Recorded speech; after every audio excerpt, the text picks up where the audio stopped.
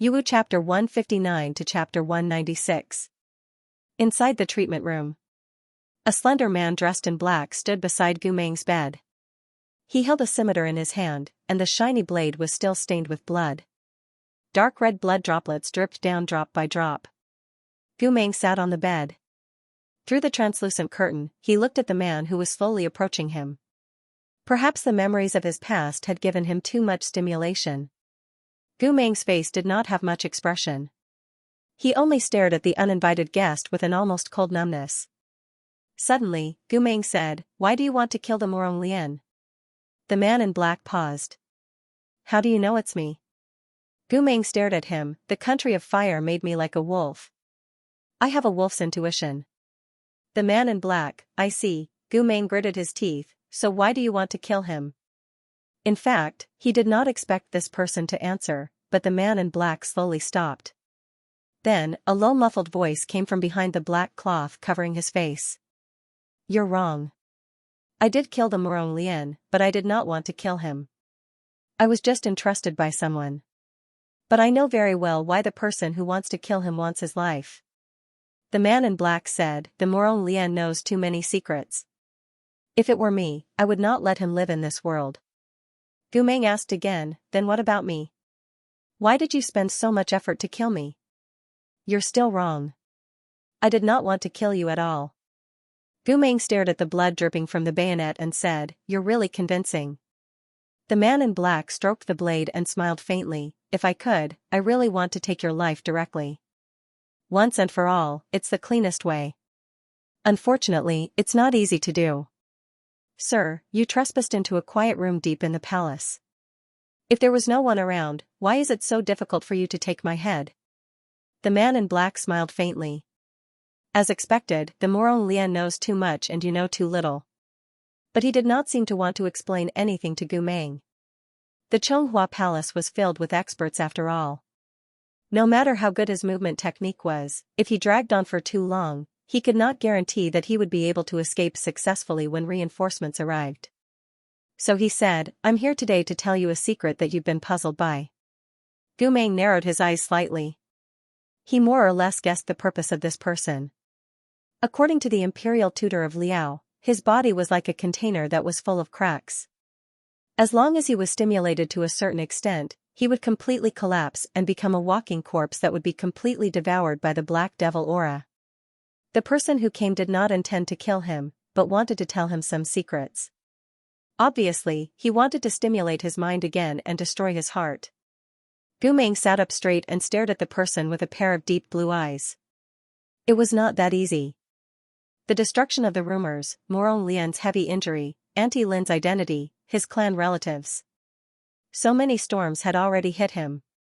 His memories were indeed a mess, falling apart, but at least he was able to maintain his consciousness. He knew that once he was devoured by the black devil, the situation would be out of control, so he did not fall into the abyss. But what secrets did the other party have that could defeat him? In just a short moment, countless guesses flashed through his mind, and those guesses became armor that he put on for himself in advance.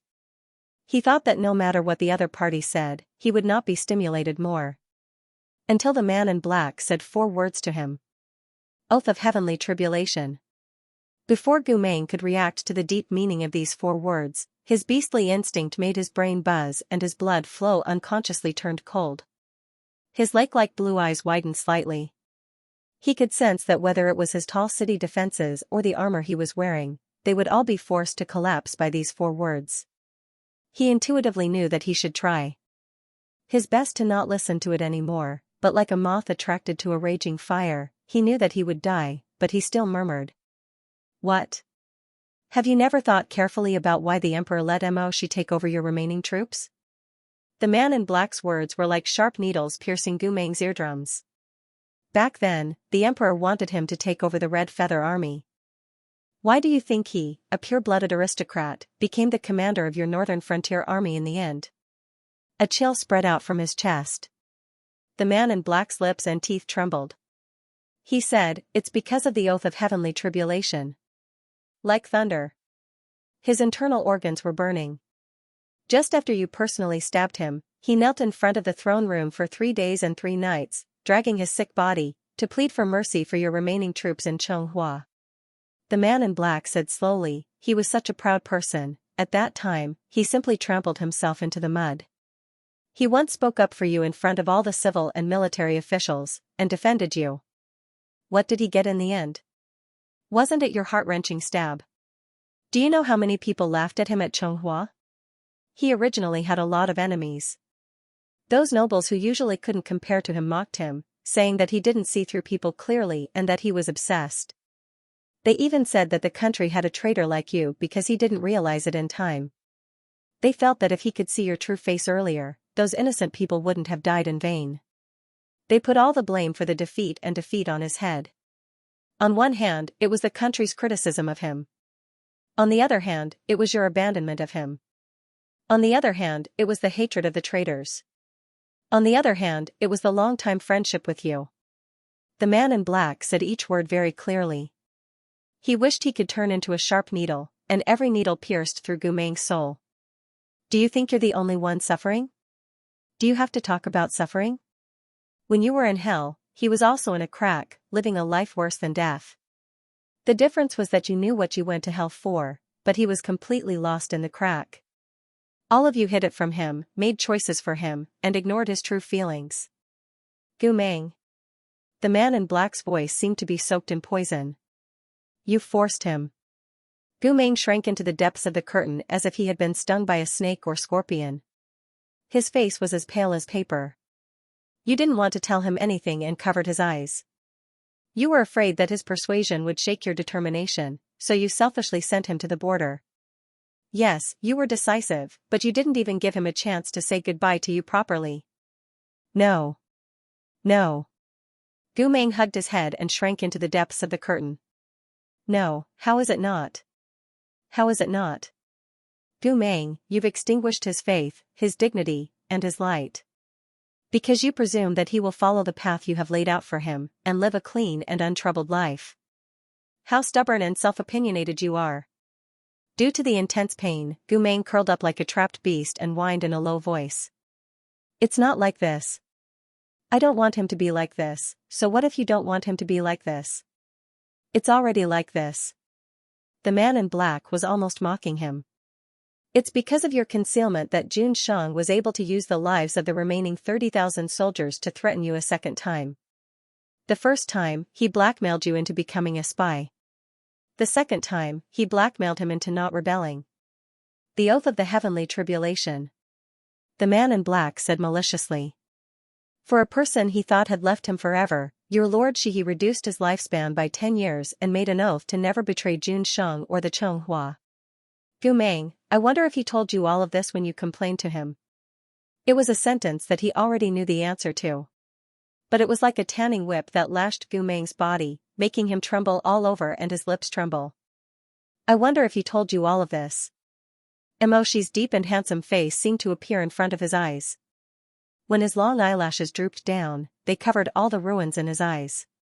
Emoshi pressed his forehead against his and whispered to him, Senior, it's okay. It's all in the past. We still have a lifetime. He risked the danger of his spiritual nucleus shattering to dig out the truth of Gu Meng's treason. He brought Gu Meng to swim ashore. He heard Gu Meng's pain and understood Gu Meng's sadness. He promised that no matter what happened next, he would bear it with Gu Meng. The only thing he didn't show him was his own sores. The only thing he didn't tell Gu Meng was that their lifetime was no longer complete. That 10 years of lifespan had long become an oath to protect Gu Meng's remaining troops without anyone knowing about it. Do you know what's the most ridiculous thing? The man in black saw Gu Meng's pain on the verge of collapse. He took a step forward, his eyes full of malice. The most ridiculous thing is, Gu Meng. That vow of his was made in vain. You and Jun Sheng had clearly promised him something, but he was like a fool who didn't know anything and was so anxious that he couldn't sleep. Actually, even if he didn't make this oath, would Jun Sheng really make things difficult for your remaining troops? He wouldn't. He gurgled out his venom, piercing Gu Meng's muscles and bones. He was confident of victory. From Gu Meng's expression, he could see how chaotic Gu Meng's state of mind was at this moment, how broken he was. He was like a spider waving its 8 pincers, walking from the carefully woven spider web to the prey trapped in the web. The final blow was like a heavy blow, the brilliant scheme that you guys came up with together to rectify the situation. The first person you schemed against was him. Gu Meng, if I had any relatives who cared about Emoshi, my greatest wish would be that he would never meet you in this lifetime. It was as if the porcelain surface was cracking, making a disturbing sound. You're the one who harmed him. As if a bowstring snapped, Gu Meng groaned in pain, his forehead heavily hitting the mattress. His back was arched, his fingers buried in his hair bun, and his throat was a beast-like wail. The oath of the heavenly tribulation. The oath of the heavenly tribulation. The wind in the drill ground of the academy many years ago seemed to be blowing again. The white birches rustled. Under the tree, the handsome boy holding the dumplings and nibbling on them felt his gaze. He was startled for a moment and turned his eyes to look at him quietly. That pair of pure black eyes. When he first saw the young man, he felt that he was like a rare unpolished jade. In the end, he became the first chess piece on their chessboard to fall, and he was still unaware. Lord Shihe, Lord Wangshu, Lu Zhanxing. Gu Meng, you think that the sacrifice of these people has nothing to do with you, but you're wrong. When you became the emperor's right-hand man and planned for your righteousness, they all became chess pieces in your hands. You'll never, ever get yourself out of it. After saying this, the black-clothed man put a narrow and small Wang Jian engraved with Emoshi's oath in front of Gu Meng's bed. He glanced outside without batting an eyelid. He knew that he couldn't stay any longer, there was already a strong spiritual force coming in the direction of the quiet room. He had to leave now. But he was confident, he knew that Gu Meng wouldn't be able to withstand this blow, not to mention that he managed to steal the Wang Jian that recorded this cruel past and gave it to this man who was already on the verge of collapse. The black-cloaked man whispered, if you don't believe what I said, Wang Jian can't be faked. You can take a good look at how badly your wrong decision forced him. After saying this, he sheathed his sword. Before Emoshi and the others arrived, he swam to the eaves and disappeared quickly. By the time Emoshi and Xianxia arrived, the quiet room was already surrounded by a group of guards, but no one dared to approach the room. Greetings, Xianxia. Greetings, Lord Shihe. Xianxia stopped in his tracks and saw the demonic aura of resentment rushing out of the room, straight into the sky. The black spiritual flow in the air twisted into a blurry claw shape for a moment, and then turned into a phantom of a wolf head with blue eyes. Xianxia asked sternly, where is the assassin? The leader of the guards was pale and said with his arms crossed, this subordinate is incompetent. The assassin's body movements are excellent and he has already escaped, this subordinate has already sent people to chase after him. Emoshi asked, where is Gu Meng? It wasn't as if the leader of the guards hadn't heard of the ambiguous rumors between Emoshi and Gu Meng these days. Suddenly being questioned by Emoshi like this, he couldn't help but break out in a cold sweat. He swallowed and said in panic, when we arrived, Gu Meng's demonic aura had already erupted. This subordinate tried to rush in several times, but, Xianxia glanced at him from the corner of his eyes and saw his sorry appearance. His hair was in a mess, his cheeks were scorched by smoke, and there was still blood at the corner of his mouth. The words of reprimand on the tip of his tongue turned into a sigh. He raised his head and looked at the room that had been completely enveloped by the demonic aura. Under the gloomy roof, the treatment room was shrouded in dancing snow wolf phantoms, as if they would tear everyone into pieces in the next moment. The leader of the guards explained to Emoshi with a long face, Lord Shihe, the demonic aura in this room is too strong. Ordinary people can't enter at all. Now we can only form a formation and guard outside the room. Once Gu Meng explodes from inside, then. Emoshi didn't wait for him to finish, nor did he want to hear him finish. Before anyone could react, he went against the strong demonic aura and barged into the quiet room alone. Xianxia was shocked. Emoshi. Lord Shihe, Emoshi ignored the cries of shock and fear of the crowd as the waves of flame hit him. The waves of devil's breath were like sharp knives stabbing at him, but he didn't know if it was because of the fire that had been ignited in his heart because of Gu Meng, but he didn't feel that the devil's flame was as unapproachable as the captain of the guards said. Or perhaps it was because his brother Gu Meng was among them, so going to purgatory and entering the sea of fire was not painful. In this world, there was nothing more painful than loss. Emoshi slammed the door open. The yellow sandalwood door creaked as devil flames surged out from within. He raised his hand to block the spirit current that was so strong that he could barely open his eyes. Then, he looked into the depths of the room. Gu Meng was curled up on the bed in the treatment room. Beside him was a scroll of history, Wang Jian, that had been blown to pieces by his devil flames. He lowered his neck and buried his head deep into the ground. She could only see a lonely figure curled up like a beast, but he couldn't see his face. Gu Meng, he quickly walked to his side, but before he could touch his shoulder, he was repelled by a strong wave of devil qi. Then, he saw Gu Meng raise his head. The black devil's curse seal had already climbed onto his handsome face. His eyes were bloodshot, and his blue eyes shone with a dark light. Gu Meng had already begun to mutate. Although there were still some traces of consciousness between his eyebrows, the pain was clearly imprinted on his face. Gu Meng seemed to be on the verge of waking up and dreaming. He looked at the person in front of him in confusion. "You promised me," Gu Meng suddenly said hoarsely. He stared at Moshi's face, but it seemed like he wasn't talking to Moshi. He wrinkled his nose and his eyes shone with a light that was close to madness. "You didn't do anything you promised me. Liar." Before Moshi could react, Gu Meng suddenly raised his hand and grabbed his throat. Cough, cough, Gu Meng seemed to have completely sunk into his own madness. His blue eyes moved left and right. He got up and grabbed Moshi's neck while forcing him to go over. "I don't ask you to clear my name. I can bear the blood of the people I've killed all these years. I've long planned to bear the consequences myself. But what do you take me for?" Moshi was almost unable to breathe. He held Gu Meng's arm and murmured, "Gu Meng." However, the person in Gu Meng's eyes right now wasn't his junior brother, but Jun Shang from the rainy night of the Golden Terrace 8 years ago. He was the monarch who had made Mo Mia swear the oath of heavenly tribulation in front of the throne room. Gu Meng's head tilted slightly. He ground out each word through his teeth: army, brothers, reputation, memories. "I have nothing. I've been dormant for 8 years and become something that is neither human nor ghost. What about you? You promised me, Hai Yan He Qing. Have you seen it? You promised me that everyone is fair. Have you shown it to me? You've schemed against everything that can be schemed against. Can't you let me go? I've had enough. I don't want to hear your brilliant schemes anymore. I just feel disgusted. Humans are not saints. How can they not have resentment?" The resentment in his chest, the unwillingness that was once confined by reason, became so strong under the influence of the devil energy. Gu Meng fiercely pushed Moshi back. He stared at Moshi's face, but he could not recognize the person in front of him. He was already immersed in his own pain and madness. His mind was in a mess. The black devil energy lingered around his scarred body. It was released more and more clearly, more and more strongly. The devil marks also spread from his heart to his arms, neck, and even under his eyelids. "Gu Meng." Moshi tried to loosen his spasming hand without hurting him.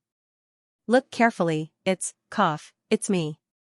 What was going on? That assassin did not kill him, but he obviously said something to Gu Meng that he should not have said. It destroyed Gu Meng's mental strength and caused him to break down like this. What did he say? With a dull thud, Moshi groaned and was pressed against the wall by Gu Meng. The spirit flames of the devil wolf floating behind him became brighter. Its eyes were so blue that they were still glowing. The beastly madness in those eyes became stronger and stronger, and the human rationality became less and less. The only thing that did not disappear was the great pain that burned his eyes red. "Why can't I keep Lu Zhanxing?" His questions gradually became murmurs full of torment and self-blame. "Why did I cause the Murong Lian to be assassinated?" His voice became more and more chaotic and sorrowful. "Why?" He lowered his head in despair. His shoulders trembled slightly. "Why did I force Moshi to take that path? It was me who controlled his life, it was me." The black-clothed man's cold voice seemed to linger in his ears. The truth was like a knife that cut into his eardrums, pierced his throat, and went all the way down, stirring his heart, liver, spleen, and stomach into a bloody mess. Big drops of tears flowed down his face that was covered with devil scars. The devil flames on his body became more and more intense because of the despair and pain. That body that had been infinitely hot in the wind and rain seemed to be torn apart and swallowed up like this. His ego was dissipating bit by bit. The black devil's curse had even spread to his fingertips. Gu Meng choked with sobs. It's me, who didn't accomplish anything, who tired you, who made you all become chess pieces on the board, Xianxia. Morong. Emoshi, Gu Meng broke down and mourned.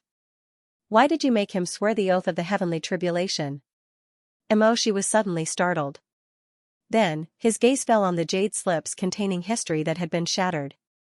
He suddenly understood everything. Gu Meng's mournful cries seemed to be torn out from his bloody throat. He whimpered mournfully in his predicament, like a dying beast. Why did you force him to swear the oath of the heavenly tribulation? Why did you harm him to this extent? I just wanted him to live a better life. I always hoped that he could live a better life. It's me who harmed him, obstinate and self-opinionated. Pretentious and clever. He didn't leave any path for the other party. He didn't want to let the other party know any truth. In the end, he ended up in this situation. Gu Meng, you're too smart. Blood seeped out from under the black lapel. Emoshi was fiercely pressed against the unconscious Gu Meng. He was too close. The exploding black demon chi was like thousands of sharp needles piercing into his bones and blood, cutting him into pieces. But Emoshi still endured the severe pain and the heavy pressure of the devil chi. He raised his trembling hands, bit by bit, and finally, he cupped Gu Meng's absent-minded face. The taste of blood surged up from his throat. He lowered his head and stared into Gu Meng's eyes. He seemed to want to say something, but the devil chi's pressure on him was too strong. In the end, he didn't say anything. He just used his trembling fingertips and gently covered the lotus seal on Gu Meng's neck. I'll be with you. When I'm not here, this sword array will also protect you. As long as you need me, as long as you're willing to. Tell me, as long as you can trust me, just call me senior brother. I'll definitely come to your side. The promise of the past was scattered like snow in the wind, burned into ashes by the strong devil chi. Every inch of Gu Meng's body was surrounded by the dangerous devil chi. The closer he got, the deeper the pain. Emoshi stroked the seal on the side of his neck. The skin that touched it was directly burned to the point of bleeding, but he still stubbornly refused to let go. In the end, Emoshi endured the severe pain. Like trust, misunderstanding, forgiveness, and hatred, his pure soul passed through the black demon's curse. He hugged Gu Meng tightly in his arms. He felt the body trembling intensely. He felt the devil chi almost instantly infecting his internal organs. But so what, he kept his promise in the end. Just like when he was young, he promised his elder brother Gu Meng before he went on a long journey. No matter how dangerous the situation was, he would return to his side. He liked someone for a lifetime. It had nothing to do with bloodline, identity, or time. He had never lied to Gu Meng about anything. And this year, in this moment, perhaps Gu Meng could finally believe that his promise, from the day he was young and inexperienced, was a promise that would last for the rest of his life. Yes, the oath of the heavenly tribulation. Emoshi whispered in his ear hoarsely, look. Senior brother, I've already become so stupid, so can you stay and watch over me? I'll use 10 years in exchange for you to look at me again. Don't let me be stupid again, you. As he coughed softly, blood had already seeped into the corner of his lips. Emoshi closed his eyes. His palm touched the back of Gu Meng's head. The devil that everyone avoided like the plague. He treated him like a treasure and held him in his arms. Are you willing to? Gu Meng's eyes were wide open. He looked at him, trembling and confused. His eyes were out of focus. There was a moment of silence. Suddenly, the two lotus sword formations emitted a dazzling brilliance at this moment. The sword formations intersected with each other, but because they were unwilling to hurt each other, they scattered into fluttering fluorescent wings and floated around them. After the strong blue light, the chi of the black demon was suddenly extinguished. The demonic patterns around Gu Meng's body disappeared under his skin. Tears flowed down his face. The water vapor seemed to wash away the chaos in his eyes. The miasma dissipated, leaving behind a clear blue lake. Gu Meng's eyes gradually regained their light. He murmured softly. Emoshi? Before Emoshi could speak, Gu Meng cried. He almost broke down. I'm sorry, I didn't want to hurt you, I didn't want to force you. I really didn't know that you, he didn't say anything else. He was choked with sobs.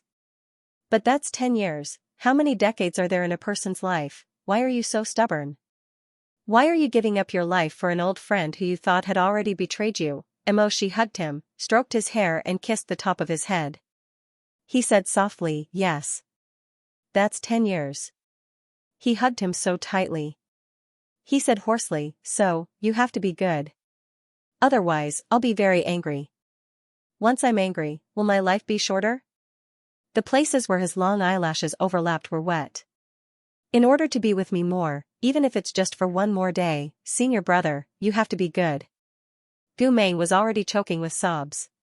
Don't demonize. Don't blame yourself. Don't leave me. Emoshi raised his hand and rubbed it, wiping away the tears on his face. He hugged him, covered in blood. He had clearly suffered such heavy injuries, but he still protected him. He rested his chin on Gu Meng's forehead.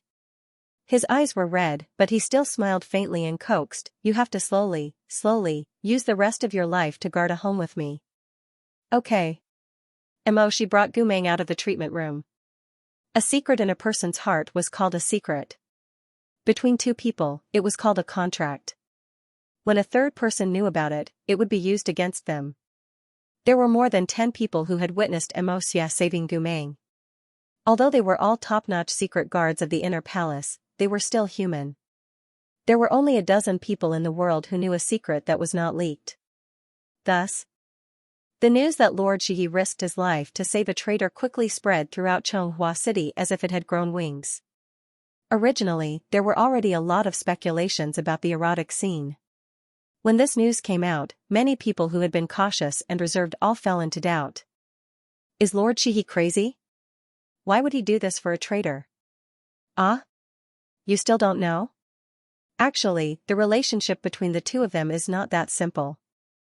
I know that they were brothers who went through fire and water together, but, brothers who went through fire and water together?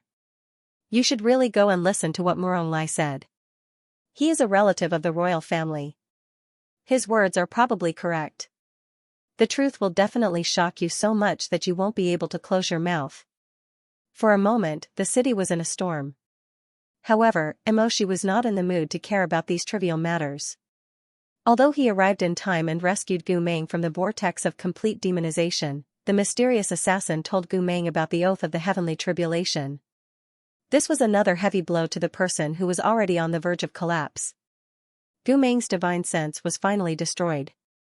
Just like Jiang Fuli had warned, Gu Meng's current situation was worse than when he was just sent back by Liao country to negotiate peace. At that time, although Gu Meng thought that he was a wild wolf, at least he still retained some of his human heart. However, Gu Meng, who was injured again, almost lost all of his human feelings after waking up. When Burning Country refined him, they wanted to turn him into a weapon of flesh and blood. They didn't need him to have any thoughts. As long as he obeyed orders, that was enough. After treating Gu Meng's illness, Meng Zhe stood on the veranda of the garden in Shihi's residence and said to the haggard Emoshi. But thinking about it, it was the first time Burning Country tried something like this, so they didn't control it very well. Therefore, Gu Meng's spiritual power had only changed, and his demonic aura had become stronger. Other than that, there weren't many other changes immediately. Later on, when he showed signs of going berserk and became more and more out of Burning Nation's control, in order to not be affected by unpredictable dangers, Burning Nation chose to destroy the two souls that controlled his memories and sent them back to our Xianxia. As you can see, he has developed to the point where he is completely out of control. Apart from the fact that he has yet to be devoured, he has almost become a person who cannot empathize with others. Meng Zhe hesitated. The word monster was on her lips, but she couldn't say it. Emoshi's expression was too tired and too painful. She had grown up with him and known him for so many years, but she had rarely seen him like this. It was drizzling outside the veranda. The red lotus in the pond swayed with the wind. A golden carp swayed under the wide lotus leaves, making the water sparkle. In the silence, Mo she suddenly said in a low voice, but he still remembers me. Meng Zhe, after I took him out of the treatment room, he was unconscious for almost 2 days. When he woke up, he didn't respond to anything other people said to him, but he still remembers me. Mo Miao lowered his eyes. He seemed to be talking to Meng Zhe, but also seemed to be comforting himself. He always listens to whatever I say to him. That's because he hasn't been completely devoured by the black demon. In his current situation, he has basically lost his memory, and only a few remnants are left. Meng Zhe sighed. In fact, I don't know how long he can hold on. Brother Mo, pharmacist Jiang also told you before that if his 2 souls don't return to him, it will be an irreversible dead end. Mo she suddenly closed his eyes. The raindrops hit the roof tiles, the eaves, and the stone surface of Lake Tai. His dark eyebrows were knitted, and under his tall nose, a pair of thin lips were tightly pursed. If it was only Meng Zhe who said that there was no way to save him, he would at least have a glimmer of hope. But before, the first medicine sage of Chonghua, Jiang Fuli, had already told him the same thing: unless we can find the 2 missing souls of Gumeng, even the Daluo immortals can't save him. Mo Shi's fingertips sank deep into his palms. Suddenly, he said, in Jiuzhou, how many medicine cultivators can use the soul-guiding method? Meng Zhe was startled. Brother Mo, don't tell me you want to. Mo Shi turned around and said to her, I want to recall the 2 missing souls for him. That kind of infinitely absurd expression was almost unconcealable on Meng Zhe's face. Meng Zhe murmured, That's undoubtedly like looking for a needle in a haystack. Once the soul spills out, it may be lost in any place. In this vast world, even if one knows the soul-guiding method, it may take 10 or 20 years to find it, and go through countless hardships. How can it be an easy task? I know. Mo Shi looked at the curtain of rain falling on the eaves like a curtain of beads with his hands behind his back. It's certainly not easy to find the 2 souls. After a pause, his voice was deep and low. But it's even more difficult to let him go. In the past, everyone thought that my family was in dire straits and that I was doomed to never be able to make a name for myself. No one was willing to take care of me. When I first entered the barracks, I did everything alone. I guarded alone, I explored alone, and I ate alone. Once, I fell into a pack of demon wolves and was covered in poisonous blood. At that time, I thought that no one would risk their lives to save me. Because I didn't have anyone close to me in Chonghua. Meng Zhe was slightly embarrassed. At that time, Mo Shi was really too young, and she didn't have much interaction with him. Now that she heard him talk about the past, she didn't know how to comfort him. She could only make a soft sound of agreement. Mo Shi said, he came to save me.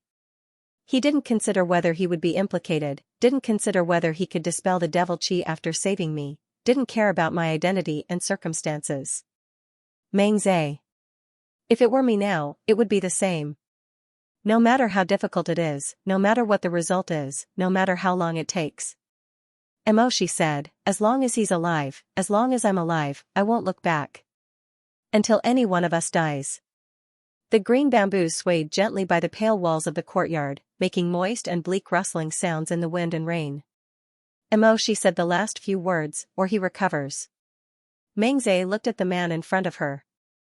In fact, she had heard a lot of the gossip in the city these days. As one of the people closest to him, she knew the truth better than most people. She also knew what Gumeng meant to Mo Shi. But because of this, she felt that Mo Shi was really too strong. There was a fire in his arms that was about to be extinguished, there was a dark road in front of him, and he received the most devastating news. But Mo Shi endured it. She had been a medicine cultivator for many years, and had seen all kinds of people in the face of difficulties. They were weak, desperate, cowardly, and out of control. Because of all kinds of reasons, she had seen children sadly give up on their seriously ill parents, and husbands weakly abandon their weak wives. Those people might have been forced into a corner, so they could only lower their heads. She was not them, and had not experienced the suffering of these people, so she did not want to judge whether their choice was right or wrong, whether they were selfish or heartless. But after all, she was used to seeing the fickleness of human nature, and her heart trembled because of a certain person's stubbornness that would never yield to fate. She did not complain, did not criticize, did not make trouble for no reason, and did not break down or lose control. Even a fool could see that the emotions between his brows were too heavy, and that his fingertips were trembling slightly. But this man lived too soberly, and too ruthless to himself. He did not waste his energy on anything unnecessary, even if venting would make people feel a little better. From beginning to end, he dealt with these nightmares that were enough to break his heart countless times with a kind of cruel calmness. Meng Zhe finally let out a long sigh, and said, "The spirit guiding technique is a branch of the three great forbidden techniques, the rebirth technique. And to be able to master this technique, the medicine cultivator not only has to have a deep enough cultivation, but also has to have the opportunity to practice this technique." According to the rumors of the medicine sect, most of these people are close to being powerful, and their whereabouts are uncertain, almost like legends. But Meng Zhe paused for a moment, and her slender fingers gripped her sleeve. She raised her head and said, as if she had made up her mind, "I once saw a legend in a medicine manual. To the north of Linen City, there is a deep forest and mountains, and in the mountains lives a hermit expert who has mastered the rebirth technique." As she spoke, she could almost see the light gathering in Moshi's dark eyes. Meng Zhe said, "The spirit guiding technique is the first step of the rebirth technique. If the rumor is true, this expert can certainly summon the two missing strands of Senior Brother Gu's soul, but," she turned her gaze away and said in a low voice, "but this rumor is just a few words, and there is no way to verify whether there is such an expert in the vicinity of Linen. If there is, this person has disappeared in the forest, and it will not be easy to find him. And according to the rumor, that person's temperament is unpredictable, and if he is happy, he will save people, and if he is unhappy, he will deliberately harm people. So even if you really find him, you don't know whether it will be a disaster or a blessing." But despite her advice, Meng Zhe looked at Moshi's expression and knew that this person would never give up on this path. Meng Zhe sighed and said, "Brother Mo, if you really want to go, I can't stop you. The war between Chonghua and the Burning Country has already begun, and Brother Lian is seriously injured and bedridden, and now his life is hanging by a thread, and I don't know if he can be saved. If you can really help Senior Brother Gu recover, it will also be a great thing for Chonghua. But this matter is of great importance. I am worried that at this time, Brother Wang will not be willing to let you leave the capital." She paused and said, "How about this, you go back to the mansion and have a good rest. Previously, when you suppressed Senior Brother Gu's demonic energy, you also suffered a lot of injuries. I will explain and plead with Brother Wang about this matter." Saying this, she gave Moshi a gentle and warm smile, although the faint sadness in her eyes could not be hidden. "I am sorry, I am not the first person to recognize the pearl with discerning eyes. When your family met with misfortune, I was also not by your side. Let me help you this time. If you can save the people you care about." She lowered her head, and thin strands of hair fell on her slender white neck. "Then I will be very happy. Don't worry, leave it to me to talk to Brother Wang." The rain was getting heavier. Meng Zhe and Moshi told a few things to pay attention to when using medicine, then called Junyang over and the two of them went back with umbrellas. Moshi also went into the room to continue looking after Gu Meng, and only a few servants were left standing in the empty courtyard. Housekeeper Li was among them. "Master, why are you frowning? What are you thinking about?" The new disciple called Li Wei back from his daydream. Li Wei turned his gaze from the screen wall and cleared his throat. "Nothing. That would be strange." He had heard the conversation between Princess Meng Zhe and his master, but no matter how he listened, he felt uncomfortable. Li Wei had been a servant in the palace, and he had seen too many concubines and concubines. Although those women were of noble birth, in the end, they were still human. Humans had feelings, and feelings could not be easily let go. That was why there would be people who would sit alone in an empty tent until daybreak. That was why there would be people who would laugh to their heart's content in their own palaces when they heard that a favored concubine who had received great kindness had died of illness. That was why there would be schemes, hatred, and jealousy. That was why there were so many things that could not be let go. But Meng Zhe was a girl that surprised Li Wei. Although she had struggled, was sad, and was unwilling, her struggles, sadness, and unwillingness made Li Wei feel that they were too fake, like the lead on a beautiful woman's face. Feelings that could be let go so easily were not feelings, not to mention that she had waited for Xianxia in vain for more than 10 years. Or was it that as one of the three gentlemen of Xianxia, her temperament was indeed different from ordinary women? Li Wei thought so, and couldn't help but frown slightly. After Mengzi left, the rain became heavier and heavier. From time to time, there was a muffled rumble of thunder, covering the Xianxia city. Gu Meng was still asleep, but Xianxia knew that he was afraid of thunder, so he stayed in the room and did not leave. At this moment, he was holding a pair of golden scissors by the west window, cutting off a section of the candle wick. The dim flame suddenly lit up, illuminating the room. He returned to Gu Meng's side and sat down on the edge of the bed. Gu Meng, who was sleeping, had tilted his pillow, so he raised his hand to help him straighten it. It was also at this moment that he found the book under the pillow. Xianxia was stunned for a moment, then he pulled the book out. It was a book without a name. He only flipped one page and saw the familiar handwriting, then he understood everything. It was the scattered notes that Gu Meng would write every day in order to preserve his memory. At that time, he wanted to read it, but Gu Meng stopped him and said that if he read it, he would be extremely embarrassed, so he asked him to read it after he lost his memory. Later, Gu Meng felt that if he said this, it would make Xianxia feel even more depressed, so he coaxed him, saying that maybe in 10 or 20 years, he wouldn't forget too much, and that Xianxia shouldn't worry too much. He didn't expect that 10 or 20 years would pass so quickly. Xianxia opened the book on his knees, lowered his eyes, and read every word on it. Gu Meng had written many things in that book of memories. He wrote about his career in the school, about his first enlistment in the army, about Lu Zhanxing, about the Morong Lian, about Jun Shang, and of course about Xianxia himself. But soon, Xianxia found that no matter who he wrote about, even those who used to mistreat him, Gu Meng only wrote about the good things of others. There was a thick stack of books, but there was not a single word of complaint. He had clearly suffered so much humiliation in the academy, but he only wrote, "The Northern Academy scones are golden and crispy. They are cheap and good. It's really good." It was his first time in the army, but he only said, "I made a lot of good friends, and none of the people around me died. It's very good." He wrote about Lu Zhanxing, saying that he was heroic and heroic. He wrote about the Junwang family, saying that he was deeply worried. Even if he was writing a Morong Lian, his handwriting was delicate and elegant. He calmly wrote, "An old friend once said that I am indebted to him and should not be neglected." Whatever he wrote was good. The misery in his life, the malice that followed him like a shadow, and the sorrow of not being able to get what he wanted were all carelessly deleted by him. He came to this world and suffered for a dream that was too frivolous, but he only wanted to remember all the kindness he had encountered. As for those ugly, dark, and demonic things, they were nothing more than the dust on their bodies when they fell. They would scatter with a pat, and there was no need to mention them again. Just by looking at this scroll, it was as if Gu Meng had lived a good and peaceful life in the past. All he had encountered in his life was kindness. The candlelight silently flowed into a quiet pool in the candlestick. It was a scroll of endless warm memories, but it made Xianxia choke several times. He had to slow down for a long time before he could continue reading. Just as he turned to the page where he wrote the first meeting in the academy and was in tears, he suddenly heard a slight movement like that of a small animal beside him.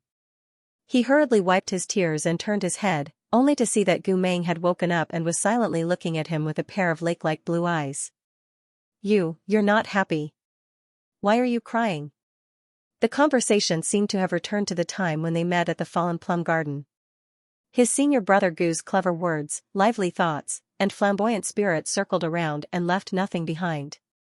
But this time Xianxia knew that he would no longer despise him, or bully him. Xianxia reached out and ruffled Gu Meng's hair while trying his best to put on a faint smile. "I'm not unhappy. I saw what you wrote before and felt that I liked it very much." "What I wrote before?" Gu Meng was worried. He took the scroll from Xianxia's lap and flipped it repeatedly in front of him. He lowered his head to look at the book, then looked up at Xianxia, then lowered his head to look at the book again. His mind had already been corroded by the black magic curse, only his trust in Xianxia remained stubbornly. Finally, he closed the book. "I can't remember. But if you like it, then I should write it well." "You're always right." After a pause, he asked curiously, "What did I write?" "You wrote a lot of things that you forgot. The past 30 years of your life." "Is that so?" Gu Meng's cheeks puffed up as he pondered. He tilted his face and thought for a while, as if he was trying very hard to remember, but he couldn't remember. He didn't care, and only asked calmly, "Then how was my life?" Emoshi was silent for a long time. His throat felt like it was soaked in the saltiest sea water, and the wetness and bitterness almost permeated into his every breath. Under Gu Meng's calm and curious gaze, he reorganized for a while, then said with a smile, "The people I met were all good people, and the things I met were all good things. It was a very good life." Gu Meng's blue eyes widened slightly, and his long eyelashes fluttered slightly. "Is that so?" Before MOK could endure the pain and reply, he saw Gu Meng's face break into a smile. "Then I'm really lucky." He touched his head as he spoke, "It's just a pity that I don't remember so many good things. I only remember you. You've always been very good to me." MOK's bitterness was like a sharp knife that pierced through his bones. He almost didn't dare to look into Gu Meng's clear eyes. Almost at a loss, he said, "It's not always been good. I also did things that hurt you. I also once alienated you." But Gu Meng tilted his head and thought for a while, then corrected himself, "You've always been the best." After that, he reached out his hand and imitated Mo-shi's way of comforting him, and imitated Mo-shi's way of touching his hair. At this moment, Mo-shi suddenly realized that not remembering too much was actually a kind of relief for Gu Meng. He didn't have to suffer for Lu Zhanqing's death, he didn't have to bear the responsibility for the deaths of 70,000 soldiers, and he didn't have to see the blood of innocent people through his hands every day and night. He could only look at the memories and capture all the good things in the past. But Mo-shi couldn't choose to do so. Gu Meng's black demon chi was about to explode. He had to find the two missing souls and call back the complete Gu Meng, so that his beloved wouldn't fall into purgatory. "Senior, yes?"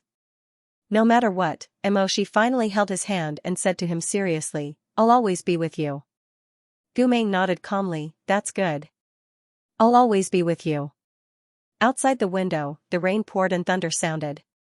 But this time, Gu Meng wasn't afraid. He turned his blue eyes and looked at the lead gray sky with a kind of curiosity that bordered on ignorance. On the contrary, the meal bag, which had been sleeping next to them, was awakened. It whimpered, got up and ran to the bedside on its four paws, and sat down next to its two masters. It was late at night, and the rain was pouring. But the rain would eventually stop, and dawn would always come. Just like the memories placed between the two of them, when they looked back, what they remembered was the brightest. At first, Junshang didn't want Mo-shi to accompany Gu Meng to Linen. In his words, the possibility of finding a major repair is too slim. "Why don't you wait for Jiang Fuli to come back from his travels and make a diagnosis first?" Then he said, "We got the remnant soul of the blood-sucking scourge, and now Zhou He is studying it. Maybe soon, he will be able to create a technique to suppress the black demon chi. You can stay in the capital and check the situation. If it's really created, you can give it to Gu Meng immediately." But Mo-shi insisted on going first, and Meng Zhe persuaded him from the side, so Jun Shang finally relented. But before leaving, he called Mo-shi to the Vermilion Bird Palace and said to Mo-shi, "Lord Shihi, there are frequent battles at the border between Liao and Chonghua. I'm afraid that another war will break out soon. You have always been clear-headed, so you should know Gu Qing's intentions and understand his character. He definitely won't want you to delay the war because of him. Although I'll give you a month's leave and let you accompany him to Linen to find the way to summon the soul, I hope that no matter what the result is, you will return on time after a month." Mo-shi said, "Yes." Jun Shang nodded, thought for a while, and said, "Now that the Lord Wangshu is still in danger, and the Yujun Tian is old and sick, the situation in Chonghua is actually very unsettling. Moreover, the assassins in the palace and the ones who assassinated the Lord Wangshu haven't been found yet. I'm worried that those behind the scenes will make a move on you. You have to be careful along the way. In addition, when you arrive at Linen Prefecture, if you have time, you should also pay a visit to the Yujun Tian and urge him to quickly refine the magic weapon that Zhou He needs. Also, tell his family to be more careful. I always feel that the assassin's assassination is far from over. Emoshi agreed to all of these, but when he was about to leave, Xianxia called out to him again. Wait. There's one more thing. Emoshi turned his head, but this time, Xianxia didn't quickly say what he was thinking. Instead, there was some hesitation in his expression. He deliberated for a while, then said, recently, there have been some rumors in the streets, saying that the relationship between you and Guqing, I won't ask too much, but gossip is a fearful thing. Everyone's mouth is full of gold. No matter what kind of friendship there is between the two of you, as long as they have the intention of slandering you, their words will be very unpleasant. The matter between the two of you isn't the most important thing. The most important thing is that they will speculate about your intentions. There are even people who say that you and Gumeng are the same, that your ultimate goal is to repeat the old incident of Hua Pa secretly crowning himself king. Your intentions are not pure. After Emoshi finished listening, he smiled at Xianxia. Does Xianxia believe it? What do you think? Xianxia rolled his eyes. No matter how suspicious I am, why should I be suspicious of someone who has made an oath of heavenly tribulation? I just feel that if this continues, it will be disadvantageous for you to lead the army. It's best that you stay a little further away from Guqing. He paused, then looked at Emoshi tentatively. AI, but you and he can't really. Didn't Xianxia say that you won't ask? I'm just saying it casually. Emoshi said. More than 10 years ago, when my family was covered in dust, it was always senior marshal brother Gu who took care of me and accompanied me in the mud. His best brother, Lu Zhanxing, once advised him at that time not to get too close to a fallen noble, so as to avoid any misfortune that would cause him to suffer. Does Xianxia know how he answered? Xianxia was silent for a moment. His answer back then is my answer today. Emoshi paused. The morning light shone through the large open window onto his elegant face. He calmly but persistently said 4 words. People are precious and affectionate. The meaning behind his words was very clear. No matter what kind of affection, brother, comrade, lover, where friendship was, whether it was gossip or hardship, he would not regret it even if he died 9 times over. He would not let go of Gumeng, nor would he stop because being together with Gumeng would cause him to be tainted. Because that year, when he was deeply trapped in the mud, it was this person who reached out with his untainted hand and rescued him from the cold and filth of loneliness and filth. Gumeng was not his taint, but the light in his heart that could not be extinguished for a long time. Speaking of which, if he did not want to make the situation ugly, there was nothing else to ask. Xianxia sat down tiredly on the Kuei long yellow rosewood chair and waved his hand at Emoshi. You're really good. Then what else can I say? If I say anything more, then I'm not human anymore. Alright, that's it. Hurry up and scram. He paused, then said angrily, you also don't give me any peace of mind. You all don't give me any peace of mind.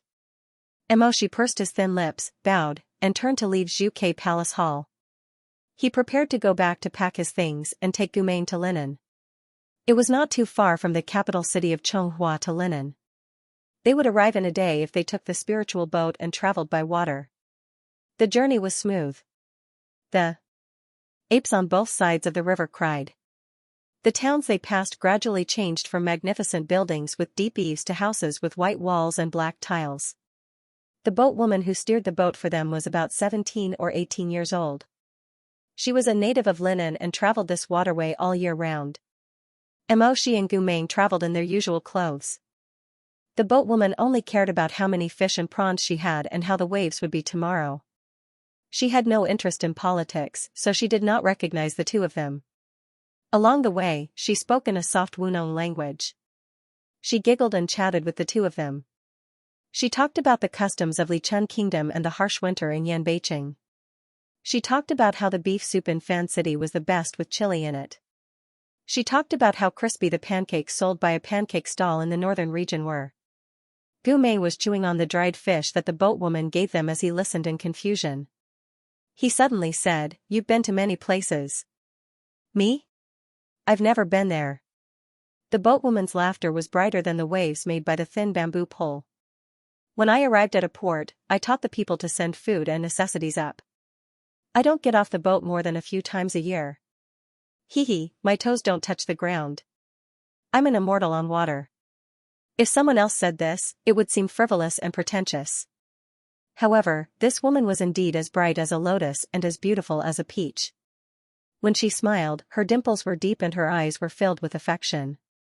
They were so dark that they were purple. She stood at the bow of the boat, her slender hands holding the bamboo pole. Her clothes fluttered in the wind and her black hair was like ink.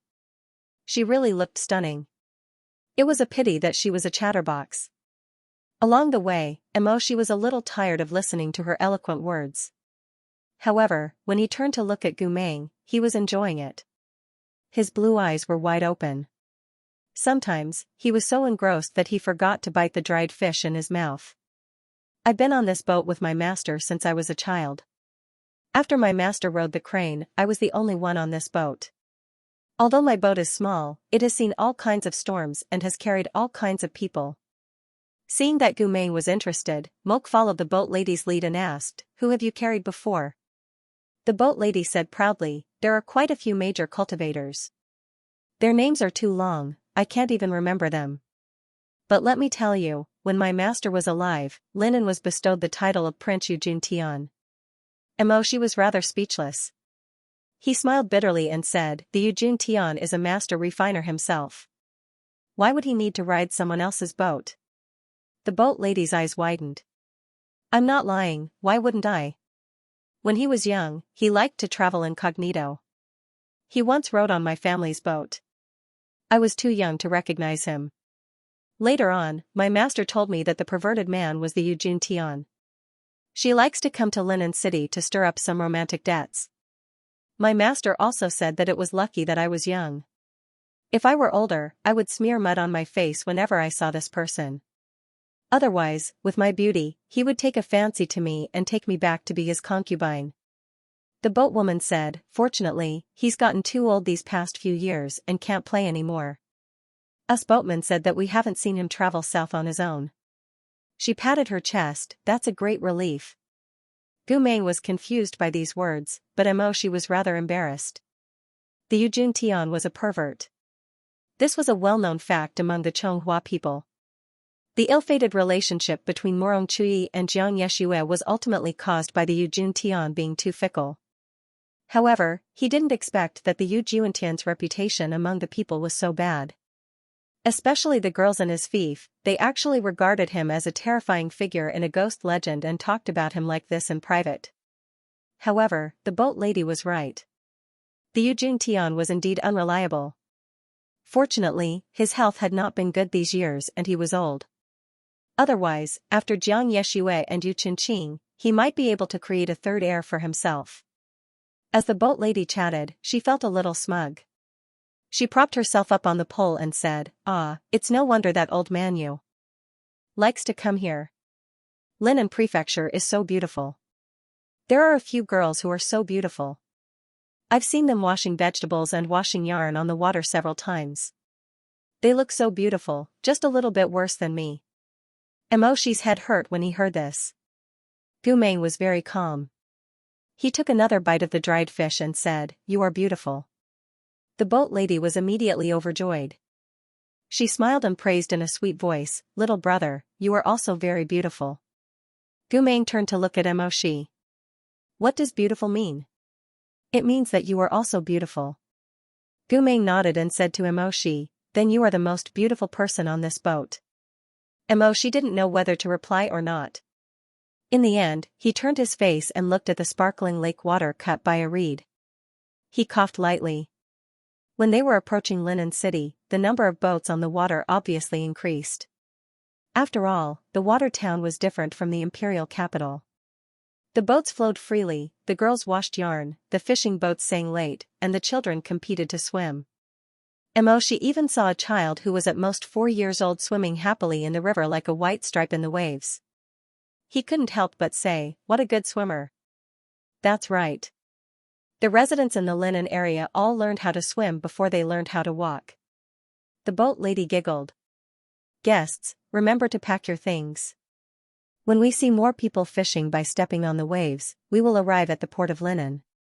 Emoshi thanked her and asked again, "Miss, you have met so many people over the years. Have you ever heard of a hermit in the suburbs of Linen who has mastered the art of rebirth? He saw that she was naive and didn't care about the art of immortality.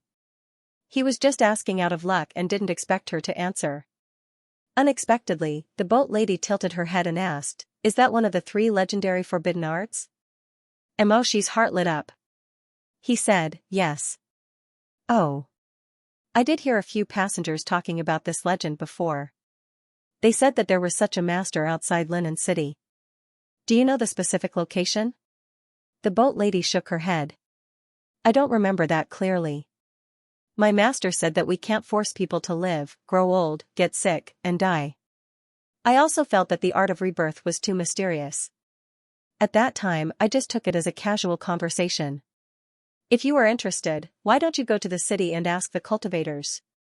Recently, the Yujing Tian master came to the fief to cultivate and worship. The whole family accompanied him. Asking those cultivators will definitely be more useful than asking me. Her eyes were clear and calm as she spoke. She had the calmness of an ordinary person. In fact, if they set sail outside the sky, they would have a long and leisurely life. Life and death were not a big thing that they had to be obsessed with. However, this kind of tranquility was destined to be unattainable since they were born. At the port, Emoshi and the boat lady paid the money. Gumei reluctantly stared at the burlap bag hanging by the boat lady's mast. So Emoshi bought a burlap bag of dried fish from the boat lady. This time, Gumei was happy. He held the burlap bag and ate while walking in the streets of Linen City with Emoshi. Selling steamed cakes, lotus cakes, osmanthus cakes, step by step, white orchids, selling white orchids. The scenery here was different from the imperial capital, and even more so from the northern border. Gumeng looked left and right along the way. Although he didn't say much, when he saw something he liked, he stared at it motionlessly. After a while, Emoshi's Chankuan bag was filled with a bunch of inexplicable trinkets. From bamboo dragonflies to small clay figurines, from small porcelain cups to small silk fans, there were a lot of trinkets.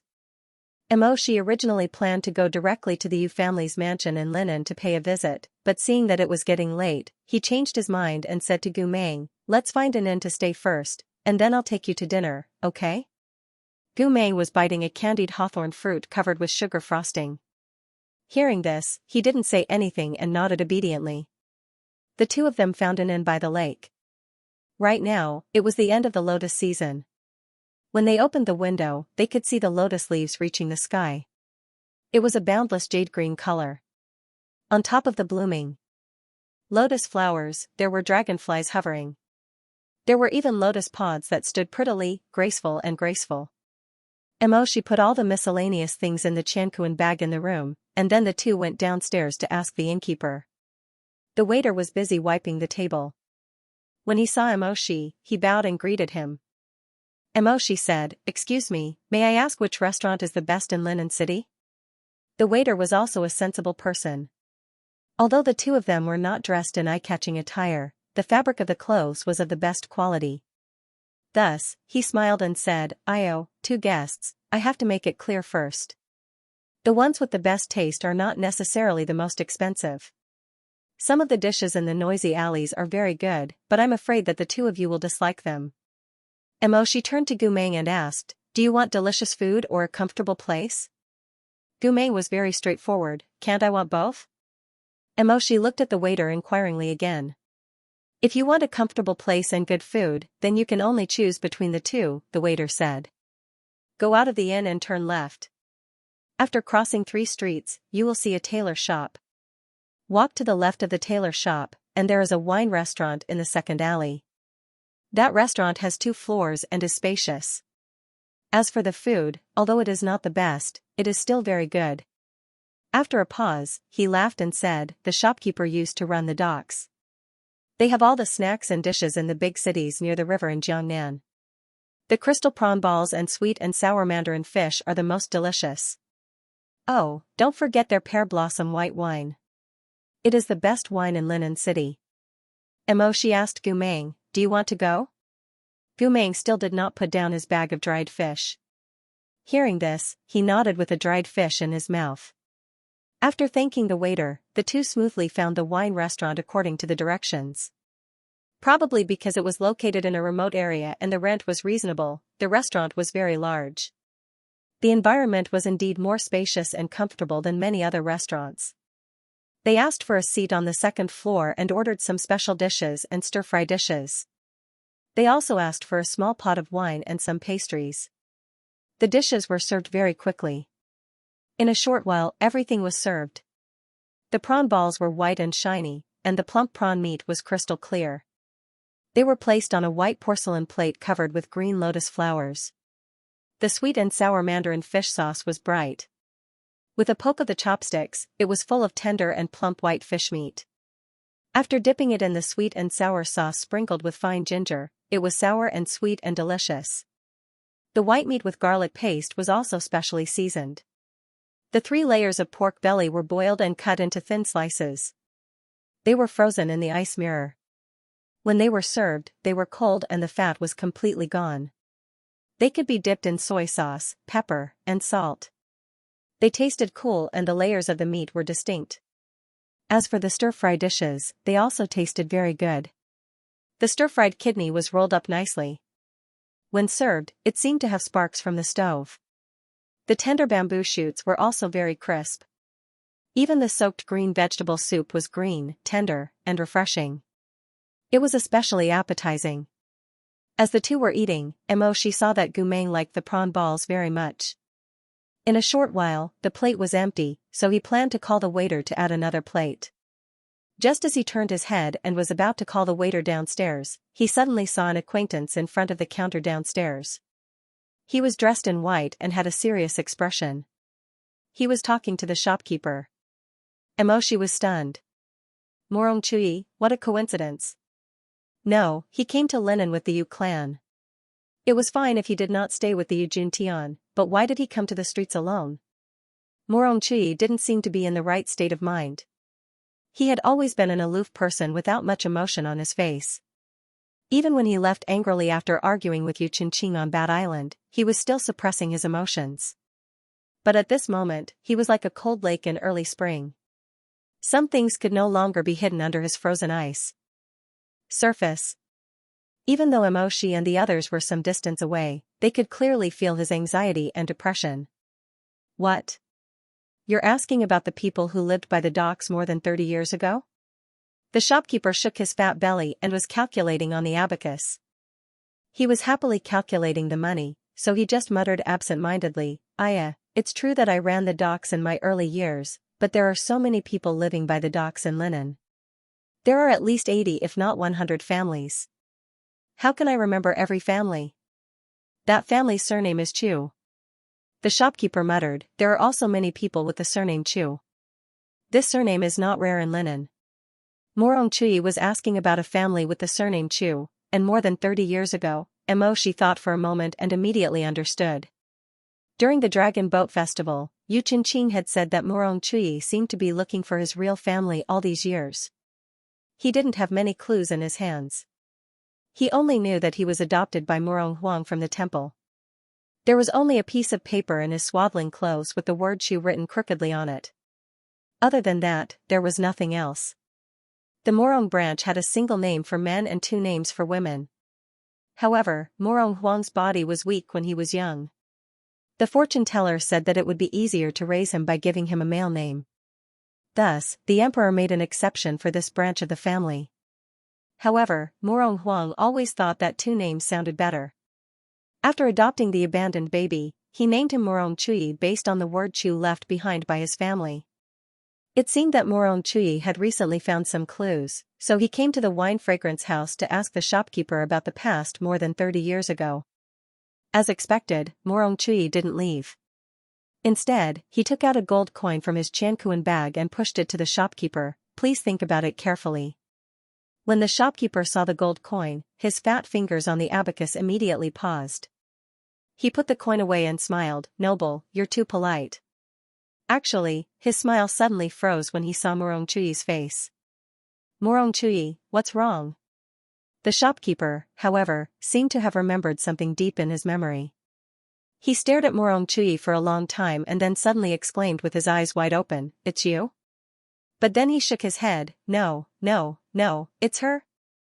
Then, he rubbed his face fiercely.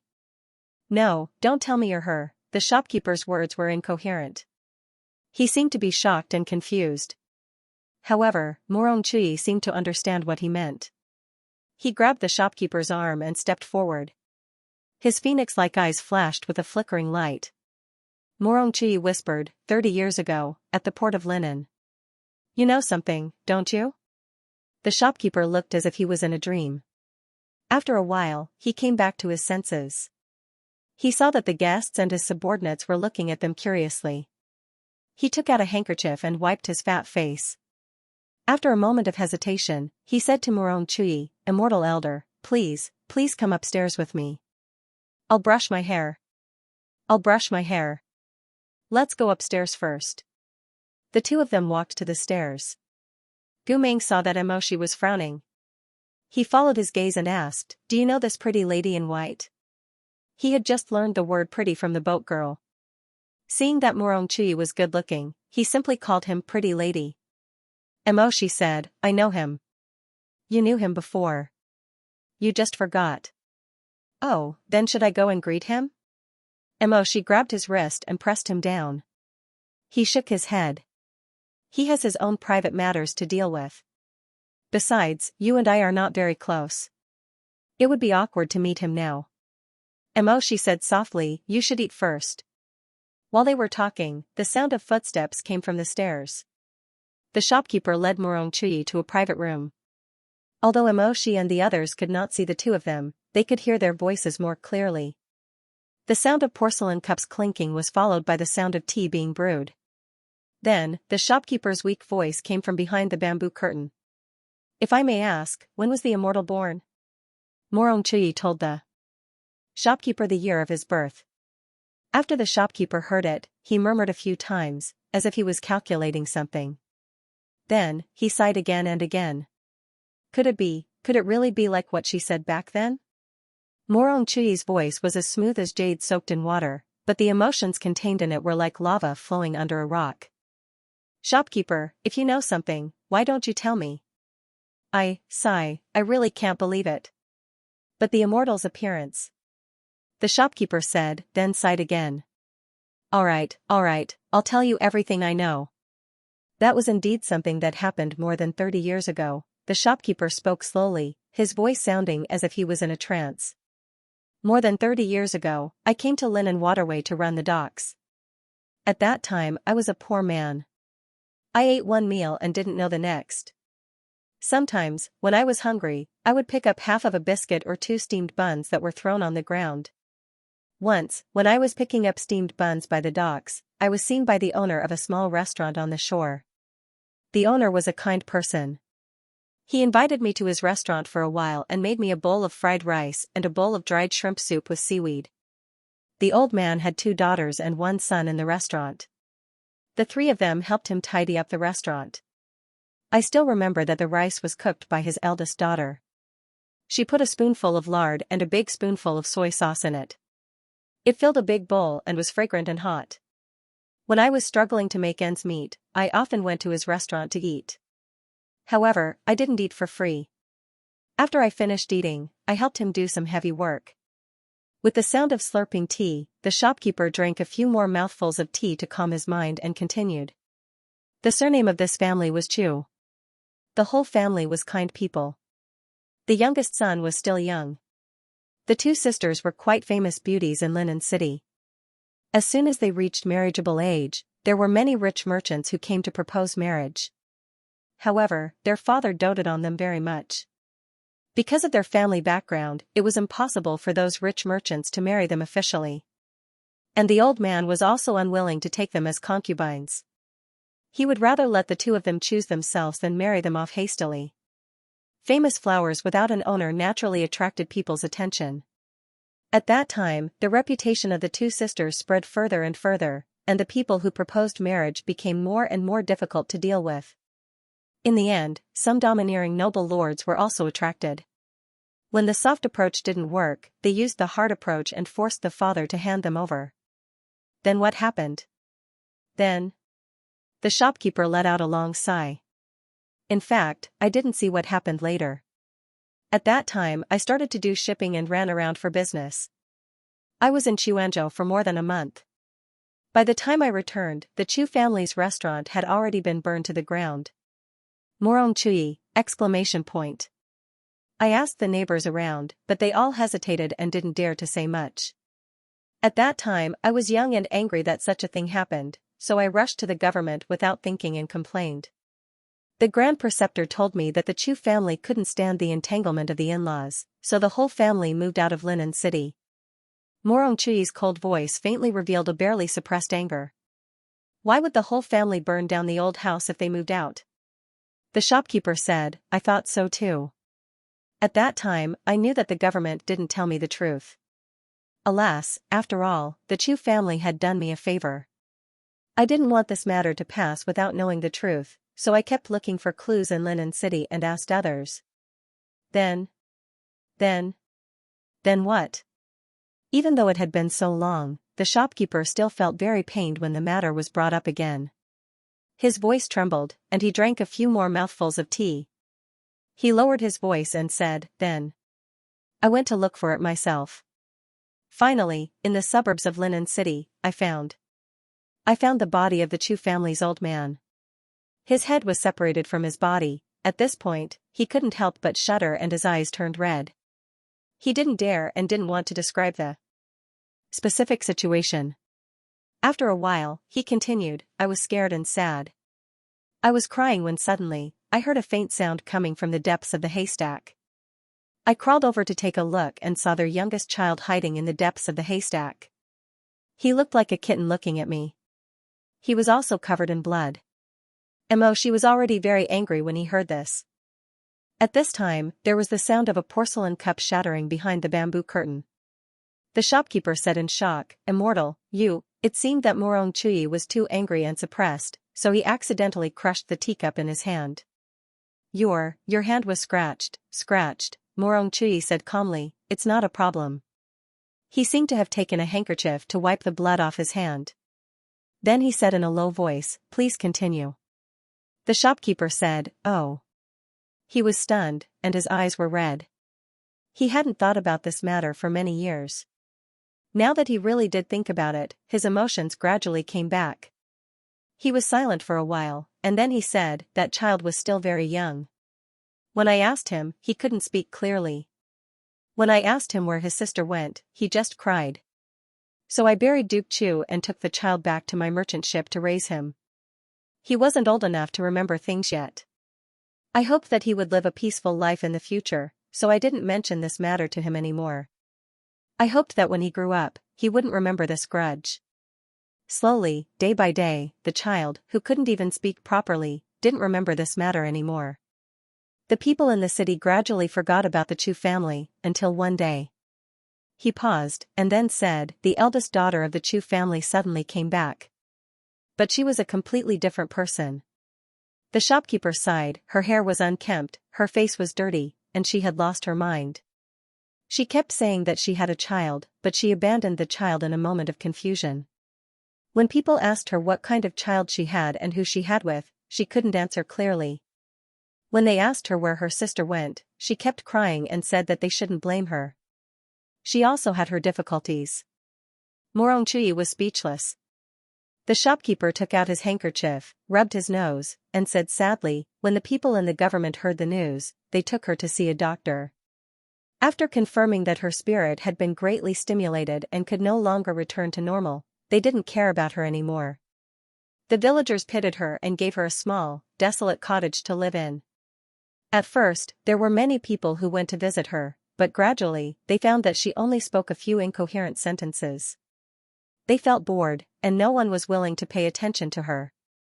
I did take her brother to see her, but her brother didn't know her at all, and didn't remember her. She started crying when she saw the child, saying that she shouldn't have been so cruel and abandoned her own child. She said that no matter how much she hated, she shouldn't have hated the child. She also said that she saw the child turn into a ghost, sitting in the blood and looking at her. Sigh. Although there's no evidence for what happened back then, I'm more or less aware that their family didn't move at all. Instead, they were taken in by a certain high official and noble in the capital, who kidnapped their two daughters. I'm afraid that Lord Chu was too protective of his daughters, so he was cruelly killed by them.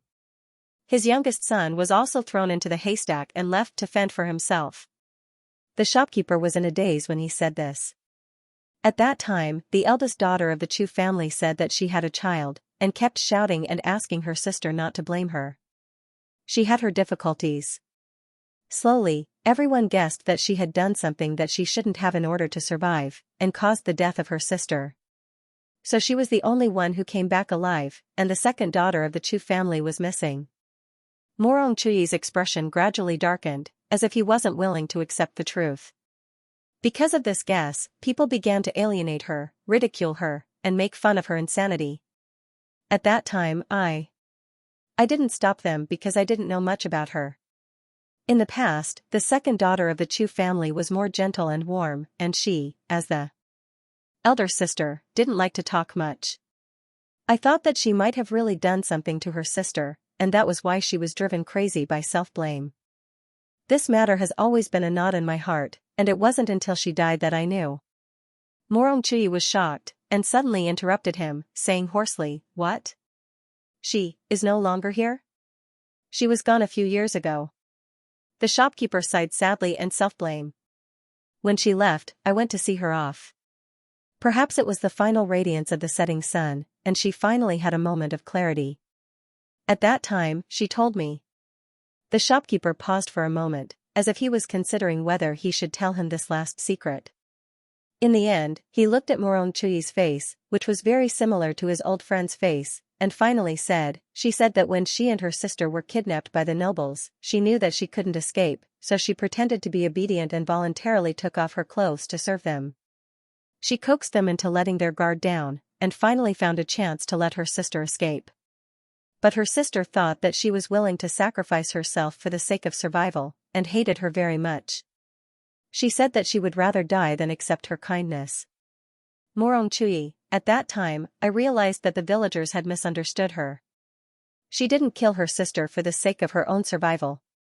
The so-called difficulties were actually for this reason. She urged the second daughter of the Chu family to escape, but she was rejected and misunderstood, and couldn't fulfill her wish.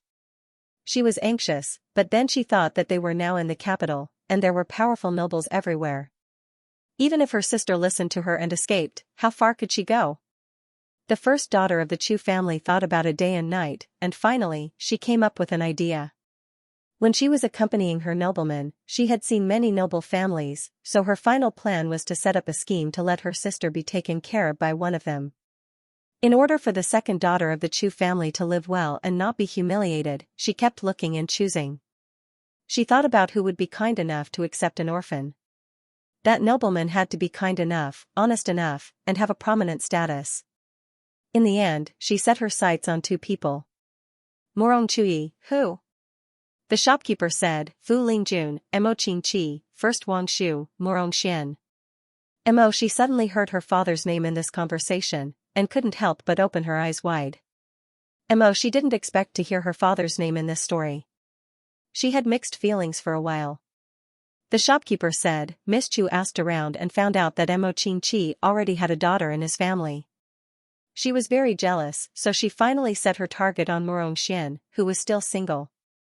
Morong Chuyi asked in a low voice, but, since second Miss Chu was so fierce, how could she be willing to listen to her sister's arrangement? What's more, if she knew that her sister's plot and tolerance were all for her sake, how could she be willing to live? Yes. The shopkeeper said, so first young lady Chu's plan is to not let her sister know. She hoped that her younger sister would be able to live a good life without suffering. So one day, when the royal family of Manching went hunting in the suburbs, she took her sister with her. She took advantage of her sister's unpreparedness and put the daylily powder she stole into her sister's water. After her sister drank the daylily powder, she forgot everything and fell into a coma. At this time, Miss Chu quietly carried her to the road Morong Xian passed by. Morong Xian saw an orphan girl dying in a pitiful state and felt pity for her. He ordered people to save her. After Miss Chu did this, she knew that all her previous charms would be seen through, so she planned to risk everything and escape in the night. But before she could escape, the nobleman who had kidnapped her found out what she had done. He immediately flew into a rage and sent people to chase her back. In a panic, Miss Chu fell down a steep slope and fell into the five poisons pool. Morong Chui murmured, the pool of miasma in the eastern suburbs of Chonghua City? Yes. When Miss Chu struggled to get out of there, she had already inhaled too much miasma. Her mind was not clear and she began to become a little confused. But immortal, you should know that the effect of the miasma will not disappear immediately. It will become more and more serious as time goes by. When Miss Chu was still clear-headed, she wanted to return to Linen City to look for her father and younger brother with a glimmer of hope. But when she went to places with people and asked around, the news she got made her feel even more hopeless. She went crazy day by day, and when she found out that she was pregnant with that noble's flesh and blood, the mental stimulation reached its peak. She almost completely collapsed. The private room was eerily quiet. Not to mention Morong Chui himself, even Mo Shi immediately understood that Morong Chui was the child of Miss Chu and the aristocrat who had raped her. Gu Meng looked at Mo Shi and said in a low voice, "Why do you look so pale?" Mo Shi shook his head. He really did not want to listen anymore. He wanted to leave with Gu Meng. But if he went out now, it would be easier to attract the other party's attention. And he did not know how to face Morong Chui at this moment. In this embarrassing silence, Morong Chui suddenly asked without any emotion, why didn't she abort the child? How can this be explained clearly? The shopkeeper sighed and said, she must not have understood what she was thinking. But human emotions are the most unpredictable thing in the first place. Isn't it said that there is one devil and one Buddha? I think she must have been struggling for a long time between abandoning and keeping the child. She hesitated, and then came the time when it was no longer suitable to abort the child. That was why she had the idea to abandon the child in front of a temple. Morong Chui suddenly closed his eyes. The shopkeeper said, before Miss Chu died, she repeatedly told me that when she was hiding in the woods, she saw a woman in luxurious clothes carrying her child away. Apart from feeling relieved of a heavy burden, she also felt heartache. She was in so much pain that she suddenly regretted it and wanted to get the child back. But that woman had already left in a carriage. She could not catch up to her no matter how hard she tried. No matter how much she shouted, no one responded. That was the last straw that destroyed her. That night, she went completely crazy. The shopkeeper was in a daze for a while when he said this. Then he slowly added, as for the youngest son of the Chu family, that child has always worked for me on the ship. Later, when I got older, I wanted to live a more stable life, so I went to Linen and opened a restaurant. But he has feelings for the ship, so even now, he is still working at the docks and doing his old business. I have never told him in detail about his childhood. Morong Chui's voice was low and a little hoarse. How is he now? He has a wife and a child. His life is peaceful. He said that he wants to make more money while he is young and strong. After a few years, he will take his wife and child back to Linen to buy a family business and let his child study hard. Morong Chui was silent again. After a while, he said, that's good. After a while, he asked again, shopkeeper, do you know who the nobleman who kidnapped the Chu sisters was? The shopkeeper's face changed slightly, and his fat lips trembled. Although he had never mentioned the nobleman's identity and name in the process of his narration, he obviously knew. It was one thing to say that it was a rumor, but it was another thing to name the man who was full of evil. In this world, everyone's justice was different. Some people could only do so much, and no more courage. But after all, they had their own kindness, so it was better not to ask too much. Morong Chui understood this very well. Besides, he did not need to get confirmation. He already had an answer in his heart. Who else could it be? Even Mo Shi, who had always been the least nosy, could easily guess the identity of the evil creature. Morong Chui saw the shopkeeper's reaction and did not say anything more. He only said, I understand. Thank you, shopkeeper. No, alas, you don't have to thank me. What is there to thank me for? There was another moment of silence. Suddenly, shopkeeper, please answer one more question. Immortal, I want to take the liberty to ask. The two of them almost spoke at the same time. Morong Chui said, please ask. The shopkeeper hesitated and said, you can't really be Miss Chu's child, right? Forget it, forget it. Alas, pretend that I didn't ask, pretend that I didn't ask. Let's talk about you. What do you want to ask me? Morongchui was quiet for a while and said, what I want to ask is, in the area of Linen Prefecture, are there many families who will tattoo some totems on their children's shoulders soon after they are born? Hearing this, Emoshi's hand paused slightly. He could not help but be stunned. Oh. You people like tattoos. There is indeed such a custom, but not all you people do this. The shopkeeper said, actually, this custom depends on the ancestors. I don't know the specifics, but I heard that a long time ago, some ancestors would worship the flower god and recognize a kind of flower as a symbol of the family to ward off evil spirits. Then, they would ask a great cultivator at that time to leave a mark on their arms. For example, those who worshipped peony would leave a peony mark. Those who worshipped peony would leave a peony mark. Emoshi's expression became worse and worse as he listened. At this point, he was almost pale. The shopkeeper continued, at that time, the great cultivator who presided over the mark used a very pure spell. This kind of mark not only fell on the believers at that time, but also passed down. Their children will also have this kind of birthmark when they are born. However, because the great cultivator cast the spell too long ago, the marks of the families are actually slowly fading away. Some of the marks are not effective enough, so they can't be seen anymore. It's estimated that after a few more generations, this kind of birthmark will disappear. Morongchui was silent for a moment, then asked, then the family surnamed Chu back then. Did they also have this kind of mark? The shopkeeper thought for a while, then answered, yes. The air was terrifyingly still. What is it? Lotus. Like thunder striking his heart, Emoshi's eyes and ears were blurry. He looked up and saw Gu Meng's face through the dim candlelight in the wine shop. He did not know what had happened. Lotus. Lotus, many fragments of the past passed through Emoshi's mind like a merry-go-round, the rumors of Wang Shu and Miss Linen, the conflict between Gu Meng and the Murong Lian, the slight similarities between Morongchui and Gu Meng. Finally, an elegant and calm voice sounded in his memory. Not long ago, Jiang Fuli had said to him when he was treating Gu Meng's illness.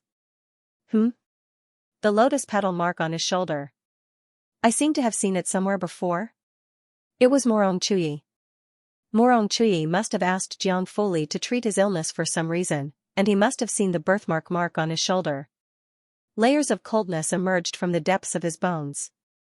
The truth was like a vast ocean that poured down from the sky, immersing Emoshi in it and making it difficult for him to breathe.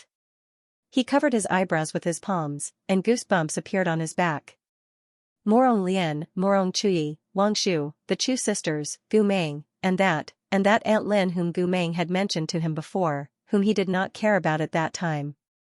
Everyone's relationships were entangled by this thread in his heart, and gradually became clear. Because of this clarity, it became more and more terrifying, and his whole person felt as if he was in ice water. Emoshi? Emoshi. After an unknown amount of time, he was suddenly pulled out of his chaotic thoughts by Gu Meng's worried voice.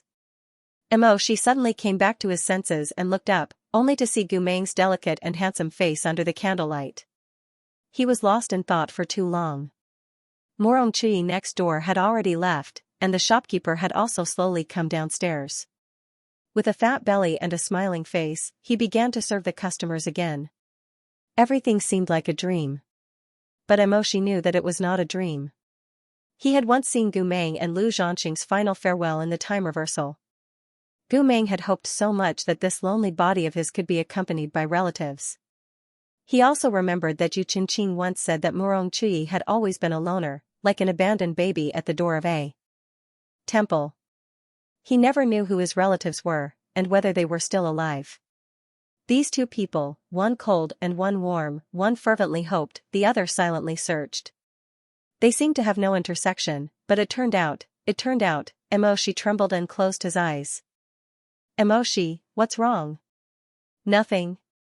After a long while, Emoshi whispered hoarsely, and it was hard to tell whether he was worried or happy. It was needless to say that he was happy, but he was worried because Gu Meng was already like this. How could he withstand the shock of his birth and the recognition of his brothers? Not to mention, the bad debts of the Yu and Morong families would also fall on Gu Meng's head. His emotions were complicated, and he did not know what to say. He just raised his hand and touched Gu Meng's head, asking, if you still have relatives in this world, would you be happy? Gu Meng was confused. What is that? It's the person closest to you. Then it's only you. What if there's someone else? But no one will kiss me anymore. Gu Meng widened his eyes slightly. If there is, why didn't he come to me? Emoshi was silent for a while and finally said, he will. Back at the inn, Emoshi was not sleepy at all. He stood in front of the window, looking at the full moon outside and the frost on the roof tiles.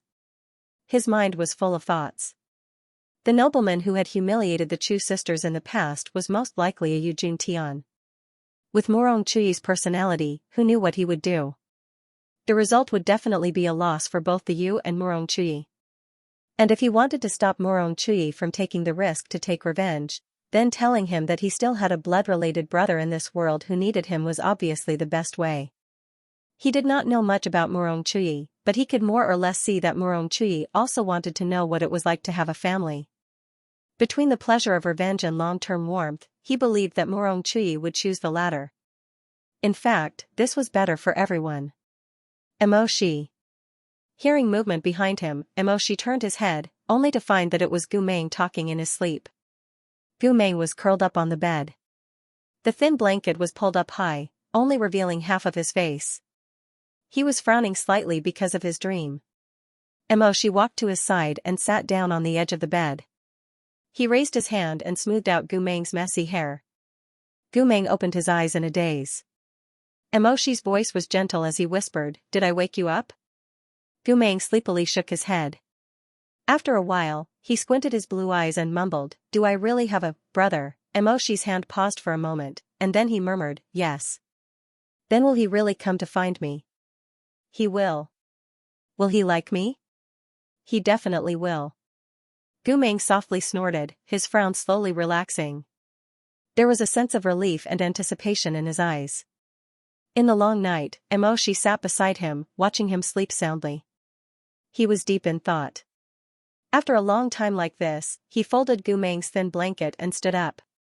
He silently left the inn and headed for the cemetery on the outskirts of the city. It was dark, and the old trees were withered.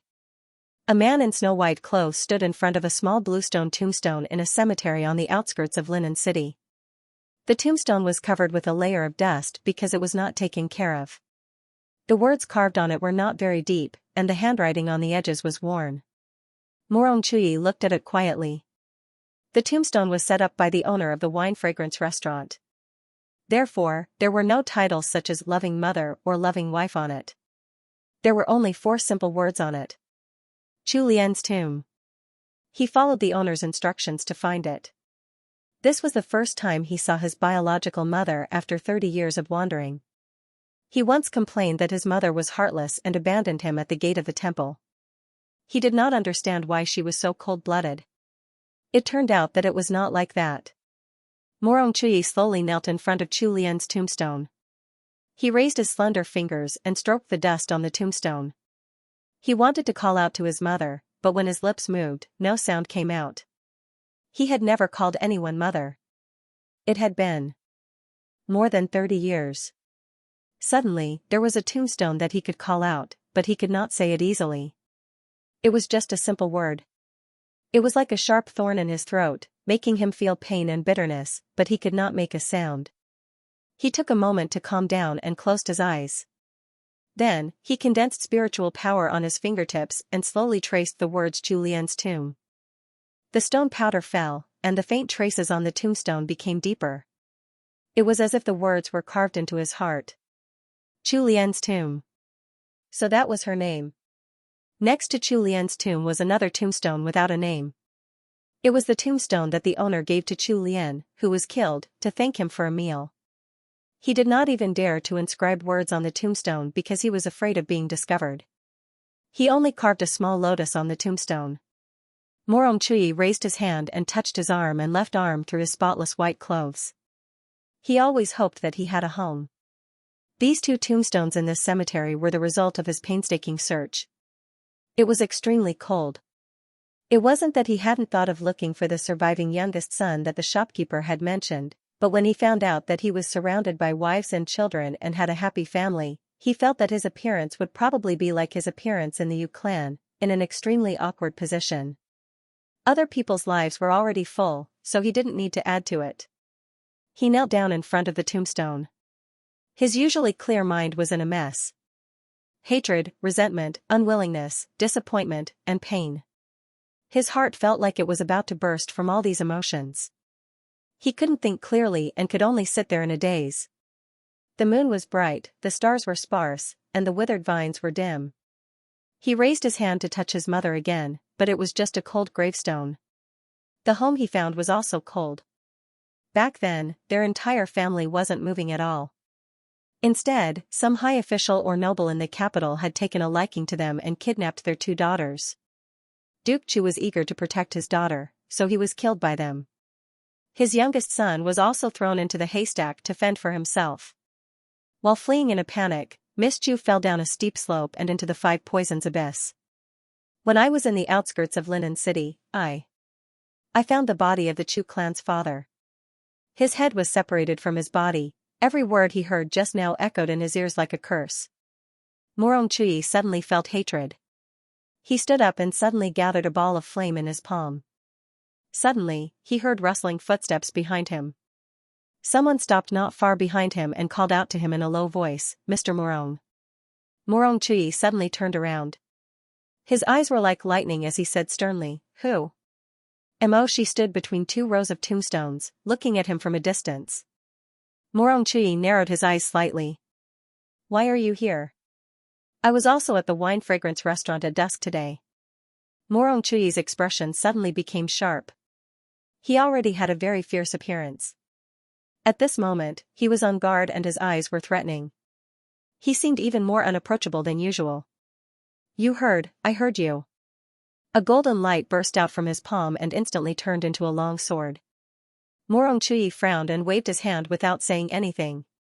In an instant, a ray of sword energy was aimed at Mo Shi. However, Mo Mia opened up a barrier and blocked it outside the realm. The golden sword energy collided with the red barrier, causing sparks to fly. Mo Shi looked at him and said, "Morong, I'm not here to fight with you. I'm also not someone who stands beside the Yujun Tian. If I were, I wouldn't need to appear in front of you." Morong Chui's attack didn't hit its target. He flicked his sleeve and withdrew his attack. He held his sword in front of him, his expression full of caution. "Then what are you doing here?" Morong Chui narrowed his eyes dangerously. "Pleading for mercy for the Yujun Tian? You should know that I don't get along with him.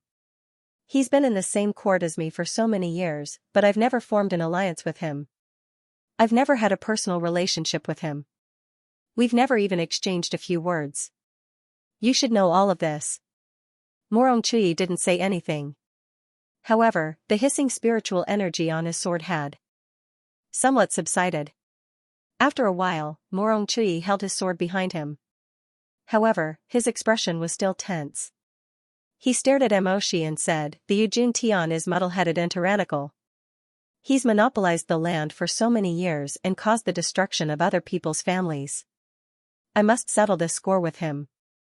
Mo Shi nodded and said, "If I were you, I would think the same." Morong Chui said, "Then why are you blocking my way?" Mo Shi asked, "If I didn't stop you, would you immediately go to the Yujun Tian to denounce him and kill your enemy?"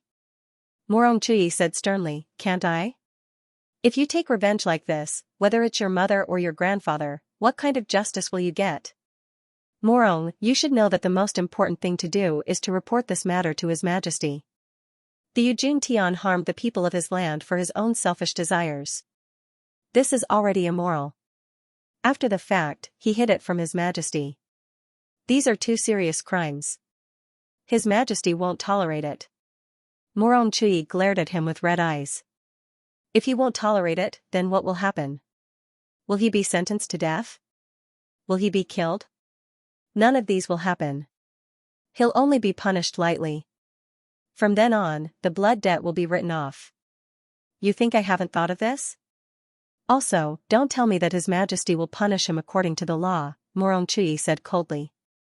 "When the Yujun Tian raped my mother, where was the law? When he killed my family, where was the law? When he did this, he didn't follow the law at all. When it comes to me, I have to follow the law. Isn't that right? Emoshi looked at him.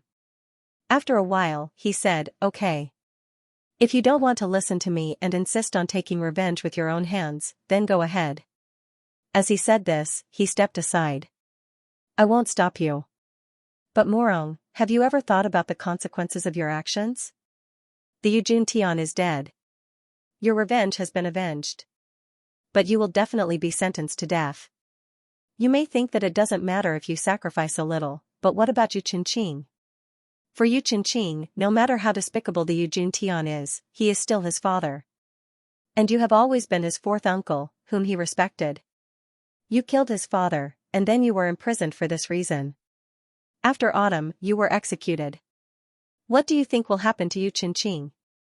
Morong Chuyi's eyes dimmed. After a while, he said in a low voice, I have never seen Yu Qingqing as my nephew.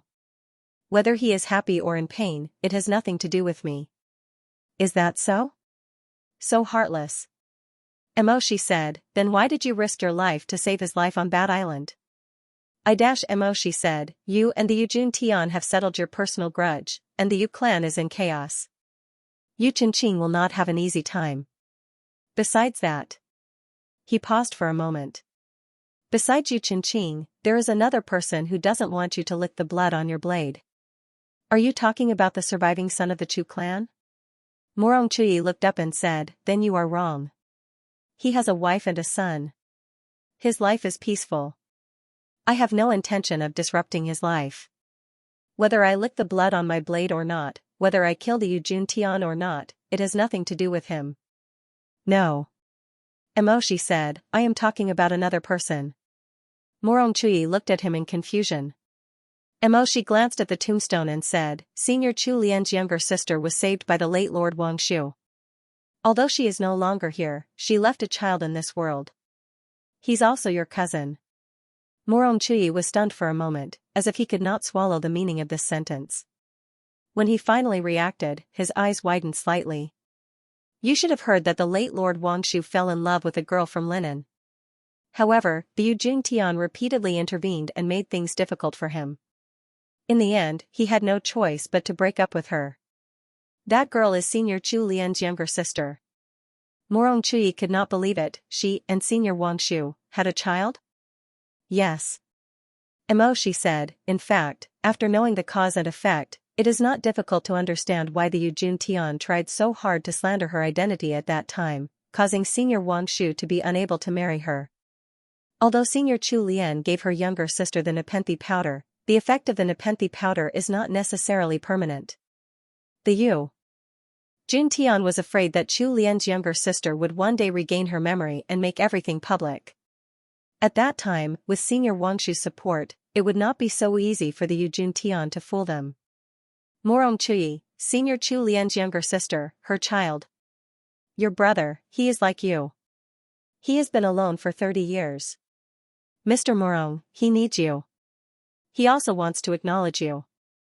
Under the moonlight, this man, who was usually handsome and dignified, was as pale as a sheet of paper. Even his thin lips were pale. Morong Chuyi said, how did you know? It's a long story, but please believe that I did not lie to you. Because his shoulder is the same as yours, the same as the mark on this tombstone. They both have the same lotus petal mark. Morong Chuyi's face was extremely pale.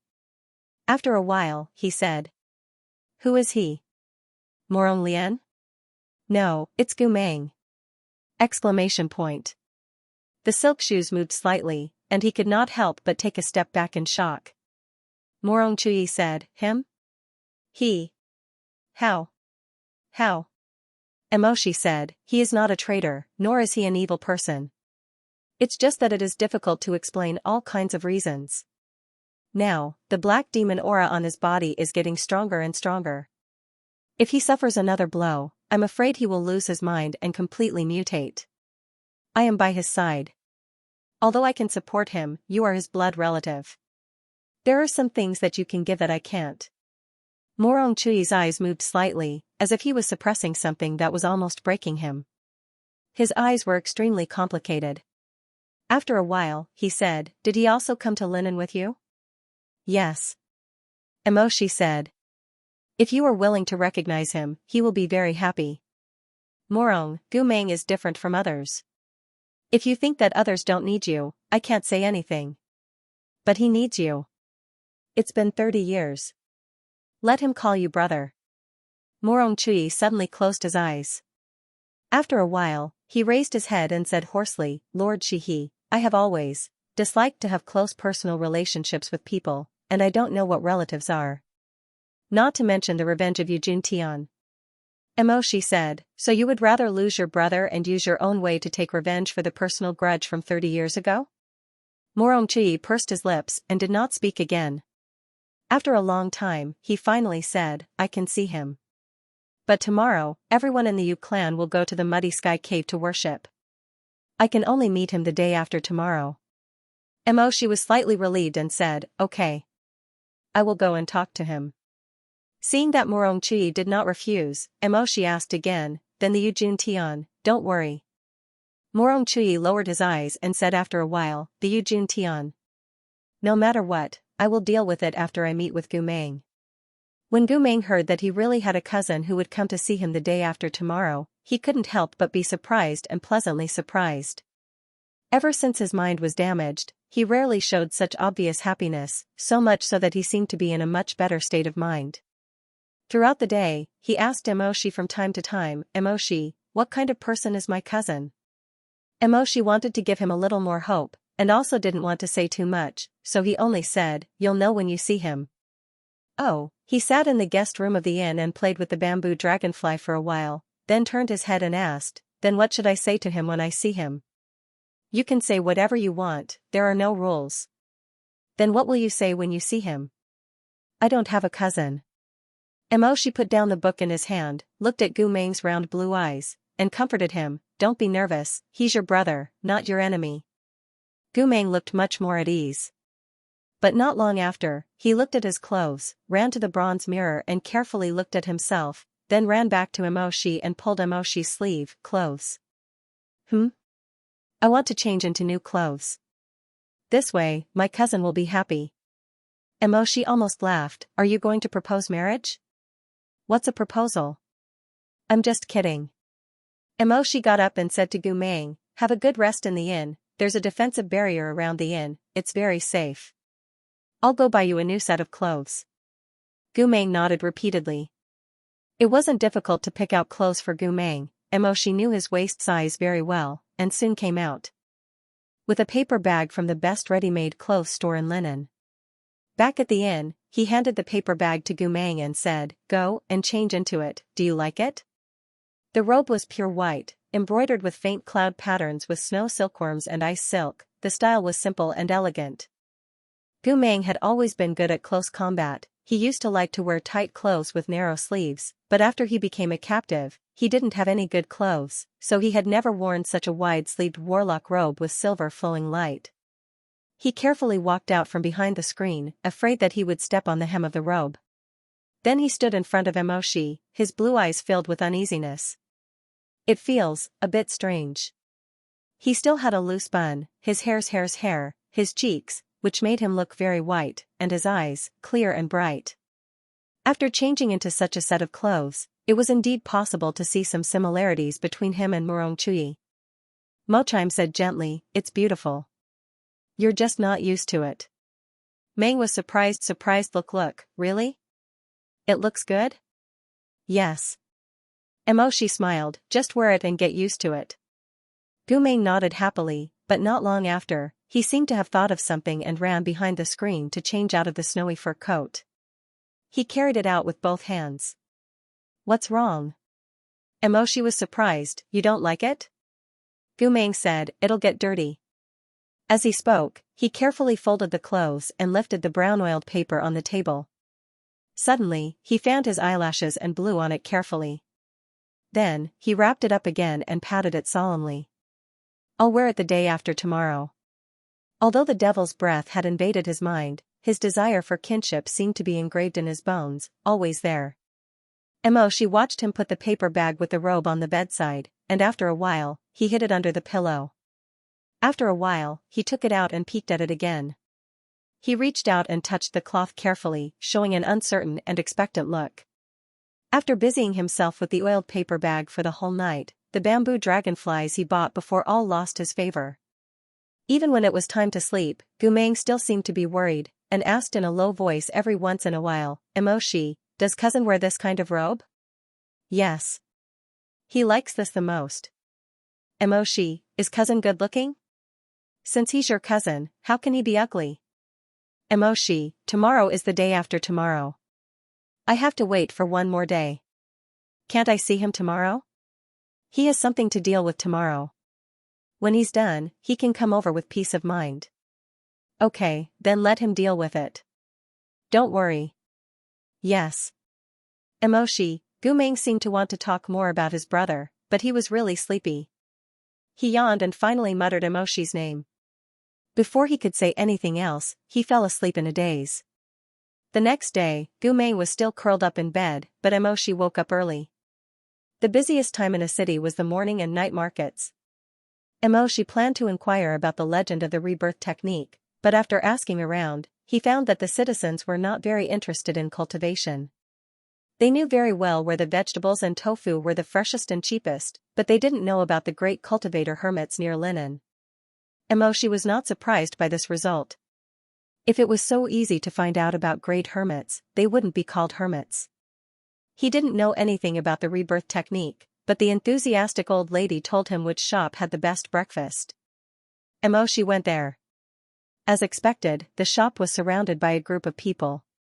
He picked a corner seat and sat down. He said to the waiter with a white handkerchief on his shoulder, "Please give me one of your specialty breakfast dishes."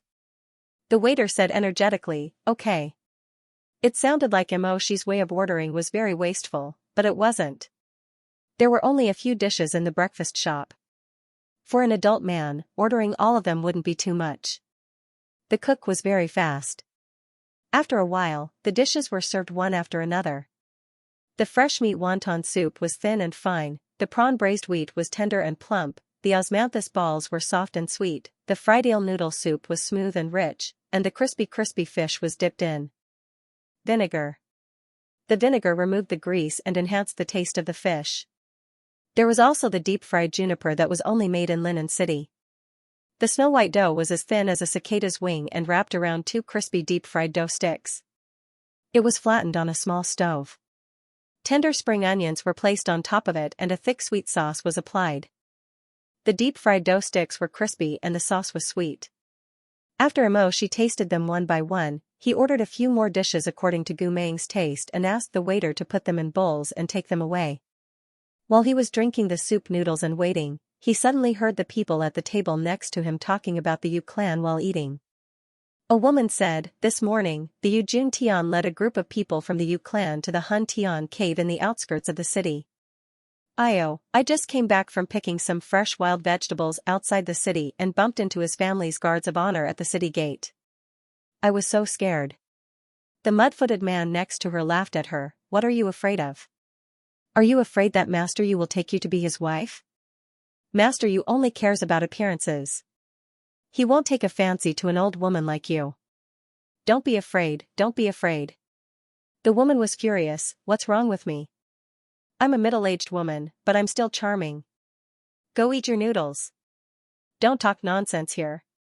Another man at the same table laughed, "But I heard that the Yu Juantian's health has been deteriorating year by year. He was young and romantic, but now he doesn't have any energy at all." "Yes." The woman said, "You didn't see him. His face is waxy yellow, like a person who just came out of a coffin. But his two sons are handsome. It's a pity that one of them is a cripple." "You said Xianxia? He also came?" "Yes, since he was expelled from the Yu clan, he can only travel with the Yu clan at this time. After all, he is a priest of the Hun Tian cave." There was another outsider at their table who didn't know much about Linen and the Yu clan. When they were chatting, he didn't say anything. This time, he couldn't help but be curious. He swallowed the soup noodles and asked, "Big brother, big sister, this Hun Tian cave, what kind of place is it?" The woman explained enthusiastically, "It's a place where corpses are piled up. The man with the muddy legs added, "It should be said that it's a place where resentful spirits are sealed." The outsider's eyes widened and he was very surprised. "Ah, resentful spirits?" "Yes. This is an old legend in our Linen city. When the Chonghua first established the country, Linen was not in the territory, but in the hands of the barbarian tribe. At that time, the barbarian tribe practiced evil methods and imprisoned most of the people in Linen City in a cave. They wanted to kill them and refine them into resentful spirits. But the barbarian tribe had such ambition, but they didn't have such ability. They killed tens of thousands of people. The corpses piled up into mountains in the cave, and the blood flowed into a pool. Those who died in vain were indeed resentful, but they were not controlled by the barbarian tribe at all. Instead, they devoured them and then wandered around, killing people everywhere. The outsider was surprised and asked, "What happened later?" Later, the Chonghua sent a master refiner at that time, who was the ancestor of the Yujun Tian, to go to Linen to suppress the rampaging ghost soldiers. This senior Yu was very smart. He refined a magic weapon to expel spirits and finally succeeded in sealing those resentful spirits in the blood pool in the cave. He also made a blood contract with them, so that these resentful spirits would be willing to listen to the orders of the descendants of the Yu family for generations. The cave where they were sealed was called the Hun Tian Cave. The outsider was not stupid and immediately said, "He must have paid a big price, right? Isn't that so?" The woman said mysteriously, "Let me tell you, I heard that the head of the Yu family has to offer a large part of his spiritual power to these ghost soldiers every 3 years, and he can't stop until he retires." The outsider said worriedly, "Sister, you just said that the Yujun Tian was sick. Does he still have spiritual power to feed these ghost soldiers?" "I'm sure he doesn't." The woman said, "But I heard that the head of the Yu family can also choose a blood sacrifice when he has no other choice.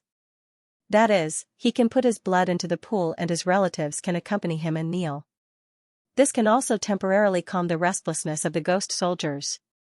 The outsider was not very comfortable when he heard that. "How much blood is needed? That's too much." The woman made an exaggerated gesture. "So, this kind of sacrifice must be accompanied by family members, because after the blood sacrifice of the Yujun Tian, his whole body will be very weak. He has to ask his relatives to gather qi for him and cast spells for him. Anyway, it's all mysterious. Otherwise, do you think that he would allow Xianxia to go to the Hun Tian cave with them because of the tension between Xianxia and him? They all have their own plans." The outsider showed an expression of sudden realization and quickly nodded. I've learned. I didn't expect the Yu family to have such legends in Linen. If I hadn't come here personally, I wouldn't have known at all." The man with the muddy legs waved his hand. "Each king has his own rumors in each fief. Although it's not a secret, no one knows it better than the locals. For example, in Linen, we know the Yu family's affairs best because the king is the Yujun Tian." The outsider was quite interested. "Then what other rumors are there to listen to? I'll treat you to breakfast."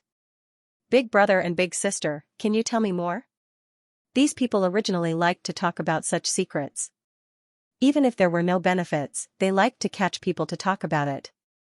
Today, they met someone who was interested and willing to treat them to a meal, so they were even more happy. So the people at the table started to talk again. However, She sat in the same place, thinking about the details of the sacrifice of the Hun Tian cave repeatedly. Suddenly, he felt uneasy. The whole Yu family was gathered in that cave. And after the blood sacrifice of the Yujun Tian, the spiritual power would be weakened a lot.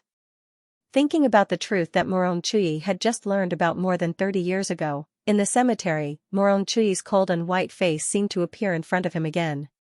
"After the sacrifice of the Hun Tian cave, I will go and meet with Gu Meng. Before that, I won't do anything to the Yujun Tian." She suddenly felt that when Moron Chui said this sentence, he might not be completely sincere. Right at this moment, he suddenly heard a commotion at the market entrance. The people who were rushing to the morning market automatically split into 2 groups. A Yu clan guard whose body was covered in blood staggered in from the east city gate. Half of his face was torn apart, and his bloody flesh was hanging down, scaring the women and children around him into a complete retreat. The bodyguard dragged his legs in the direction of the Yu residence. However, he obviously knew that he couldn't hold on any longer. So when he fell to the ground, he didn't immediately get up. Instead, he moved forward a little and grabbed the nearest passerby. He raised his head and said without a care, "Rebel, rebel." That passerby was so scared that he trembled like a sieve. The bodyguard stuttered, so he also stuttered, "Wh what? Rebel. You family. Huntian Cave, rebelled." He had just finished speaking when he spat out a mouthful of blood and fell to the ground, dead.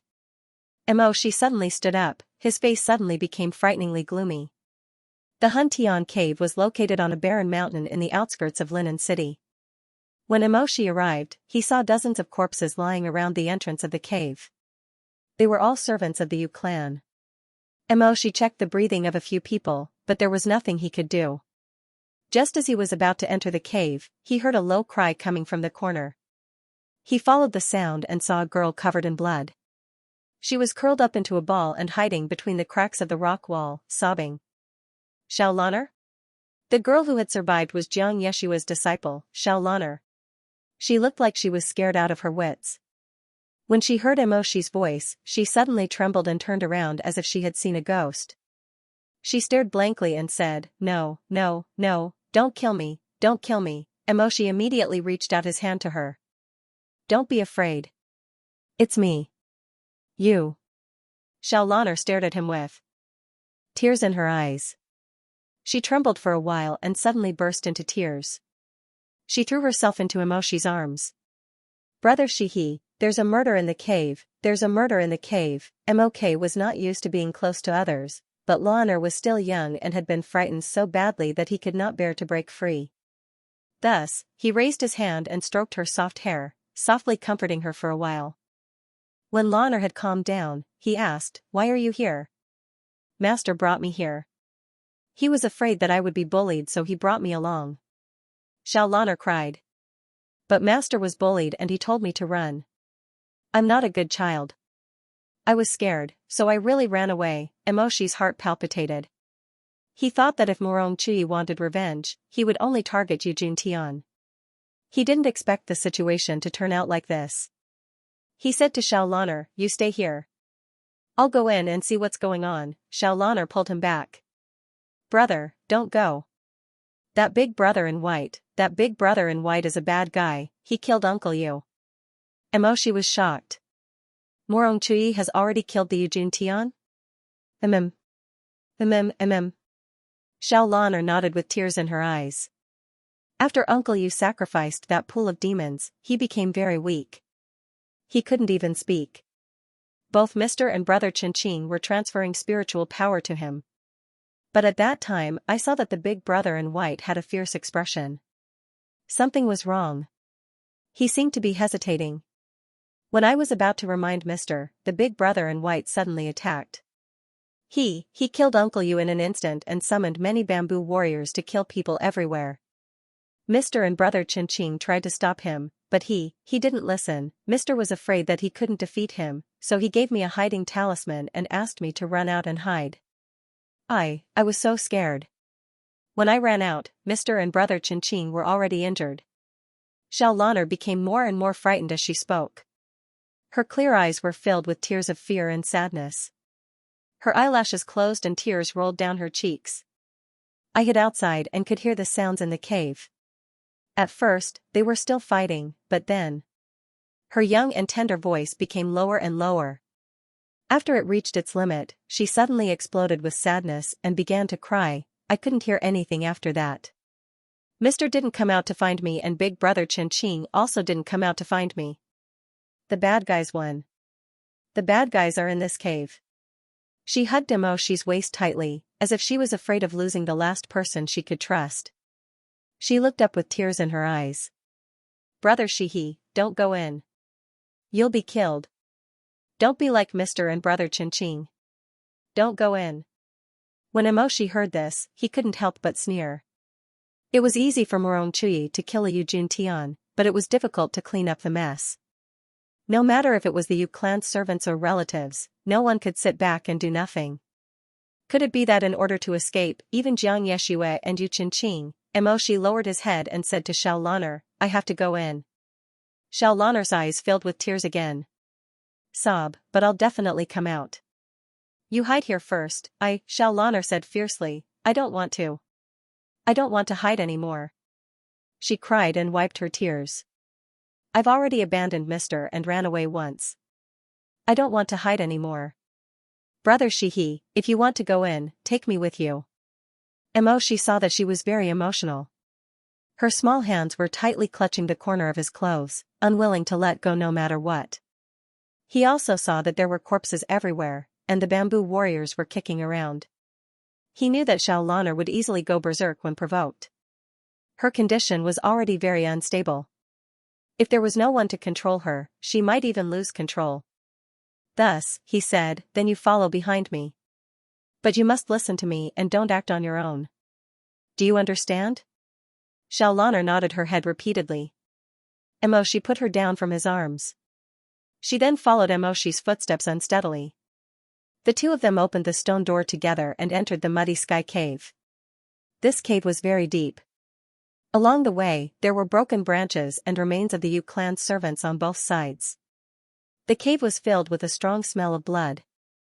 Its uncle butler, Mother Chen, Xiao Lan'er had followed Yu Qingqing back to the Yu clan before, so she recognized many people on this bloody path.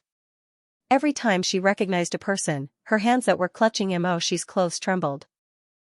Shi had no choice but to cast a mind-calming spell on her in advance to prevent her from suddenly going berserk. Xiao Lan'er tearfully said, Brother Shihi, I'm so scared, don't be scared. But Shi's heart was also very gloomy. He was constantly worried about whose corpse he would see next. If it was you, Shi's blood ran cold. He suddenly looked in the direction Xiao Lan'er was pointing. It was not Yu Qingqing. However, his heart still sank fiercely. It was Yu Juntian and Yu Juantian's younger brother, Yu Yongqing. These two nobles, who had once been all-powerful in the Chonghua kingdom, were now lying on the ground like mud.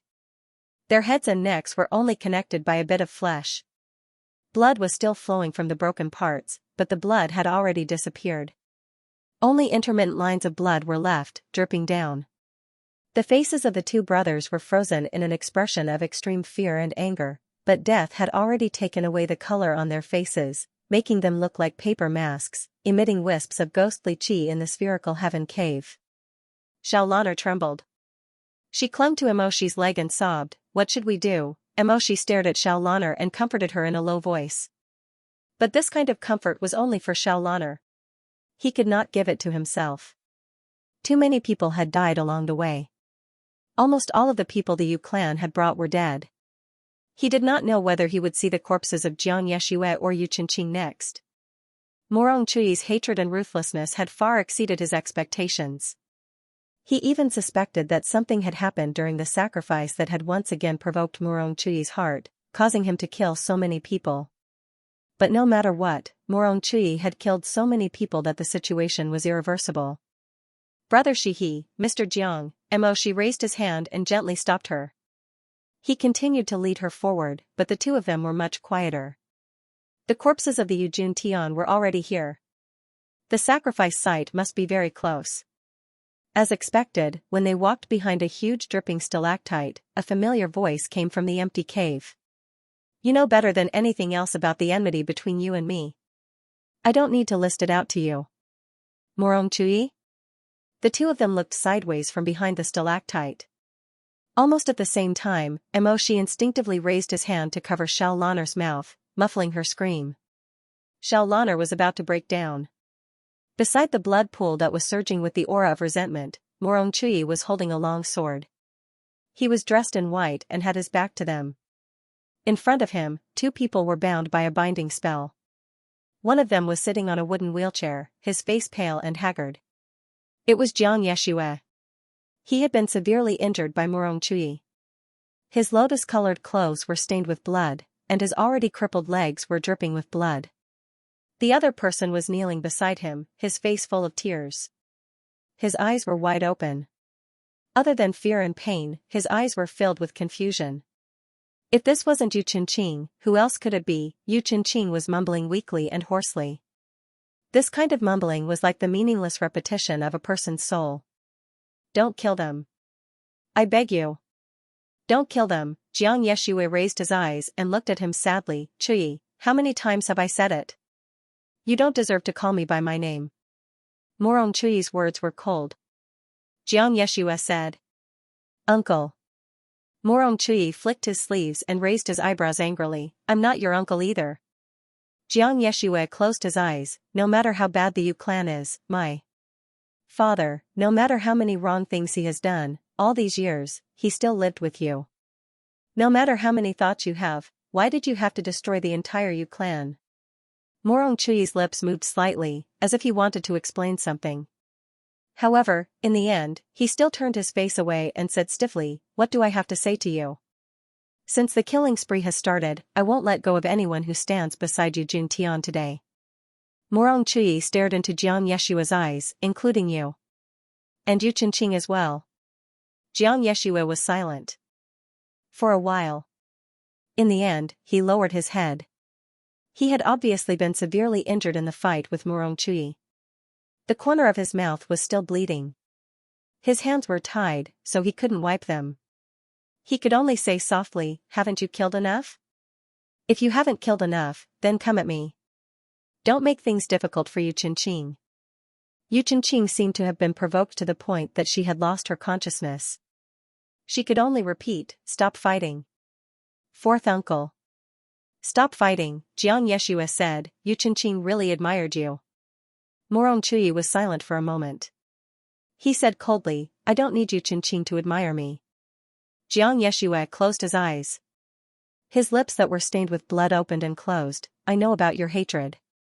You hate father. But if it wasn't for Yu Chenqing's mother who brought you back from the temple and raised you, you wouldn't be where you are today. You remember father's hatred, but have you forgotten Aunt Huang's kindness to you? Morong Chui waved his wide sleeves. He raised his eyebrows and said sternly, I would rather have never lived in this world. Chui, muddle-headed, alone, under the hands of the enemy who humiliated my mother and drove her crazy. My life for the past 30 years has been a joke. Xianxia shook his head and said softly, you have been blinded by hatred. Aunt Huang has always been good to you. You still remember those past events. Whether it is a joke or not, you know clearly in your heart.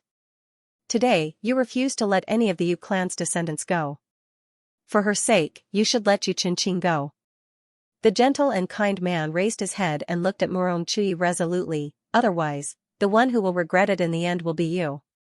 Morong Chui said, the thing that I regret the most in my life is joining the Yu clan. After he finished speaking, he waved his hand. The shining snow sword emitted a brilliant light and pierced towards Xianxia. The light from the sword illuminated Yu Chenqing's muddle-headed face. Yu Chenqing finally regained his senses. He suddenly shouted, Fourth uncle, don't. The author has something to say. The following paragraph is about Morong Chui, Xianxia, Yu Chenqing's Yu clan stew instance bird. Gumeng was confused, then do I have to move bricks? Morong Chui, cousin, you should have a good rest. Blood dripped down the blade of the golden sword and dripped onto the ground. The sword light floated, reflecting 2 pairs of eyes that were staring at each other. The 2 pairs of eyes were both long and narrow, but one pair was colder and the other was colder. Morong Chui narrowed his eyes slightly. It's you? She held the blade of the shining snow sword in his hand. Even though he had applied a defensive barrier to his palm, the power of the shining snow divine weapon was still too great. His palm was still cut open, and blood kept seeping out. She said, Morong, stop. Morong Chui didn't answer. He turned his blade into light and suddenly took a few steps back. His white robe fluttered, and the shining snow sword scattered into dozens of small swords that surrounded him. Then, he waved his wide sleeves, and these sharp swords all flew towards Shi. Xiao Lan'er, who had run out with Shi, cried out in alarm, Brother Shi. Be careful. Xia opened a huge defensive array and protected everyone behind it. Then, he raised his other hand and ordered sternly, Lu Ran, summon them. The snake whip suddenly slithered out of his palm, bursting with a fierce red light. He caught the whip with one hand and withdrew his defensive barrier the moment the sword rain disappeared. His long body rushed towards Morong, and he quickly swung the snake whip at him. As he fought with Morong Chui, he shouted at Xiao Lan'er, save him. Xiao Lan hurriedly nodded. Okay, okay. She stumbled over and threw herself into Jiang Yeshua's arms. She cried out, Mister, as she hurriedly untied the immortal binding rope from Jiang Yeshua. Jiang Yeshua murmured, why did you come back, and why did you bring Lord Shihi with you? Little Lan on the other hand, could only cry. After all, she was still too young to answer anything. Jiang Yeshua didn't force her to answer. He only sighed. Don't cry. Go save Qingqing, woo-woo. I'll save him right now. Xiao Lan hurriedly untied Yu Qingqing. Yu Qingqing lay on the ground. He was still trembling, but it wasn't clear if it was because of anger, fear, or his heart. Xiao Lan helped him up. Yu Qingqing looked at Murong Chui in the distance. He looked and looked. Yu Qingqing. Yu Qingqing. His cracked and dry lips trembled as if he wanted to call Murong Chui. But before he could say four, he was choked with sobs. He turned his face around. Just as tears welled up in his eyes, he raised his hand and sobbed as he wiped them away.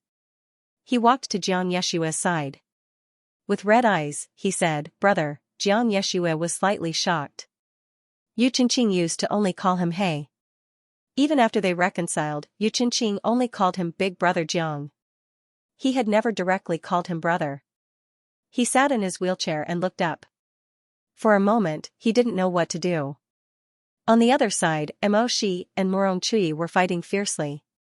Sparks flew in all directions. The snake whip sometimes turned into a spiritual body. Sometimes it danced like a shadow. It fought with Murong Chui's shining snow sword. Both of them were top-notch cultivators with extremely fast movement techniques. Their fight was so fast that it was dazzling. However, Mo Shi's attacks were ruthless and direct. He was like a sharp blade stabbing at his opponent's ribs. Murong Chui, on the other hand, moved like flowing wind and snow. He pressed down on his opponent from all directions, forcing him into a dead end. The two of them were like shooting stars. The snake whip and the long sword collided. The sword chi and sparks created by the collision shook the surrounding rock layers and caused the mountain rocks to shake. Mo Shi said in a low voice, Murong, you said you would go see him, recognize him, and consider his feelings. Why did you go back on your words? Murong Chui only held his sword to resist. The golden red light shone on his handsome face and also on his cold phoenix eyes. He didn't answer. His expression said, if you want to fight, then fight. What's there to say? Murong, he's still waiting for you to go find him. Murong Chui was speechless. Murong Chui shook his wide sleeves, and the flowing clouds brushed away the snow. Without saying a word, he withdrew his long sword, tapped his feet, and swept backward. Then, he held his sword in front of him. The bright light of the sword reflected in his eyes. Murong Chui said, shining snow, rushing thousand mountains. The long sword in his hand suddenly scattered into countless fragments of light. The fragments of light then gathered behind him to form a rolling wave of spiritual currents. His white robe fluttered like an immortal. He raised his hand and spat out a word without any mercy, go. The snow waves surged wildly, Mo Shi's eyes darkened. He said sternly, swallowing the sky. With the sound of a whale's cry, the heavy whale spiritual body obeyed Mo Shi's call. It swayed its translucent body and swam towards Murong Chui's shining snow waves. In an instant, the white waves churned and the whale swallowed the sky. The whale's cry seemed to echo from ancient times. It opened its huge mouth and sucked the endless torrent of water into its stomach. Under the strong impact of the spiritual energy, Mo Shi's black robe and Murong Chui's white robe fluttered in the wind. The wind and waves were so strong that they almost couldn't open their eyes. Mo Shi turned around and said to Jiang Yeshua and the others, let's go. When Xiao Lan heard Mo Shi's words, she cried again, Brother Shihi, let's go. Jiang Yeshua coughed up blood and said in a low voice, if only I could awaken the Yin soldiers in the blood pool. Yu Qingqing was speechless. The Yu clan had suppressed the Yin soldiers in the blood pool in the Muddy Sky Cave for generations. However, in addition to suppression, these evil spirits had also accepted the Yu clan's sacrifice and were willing to listen to the Yu clan master's orders. Yu Juantian's death was too sudden. In addition to his weak body, he didn't have the chance to summon the Yin soldiers in the blood pool. However, after Yu Juantian's death, the Yu clan master's position was handed over to the first wife's son, Yu Qinqing, who was born from the first wife. However, Yu Qinqing's cultivation was still too weak. Moreover, he was usually lazy and playful. He didn't practice the Yin soldier tyrannical control technique at all, so he couldn't use it normally. Therefore, at this moment, when he heard Jiang Yeshua's sigh, Yu Qinqing's heart felt like it was being pierced by needles. His heart was almost pierced by self-blame and grief. If he could awaken the Yin soldiers in the blood pool, his uncle wouldn't have died. The Yu clan servants wouldn't have died, his fourth uncle. His fourth uncle wouldn't have been able to kill so many people. He could have stopped it in time, it wouldn't have been like now. It was a hell filled with blood. The person he admired had become so unrecognizable. If only he had worked harder. Normally, he wouldn't be so idle around. Why did it have to be like this? Why did it have to be like this? Xiao Lan'er was still crying, no. Brother Shihi. I don't want to leave people behind and run away again. Emoshi gritted his teeth, listen to me, go quickly. However, the child was still young. After so many provocations, even if Emoshi had used the soul suppression technique on her, she still couldn't control her easily berserk physique. As she cried, a tyrannical spirit flame burst out from her chest. Jiang Yeshua frowned and coughed up blood. He said anxiously, Xiao Lan'er, this couldn't go on. Once Xiao Lan'er went berserk, she wouldn't be able to distinguish between friend and foe. The situation would get even more out of hand. If things went wrong, no one would be able to escape. They might even die in this corpse cave. Just as he was about to cast a spell to calm Lan'er's mind, his hand was suddenly stopped by someone beside him. Jiang Yeshua said in shock, Qinqing? Yu Qinqing's face was full of tears. However, he wasn't as empty and lost as before. He looked at Jiang Yeshua and said tearfully, brother, I'm sorry. It's always been my fault. I'm too lazy. I'm too insensible, too stupid. I've always wanted to be a comfortable young master. I've never worked hard. But this time. Yu Qinqing choked with sobs. He didn't look away and grabbed Jiang Yeshua's hand, let me do it this time. I'm the head of the Yu clan. Qinqing, Yu Qinqing didn't pay attention to Jiang Yeshua anymore. He let go of Jiang Yeshua's hand and used Qinggong to jump onto the Ghost Order platform in the middle of the blood pool. When Jiang Yeshua and Morong Chui saw this, their expressions changed. Summoning the Yin soldiers in the blood pool was like having a general leading an army. The Yin soldiers would only listen to him if he was strong enough. Logically speaking, Yu Qinqing's strength wasn't enough. However, if Yu Qinqing was determined and was willing to sacrifice all of his spiritual power to control the Ghost Order platform, even at the cost of igniting his spirit nucleus, then it would be a different matter. Morong Chui saw his determination and snorted coldly. Golden light flashed in his sleeves as he formed a seal. Rustling sounds came from the outside like a tide. Xiao Lan'er had sharp eyes and was the first to notice the situation. She cried out in alarm, Teacher! They're here again. Bamboo warriors. Hundreds of bamboo warriors holding diamond blades rushed in from outside the cave and surrounded Jiang Yeshua and the others. Some of them rushed towards the Ghost Order platform where Yu Qinqing was. However, because Yu Qinqing was the first successor of the Yu clan, he was standing on the Ghost Decree stage. More or less, the Yin soldiers in the pool were summoned by him. As a result, a blurry shadow jumped out from the blood pool, roaring and dragging the bamboo warriors who were trying to pounce towards Yu Qinqing into the pool. However, the bamboo warriors were heartless people.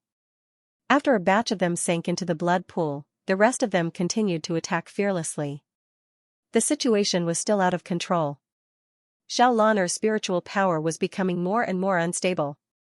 Jiang Yeshua pulled her over and used the soul suppression spell on her body again. However, Jiang Yeshua's spiritual power was not as strong as Mo Shi's. Suppressing Xiao Lan'er's tyrannical spirit nucleus was like throwing a cup of water on a burning cart of firewood. Xiao Lan'er cried, Mr. Bamboo Warriors. You know how to do it too. You can do it too. Jiang Yeshua shook his head. His eyes were filled with bitterness. He said, Chui taught me that before. My bamboo warriors are just a pile of broken bamboo in front of him. Xiao Lan'er cried, how can this be, seeing that the situation was getting more and more dangerous. Yu Chenqing's face turned pale. He made up his mind and condensed a thin blade. He drew a line of blood on his palm and dipped it in his blood.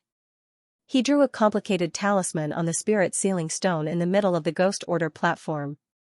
He was really planning to summon the monsters in the blood pool. Chenqing. Jiang Yeshua tried to stop Yu Chenqing.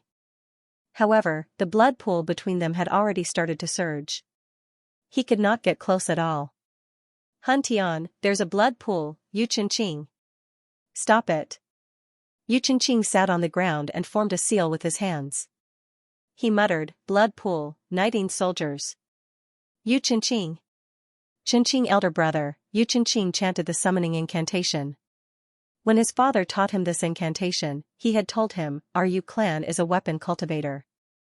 Normally, we don't need to cultivate any cultivation techniques that consume spiritual energy. Only this technique can kill 1,000 enemies at the cost of 800 of your own men. However, there is no such thing as martial arts in this world.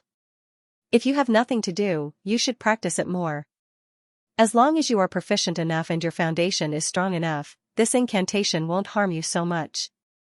Yu Chenqing remembered that he was lazily sitting on the bench and listening.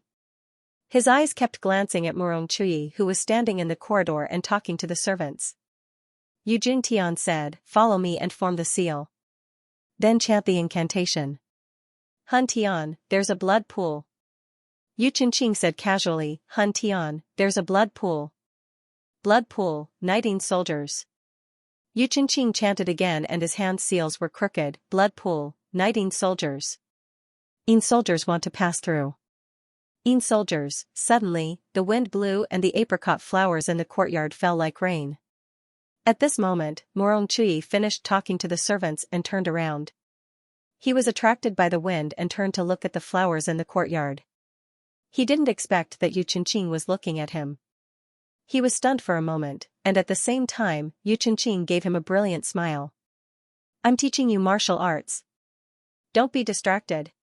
Ouch. Why aren't you chanting after me? Yu Chenqing felt wronged, it's useless. Why do I need to summon the monsters in Han Tian Cave? Then, he deliberately raised his voice and shouted, if anything happens to me, my fourth uncle will be the first to protect me. Yu Jintian was angry, who do you think he is? He's just an outsider. He's not. Fourth uncle is the best.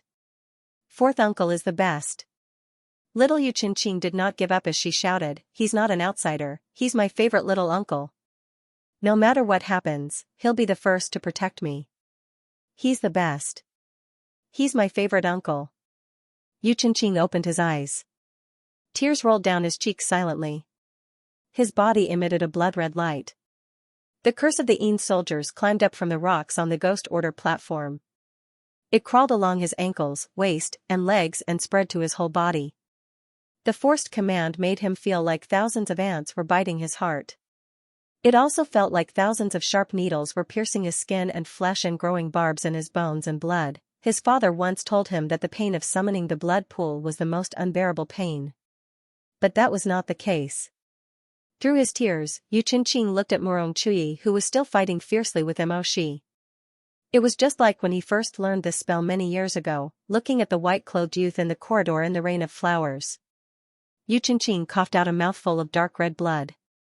With tears in his eyes, he said hoarsely, Yin soldiers, if you pass. Murong Chui in the rain of apricot flowers became more and more blurred. His laughter in the small courtyard also became more and more distant. Fourth uncle will always protect me. He's not an outsider. The heart-wrenching pain suddenly exploded. Yu Chenqing knew that he could not hold on for long. His whole body ignited with a translucent scarlet spirit fire. He suddenly hit the center of the spirit sealing stone with his blood-stained right palm. In an instant, a cold wind blew and the cave turned dark. Dozens of bright red waterfalls splashed out from the blood pool. Sharp screams tore through the ground and rushed up ferociously. Kill them all, stop them from passing by. As the last sentence was spoken, Yu Chenqing suddenly knelt down on the Ghost Order platform. Large mouthfuls of blood surged out from his mouth. Vaguely, he could feel a gloomy force swallowing all the spiritual energy he had accumulated through his years of cultivation. His strength became weaker and weaker, and could not be recovered. At the same time, an endless stream of Yin soldiers jumped out from the blood pool. They listened to Xianxia's orders and rushed towards Murong Chuyi's bamboo warriors like a tide. In an instant, blood splashed, swords fell, broken bamboo flew everywhere. The battle shook the heavens. After all, the Yin soldiers were old ghosts who had died a few hundred years ago. No matter how strong the bamboo warriors were, they could not fight against them. Soon, the battle began to tilt towards Xianxia's side. The Yin soldiers who had destroyed the bamboo warriors roared and rushed towards Murong Chuyi, who was fighting Mo Shi.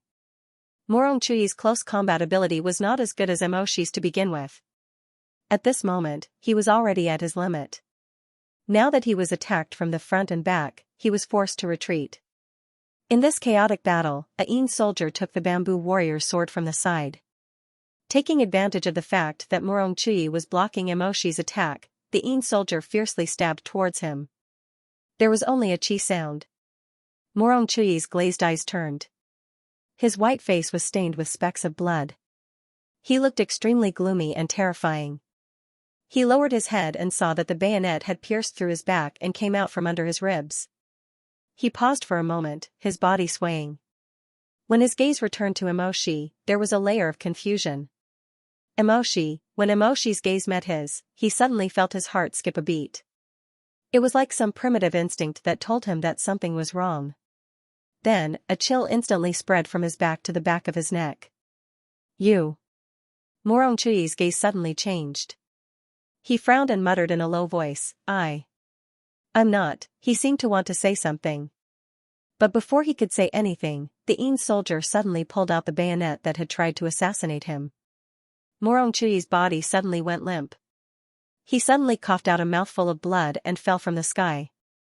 Like a white butterfly that had fallen into a spider's nest, he fell into the dust.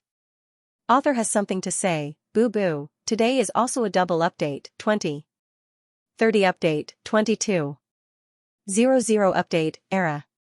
Deguzi, thank you, Nyezi, Crime and Punishment Critical Point, Shimada Naruto Scroll, 27, Soda-Flavored Moon Chicken, Greedy for a Moment, Rice Crystal, Linchan, Landmine X2, Yi Chen, Leader of the Eating Group, XR, Late Night Yuhing declines to visit, Clear String is a Salted Fish, Landmine X2, Rubik's Cube Magic, Kuei Xiaoxiao, This Too, Hibiscus, Siasu, Nyezi, Soft Sweet Vinegar. I don't know what name, Passers-by are shrimps, Dancing Rain, Gumang's Little Snow Fox, Unable to Restrain Anger, Soft Sweet Vinegar, Drunk, Throwing Landmines.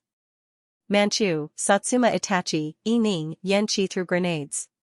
Will Xianxia be obedient today? Will you eat candy? Gumang Mang Mang. Crab 20190712071047 irrigated 10 bottles, 20190711223056 irrigated 5 bottles of nutrient solution was taken out of Eddie, Crab, Yu Crab, Sufai, Swajin Yen, Drunk, Gong Qing, Chong Ming, Yu Gu, Yan Qi, Su Xia, Big Boss, Drizzle Bewildering Flower, North and South, Wi-Fi, Bosom is Bosom Sister, Eternal Life, Don't Like Naming, Tian Wugwa Degree, Mei Yaochen, 10, Chu Xiao, Black Flower Biting Cicada, Dog Head Yang Yang.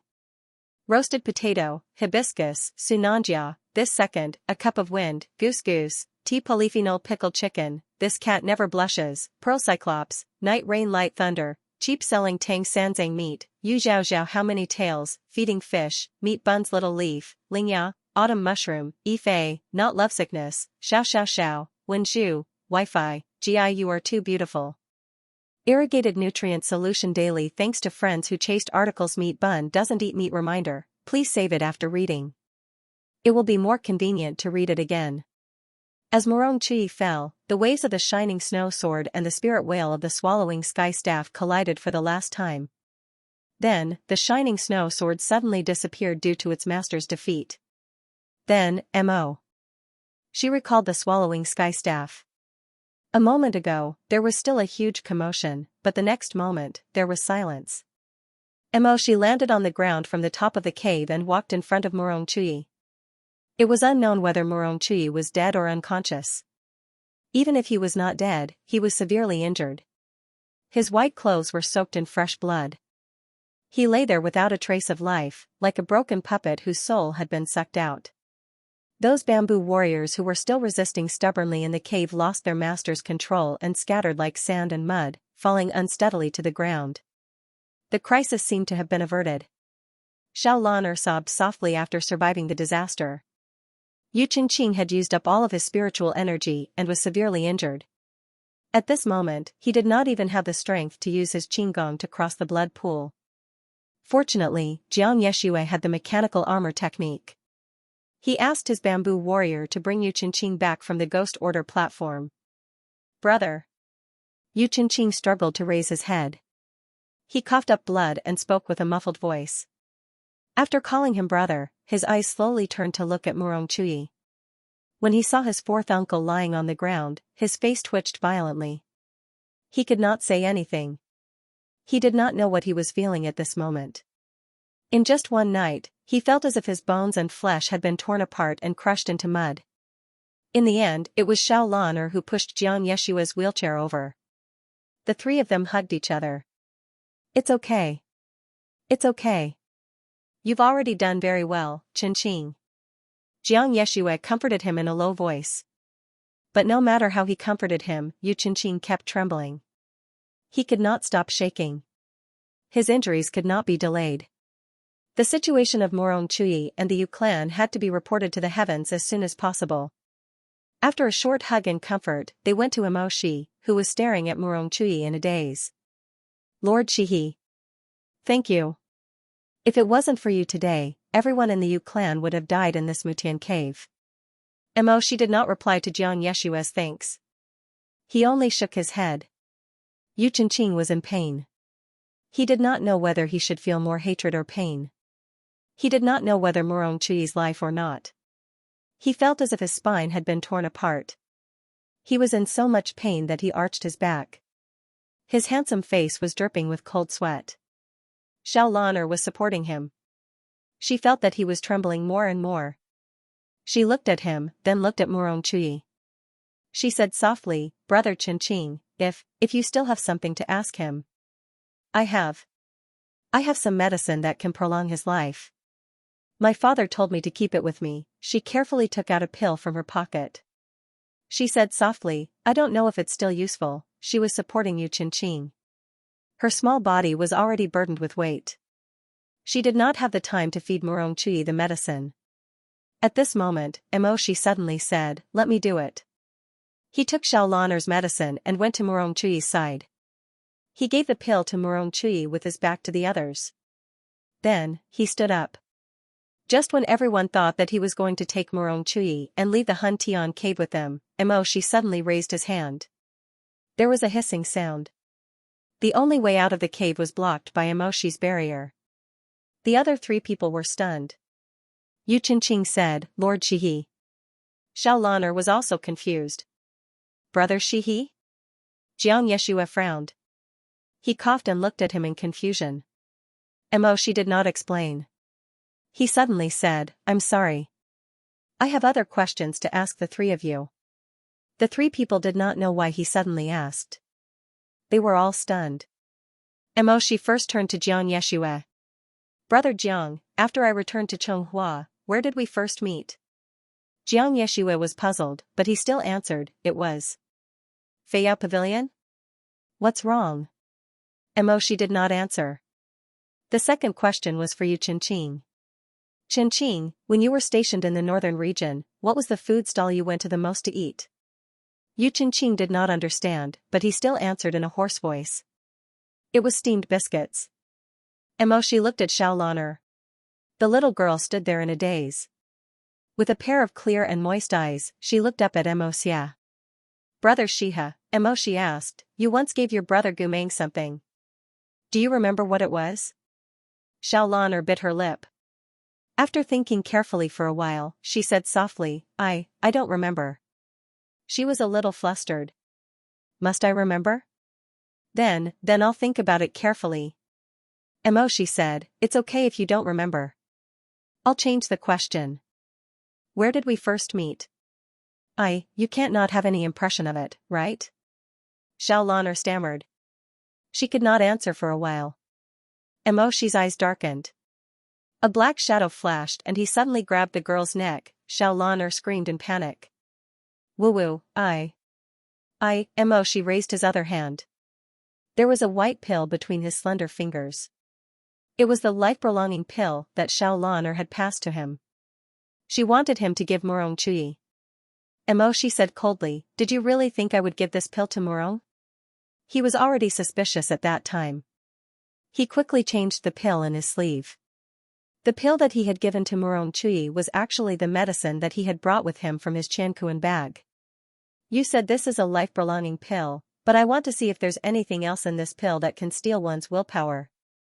With a twist of Mok's finger, the white pill was crushed into powder. Indeed, there was a thin goo worm wriggling inside. Sure enough, Emoshi's expression changed instantly. Speak. He gritted his teeth and grabbed Xiaolan's soft throat. His hawk-like eyes stared at her fiercely. Who the hell are you in disguise? Xiaolan cried loudly. I don't know what you're talking about. Help, help.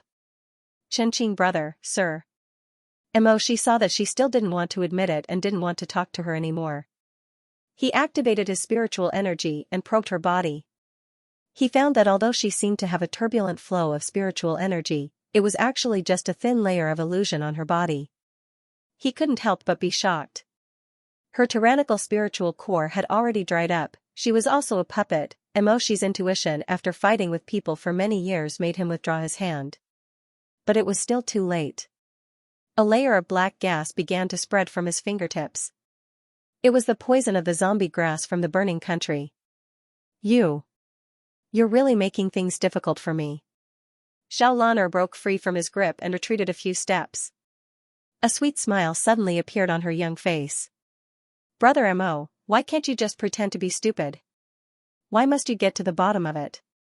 Her tone was no longer that of a 6 or 7-year-old child. Emoshi wanted to suppress the demonic poison on his fingertips, but it was useless. The poison of the zombie grass was extremely overbearing and spread rapidly. In a short while, the numbness had spread to most of his body. He panted slightly. Facing the swaying light of the muddy sky cave, he looked at the little girl standing quietly by the blood pool. The little girl smiled with an expression that didn't match her age. I originally wanted you to be a witness, but you're more willing to die unjustly. Brother Emoshi sighed and her voice gradually became weaker. At this moment, another voice sounded faintly behind Emoshi's back. It was a sinister voice. You really don't want to walk the path of the human world. There's no door to hell, but you just have to barge in. Emoshi endured the intense pain from the poison of the zombie grass and suddenly turned around. He saw Xianxia sitting in a wheelchair. His face was still stained with blood, but he didn't look as weak as before. He crossed his arms and looked calmly at Emoshi. He tilted his head and smiled slightly. You know too much. You can't blame me for killing you. Emoshi felt a sharp pain in his heart, but it wasn't because of the zombie grass. He looked at Xianxia's face and couldn't say a word. His vision gradually became blurry. Yu Qingqing was almost going crazy. Brother.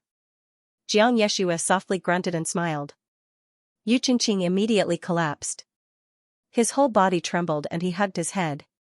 He didn't dare to believe it and didn't dare to think about it. It's impossible, it can't be. How can it be? Idiot. There's nothing in this world that's impossible. Xianxia smiled faintly and stood up calmly. She actually stood up from the wheelchair and walked towards them. Yu Qingqing's pupils shrank and his face turned pale. You're simply. Xianxia was wearing a white robe. He was tall and his robe fluttered in the wind. He looked like a gentleman who was gentle like jade. How could he be a crippled cripple? Yes, I've been healthy for a long time. I just haven't told you yet. As Xianxia spoke, he raised his hand. A white gold flame ignited between his jade-like fingers. It was the glow of Xiaolan's spirit nucleus. Xianxia moved his gaze away from Yu Qingqing and towards Emoshi. Lord Shihi, I'm sorry. I'm going to kill you first. He didn't say anything else and struck down. Emoshi had already used up a lot of his spirit energy in the fierce battle with Morong Chui. Now, he was poisoned by the zombie grass. The poison took effect very quickly and could numb a person's entire body in an extremely short period of time. In the end, he wouldn't be able to move. Emoshi barely managed to block the attack. Amidst the intense collision of spirit currents, he panted and raised his head. "It's you, who stole her spirit nucleus, oh. You sensed it the moment we exchanged blows?" Xianxia's smile was still gentle and refined as she said, "That's right. Xiao Lan'er's tyrannical spirit core will only become her hidden illness if it stays in her body. However, after I absorbed its spiritual power with a secret technique, it can be used by me as a weapon to heal my leg injury." As he spoke, the golden light in his hand grew stronger and stronger, pressing down on Emoshi. "Why else do you think I took her in? I don't like children at all, especially this kind of crybaby. It's so annoying." As the two of them fought, the dazzling light illuminated Jiang Yeshua's handsome face, which was like a pear blossom under the moonlight. But Emoshi had never felt that this face was so unfamiliar like today. "Jiang Yeshua, you're crazy. People use snake gall to treat illnesses. I'm just looking for a prescription for my leg." Jiang Yeshua said, "What's more, when I took her back from the academy, she was already unable to control herself and her spirit nucleus was about to be stolen. What's the difference between me and the academy stealing it? Tyrannical spirit currents met with tyrannical spirit currents. One was weak, the other was strong." Jiang Yeshua controlled Xiao Lan'er's spirit energy and slowly suppressed Emoshi. "Don't be stubborn, brother Mo. You've already used up too much energy. At this moment, you're no match for me." Jiang Yeshua was absolutely right. Fine sweat seeped out of Emoshi's forehead. The zombie grass black energy was slowly creeping up on the ground, corroding his wrists and arms. Emoshi couldn't even summon the swallowing sky beast a second time. At this moment, he suddenly heard Yu Qingqing's grief and anger. He shouted with a hoarse voice, soldiers." He actually wanted to mobilize the monsters that hadn't returned to the blood pool yet to stop Jiang Yeshua's slaughter.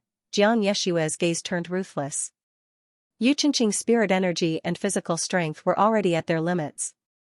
If he used this forbidden technique again, not only would it not work, he might even die. But compared to Emoshi, who had been successfully controlled by the zombie grass, Yu Qingqing was clearly in a more dangerous situation. Thus, Yu Qingqing coughed up blood and didn't even have time to say, "Order of obedience." When he said these two words, Jiang Yeshua suddenly withdrew the force he was exerting on Emoshi. His wide sleeves fluttered as he flew in front of Yu Qingqing. With a fierce blow, he knocked Yu Qingqing to the ground. Jiang Yeshua narrowed his eyes sinisterly. "Why do you always like to find trouble for me, Yu Qingqing?" Yu Qingqing's face was stained with blood, and his tears flowed uncontrollably. He stared at Jiang Yeshua, and wailed miserably and angrily, "You lied to me, you lied to me." "That's because you're an idiot," Jiang Yeshua said calmly. He was still smiling when facing Emoshi, but when facing Yu Qingqing, his smile disappeared, and his eyes were as cold as ice.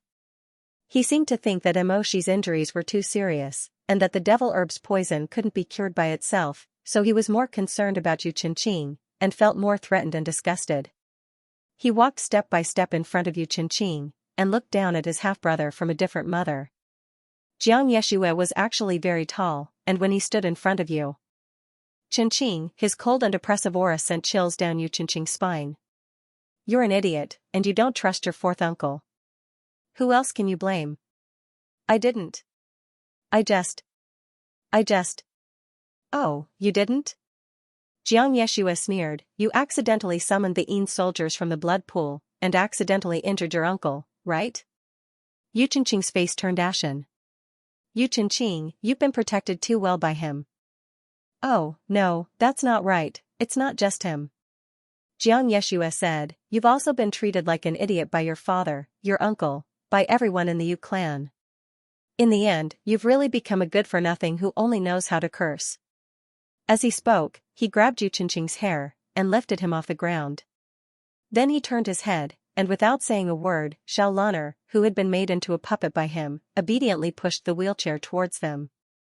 Jiang Yeshua exerted a lot of strength in his hands. He grabbed Yu Qingqing's neck and pushed him into the wheelchair. Yu Qingqing's hair stood on end, as if he was being dragged back to a cave full of bones by hyenas. He did not want to sit in a wheelchair at all. His face was pale as he struggled hysterically. However, Jiang Yeshua's strength was even more powerful than his. Jiang Yeshua pressed him down on the chair without giving him a chance to say anything. Leaning over, he narrowed his eyes and stretched out two long fingers to lift his chin. If you had grown up in my place, brother, you would have been in my place. You wouldn't have grown into such an innocent and foolish person. I'm so envious of your stupidity, do you know that? Yu Qingqing was trembling all over. If a person's skin and flesh were torn apart, their bones and blood would be separated, and they would be turned inside out, they would not be as badly mutilated as he was now. Yu Qingqing seemed to have a lot of things he wanted to say. He wanted to break down, be angry, be sad, and be vicious. But just like what Jiang Yeshua said, Yu Qingqing had been protected too well since he was young, so much so that he could only curse people with those two sentences. Those few pitiful words were unable to carry his destroyed emotions at this moment. He felt like he was going to be crushed by these emotions. He had already been crushed by these emotions. In this fragmented state, he could only tremble and pick himself up. In the end, he could only weakly ask, why did you do this, why shouldn't I do this? Jiang Yeshua stood in front of the wheelchair. He had been sitting in this chair for a long time, and now it was finally someone else's turn to sit in it. The subtle feeling in his heart made his eyes flicker with a faint light. Yu Qingqing, you and I are both descendants of the Yu clan. What kind of life have you been living, and what kind of life have I been living? Yu Qingqing looked up and said hoarsely, everyone says that you are a gentleman. But it turns out that you hide filth in your heart. Deeper than anyone else, Jiang Yeshua had always been very calm. Sometimes he was cold, sometimes he was gloomy, sometimes he was vicious, sometimes he was hypocritical. The only thing he had never felt was anger. But this sentence was like a key that pried open the most rusty lock in his heart. The accumulated anger that had never come out burned up, making his eyes shine brightly. His face actually became a little distorted. He spoke word by word between his lips and tongue. A storm was coming. I hide filth in my heart, and I'm not a gentleman? Jiang Yeshua sneered, Yu Qingqing, Yu Qingqing. Anyone in the world can say that about me, but you are not worthy. Do you know who you are talking to? The laughter suddenly stopped and became tense. Jiang Yeshua flicked his sleeves and turned around. When he stared at Yu Qingqing, his eyes were filled with hatred and bloodshot. He grabbed Yu Qingqing's lapel and stared at his face. His lips were filled with hatred as he spoke a sentence that made people shudder. If I didn't save you, Yu Qingqing, you would have been a corpse in the grave and a person in the spring. Your life was exchanged for the death of your so-called gentleman. This twisted hatred had accumulated for too many years. When it really gushed out, Jiang Yeshua's body trembled with hatred. He suddenly released Yu Qingqing. He used too much strength, causing the wheelchair to roll back. Jiang Yeshua raised his head. He stared at Yu Qingqing with red eyes. Then he looked around at the muddy sky cave, which symbolized the Yu clan's most ruthless magic. He looked around at the Yin corpses that only listened to the Yu clan master's orders. His eyes glanced at Mo Shi, whose limbs had been paralyzed by the zombie grass. He glanced at the muddle-headed Shaolaner. Finally, his gaze landed on the unconscious and heavily injured Murong Chui. His chest felt like it had been ruthlessly pierced by a small needle. The pain was not unbearable, but it made his breathing slow and his eyes red. He fiercely glared at Yu Qingqing.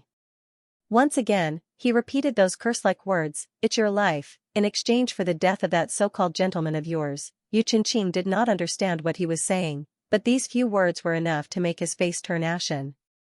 Yu Qingqing said in a low voice, "What do you mean, what do I mean?" Jiang Yeshua sneered. The smell of blood in the air was thick. There was no turning back. Only Jiang Yeshua knew that 20 years ago, if he had chosen another path, there would not have been such a massacre. Everything that belonged to the Yu clan, everything that he wanted, would have been his. 23 years ago. There were two paths in front of him. That year, he was called to a side room by his mother when he was still young. Even after so many years, he could still remember his mother's extremely beautiful but also extremely gloomy face. She said to him, "Yeshua, how are we going to live in the future?" Ambergris was burning in the room, making people feel drowsy. The expensive incense lingered around a similarly luxuriously dressed Lady Xia. Her hair was covered with pearls and jade, and her snow-white arms were covered with gold and silver bracelets. In her memory, her mother had always been dressed this extravagantly. It might not have been beautiful, but she loved this kind of gorgeous. Because it represented the Yu Juantian's love for her. In the Chonghua musical house, there were as many beautiful female zither players as there were millet. But how many of them could have a meteoric rise to where she was today? Lady Xia was proud of her past success, but she was also worried about her future. She was very clear that the Yu Juntian and the Murong Huang were engaged, and her ambition did not stop at being a lowly concubine. In order to monopolize the Yu Juantian's heart, she did everything she could.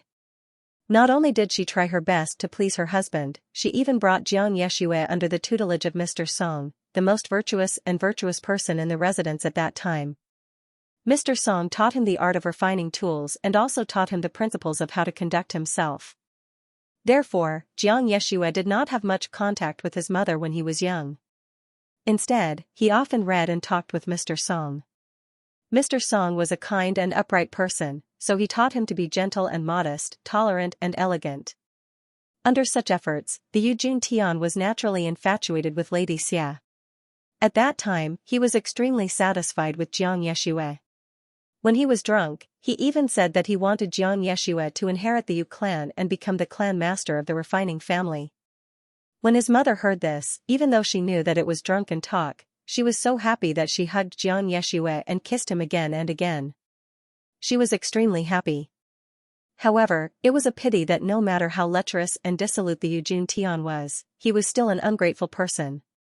Lady Xia also knew his temperament, so after a short period of joy, she still said to Jiang Yeshue worriedly, "Don't think that your father is treating us well, but that person will eventually enter the Yu clan.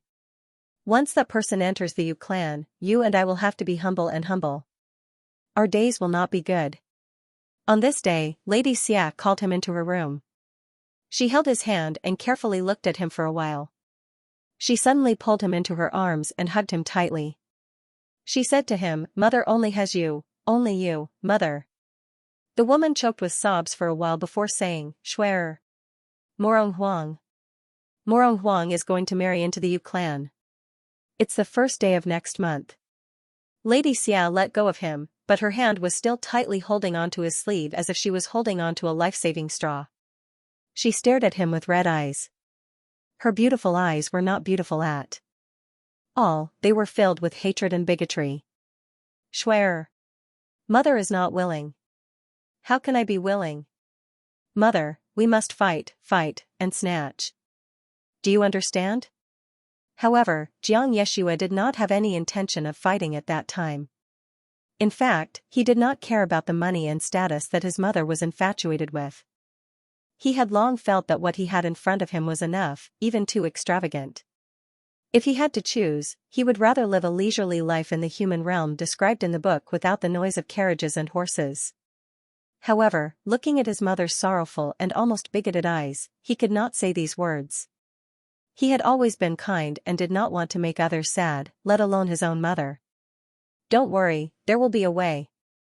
There will always be a way. Mother will not let her take away your things for no reason. Mother will also not let you bully her as you wish. In this Yu clan, only you and mother are of one heart. Yi Shui, Schwerer. Mother's good child, everything mother does in the future is for you.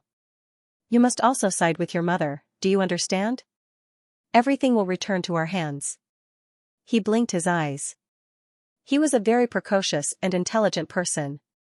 He did not agree with his mother's extreme desire for power and wealth, but he was well aware of her lowly background. He understood that her path had not been easy, and he also understood her fear of the collapse of the Vermilion Tower. Therefore, he could reconcile with her in his heart. It was just that he did not have the heart to fight. On the day Morong Huang married into the Yu clan, her mother dressed up beautifully and was extremely beautiful. She was originally a zither player and was used to a life of currying favor. It was not difficult for her to put on an exquisite smile. She courteously welcomed her, modestly tolerated her, and humbly flattered her. Xianxia looked at her and felt uncomfortable. When the wedding banquet began and the guests were all seated, he quietly left the main hall. The sky was very dark and it was snowing. He tightened his fur coat and remembered that the plum blossoms were in full bloom in the back courtyard. He planned to go there and pluck two and put them in his mother and teacher's room. Therefore, he stepped on the thin layer of new snow and walked all the way to the garden. Then he saw a young man wearing snow-white clothes and a bright red cloak. He was standing in the snow, looking up at the old plum tree beside the white walls and black tiles. That was the first time he met Murongchui. That year, he and Murongchui were still very young. It could even be said that they were immature and inexperienced. He didn't know that the boy in front of him, who looked younger than him, was actually his uncle in terms of seniority. He thought that this was a young master brought by a guest and secretly went to the courtyard to admire the flowers. Murongchui didn't seem to be in a good mood. He was so focused on looking at the plum blossoms that he didn't notice that someone had come behind him. It wasn't until the green oil paper umbrella with the image of a crane in the sky on one corner stretched out from the top of his head, blocking his snow and his flowers, that he was startled and abruptly turned his head around. Xianxia smiled at him with the attitude of an elder brother. "Whose child are you? Why don't you use an umbrella in such a heavy snowstorm?" Murongchui's eyes widened. He first took a step back, then 2 steps back. The expression on his face gradually changed from surprise to indifference. He didn't answer Xianxia's question. Instead, he directly said, "Who are you? What are you doing here?" This question was simple, rude, and impolite. It seemed that the other party didn't want to talk nonsense with him. However, Xianxia had a good temper. He was like a gentleman who was carved and polished. Although he was young, he often tolerated and took care of others. So he smiled and said, "My surname is Yu. My name is Yu Yeshua. As for why I'm here, it's because this is my home. The plum blossoms you're looking at are also my favorite." Hearing this, the other party narrowed his eyes for some reason. "Oh? You're Yu Yeshua, Xiaolan's child?" Xianxia suddenly heard such a young child call his mother's name directly, and even called her wrongly. No matter how well-mannered he was, he couldn't help but feel a little amused and annoyed. However, he didn't lose his temper. He just reached out and pulled the boy to his side. He pulled him under his large oil paper umbrella and gently lectured him. "Listen carefully. My mother's name is Xiaolani, not Xiaolan. Also, the snow is very heavy. You'll catch a cold if you stand there like an idiot. Let's go. I'll take you to the flower hall to see your elders." The other party unceremoniously slapped his hand away. "You have no manners. Do you know who you're talking to?" Xianxia couldn't help but laugh. He smiled and said, "You child?" Murongchui took off the hood of his cloak and smoothed out his messy hair. He looked at Yu Yeshua seriously and said, "Yu Yeshua, I'm your uncle." Xianxia's eyes widened. After a while, she burst out laughing and reached out to touch the boy's forehead. While probing, he laughed, "Oh, you. Did you catch a cold and burn your head?" Xianxia couldn't remember how the farce ended. He only remembered that in the end, Murongchui left unhappily. After the wedding banquet, he followed his mother to pay a visit to eldest madam, and when he was serving tea to eldest madam, he discovered that the young man under the plum blossom tree was actually standing beside Murong Huang, looking at him indifferently. It was only then that he realized that the boy in white, who was about the same age as him, was actually his uncle. His name was Murongchui. Although Murongchui lived in the same residence as him, he didn't like to interact with others. It was very rare for him to show up 3 out of 10 days. At first, Xianxia wanted to talk to him, but he was rebuffed so many times that he gave up. Teacher Song had taught him that the friendship between gentlemen was as light as water. He had always wanted to be self-disciplined. Murongchui didn't want to interact with him too much, so he didn't force him. However, not everyone in the world was as gentle and kind as Teacher Song. After Murong Huang and the Yujun Tian got married, he could keenly feel the changes in people's attitudes, whether it was at home or outside. Those who used to flatter and fawn on him were the first to disappear. After that, some elders no longer smiled at him as warmly as before. He was just a kind person, but he wasn't stupid. He saw all these things and knew the reason why. However, he was gentle and didn't care about favor or humiliation, so he didn't care. Only Lady Xia's resentment grew stronger and stronger, which made him feel worried and distressed. She always told him what kind of jewelry the Yujun Tian gave Murong Huang today, how much the jewelry cost, and how precious it was. Or perhaps she should tell him what kind of outfit Murong Huang had bought today, or what kind of clothes she had bought. As time passed, her words became more and more unpleasant to the ears. Sometimes, her words were so unpleasant to the ears that Xianxia frowned slightly. However, because she was his mother, she could only sigh in her heart. It wasn't that he didn't comfort her, but as long as he said something to enlighten her, she would glare at him and scold him, saying that he didn't want to improve himself and didn't know pain and suffering. Over time, Xianxia had no choice but to keep quiet. Later, Lady Xia's jealousy towards Murong Huang became more and more serious. When Murong Huang became pregnant, her hatred made her face become distorted. Murong Huang was a member of the royal family and was also the legal wife. Everyone coaxed her as if they were plucking stars or plucking the moon. The preferential treatment that Lady Xia received was something that she had never experienced before, even when she was pregnant with Xianxia.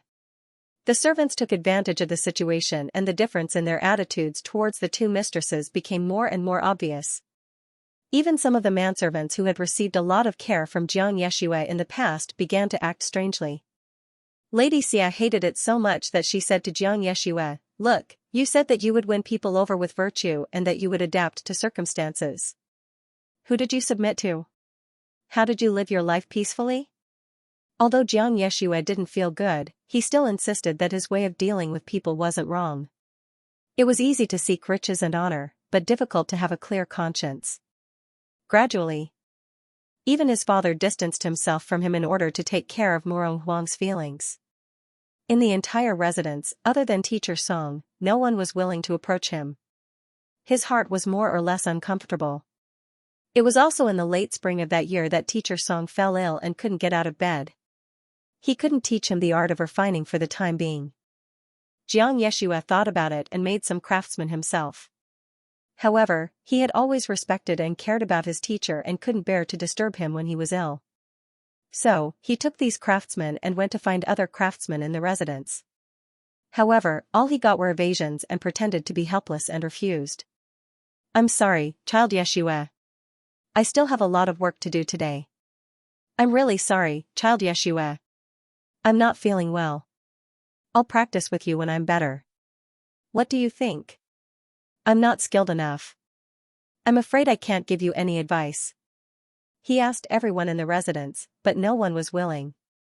Xianxia held the wooden mecha he made and walked in the empty corridor with his head lowered. Just as he was at a loss, he suddenly heard someone call him from behind. "You Yeshua." He turned around with disappointment and sadness on his face. However, he saw Murong Chuyi's face. His uncle frowned. "What's with your expression?" Then, he walked over from behind the arched door and looked down at the mecha in his arms. "You made this?" "Yes." Murong Chuyi picked up one of the small hourglasses and looked at it carefully. Eastern pearl blood crystal as the sand and sandalwood as the body. "Did you come up with this idea yourself?" Xianxia also knew about his reputation as a craftsman. He said awkwardly, "Yes." Murong Chuyi didn't laugh at him. He put down the small hourglass and said, "Come to my craftsman's room. I'll teach you." Xianxia didn't expect that Murong Chuyi would take the initiative to teach him. He couldn't help but open his eyes wide and stand there in a daze. Murong Chuyi walked forward after saying this. After walking for a while, he saw that Xianxia didn't move. He turned around indifferently and said, "Why aren't you following?" "Oh, okay. Okay." The days that followed, until Yu Qingqing was born, could be considered the most fulfilling and happiest days of Xianxia's life. Although Murong Chuyi wasn't much older than him, he was very accomplished in the art of craftsman. He taught him many refining methods and secret techniques that he had never thought of before. Between the two of them, Murong Chuyi always did things his own way. he didn't care what other people thought of him.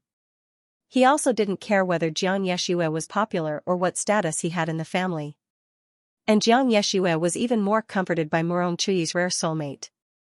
No matter what his mother said, he went to Chuyi's craftsman's room every day to look for him. Because of this, Lady Xia's words became more and more unpleasant to hear. Her disappointment in him also deepened day by day. She said that he was unfilial and favoring an outsider.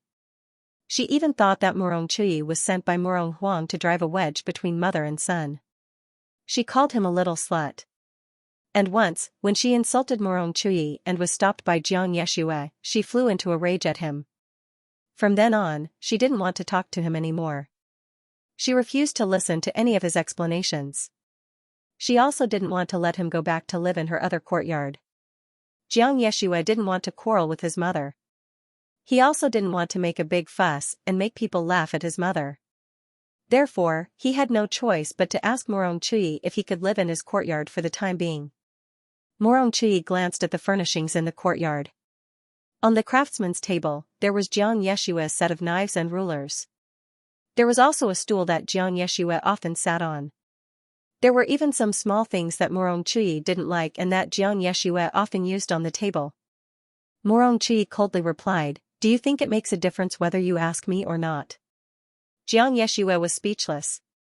The two teenagers also had times when they were particularly idle. Chuyi wasn't as uninterested as the outside world thought. He would buy palm-sized bamboo warriors that the children on the roadside liked. Then, he would lazily lie on the bamboo couch and ask Xianxia to come and fight with him. As he fought, he thought of some new magic tools. Therefore, he would spend the whole night drawing. Often, he would lie on the ground and fall asleep while holding the rules. When he woke up, he would continue drawing. Almost every time Chuyi fell asleep, Xianxia couldn't help but take a few more glances at him. How could this person be his uncle? He was obviously so young and inexperienced. When he lay on the ground and held the brush to sleep, he would often accidentally stain his face with the ink on the brush tip. He was so silly. Once, Chuyi was half asleep. He probably dreamed of something, so he woke up in a daze. In his half-awake state, he noticed that Xianxia was looking at him. He asked impatiently, "Why are you looking at me?" Xianxia's voice was so gentle that it surprised even himself. He smiled and said to him in a low voice, "I feel that my uncle is very dignified." Chuyi probably didn't understand his joke, or maybe he didn't even hear what he was saying. He only snorted softly. His long eyelashes fluttered, and he fell asleep again. Xianxia remembered that it was at that time when she looked at him that she felt an obscure and terrifying impulse. That impulse made her shudder and even made her want to run away. At that time, he didn't dare to think too deeply. If he did, he would probably wonder how he could have committed such a heinous crime. Even if they weren't related by blood, even if Chuyi was just an abandoned child picked up by Huang, his status was still there. If he had such thoughts about Chuyi, how much of a gentleman would he be? Just like that, several months passed in a daze and trembling with fear. Finally, Huang gave birth. Following the baby's loud and clear cry, two people from this illustrious family fell into hell from then on. One was his mother, Lady Xia.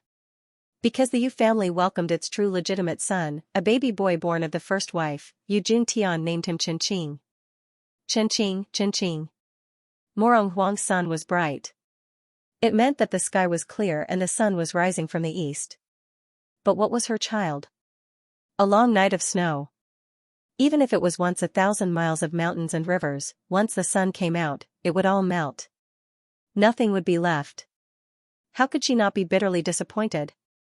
How could she not be resentful? The other person who fell into hell was Chuyi. Because Huang died in childbirth, he was caught off guard and lost the sister and mother who had adopted him and given him a second life. He had no benefactors left. After Huang passed away, Chuyi became more and more taciturn. He often locked himself in the crafting room and the only person in the entire Yu residence who could see him easily was Xianxia. During the mourning period, Chuyi silently made many clay figurines and injected spiritual energy into them. He slowly adjusted them and made them imitate Murong Huang's mannerisms and actions as they walked around his small courtyard.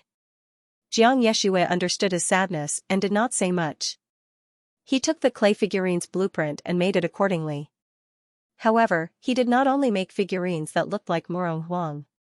Some of the clay figurines that he made looked like Murong Chui, some looked like himself, and some even looked like the child that was just born, named Yu Chenqing.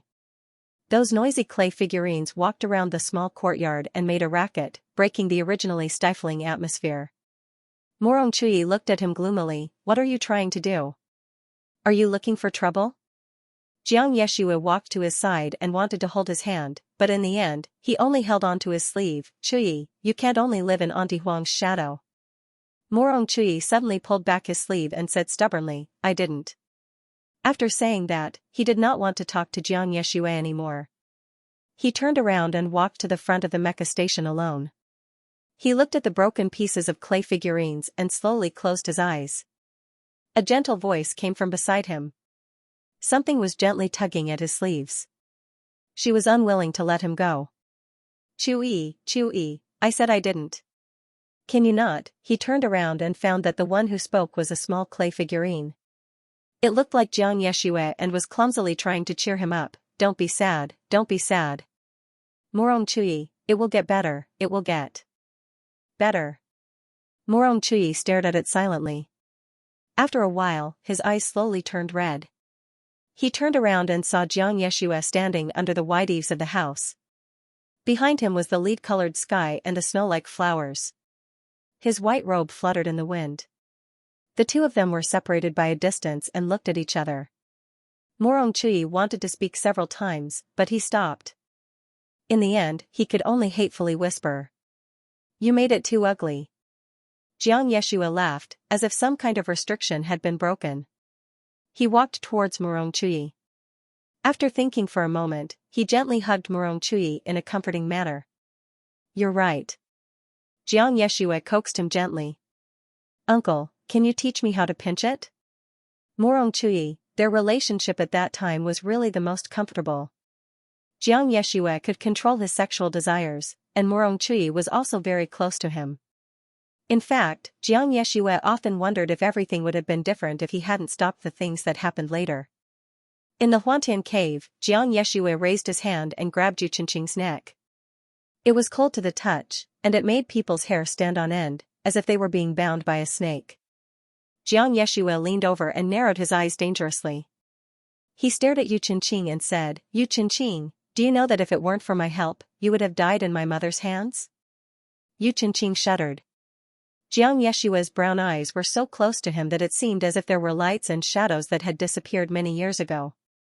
Not long after Murong Huang's death, Xianxia took the wooden toys that Murong Chui had made for the child and planned to play with Yu Chenqing in the side room. Although he knew that many people in the magistrate court had changed their attitude toward him because of Yu Chenqing's birth, he didn't have any hostility or malice toward the infant. On the contrary, although Murong Chui pitied the child, he didn't take the initiative to look for him because of his pride. He only casually handed the carefully crafted toys to Xianxia and asked him to send them to Yu Chenqing. After a long time, a small wooden man, a small wooden horse, a small wooden fish, a small rabbit with its ears erect. Murong Chui's scattered toys filled Yu Chenqing's cradle.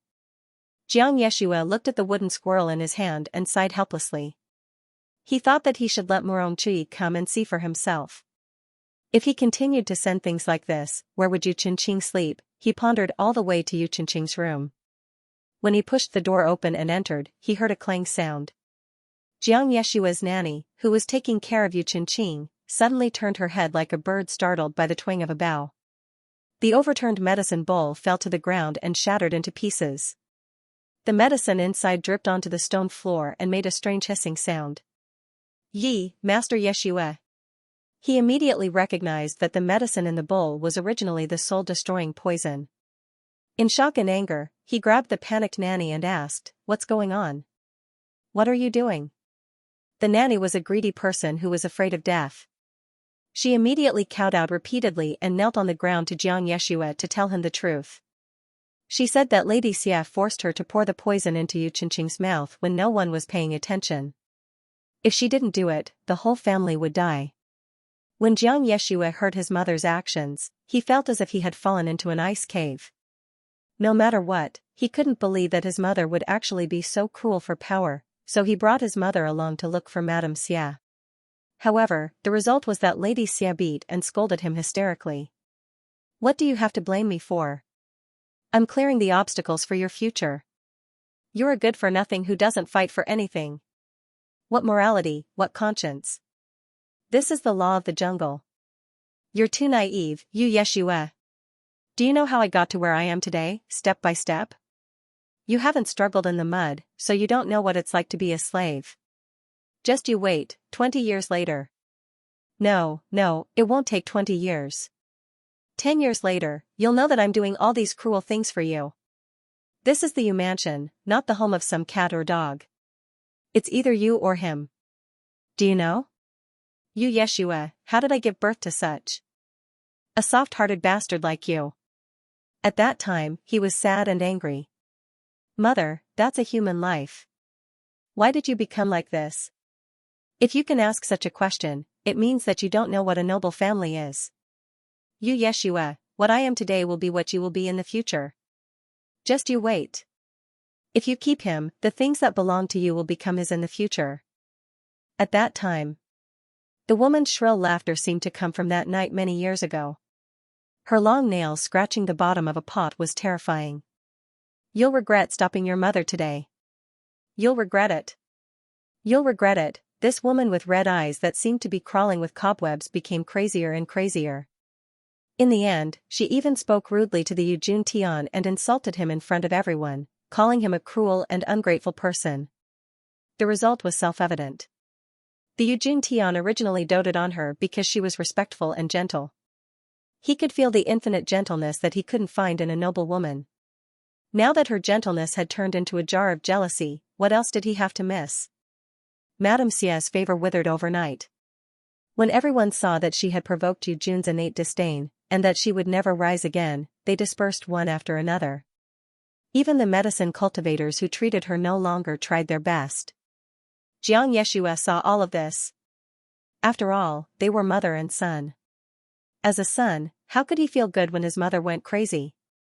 He went to her sickbed to take care of her and tried to get other medicine refiners to come in and treat her.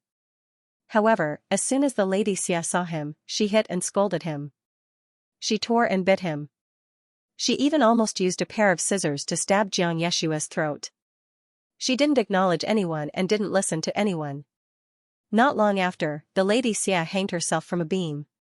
When the servants found her corpse, she was dressed to the nines. Her head of black hair was adorned with the most expensive colorful pearls that she had ever obtained. Her arms and neck were adorned with dazzling gold bracelets, necklaces, bracelets, and jewels. She was even wearing a colorful pheasant robe that only a marquise could wear, which was something that she had stolen from Murong Huang's belongings. She even wrote a suicide note. It was ridiculous. She suddenly thought that she was the female lead of this family and had a very high status and power. This woman's ambition and dreams were left in this world in an extremely tragic and ridiculous way. Her suicide note made the Yujun Tian lose all sympathy for her. She was right about one thing. The Yujun Tian was a heartless and fickle person. He ordered people to hastily attend to her funeral and didn't even look at her one last time. Her beautiful madam dress was changed into a white mourning dress. Her dazzling dream became a cold and unsightly monument. Because of the Lady Xia's death note, she wrote, "My son is the young master of the Yu residence, Yu Yeshua." It even wrote, "My son will replace the Yujun Tian." Even though he knew it was crazy, the Yujun Tian still had a knot in his heart towards Jiang Yeshua. His attitude affected the other members of the Yu clan's attitude towards Jiang Yeshua. The estrangement they once felt towards him became naked mockery and disdain overnight. The crazy woman's son. The mother and son are so ambitious. Ha ha ha ha. Jiang Yeshua lost his family and was in a bad mood. He didn't want to interact with others. In addition, he had always been elegant and well-read. He was a gentleman who didn't want to get involved in a quagmire. Therefore, he didn't say anything when he was wronged. When others thought that he and the Lady Xia were jackals of the same tribe, he didn't argue either. What could he argue about? Could he tell others that he had stopped his mother from poisoning his younger brother in the past? No matter how cruel and vicious she was, she had treated him well in the past. Now that she was dead, he couldn't bear to put a stain on her coffin. Forget it. He swallowed all the bitterness alone. However, the Lady Xia's curse was like a white banner, floating in front of his eyes with hidden bitterness. Those things that originally belonged to you will become his sooner or later. You will regret it. The me today will be the you in the future. You just don't know what it means to be a noble family. Many times, he woke up with a start in the middle of the night, sweating profusely. He looked outside in a panic. Morong Chui was still focused on adjusting the wooden armor under the light. He panted and lay back on the bed. Fortunately, at least Morong Chui still believed him. He didn't think that he was greedy for power and secretly hated Yu Qingqing. At least he could still stay in Morong Chui's courtyard. When he woke up, he could still see the person he loved by his side. Because of these reasons, Jiang Yeshua didn't harbor too much resentment. When Yu Qingqing could speak, she would babble and drool as she smiled and reached out to him, calling him older brother, older brother.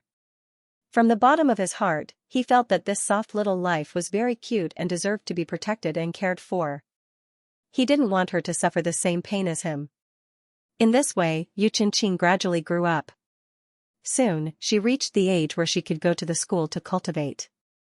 Because he was Morong Huang's son and had the blood of the royal family, in order to curry favor with the emperor, the Yu Jun Tian gave the best things to Yu Qingqing and left all the opportunities to Yu Qingqing.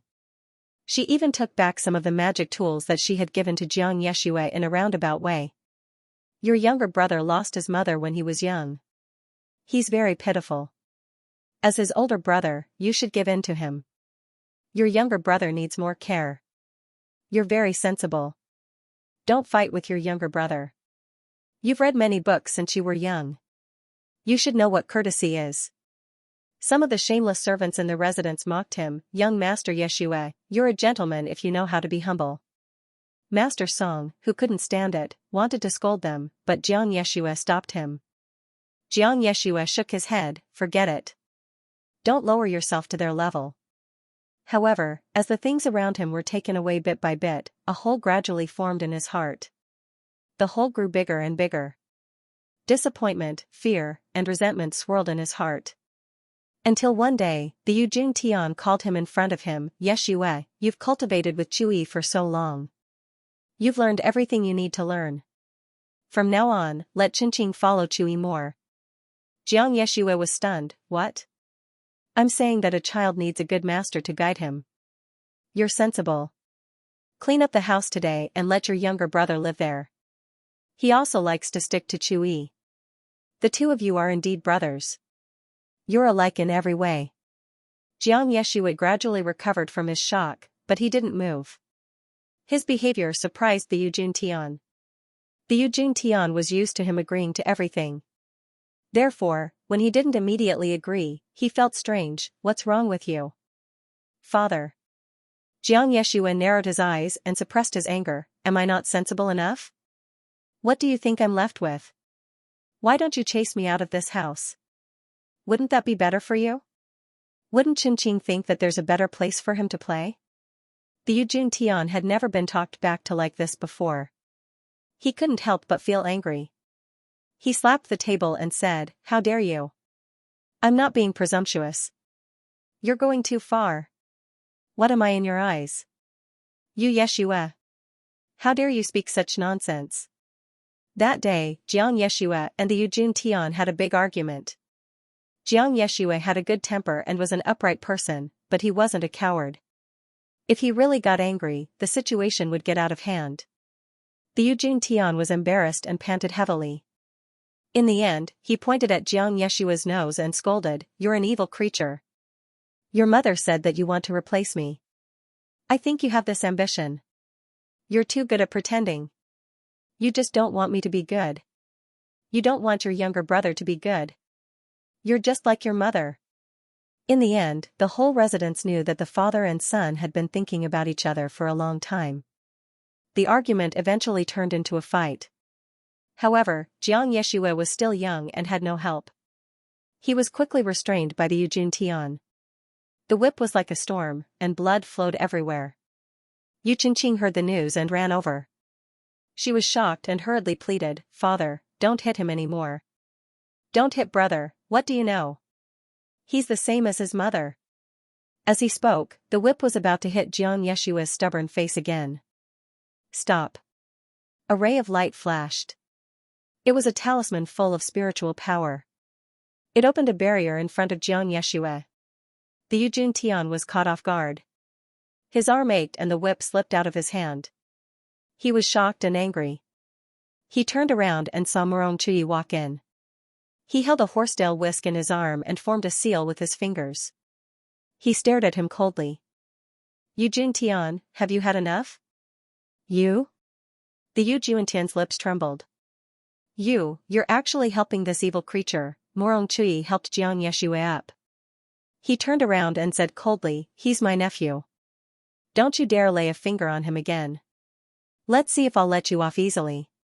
Because of Murong Chui's intervention, the matter didn't get out of hand. It was late at night. The two of them sat under the eaves and on the steps in the courtyard. Murong Chui bandaged the wound on his hand. The wound was deeper than the whip mark. It was caused by his father's divine martial skill when he fought with the Yujun Tian. When father and son quarreled, the father actually used the divine martial technique to deal with his son. This was simply inconceivable. Murong Chui was silent. It was rare for him to ask, "Does it still hurt?" Jiang Yeshua didn't answer. After a long time, he said in a low voice, "Before my mother left, she said that in less than 20 years, everything I have will become Qingqing's. But if I said that I never wanted to fight with Qingqing for the Yu clan, would you believe me?" Murong Chui said, "I believe you." Jiang Yeshua didn't expect him to answer so quickly. He didn't even hesitate for a moment. Actually, he didn't want to cry. But when he heard Murong Chui say those two words so firmly, he suddenly felt so sad and wronged. He buried his head in his knees and sobbed. He said that he never wanted to fight for anything. He said that he never wanted to be the master of the Yu clan. He didn't have the ambition. He said that he had already given everything he could. Why would he want to take away the only thing he couldn't give away? Murong Chui stayed by his side. In the end, he sighed softly and patted his shoulder. At that time, Jiang Yeshua's mind was also in a mess. After so many years of suppression, he had actually lost control. He looked up at Murong Chui comforting him. The emotions in his heart were like a surging tide. He didn't know what he was thinking. Maybe at that moment, he wasn't thinking at all. By the time he reacted, he was already leaning against Murong Chui. He lowered his head and kissed him on the lips. It was just a light touch, like a dragonfly skimming the surface of the water. But it was as if fireworks had exploded in his head. Both of their minds instantly went blank. After a long time, Murong Chui finally recovered from his extreme shock. He pushed him away as if he was being stung by a scorpion. He suddenly stood up. His handsome face was completely pale. "What are you doing?" When Jiang Yeshua saw Murong Chui's face, his dizzy mind finally became clear again. He was flustered. His face turned red. He hurriedly said, "Chui, Before Jiang Yeshua could stand up to explain, Murong Chui suddenly retreated a few steps. He stared at him in shock and anger. "Little uncle, I'm sorry. The word little uncle pierced Murong Chui. His eyes were stormy and extremely confused. He pursed his lips several times. He wanted to say something, but he felt that it was too absurd. He had always been used to treating Jiang Yeshua as an elder. Who knew that Jiang Yeshua would have such thoughts about him? He suddenly felt his back turn cold and he broke out in a cold sweat. But if he were to reprimand someone who had just been forcefully kissed, he really didn't have any dignity. Murong Chui's face turned green and white. In the end, he didn't wait for Jiang Yeshua to say anything. He flicked his sleeves, turned around, and ran away. From then on, Murong Chui and Jiang Yeshua became estranged. Jiang Yeshua wanted to apologize to him a few times, wanting to clear things up. However, Murong Chui was really too shocked, so he kept avoiding him, unwilling to be alone with him. This was not surprising. Murong Chui had always been a proper person.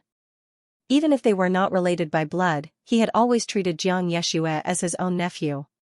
Which uncle would not be frightened by this kind of action? After a few times of being rejected, Xianxia finally understood that Chui did not want to talk to him anymore. Xianxia was well aware of moral principles.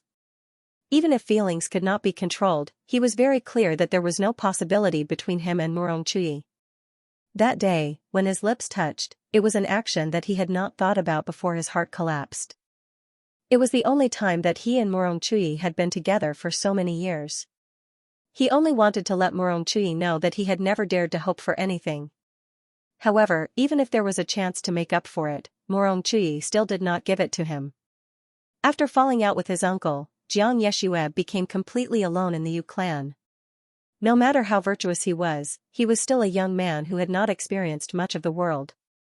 Under this kind of situation, he could not help but feel pain, unwillingness, loss and confusion. Fortunately, he had always known how to suppress his feelings, and had always tried his best to get rid of his emotions. Until the late autumn of that year. That autumn, the Yu clan's people went to the north to refine armors because of the emperor's mission. At that time, Yu Qingqing was still young, playful and immature. Even though his father had warned him many times, he could not help but sneak out to play every few days. However, the north was the border between Xianxia and Liao country. It was not a safe place. One day, Yu Qingqing sneaked out, but did not return even when it was very late. Yu Jingtian was very anxious, fearing that his son had been ambushed by the burning country's assassins. He immediately ordered everyone to go out and look for him. Xianxia and Chui were no exception. Do you still remember that experience? Xianxia's and Yu Qingqing's faces were reflected by the light of the blood pool in the chaotic heaven cave. You were so arrogant and willful at that time. You thought that everyone would spoil you. You didn't know the immensity of heaven and earth. You did whatever you wanted and ran wherever you wanted. In order to find you, we searched the most dangerous places in the northern region, but we couldn't find you. He lifted Yu Qingqing's chin and said in a deep voice, in the end, I had to use my own artifact to try and find your whereabouts. Yu Qingqing looked like it was on the verge of collapse and chaos. His eyes were unfocused. He didn't know how much of Xianxia's words he had heard. However, Xianxia didn't seem to care whether he had heard all of his words or not. After so many years of secrets trapped in his heart, it was finally time to tell others. Even if Yu Qingqing was deaf, blind, or dead, he probably wouldn't care.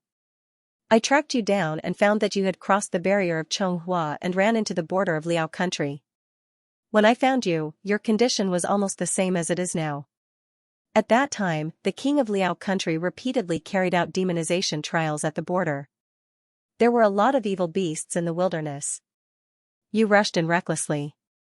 I don't know what kind of evil beast injured you, but you fell unconscious in the haystack. When Xianxia said this, he snorted as if he was mocking himself. At that time, no one else had been found. It seemed like only you and I were left in the world. As long as I made a move, you would die. Those things that you took away can all return to me, whether it's those boring dead things, Chui, the living person, or even the Yu clan. Everything could be mine. He raised his hand and slowly stroked Yu Qingqing's throat. He moved closer, as if he was asking someone else, but also as if he was asking himself. He said softly, Yu Qingqing, why was I so stupid that I didn't kill you? The muddy sky cave was quiet and deep. Only Xianxia's voice was the only sound. Whether it was Moshi who was poisoned, Chui who was seriously injured and unconscious, or Xiao Lan'er who had been turned into a puppet, they were all just ants in front of him. They were proof that he had turned this situation around and won. As he spoke, his expression became somewhat distorted. When he stared into Yu Qingqing's eyes, he could no longer associate the person inside with the person who was once a gentleman. But so what, he had already cut off his past self. That stupid brother of yours. Xianxia said softly, he was really stupid. His life was already so miserable because of you. But when he thought about how you were Chui's nephew and his own brother, not only did he not kill you, he was also worried about you. When he saw that you were about to die, he sent out a firework to inform you. Then, he ignored the demonic energy's corrosion and helped you, who was on the verge of death, passed the demonic energy to you. He also transferred spiritual energy to you to keep you alive. When Xianxia said this, he raised his head and laughed softly. How ridiculous was he? How ridiculous was I at that time? At that time, I kept you alive until the Yujun Tian arrived, but I was already corroded. But what about our father? When he saw that you were injured like that, he only wanted to bring you back to heal. But he didn't even notice my condition. But he closed his eyes. His emotions couldn't be seen when he said this. Fortunately, he didn't notice my condition. At that time, in order to prevent you from being devoured, I transferred all the demonic energy that you couldn't handle to my own body. This action was extremely dangerous. Because if this layer of demonic energy couldn't be completely removed, according to Chonghua's laws, the infected person would be executed. Fortunately, after the Yujun Tian found us, he only had eyes for you and completely ignored me. Xianxia sneered. In his eyes, I've always been an insignificant bastard. If I threaten his prestige and become a stain on his name, he'll definitely hand me over and punish me with capital punishment. What my mother said was right. The Yujun Tian was harsh and merciless. In order to protect himself, he would do anything. He would pay any price, let alone me, who he already hated. So, I didn't tell anyone that I was poisoned. After I returned to the camp with you, I took advantage of the fact that everyone's attention was still on you and quietly returned to my room. Yu Qingqing. He sighed. You'll never imagine how much pain I was in that night. He said the word pain very lightly, but the color of his eyes was extremely deep. My internal organs were burning, and I was living a life worse than death. No matter what I said, it was still light. Oh. Xianxia paused for a moment, then smiled faintly. Sorry. I forgot that you're the Yu clan's young master. You've been pampered since you were young and have never suffered any hardships. How would you understand what I'm saying to you? After that, I tried many methods to remove the poison from my body, but it was to no avail. That kind of demonic poison was something Chonghua had never encountered before. I couldn't control it at all. Instead, it spread more and more in my body. During that time, I often felt struggling and exhausted. I felt that the resentment and unwillingness in my heart had become so distinct that even I felt unfamiliar with it. I struggled for a long time. That bloody nightmare was already over. The confrontation between human nature and demonic nature had been very painful in the past, but now it had become an understatement from his mouth. Xianxia paused for a moment, then said, until one day, I suddenly felt that there was no need to struggle anymore. Yu Qingqing, I became like that in order to save you. But when I was in so much pain that I couldn't speak, who could I speak to? Since I was young, I've been patient, tolerant, conceding, and modest, but in the end, I ended up in this situation. I've had enough. I finally understood. So what if we're brothers? I hate you. I don't want to be that fool again. Although Emoshi's entire body was numb, he could still hear Xianxia's words. He closed his eyes. In front of him, it was as if he saw Xianxia's gentle and respectful appearance when he was young. He was gentle to everything and treated everyone well. Suddenly, that shadow shattered. Xianxia's cold sneer filled the Huntian cave. My mother was right. You did take everything from me. If it weren't for you, those things would have been mine. Why should I give in to you? Even your life. Yu Qingqing, it was because I gave you mercy twice, allowing you to live in this world for so many years. And your fourth uncle. Speaking of Morong Chui, Xianxia's vicious eyes were covered with a layer of wet lust. Do you think that he ignored you, distanced himself from you, scolded you, and didn't look at you because he didn't like you? Ha ha ha ha, what a joke. Let me tell you, it's not like that at all. The person he loves the most in Chonghua is you. Because you are your high and mighty mother, you are Morong Chui's son. That's why he would protect you even if he had to sacrifice his own life. Yu Qingqing's body suddenly trembled. He raised his head with tears in his eyes. The real reason he ignored you was actually because I did something to him. Xianxia's eyes narrowed slightly. He slowly said, after I lived according to my heart, the demonic energy in my body no longer caused me pain. Instead, I could use it. Then I realized that the demonic energy could be used in many ways. Among them, the one that I liked the most was that I could use it to invade a person's body. From then on, that person would not be able to get close to anyone other than me. Yu Chenqing's wet eyelashes trembled. Extreme anger rose from his chest. His dazed expression was still there, but the shock and anger made his empty eyes focus. He muttered, "You controlled him." "No. I never controlled him." Xianxia said calmly, "The demonic energy is not pure, so it doesn't have such great effects. It's just that every month, he would feel the burning pain. Only by drinking my blood or taking the best quality calming grass could he be relieved. But it's a pity. Normally, he would rather meditate by himself and force himself to get through the day than come to find me. Only when the heart-calming grass can't soothe his pain will he lose his mind and be forced to come to my side." Speaking up to here, he seemed to have thought of something. He turned his head and glanced at Mo Shi. He smiled and said, "Lord Shi, he is extremely intelligent. He should understand that this was the reason why you came to the academy to find me that day. My room was in a mess and there was blood on my blanket. At that time, he couldn't take it anymore, so he came to me. That day, he lost his mind and smashed everything in my room. I fed him my blood and calming grass, then carried him to the bed." When Yu Chenqing heard this, he angrily interrupted him, "Xianxia. How dare you force him like this? I'll kill you. I'll kill you." Xianxia used the wheelchair's mechanism to trap him. He said calmly, "What are you shouting about? I've never forced Chuyi." He was in so much pain that he wished he was dead. He called me a bastard. I could have humiliated him directly, but I didn't. That day, I just fed him my blood as usual, then carried him to the bed to rest. I have no interest in raping him at all. Compared to forcing him, I'd rather watch him lose his mind bit by bit. I'd rather watch him break down more each time the poison flares up. I want him to kneel and beg me to do him. That's the kind of situation I like." Yu Chenqing was about to go crazy. As for Xianxia, she was even more delighted when she saw his expression.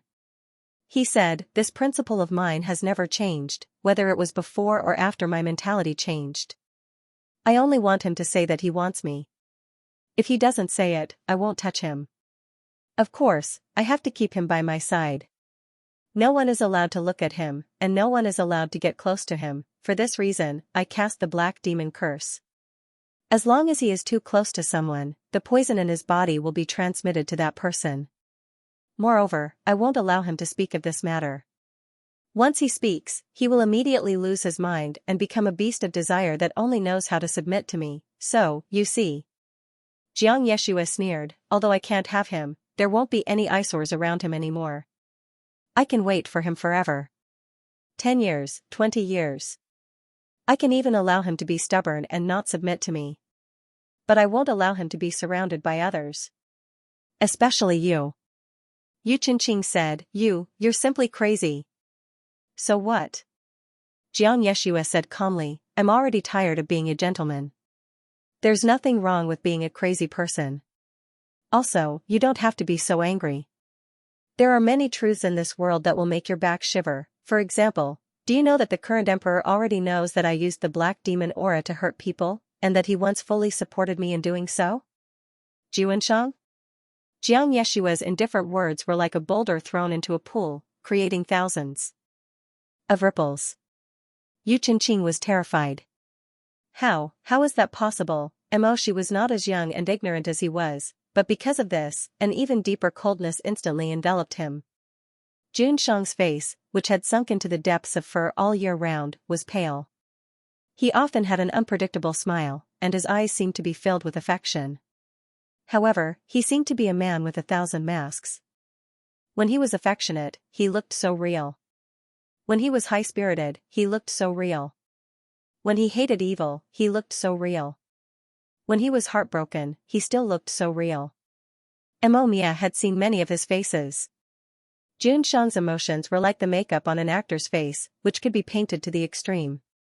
Even now, he was not sure which face was Juanshang's true appearance, and which emotions were Juanshang's true emotions. But now, Xianxia said that Xianxia supported his use of the qi of the black demon. Although he shuddered, he found that he was not the least bit surprised. Chonghua's Xianxia was also a madman, he had known long ago.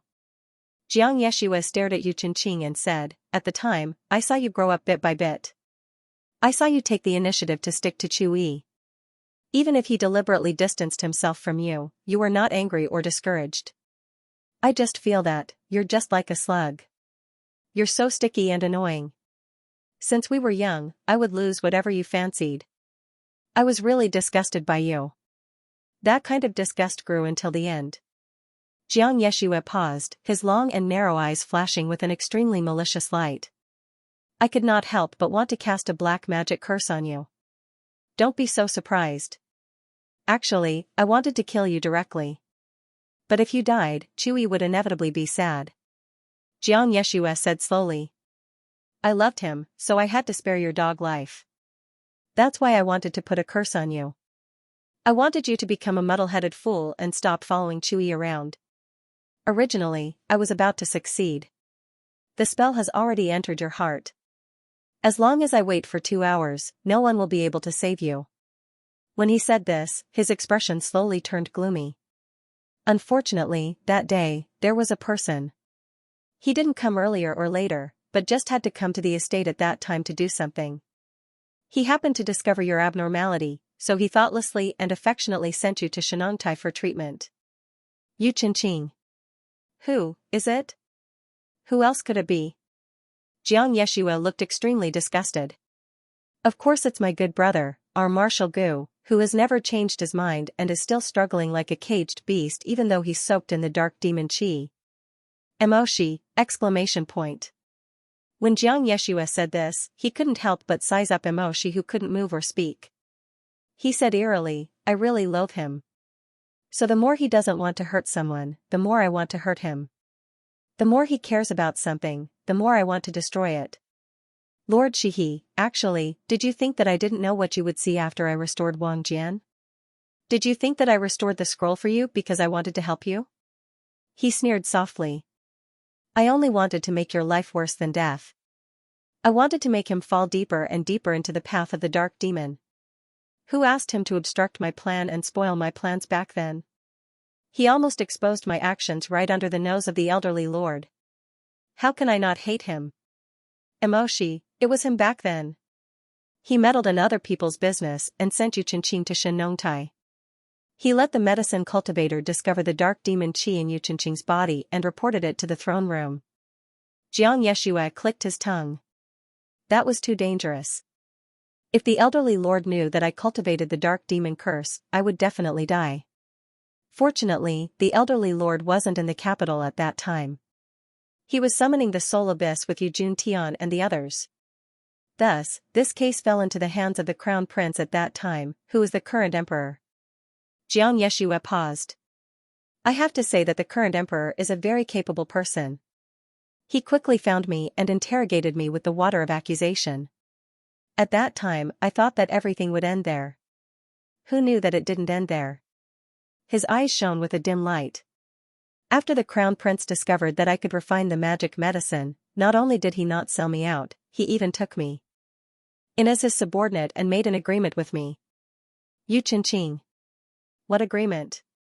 Xianxia said, "He wanted me to use my dark demon qi to carry out the trial he needed for him. In exchange, he would help me hide the situation in the imperial court. He also promised me that when the time was right, he would help me take back my power in the Yu clan and let me become the master of the Yu clan." Yu Qingqing, so in those years, he and I studied a lot of dark demon things and forbidden techniques. Xianxia flicked his sleeves. "I almost saw all the darkness of the empire, including the fact that Gu Meng was a secret agent. I also knew about it a long time ago. How many of Jun Shang's schemes that can't see the light of day did I not come up with suggestions from the side?" Xianxia said this and looked at Emoshi with a faint smile. "Oh, that's right. Let me tell you another interesting thing. Actually, the precious chess piece that Lu Zhanqing was hit by back then was not inserted into his body by the people of the burning country." Emoshi! Exclamation point. Jiang Yeshua said with a smile, "It was me who made the chess piece, the emperor's idea." After a few moments of silence, a strong wave of nausea surged up along with an intense wave of pain. If She only felt disappointed before, then after he understood the meaning of Jiang Yeshua's words, his face turned pale and he almost vomited. On the golden platform, the honored king's heroic words. In the Vermilion Bird Palace Hall, the emperor's sorrowful words. "Marshal Gu, you and your army are the most precious treasures that I cannot part with. Do you think that I can feel at ease when I frame a loyal person? Fireball, I do not have a heart of stone. It's just that I am in the 9th layer and in prison. How can I feel at ease?" In his memory, the emperor's sorrowful and dignified face slowly twisted into the shape of an evil spirit. Full of lies, Jiang Yeshua said indifferently, the emperor had long planned to send people to the burning country to collect more black magic techniques. He also felt that Gu Meng's power should be removed as soon as possible.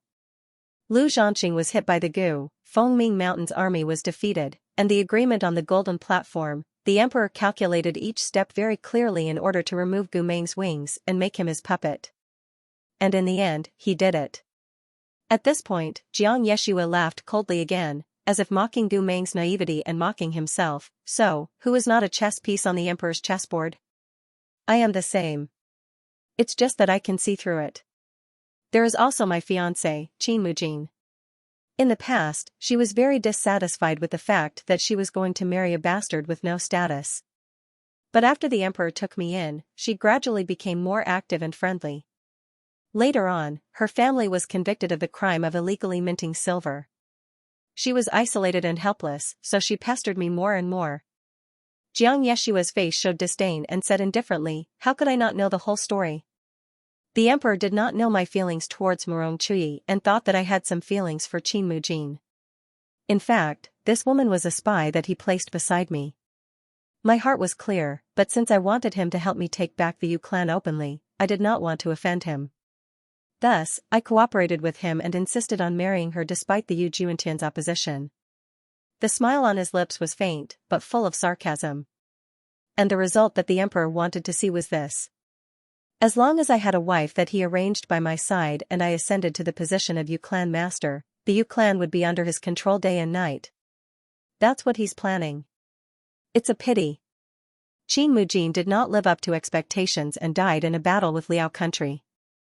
In the past, everyone thought that Jiang Yeshua and his wife were deeply in love, but it was just a facade. Love was a show, marriage was a trap. Only her death made him happy. That Jun Sheng of ours has always been suspicious. Naturally, he attributed her death in battle to me discovering his intentions and plotting her death. Jiang Yeshua said until here and paused for a moment. The disdain and arrogance in his eyes became more and more obvious. How laughable. She was useless, so how could she blame me? But no matter what, from then on, the emperor gradually lost his trust in me. At that time, Gu Meng had successfully infiltrated Liao country and became the new link between him and Heimo's magic. He began to isolate me from his henchmen, and the Yu clan's power that he promised to give me was not settled. Jiang Yeshua said eerily, "Later on, I injured my leg in a battle and became a cripple." His cold treatment towards me became more and more obvious. I asked him when he would fulfill his promise, but he always answered half-heartedly. His expression also showed that he was extremely impatient. Fortunately, I had already thoroughly experienced the 4 words harsh and ungrateful from Yu Juntian. Jiang Yeshua sneered, asking a tiger for its skin, how could I not make thorough plans? I knew in my heart that he would most likely burn the bridge after crossing the river. After seeing that I was no longer useful, he would kill me to silence me. So one day, I secretly told him that I had already made more than 100 magic tools. If I died because of his schemes, these magic tools would immediately be activated. He licked his lips and said with a wolf-like attitude, I told everyone in the Chonghua about his dark scandals over the years. Jiang Yeshua sneered as if he had won a great victory. After he heard my plan, he panicked and put on that hypocritical attitude again. He coaxed me, saying that the Yu clan would be mine sooner or later, and told me to wait for him. He even personally went to the Cultivation Academy and found me a comfortable place to stay. His smile disappeared, leaving behind only a gloomy expression. Xianxia said eerily, unfortunately, how could I trust him again? The person on the throne didn't dare to touch me, and I also didn't associate with him anymore. It's just that both of us have secrets in each other's hands. Some things can be seen through but can't be said, leaving each other some face. Actually, I was very clear about everything he did, including why he wanted to obtain the remnant soul of the demonic blood beast. She sneered again. The remnant soul of the demonic blood beast, his ears were buzzing with the sound of blood flowing. Shi's heart was bitterly cold. Gu Meng had risked his life to obtain the remnant soul of the demonic blood beast in order to prevent Liao Gua from summoning the demonic beast again. Could it be that Jun Shang obtained it for, as if he could see through his thoughts, Xianxia said, of course, Jun Shang didn't lie to you. If Liao Gua obtained the last remnant of the demonic blood beast's soul, the flames of war would definitely erupt, and Chonghua would be finished. However, he didn't obtain the remnant soul of the demonic blood beast for the peace of Jiuzhou, but for his own hegemony. Jun Shang is not an ordinary person, and he's not someone who hates war. In fact, you should think of ways to reseal the remnant soul, instead of handing it over to him. He laughed almost mockingly. I'm afraid that the war Gu Meng wanted to stop, not only did he not stop it, but he also accelerated it. Just wait and see, Liao Gua will soon start an endless war with Chonghua for the sake of the remnant soul, and our Jun Shang, he will use your blood and lives to counterattack in this long-awaited battle, and from then on achieve his glory. Xianxia said gently but extremely frighteningly, now that he has his new lackey Gu Meng, as for me, he can heal my legs and seize my power. No one can do anything to me. Yu Qingqing's face was covered with tears and blood, and he muttered in disbelief, heal your legs? He finally reacted, and said with a trembling voice. So you didn't get close to Xiao Lan'er to take care of her, you took a fancy to her spirit nucleus, yes. Xianxia openly admitted, her spiritual core is a dangerous thing in her body, but since I took it, it not only provided me with spiritual energy, but also provided me with a steady stream of spiritual energy for the bracelet I embedded in my leg. What's wrong with it? In order to recover your health, you made her a puppet. For the Yu family, you planned the change of the Muddy Sky Cave, you killed so many people. Yu Qingqing was furious, and his eyes were full of blood and tears. Xianxia. Who can recognize you? Who can tolerate you? Xianxia sneered, are you a pig? After leaving this cave, who will know that I killed these people? I used all my demon breath to activate the demon seed in Chuyi's heart. Even if they sent 100 corpses, the result would be the same, they all died at the hands of Murong Chuyi. Yu Qingqing lost control and said, you still want to ruin his reputation? You want him to take the blame for you? He doesn't have a good reputation anymore. Xianxia said indifferently, as for taking the blame, there's no need for that. I can threaten Jun Shang and ask him to secretly exchange him out of the prison. From then on, there will be no more Murong Chuyi in this world. I can lock him in the depths of the Yu family residence, and he will still be mine. His life won't be in danger. Don't worry. Even if I kill everyone in the Yu family, I will definitely let him go. As he said this, a ray of light condensed in his hand. Xianxia summoned his sword and pointed it at Yu Qingqing's throat. Yu Qingqing, I let you live for another 20 years in this world. It can be considered as fulfilling our brotherhood. Xianxia smiled and said, don't hate me in the underworld. After saying this, he raised his hand and directly stabbed his sword down.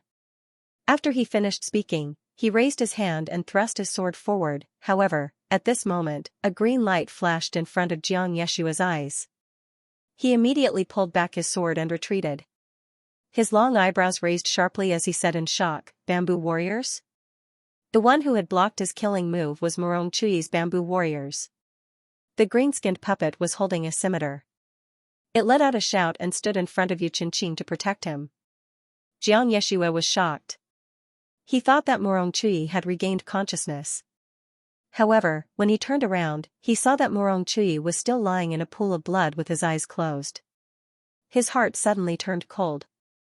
He suddenly realized, it was Yu Qingqing. Yu Qingqing's cowardice from before was actually an act. When he was fighting the sword demon Li Qingqian, Yu Qingqing had called the bamboo warriors to protect him with a scream. These bamboo warriors' first master was Murong Chuyi. Once Murong Chui lost consciousness, they would follow Yu Qingqing's orders. Therefore, when Jiang Yeshue was speaking, Yu Qingqing had already secretly called back the bamboo warriors that were wandering around the cave. Jiang Yeshue suddenly turned his gaze to Yu Qingqing. He saw that although Yu Qingqing's expression was extremely sorrowful, he was not as dispirited as before. He could not help but clench his teeth and said, "Yu Qingqing, I have underestimated you." Yu Qingqing coughed up blood and gasped for breath as he raised his head. "I have said before. I am already the head of the Yu clan, how could I?" His mouth and teeth were dyed scarlet with blood. "How could I allow you to do evil in the muddy sky cave?" After he finished speaking, he shouted sternly, "Everyone, attack!" Dozens of bamboo warriors received the order and instantly rushed out from behind the high rocks. One after another, they pounced on Jiang Yeshue. They let out sharp screeches and began to fight fiercely. While Jiang Yeshue and a large number of bamboo mechas were fighting, Yu Qingqing broke free from the restraints of the wheelchair, stood up shakily, and walked in front of Mo Shi. He said to Mo Shi, who was unable to speak due to the poison in his body, "Lord Shihi, I'm sorry. I've implicated you in the Yu clan's matter." Yu Qingqing's black eyes were moist. He looked extremely tired, but his eyes flashed with determination. "But I won't.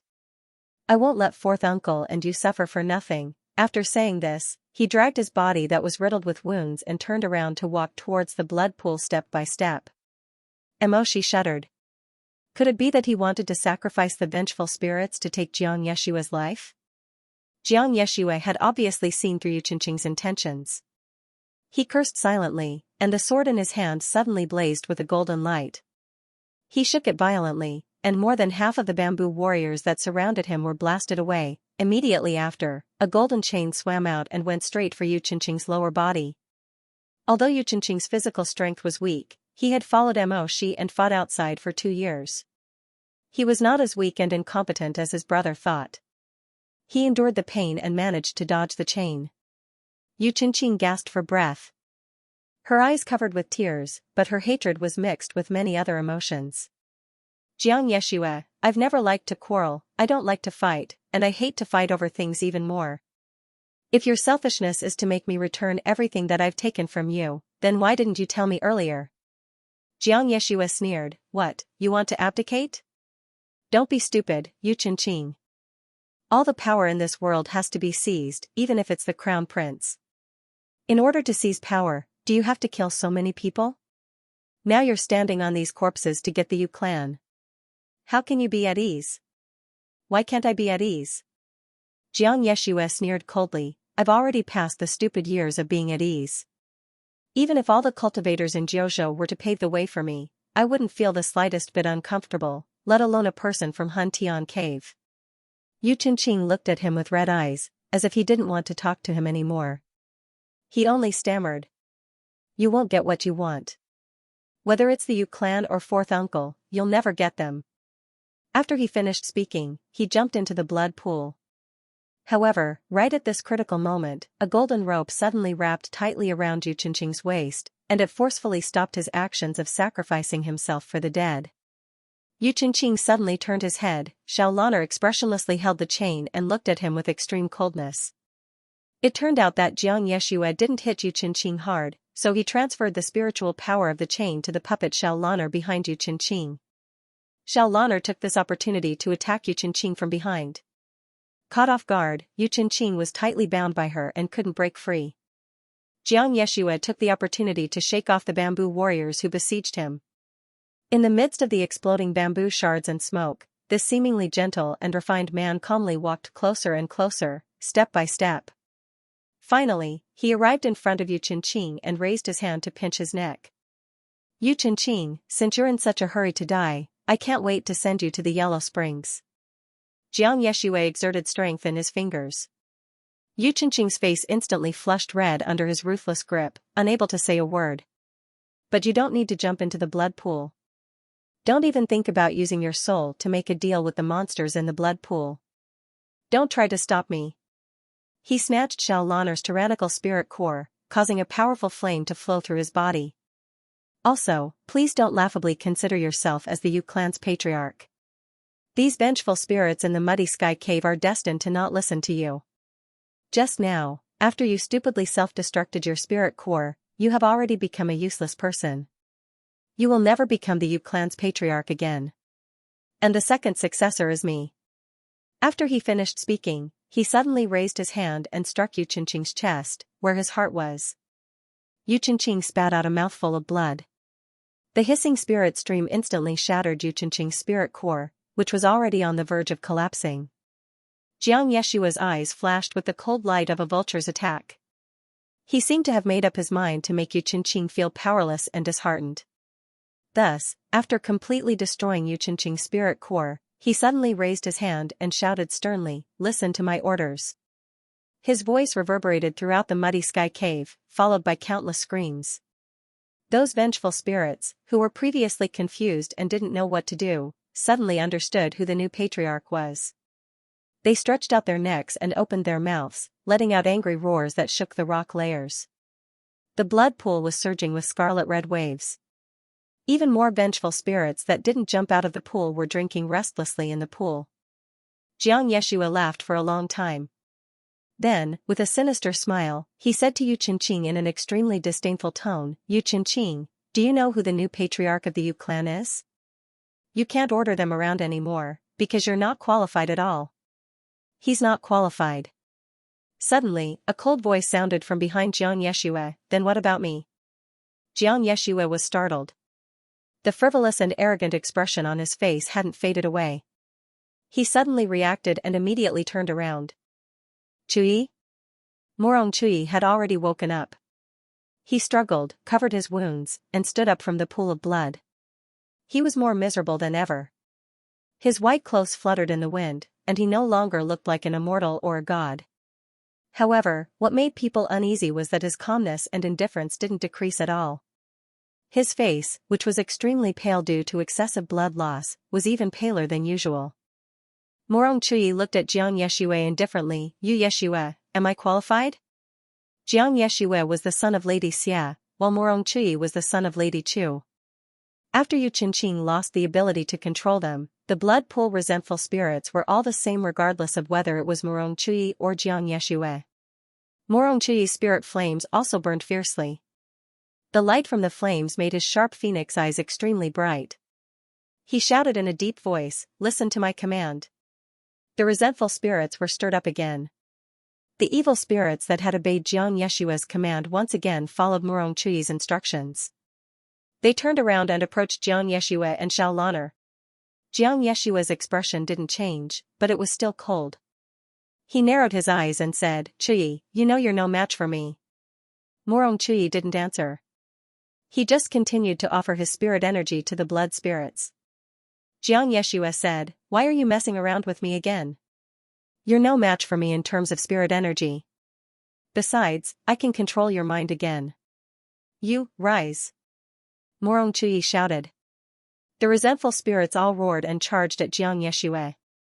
Jiang Yeshue flicked his sleeves and increased his spirit flow. He wanted to pull the resentful spirits back to his side. But at that moment, he heard Morong Chui sneer and say, "Yu Yeshue, you're right. You steal people's spirit energy, destroy their spirit cores, feed them poison, and control their hearts. I'm no match for you. I'm no match for you." Jiang Yeshue stared at him. For a moment, he didn't understand what he meant. "I'm sick of being your puppet. But in order to protect Yu Qingqing, I've been enduring it. No matter how disgusting it is, I'll endure it. To be honest, I've endured it to the end. I don't want to care about the Yu clan anymore." When Jiang Yeshue heard him give up, he heaved a sigh of relief. He took a step forward and said, "Chui, if you don't interfere in today's matter, then for your sake, it's not impossible for me to." Morong Chui looked at him calmly. "Jiang Yeshue, you don't have to negotiate with me. You can forget about controlling me for the rest of your life." Jiang Yeshue was stunned. Morong Chui sighed. He said in a low voice, "It's been more than 20 years. It's time for us to end it." Jiang Yeshue suddenly reacted. He rushed forward and shouted, "Chui!" But it was too late. Clothes rustled in the wind. He grabbed empty air. Chuyi's clothes flew past his fingertips. Before Xianxia could say anything, the blood-stained white clothes fluttered and fell into the surging lava of the blood pool. Dead silence. For a moment, Yu Qingqing, Xianxia, and even Mo she didn't think that this was real. Chuyi was too decisive and straightforward. Just like everything he did in the past, as long as he thought it through, he would do it. He didn't say anything else. He didn't want to stay with anyone. He didn't explain to anyone. Or maybe he knew that Xianxia could quickly control his body again, so he didn't give Xianxia a chance to ask him to stay. Chuyi seemed to have always been heartless. Even to himself. For a moment, Moxie thought that Chuyi would soon return to the surface from the bottom of the pool like an immortal exiled from the snow, just like when he killed the sword devil Li Qingqian. That person was so casual and confident about his victory. But it didn't happen. The blood pool churned. Once again, a huge scarlet wave burst out. The wave transformed into the shape of a twisted evil spirit. It roared and charged toward Xianxia. Yu Qingqing finally regained her senses amidst the torrent and screamed hoarsely, "Fourth uncle!" No, no. Xianxia, on the other hand, was still in a daze. His eyes were wide open, and his eyeballs were about to pop out of their sockets. He raised his hand. He could clearly block that attack, but the image of Chuyi being swallowed by the blood pool still seemed to flash before his eyes. Chuyi's last words seemed to echo in his ears. He didn't even think it was real. In his calculations, he had included everyone's death, and anyone's life could be used as a bargaining chip. However, he did not take into account Chuyi. Xianxia stood there stiffly. Perhaps he didn't even know why he was standing there in a daze. Before he could ask his own heart, before he could understand what he was feeling, the violent current of the blood pool came crashing down furiously and wrapped around him. Instantly, the intense red color filled everything in front of him. Xianxia couldn't help but murmur in a trembling voice. "Do you really hate me that much?" No one answered. The scarlet red in front of them was like an old plum tree from many years ago, leaning against the pinkish-white wall, blooming brightly. At that time, he was young, upright, and spotless. He had never let anyone down. He held the umbrella and walked behind the youth who was standing with his back to him. He smiled gently and said, "Whose child are you? Why don't you hold an umbrella in such a heavy snowstorm?" Chuyi turned his head. There was no hatred in his eyes, nor was there any disappointment or sadness. He just looked at him quietly. It was different from when they first met. In a daze, he seemed to see Chuyi smiling at him. Against the backdrop of the wind, snow, and plum blossoms, the youth said to him, "Nice to meet you. My name is Chuyi." Xianxia's heart suddenly ached. The memories of the past 20 years stabbed into his chest. In the first half of his life, he stuck to the righteous path and failed to obtain justice in the world. However, in any case, Chuyi trusted and protected him. In the second half of his life, he was stained with blood and plotted everything. Just as he was about to take back his power, he discovered, the person standing in front of him was the same person. However, Chuyi had protected him. When everyone distanced themselves from him and his old friends tried to avoid him, it was Chuyi who gave him a place to stay. He gave him recognition, encouragement, and a home. Perhaps Chuyi didn't hate him. It was because he had personally killed Xianxia, whom Chuyi respected, the moment he fell into the devil's path. In the last moments of his consciousness, he heard Yeshua Qingqing's heart-wrenching cries and wails, "Fourth uncle. How is he your fourth uncle?" Xianxia thought. At the beginning of the story, he was clearly my man. If only our time stopped at that one year, that one day, under that old plum tree, how wonderful would it have been? Fourth uncle. Fourth uncle. The torrent of resentful spirits swallowed him. The waves of blood receded. Even the remains of the bamboo warriors on the shore and the resentful spirits that had leaped out of the blood pool were swept away. Xiao Lan'er fell to the ground. She had completely fainted. Yeshua Qingqing knelt on the ground with a thud and staggered towards the blood pool. His face was covered in tears as he wailed. "Fourth uncle. No. I don't want you to go. Ah.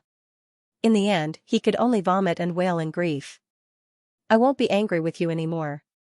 I beg you. I beg you. It was as if it had finally responded to his pleas. Suddenly, a warm white light floated up from the blood pool. Yeshua Qianqing suddenly raised his head. His pupils constricted, and his whole body trembled. The color of his lips faded away in an instant. He was so desperate yet so full of hope. His hands and feet rubbed against the ground, leaving streaks of blood. He crawled towards the blood pool. Fourth uncle, it was indeed Morong Chui who had floated out of the blood pool. However, he was already in the state of a sacrificial soul. He did not have any more spiritual power, nor did he have any more time. His white body was gradually becoming transparent. It was exactly the same as when he had come out to save Yeshua Qianqing when he had gotten into trouble. Morong Chui's silk belt fluttered, his clothes fluttered, and the snow-white sword light enveloped him, causing him to fall to the ground like a god descending to the mortal world. However, unlike before, Morong Chui had always looked impatient when he saved him. He did not look him in the eye, nor did he speak to him. However, this time, without the black demon curse that Jiang Yeshua had cast on him, Morong Chui no longer had to worry about being contaminated by the devil qi if he got too close to someone. Finally, as Yeshua Qianqing had longed for, he gently smiled and lowered his eyes. He raised his hand, which was floating with white light, and gently covered the top of Yeshua Qianqing's head. Yeshua Qianqing could not speak. Finally, his tears fell like rain. You have done very well, Yeshua Qianqing. Morong Chui's voice was as ethereal as smoke, drifting in the Hun Tian cave after the great calamity.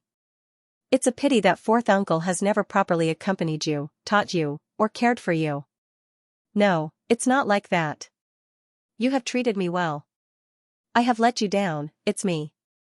Fourth uncle, don't go. Can you exchange places with me? Please exchange places with me? What nonsense are you talking about? Morong Chui stretched out 2 fingers and lightly tapped Yeshua Qianqing's forehead. You are still young. You still have a long way to go. This is the last time I will save you. In the future, you have to be more diligent and work harder. Remember, you are not only Morong Huang's son. He paused for a moment and gently said, you are also my nephew, Yeshua Qianqing. After saying this, he walked to Emoshi's side and placed his hand on Emoshi's chest. He transferred the last of his soul power bit by bit, dispelling the devil poison that was difficult to cure. Emoshi choked and spat out a mouthful of blood. He could finally move.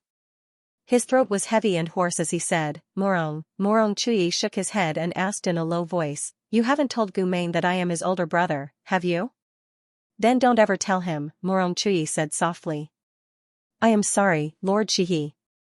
His hand moved away from Emosia's chest, and the shadow became more and more indistinct, fainter and fainter, almost becoming an unrecognizable illusion. Everyone has their own fate. Fate is shallow, but fate is deep. It seems that I am not fated to be with him. I will not be able to make it to tomorrow's appointment. Please tell him to take care of himself. The last bit of light gradually dissipated. Only Morong Chui's voice still lingered in the cave. It was a gentle voice that no one had heard in all these years. Don't expect me to. Gumain sat by the window of the inn. He had woken up a long time ago. When he saw Emoshi's enchantment, he knew that Emoshi had something to do and had gone out temporarily. So he was not anxious at all. He sat there obediently, waiting for him to come back. Now that he had been tortured too much, his senses and emotions had been dulled beyond recognition. He rarely experienced any clear emotions. Happiness, anger, sorrow, and joy were like diluted water to him, becoming very faint. But as he looked at the sky slowly turning white, he remembered that after dawn, it would be the day he had promised to meet his brother. He was about to have an older brother and a home. He could not help but reveal a happy expression. He leaned against the window, looking expectantly at the red clouds filling the sky and the rising sun rising above the horizon. He thought for a while, got up, and took out the white clothes that Emoshi had bought for him.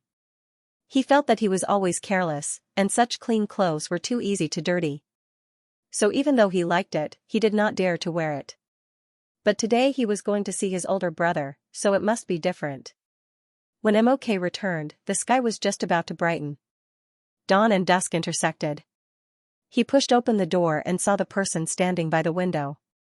He was tall and handsome, his long hair tied up with a jade buckle, and his snow-white robe reached the ground. For a moment, his heart skipped a beat. He hated that he could not believe that last night at the Muddy Sky Cave was a dream. The person leaning against the window was Morong Chui, and Morong Chui had come to keep the appointment. But no. Slowly, he saw clearly that the person standing there looking at him was Gu Meng, who had changed into new clothes. Quietly, obediently, and expectantly, waiting for him to bring his older brother. Emoshi? Gu Meng saw that he had come back. At first, he was happy, but then he saw that his clothes were covered in blood. He felt confused. He walked towards him. What happened to you? Emoshi did not say anything. In fact, he could not say anything else. Only 3 people came back from the celestial cave. Other than Xiao Lan'er, who was sent to the clinic for treatment, he and Yu Qingqing were both speechless. Yu Qingqing had experienced sobbing and wailing, and had been sitting by the blood pool in a daze. He was probably thinking about what he had said and done to Morong Chui. He was thinking about how he had listened to Xianxia and pushed his fourth uncle, who had always been alone, into an even colder abyss. Morong Chui did not leave behind any relics. The only thing that could be considered as his relics were the broken bamboo warriors in the cave. They now obeyed Yu Qingqing's orders because they had lost the person who had carved them. However, when Emoshi accidentally touched one of them in the celestial cave, it shrunk to the size of a palm and lay quietly on the ground, as if it was fulfilling someone's last wish and was waiting for him to bring it back. Emoshi took out the small bamboo warrior and placed it in Gu Meng's palm. Gu Meng stared blankly, but he was just slow, not stupid. He had always been very understanding, even though sometimes this kind of understanding only brought him more suffering. The room was terrifyingly quiet. After a while, Gu Meng asked softly, "He won't come back, right? Does he not like me?" Emoshi raised his hand and pulled him into his arms. He suppressed his sadness and said to Gu Meng, "No, he has some things to do and has to leave first. He likes you very much, so he asked me to give you this small bamboo man. When he's done with his business, he'll come back." "How long will that take?" "It might take a long, long time." Gu Meng was silent. After a while, he asked softly, "Emoshi, why are you crying?" Why was he crying? The change in the Hun Tian cave happened in just one night, but it seemed to have turned the things that had accumulated for more than 10 years upside down. Jiang Yeshua's kindness and gentleness were fake. His love with Qin Mujin was fake. Morong Chui's selfishness and heartlessness were fake. Jun Shang's words were also fake.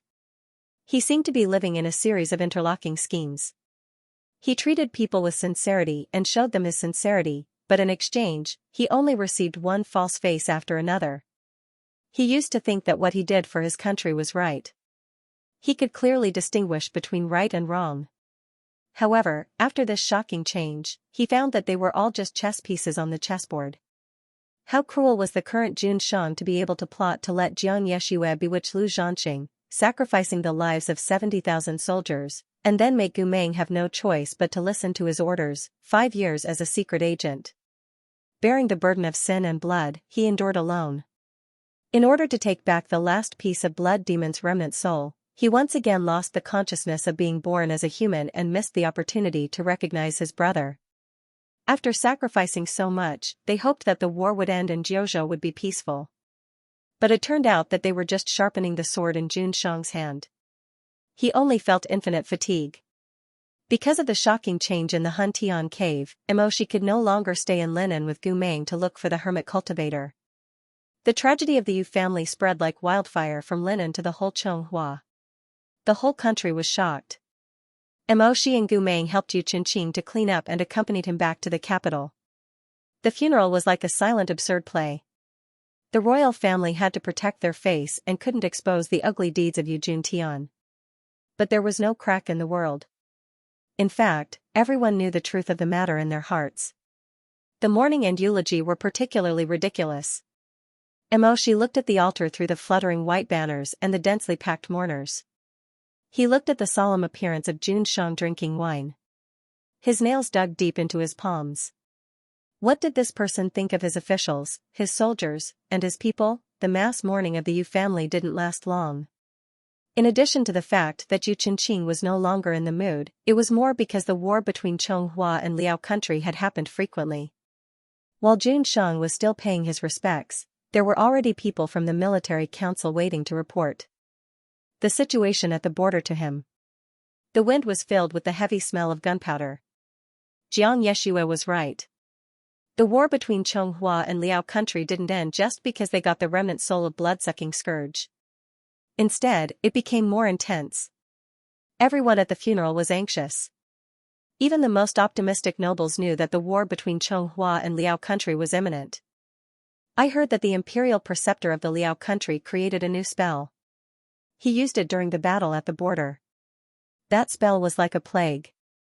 In just 2 to 3 days, it could infect all the people in several cities with devil chi. God, what should we do? Sigh, I don't know.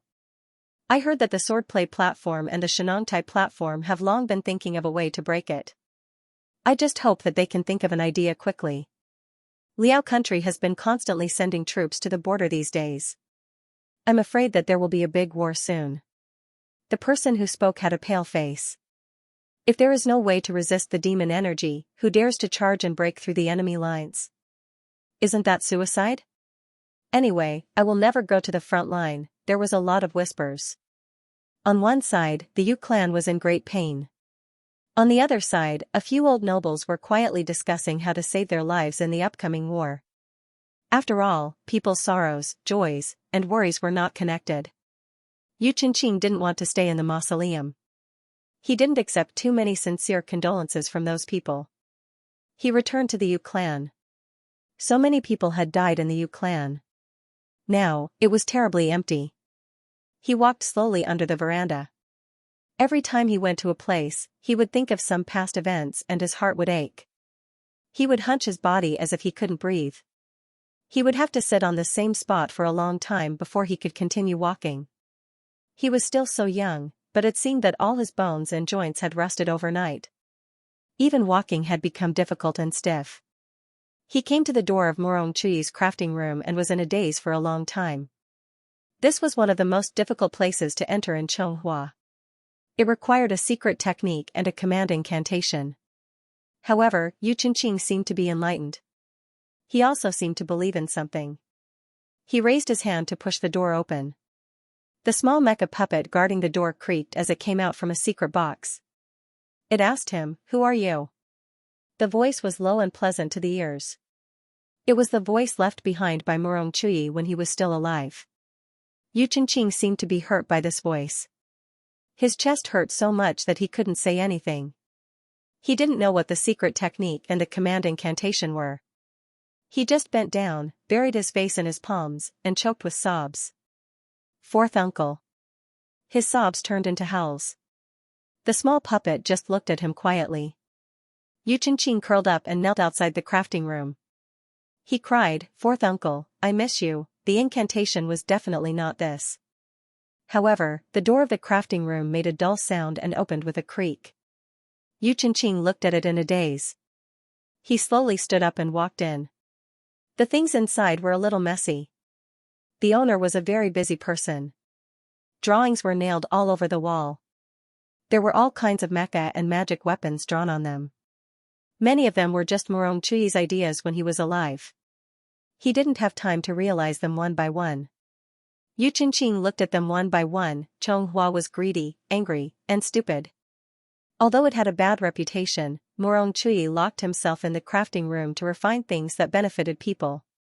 Wooden armor for fetching water, magic weapons to ward off evil spirits, these sketches were still piled up on his desk. Murong Chuyi was cursed so he couldn't get close to anyone. Therefore, all his good intentions for this world were left in these vast and complicated drawings. He probably thought that his life would be very long. Although loneliness was unbearable, at least he could realize these ideas one by one. Yu Qingqing flipped through the things on his desk. Some mortise and tenons, a few round nails, and the details of the bamboo warrior's joints. Every time he took something, he would look at it carefully for a while. When he thought about why Murong Chui made these things when he was alive, he felt even more pain in his heart. Greedy, angry, and stupid. Greedy, angry, and stupid.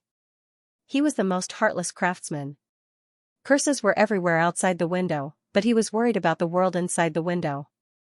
The detailed description of each drawing made Yu Qianqing choke with sobs. His eyes were wet. Sometimes, he had to endure the pain in his heart for a long time before he could continue reading.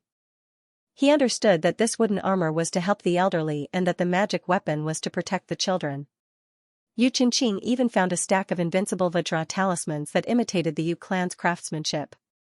He held the stack of talismans in his hand.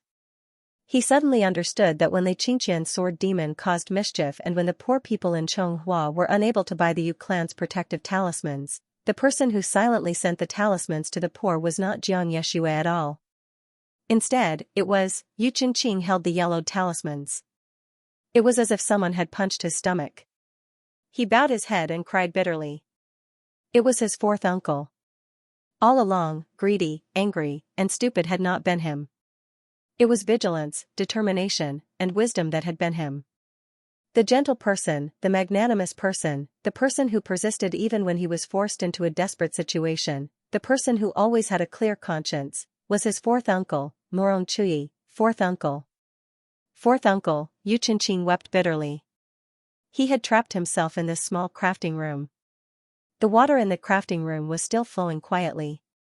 The ink in the inkstone had not been washed. A writing brush was still placed beside the white rice paper. It was as if Murong Chui had just rushed out because of something. Dead things were heartless. This room full of mecha drawings did not know that their owner would never come back. On the second day after the Yu family's mass funeral, a giant bird with pitch-black feathers flew over the capital of Chonghua. The bird looked like an eagle, but other than its wings, its entire body was covered in white fur.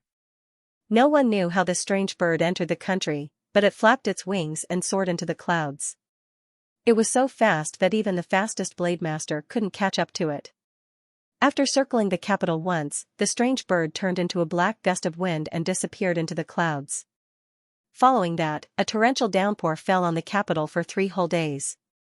When the rain stopped, many people suddenly fell ill.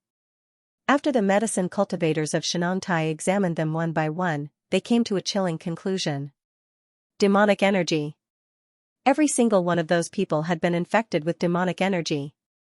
Chonghua cultivators didn't cultivate demonic energy, so they couldn't control the miasma. Although Xianxia was able to purify it, it was a drop in the bucket. There were too many people who were infected, and many of them died before Xianxia could treat them. Some didn't die, but they went mad. The cultivators who had seen the nine-eyed zither on the battlefield all began to speculate that the strange bird was a demonic beast released from one of the nine-eyed zither's eyes. Others said that it was a new demonic bird that Liao had refined, and that it could summon clouds and rain, causing those who came into contact with the rain to be infected by demonic energy. There were many different opinions, and for a time everyone was in a state of panic. The emperor frowned because of this, but Jiang Fuli and Meng Zhe weren't in the capital at this time. Jiang Fuli had yet to return from her travels, while Meng Zhe had recently gone to the hot spring palace in another city to recuperate. Although there were other medicine cultivators in the capital, the situation was too sudden, and they had never encountered an illness like this before. As a result, those medicine cultivators were extremely busy, but they still couldn't make ends meet. Gu Mei was also affected by the torrential downpour, but he was doing his best to restrain himself and not let himself go out of control. The situation between Chonghua and Chonghua grew more and more dangerous with each passing day. Finally, one day, Chenbu of Liao's army gathered at the border of Chonghua, choosing the shortest and most unusual route to attack the capital. Faced with such a precarious situation, the imperial court was in chaos.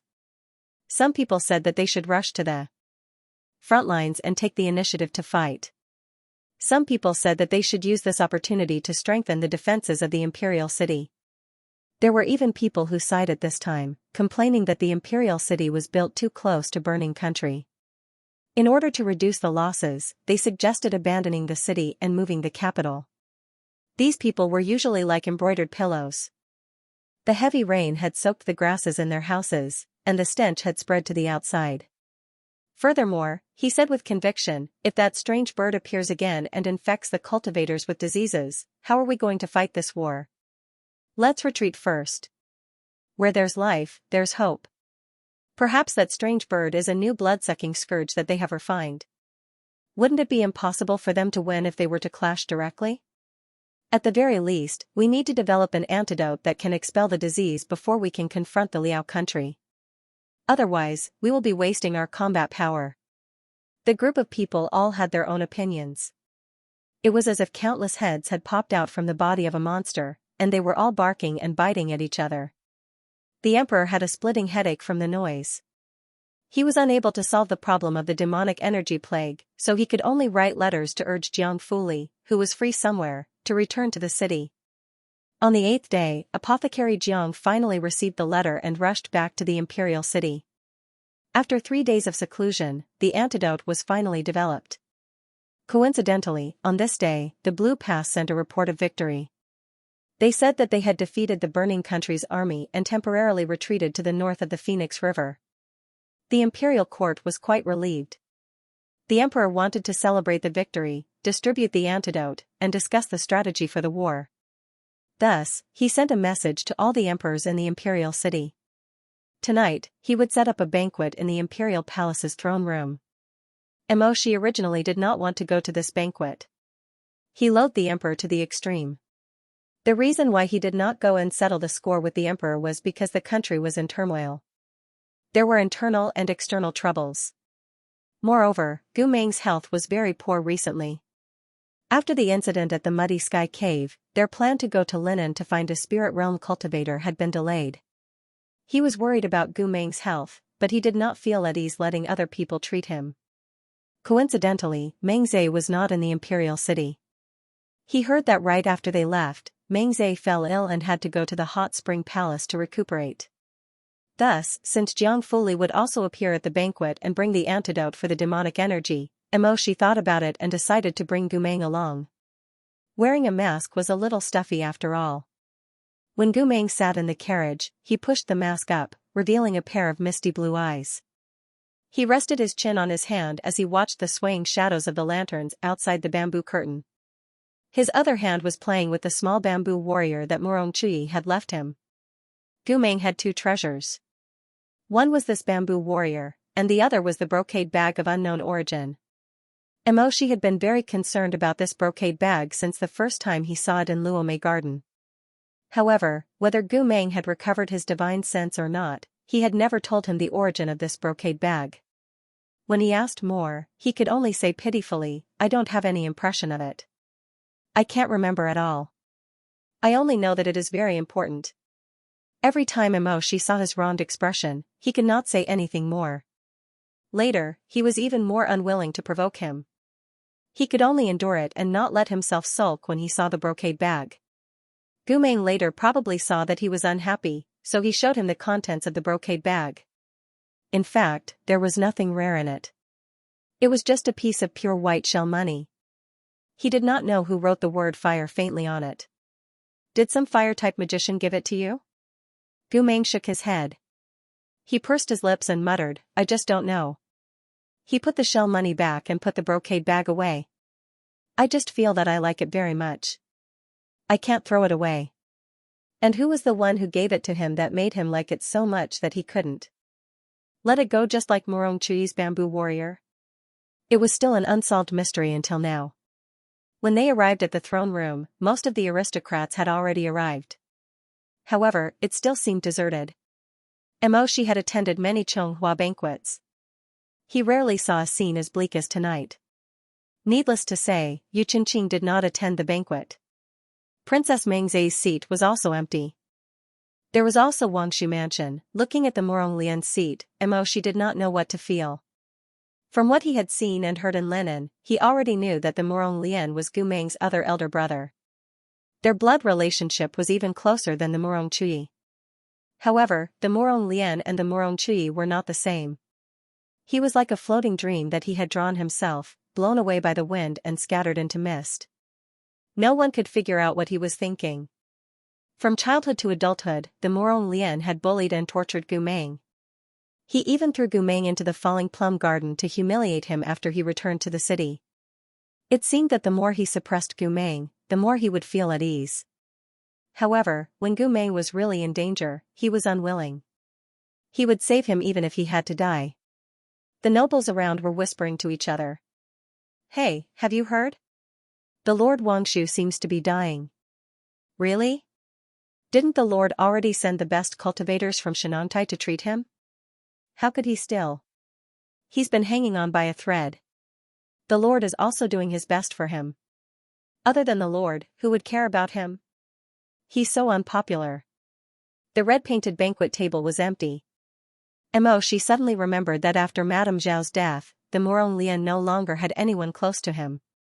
He seemed to have hundreds of people responding to his call, but in fact, those who supported him were just relying on his servants or his subordinates who were afraid of him. He did not know what Gumeng meant to the Murong Lian. The banquet started. The Lord and Jiang Fuli came out from the back room together.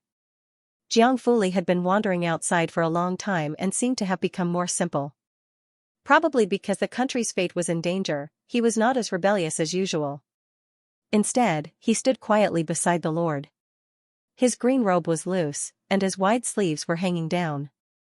His eyes were lowered, and he looked calm and reliable. "One of the reasons I called you here today is to give you the antidote. The other reason is that I hope you can come up with a solution." The Lord sat down on the gilded Phoebe Jinnan chair. As for those who retreated without a fight, he looked up gloomily. "If anyone wants to say it, there's no need to say it." The few dev ministers looked at each other silently with drooping eyelids. The Lord took in the undercurrent and sneered. "You're still giving each other looks? The reason you wanted to retreat before was that the demonic miasma was hard to get rid of." "I thought so too. But now that pharmacist Jiang has refined the antidote, you still want to retreat. Are you that scared?" An old nobleman trembled. "My lord, the Liao kingdom broke their promise and used the forbidden technique. Their intention was to take back the last remnant soul of the demonic blood beast. Actually, we can do something to the remnant soul of the demonic blood beast and return it to the Liao kingdom. This way, they won't have to send their army to fight to the death with us. As for the demonic blood beast, the Liao kingdom won't be able to restore it because we damaged it. This way, the war can drag on for another 8 to 10 years. The Lord laughed. "What's the point of dragging on for another 8 to 10 years? Well, anything is possible in 8 to 10 years. The Chonghua can find a way to interrupt their plan to revive the demonic blood beast. It can also study the immortal beast catalog left by Palace Master Chen and refine an immortal beast to fight against them. In short, I think that the Chonghua is at its weakest now. It's not a good idea to fight against a rock with an egg. I hope that my lord will reconsider." The Lord laughed. "Lord Yushu, I don't think that 8 to 10 years is to give the Chonghua time to prepare. It's to give you time to retire, right? Look at your age.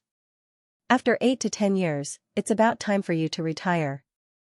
After you pass away, who cares about the flood?" The Lord Yushu's heart was pierced by the Lord. His expression changed, but he still insisted. "My lord, the heavens can be my witness." The Lord was still smiling, but there was no smile in his eyes. "Anne, drag him away." "My lord." The smile disappeared. The man on the throne looked extremely cold.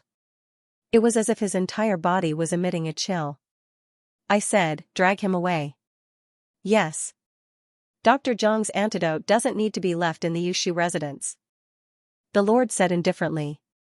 "If anyone wants to retire again, remove your armor and return to the fields as soon as possible. But of course, I won't give you the antidote. Whoever is willing to stand up for the Chonghua and work for the people, I'll protect their lives. Just like you Shujun who wants to settle down in a corner and go home to farm." His eyes were cold, and his teeth were clenched. "Then you'll have to pray for your own good fortune." The antidote that could dispel the demonic aura and save lives was in the Lord's hands. For a moment, those who wanted to talk all shut their mouths.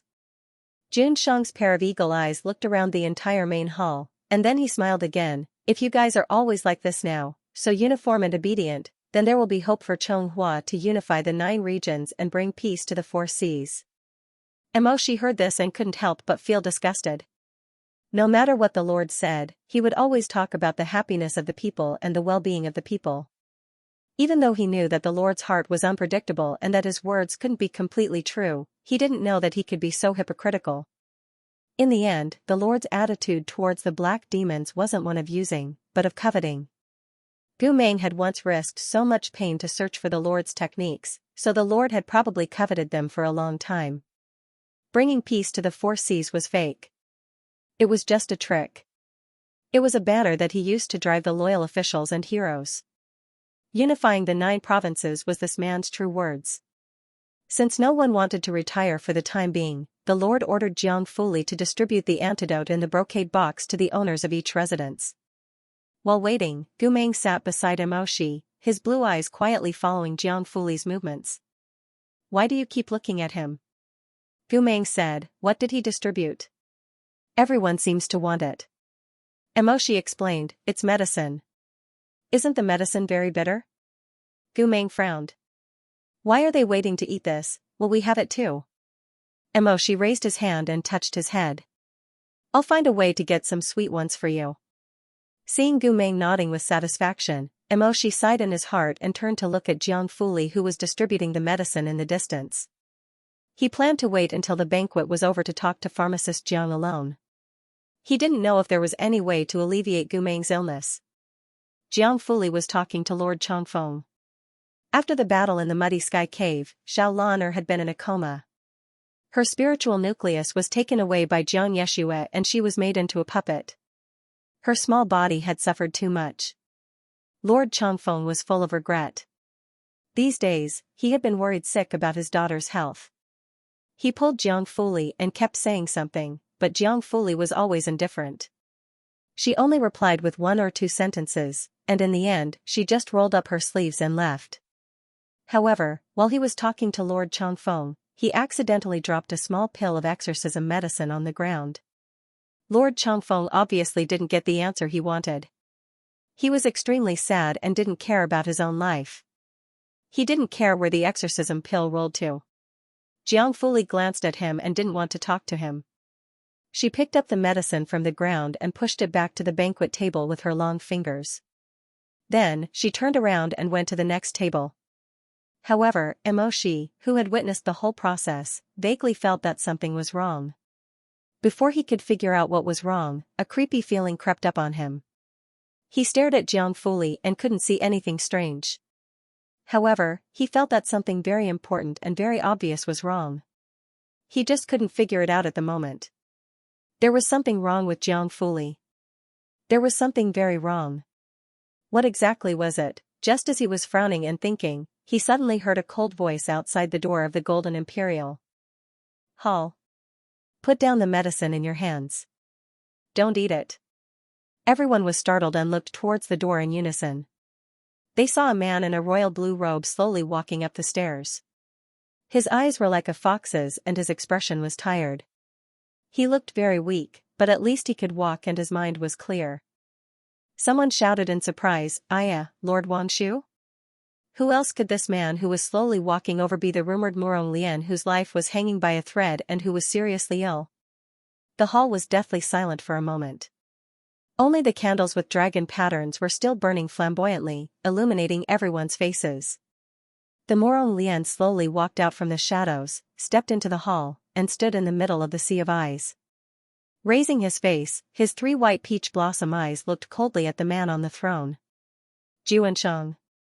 The man on the throne didn't look at him, but stared at the elder of Shenantai with a terrifying gaze, then turned around and met the Murong Lian's gaze.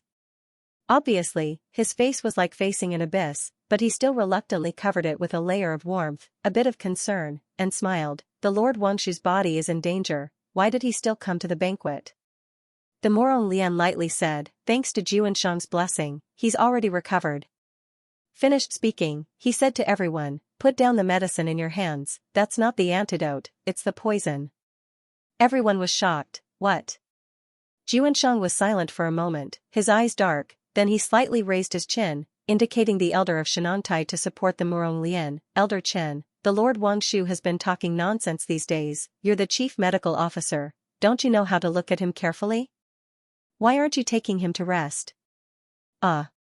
Elder Chen was stunned for a moment, and hurriedly went down. Yes, Lord Wangshu, you're sick to the point of hysteria, quickly go to the inner room with this old official to rest for a while.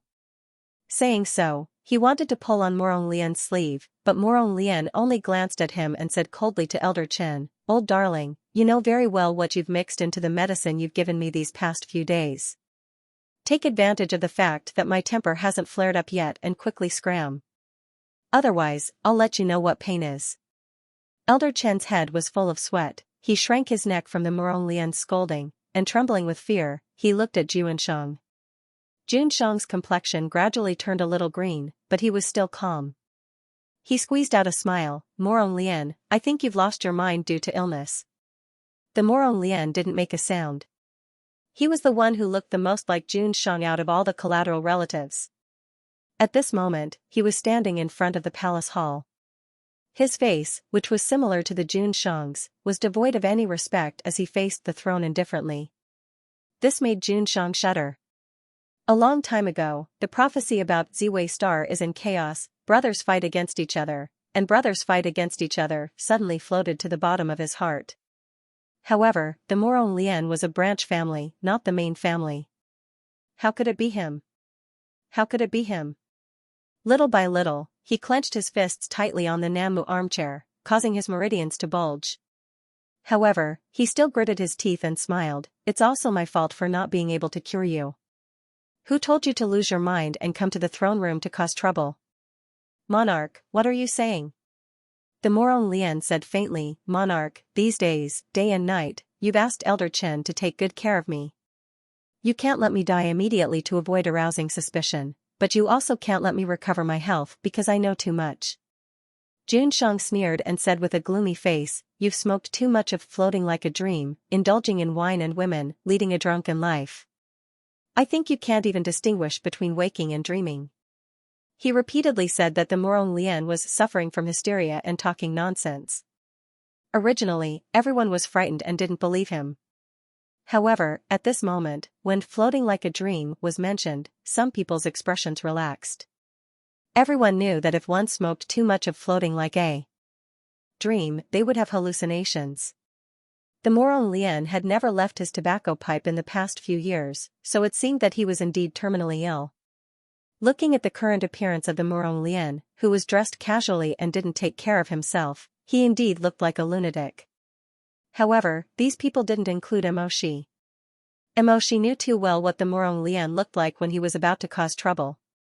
Even if his bearing wasn't proper, his eyes were ruthless and cold, like a vulture circling above the blue sky. Not to mention, he now knew what kind of person Junshang was, and Jiang Fuli gave him a faint sense of discomfort. The Morong Lian wasn't crazy. It was Junshang who wanted to beat him into a lunatic. Because the words of a lunatic couldn't be trusted. At this moment, his sleeve was suddenly gently pulled. Emoshi turned around and saw Gumeng staring at the Morong Lian in a daze. His heart moved slightly and he asked, "What's wrong?" Gumeng couldn't answer. He pursed his lips and stared blankly. After a while, he said, "I know him. When I was locked up, everyone said that I assassinated someone. Was it him?" Emoshi patted his hand and comforted him. "You didn't do that." Gumeng didn't say anything again. His blue eyes stared unblinkingly at the Morong Lian, and he suddenly said, "You have to let him." "What?" Gumeng seemed to be stunned by his own reaction, but he still followed his instincts and said, "I remember that I have to let him. I can't hate him." Then he said with some distress, "But I don't remember who he is." While he was muttering, the Morong Lian suddenly turned his face. His gaze swept past the others and fell directly on Gumeng's face. With Gumeng's current state of mind, it was difficult for him to tell what kind of gaze the Morong Lian had: irritation, comparison, recognition, relief. It was as if all these emotions had passed through one by one, but in the end, they were all mixed together. Gumeng opened his eyes wide and looked at him with some confusion. He felt a faint pain in his head. It was as if the bloody face of the Morong Lian by the riverbank flashed through his mind. He reached out and urged him, "Run. If you don't run now, you won't be able to explain yourself." Gumeng couldn't help but groan in a low voice. He raised his hand to support his throbbing forehead. You lowly slave. Do you think you deserve to touch my father's things? Take it off for me. If you wear this slave chain, you will always be my Morong Lian's lackey. When he was a child and a teenager, the sharp voice full of malice, full of suspicion pierced his head.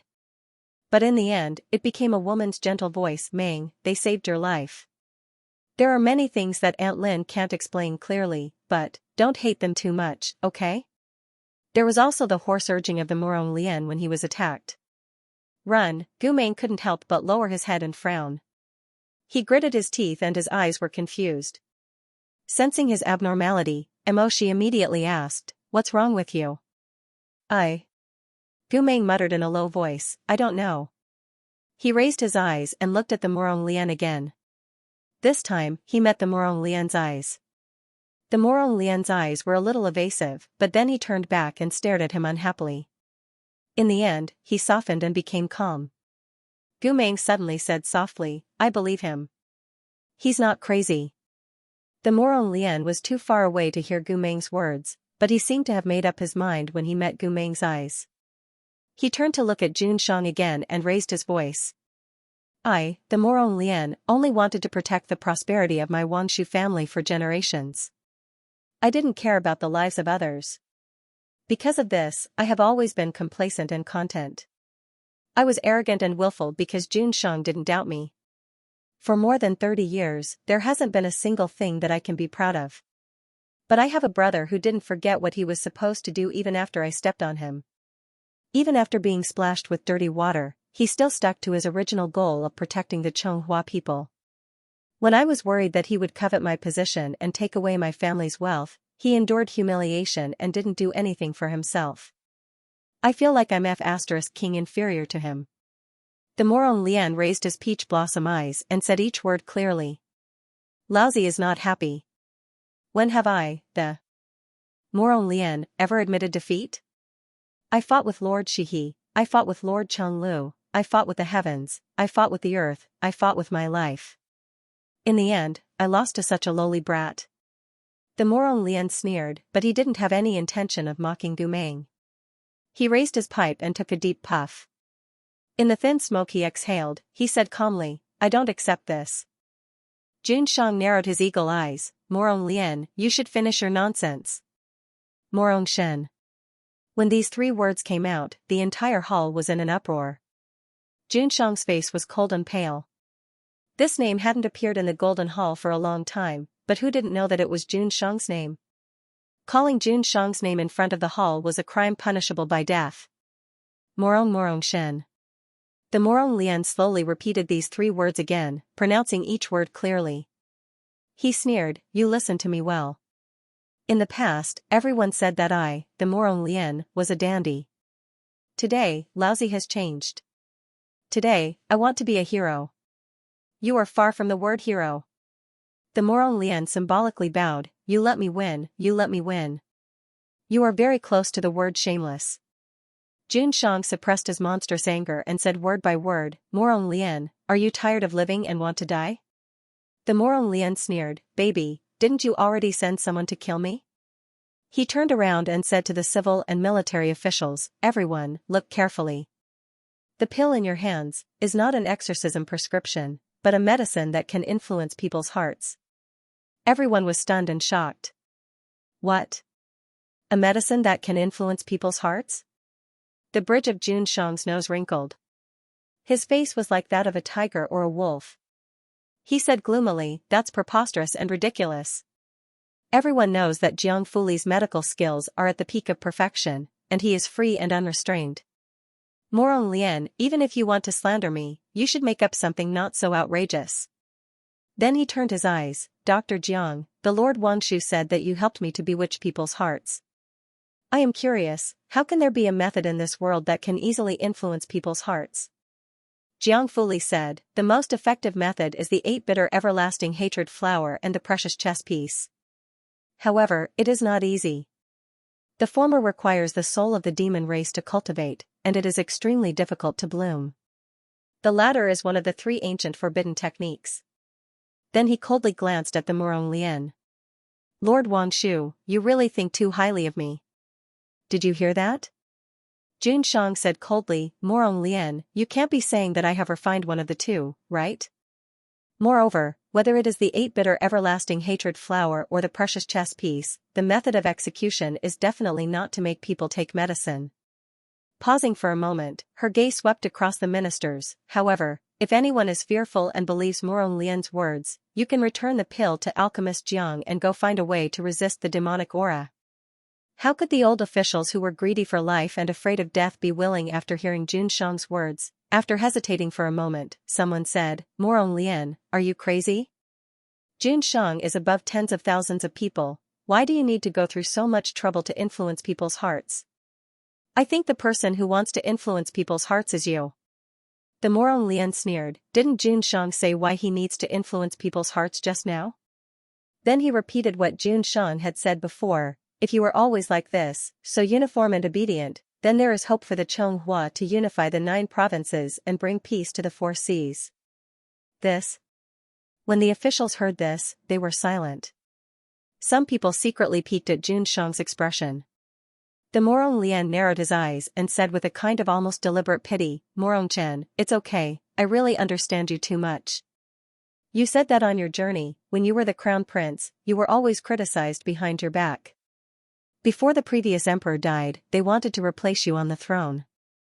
It was not easy to ascend the throne. Whether it is the old people or the women, they all have their own plans. You seem to be high above, but you are like a bird trapped in a cage. No matter how hard you flap your wings, you can't fly out and you can't fight. How can you be reconciled? Even in your dreams, you hope to have a group of honest officials. It's best if they don't have any opinions at all. If you say east, they will go east. If you say west, they will go west. If you say west, they will go west. I would rather raise a group of bamboo warriors than raise a group of chattering civil officials and military generals. You said this yourself, I hope you haven't forgotten. In the eyes of the officials, Jun Shang was silent for a moment. He clapped his hands expressionlessly and said, Morong Lian, you can really make things up. You are still the most crazy. The Morong Lian smiled faintly, you flatter me. I just want to live under you.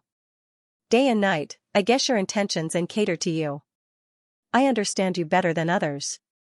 Jun Shang nodded mockingly, good. Even if you are right, even if I do have the intention to turn all the important officials present into stupid puppets. Then what should I use? Is it the 8-bitter everlasting regret flower or the precious chess pieces? If I have mastered any of these spells, I don't have to bother to give you any exorcism medicine. Wouldn't it be better to just plant the flowers and the chess pieces? The Morong Lian said, the key is that you don't know. You don't know the 8-bitter everlasting regret flower, and you can't master the precious chess pieces. That's why you have eagerly studied a lot of the black demon spell, in order to refine a control method that is born out of these 2 spells. The effect won't be so strong, and the consumption won't be so great. Of course, how can there be such an easy thing in the world? Whether it is your training or refining, you have always lacked some maturity. After trying for so many years, there was no way to be satisfied. It was only when Lord Shihi seized the blood scourge's remnant soul for you that you finally refined a pill that could make the user completely obey your orders. And before that, you've never been able to make the person you're controlling reach your expectations. Jun Shang sat on the high seat with his hands folded and his chin slightly raised. It is a very moving story. Where is the evidence? The Morong Lian didn't speak. He slowly raised the pipe in his hand, took a puff, and spat out section by section, Morong Chen. Do you think I don't know that Xianxia used to be your counselor? Even if he was, so what? The Morong Chui was controlled by Xianxia, and only the heart-calming grass could ease it. And the floating life like a dream that I smoked was also filled with the heart-calming grass. After the Morong Lian finished speaking, he said lightly, Morong Chen, 3 years ago, you put the heart-calming powder in my wine in an attempt to confuse my mind. You thought that your medicine was completely ineffective, but that wasn't the case.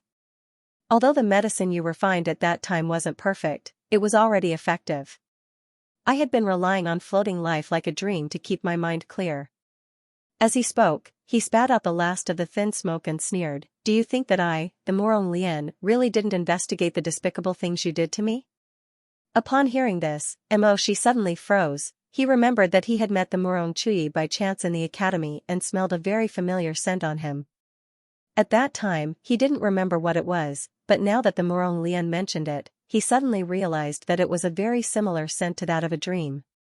Morong Chui. The Morong Lian said faintly, "There's something you might not like to hear, but it's also fate.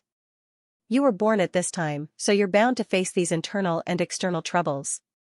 You shouldn't be thinking about how to use crooked methods to make everyone listen to you. Yes, Chonghua is full of useless people. It's really annoying. But if you don't have the ability to remove the sand from the waves, you can only mute every mouth and turn everyone into mindless puppets. That will be the true end of Chonghua." An official took a step back and shook his head in disbelief. Jun Shang? Is what he said true? Could it be that this really isn't an exorcism medicine, but a pill that can control people's hearts like what the Lord Wangshu said? Jun Shang was indifferent and didn't say anything. He sat on the high seat, his expression dark and gloomy. After a while, he said, "Even if you don't believe me, you should at least believe in Jiang Yaoshi. Jiang Yaoshi has been in Chonghua for so many years. Everyone knows what kind of person he is and whether he doesn't care about my position. If you think that Jiang Yaoshi is colluding with me to make you all obedient living puppets, then that's fine." Jun Shang spread out his hands indifferently, then returned the medicine to Yaoshi. "No one forced you to take it." The officials looked left and right at each other, exchanging glances. For a moment, they weren't sure who to believe. They knew very well that if what the Lord Wangshu said was true, once they swallowed the medicine, Jun Shang would have a way to easily control their actions. But what if it wasn't? What if the Lord Wangshu had other motives and wanted to frame Jun Shang? If they put down the medicine now, it would undoubtedly be telling Jun Shang that they were on the Morong Lian's side. If they made a mistake in judgment, it would be almost impossible to get the medicine back. Just as they were feeling conflicted, Jun Shang said coldly, "Now that Chongliao is at war, Liao country is driving evil beasts to reign and spreading demonic energy all over Chonghua. I've racked my brains to think of a solution all day long, but I've been slandered by the Morong Lian.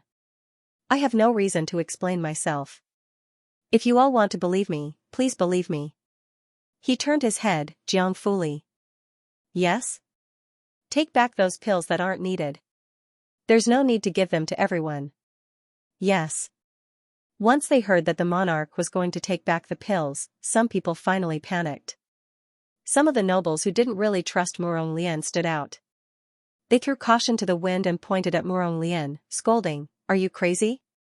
Morong Lian. You've always been arrogant and extravagant. You're rotten to the core and want to make life seem like a dream.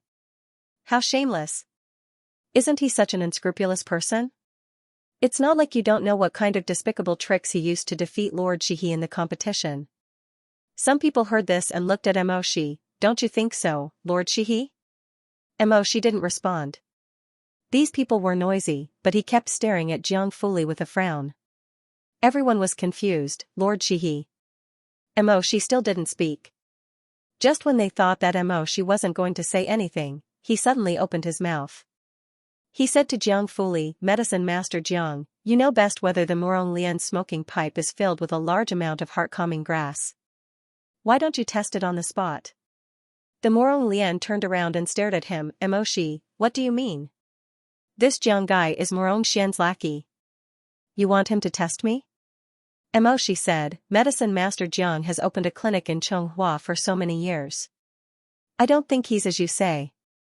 Guy, you," even Gu Meng pulled him back and whispered, Shi, you're wrong," but Shi gently shook off Gu Meng's hand, walked to the Morong Lian and took the smoking pipe.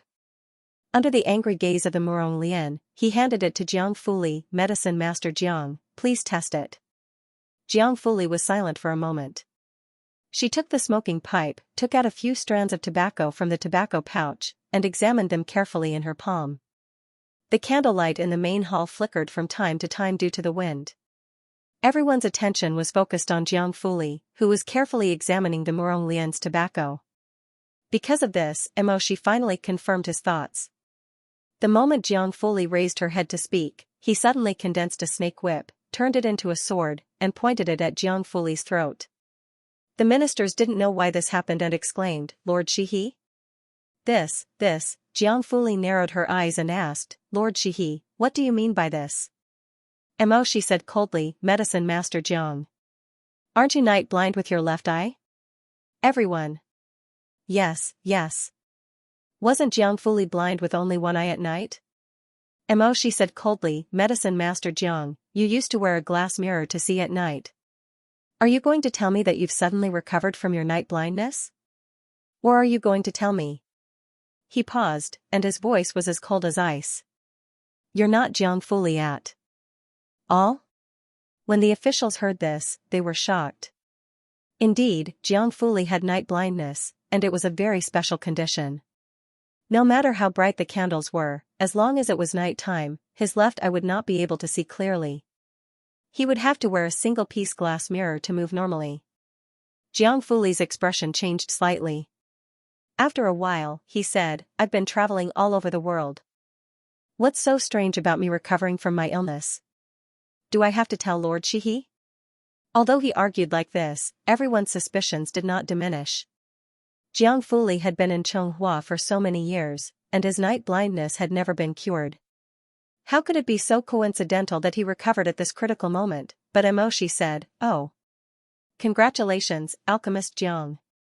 Jiang Fuli waved his sleeves and snorted. "But there's one thing I'd like to ask Medicine Master Jiang." When Medicine Master Jiang treated Gu Meng, he said that there was a patient who looked like Gu Meng and had a mark on his shoulder. "Medicine Master Jiang, do you remember what the mark looked like?" The hall was dead silent.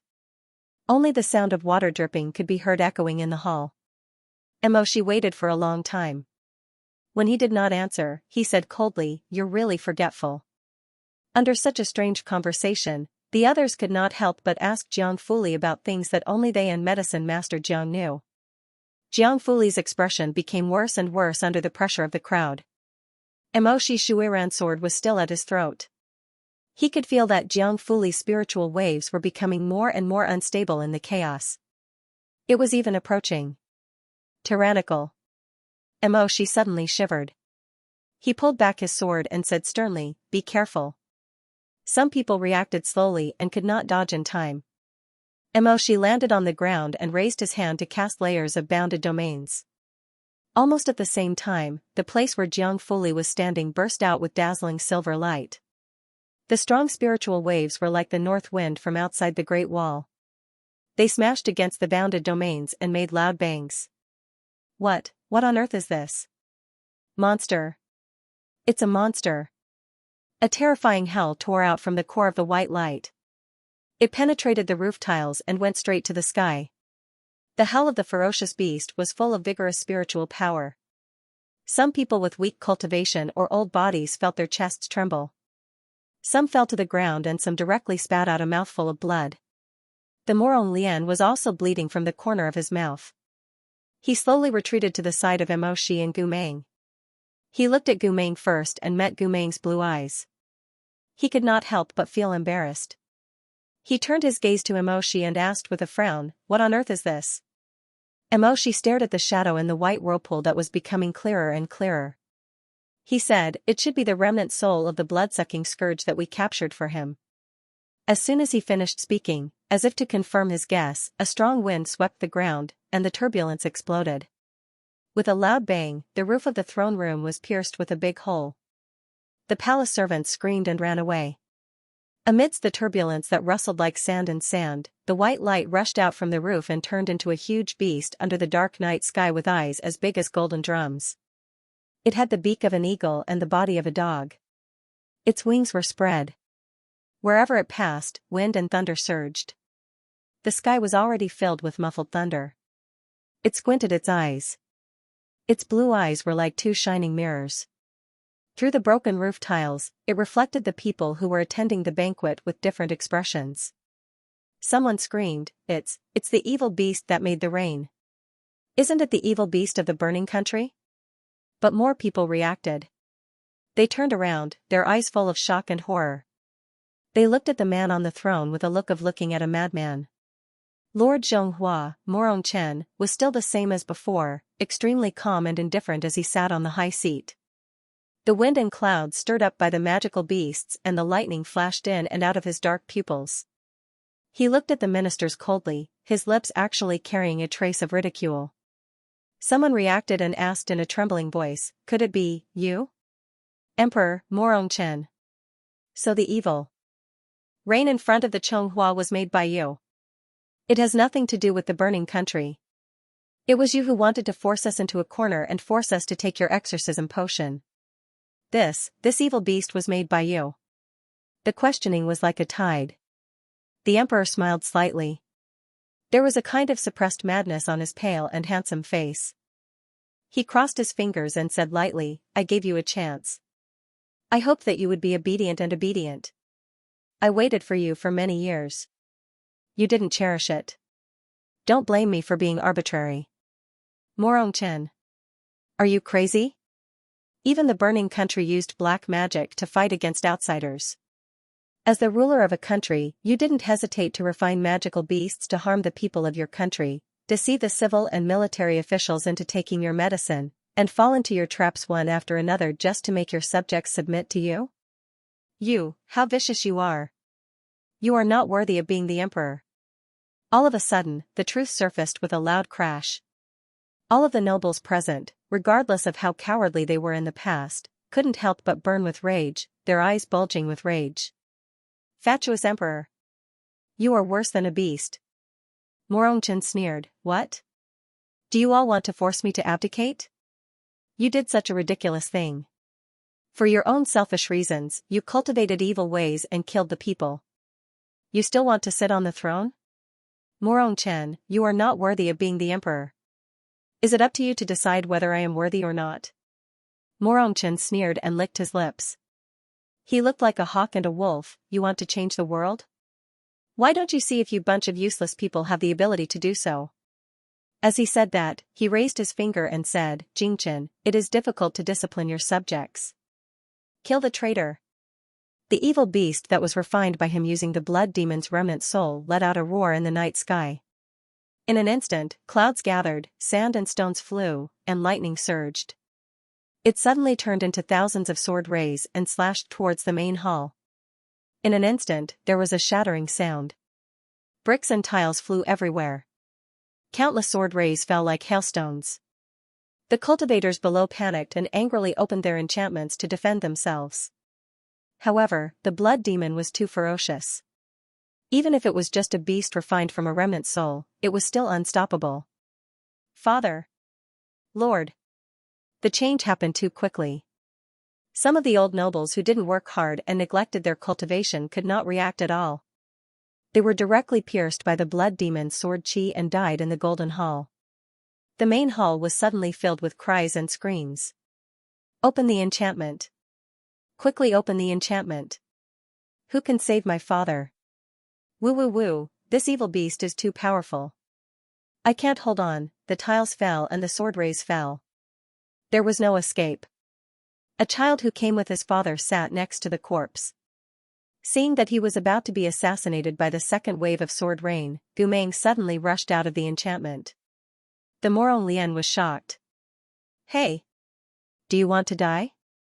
Who knew that although Gumeng's spiritual power was damaged, he did not fall behind. He picked up the child and quickly rushed back. Just as he dodged into Emoshi's enchantment, the evil beast Jingchen launched the second wave of sword rain to kill. The child was lucky and was saved. However, more people were not so lucky. Jingchen's second attack was more ruthless than the first. Many people could not withstand it. The enchantment broke, and blood splattered everywhere. They died with their eyes open. Amidst the bloody rain, Emoshi turned to look at Jun Shang. In the face of this sudden massacre, Morong Chen, the ruler of the Chonghua, did not have the slightest ripple on his face.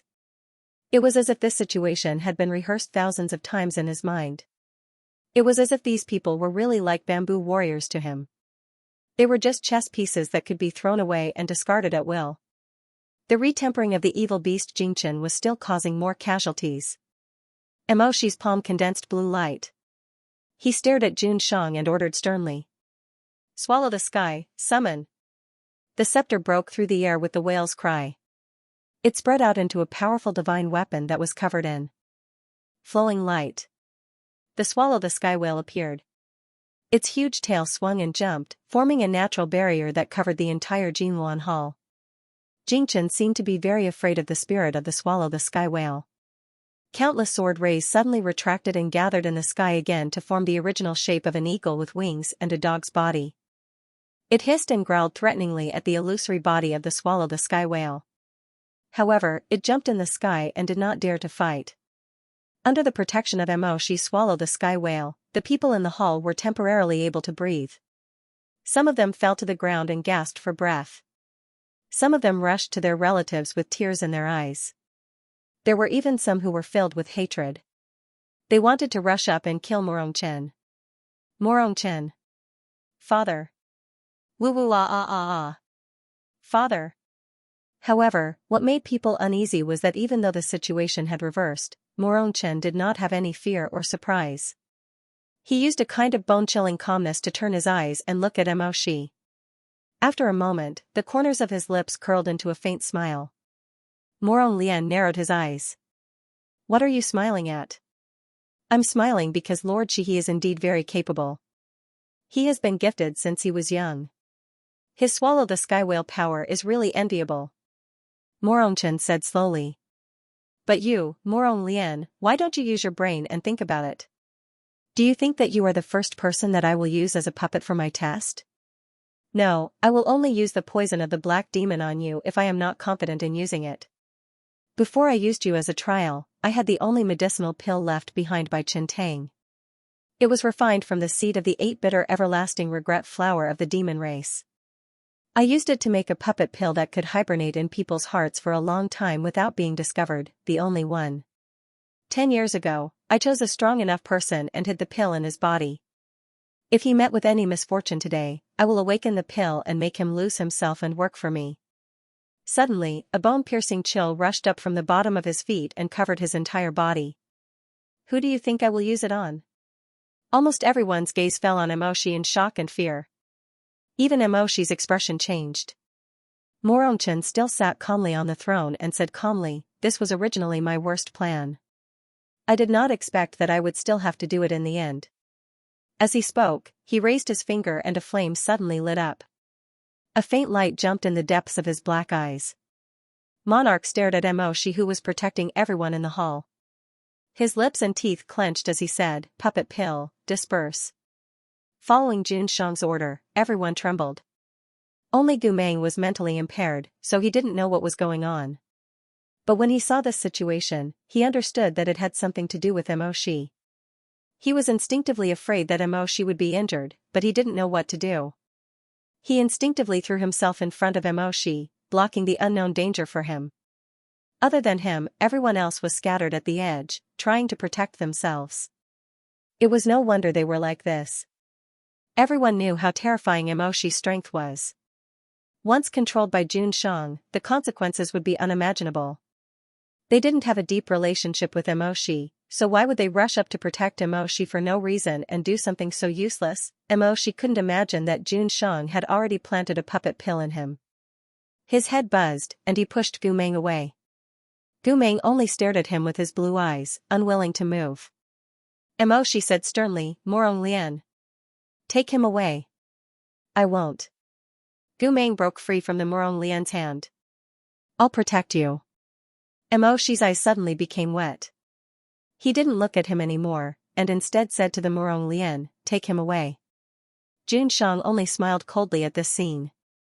The demonic fire at his fingertips had already reached its boiling point. He silently chanted an incantation, and then suddenly closed his fingers. Mo Shi pushed Gu Meng away. "Go." In an instant, a dazzling light shone on Jun Shang's confident face. "Enter the heart."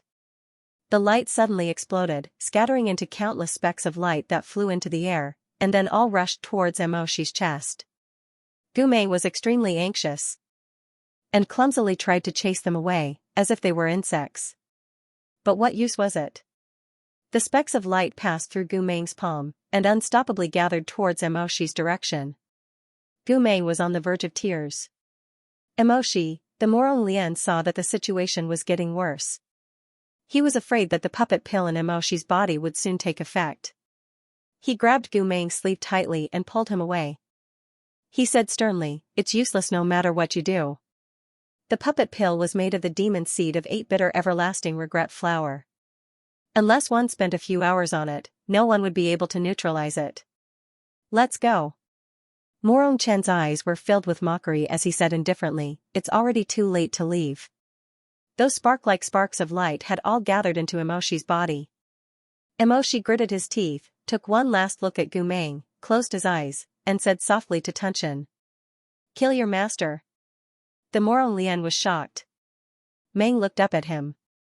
He knew that Emoshi was ordering the sky-devouring beast to kill its host the moment he lost his mind. Fireball, Emoshi looked up at the Morong Lian. "Take Gu Meng and leave." At the same time, Morongchen pointed his finger and said, "Listen to my orders." The white light suddenly became extremely dazzling. Tunchen swam uneasily in the night sky, as if it was ready to swoop down at any time.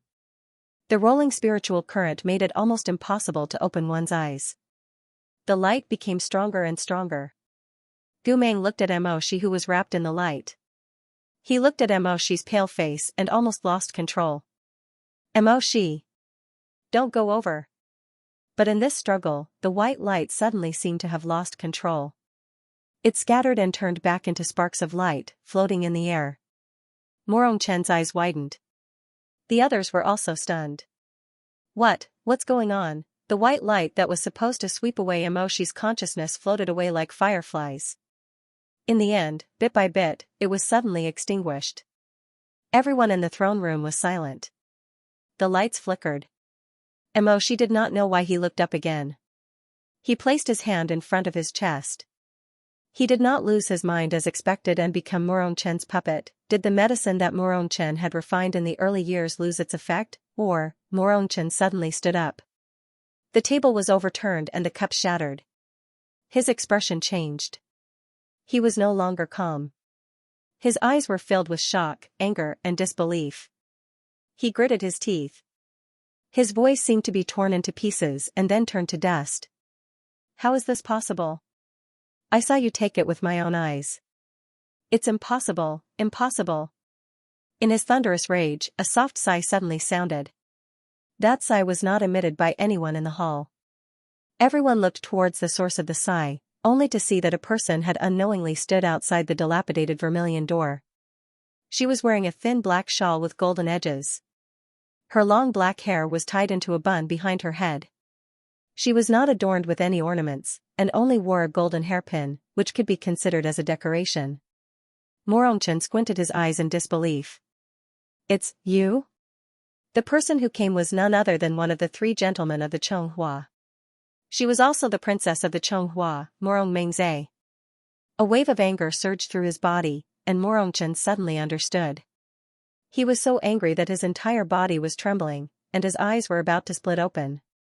The whites of his eyes were as red as spider silk, and he shouted, "You actually dare, you actually betrayed me." Mengze's face was pale. It was hard to tell if it was pity or sadness. She shook her head. "You went overboard, Brother Wang." She stepped in and frowned at Morongchen. "I told you to stop. You didn't listen and even went to such an extent. Morongchen, this Chonghua does not belong to you alone. Why are you still not awake?" As she spoke, she walked to the side of the Morong Lian and stood still. This clearly meant that Mengze had chosen to stand on the side of the Morong Lian in this battle and not her other brother, Morongchen. Morongchen stared at the two of them. The divination that he had read in the past, brothers quarreling against each other, brothers fighting within the same family, was ringing in his ears. Morong Lian. Morong Lian, at first he pretended to be a foppish playboy, then he pretended to be depraved and corrupted. He had really underestimated this collateral brother of his. Morong Lian glanced at Mengze. "Didn't you go to the hot spring palace? I thought you wouldn't be able to make it back." Mengze smiled faintly but did not say anything. Her and Morong Lian's familiar and natural conversation made Morong Chen's hair stand on end, and his anger soared. He suddenly realized something and narrowed his eyes dangerously. Morong Mengze. How long have you been secretly helping him? Before Mengze could answer, Morong Lian lazily said, not too long. She didn't intend to side with me. You are the monarch of Chonghua. She is a well-behaved and sensible child. She had always listened to your orders and secretly watched me. Later, you found out that I was going to tell some secrets to Gumeng. You were anxious, so you sent someone to assassinate me, Morong Chen, by the riverbank. This was really your biggest failure. Do you think Mengze would be happy to see you kill me? She would only think that it was her fault for reporting. So after that, the patrolling cultivators saved me. You asked the elders of Xianxia to use medicine to drag me to death. They didn't treat me properly, but she had been secretly helping me to change the medicine so that I could live. Morong Lian said and smiled faintly. Otherwise, I might have died as you wished. I wouldn't be standing here talking to you today. Good. Good. Morong Chen's gaze wandered between the two. After a while, he gritted his teeth and said, Morong Mengze, I really trusted you for nothing. I pampered you for nothing. In the end, you actually helped him like this. I never thought of helping anyone. Morong Mengze said, I only did things that were right to myself and to Chonghua. Morong Chen raised his head and sneered. Not wrong to yourself? Not wrong to Chonghua? His gaze suddenly became fierce like a scavenging vulture. Morong Mengze, you helped a relative to deal with your own brother. Are you not wrong to yourself? You live off the monarch's salary and are highly regarded by the monarch, but you forced the monarch's palace with outsiders. Are you not wrong to Chonghua? With a flick of his sleeve, his black and gold robe fluttered. What a joke! Mengze said calmly, Brother Chen, if you weren't so decisive, I wouldn't be like this. Ever since you succeeded the throne, you have always wanted to eliminate dissidents and exterminate cowards and villains. But how is that possible? As long as it's a life, even if it's an animal, it will have its own selfish desires and thousands of thoughts. Morong Chen said angrily, but that's wrong. I didn't say that's right. Mengze looked at him calmly. Weakness, fighting, greed, jealousy, how can these be right? It's just that you and I will never be able to change other people's thoughts, and we will never be able to get rid of human nature. Instead of thinking about how to make those ministers, who had their own selfish desires, submit to you, why don't you think about how to be a good ruler, and lead them to a brighter path? Instead of hoping that everyone would become puppets, and if they didn't listen to you, you would feed them a pill. Brother Chen, what Brother Lian said to me before was not wrong. When the entire Chonghua only has one voice left, that will be the end of the country. In the past? Morong Chen laughed coldly. If that's the case, then you are indeed a two-faced person. On one hand, you are working for me, on the other hand, you are conspiring with the Morong Lian. Morong Mengze, as one of the three gentlemen of Chonghua, is this how you have a clear conscience? Mengze was silent for a while. She originally seemed to be tired of arguing and did not want to discuss this with Morong Chen. However, under Morong Chen's pressure, she finally raised her eyes and said, as a person of Chonghua, I can't watch you make mistakes again and again. I also can't bear to let you use and hurt your brothers, your loyal officials and generals again and again. Many years ago, you put the puppet pill in Brother Mo's cup, making him a killing weapon waiting for you to wake him up. Later, you designed Gumeng to walk on the road of treason and become your spy. You found a dignified reason that he could not refuse, so that he had no choice but to search for information for you and pave the way for you. Morong Mengze's voice was not loud, but everyone in the Golden Hall listened attentively. When someone heard this, he could not help but exclaim, Gumeng is a spy? He is not a traitor. Morong Mengze said, he is not. The battle at Fengming Mountain was just a way for Jun Shang to select a spy who could endure humiliation. In order to get this spy, Jun Shang used Jiang Yeshua's secret technique to temporarily control Lu Zhanxing and made him kill the messenger, which was a huge mistake. Lu Zhanxing was controlled that year? That's right. Morong Mengze continued, he was controlled by a treasure that was not completely refined. After Lu Zhanxing was wrongfully imprisoned, Gumeng was forced into a desperate situation, and Jun Shang gave him a secret order to go to Liao country to fake surrender and become a spy in Liao country to ambush Chonghua. This was really too shocking. If anyone had said such words to a court full of nobles under normal circumstances, they would have been ridiculed as a lunatic. However, the throne room had just gone through a calamity. Some were dead, some were injured, and the evil beast, clear dust, was still hovering in the air and roaring. It was only because of the protection of the sky-devouring whale that it did not dare to come forward. So at this time, although the content of Meng Zai's words was unbelievable, they did not doubt it. Morong Chen was on the throne, his martial power was not as good as everyone present. Qing Chen was also isolated outside the hall. He could not stop Meng Zai's words, he could only stare at her sadly, as if he was thinking about how to make her words vulnerable, but also as if he was just thinking about how to tear her into pieces. He used to trust her so much, the only family member he thought he could trust, his blood sister. In the end, the person who collected all his crimes, he did not expect that it would be her. Morong Chen could not help but sneer. Someone raised his voice, but even so, Gu Meng is also helping the evildoer.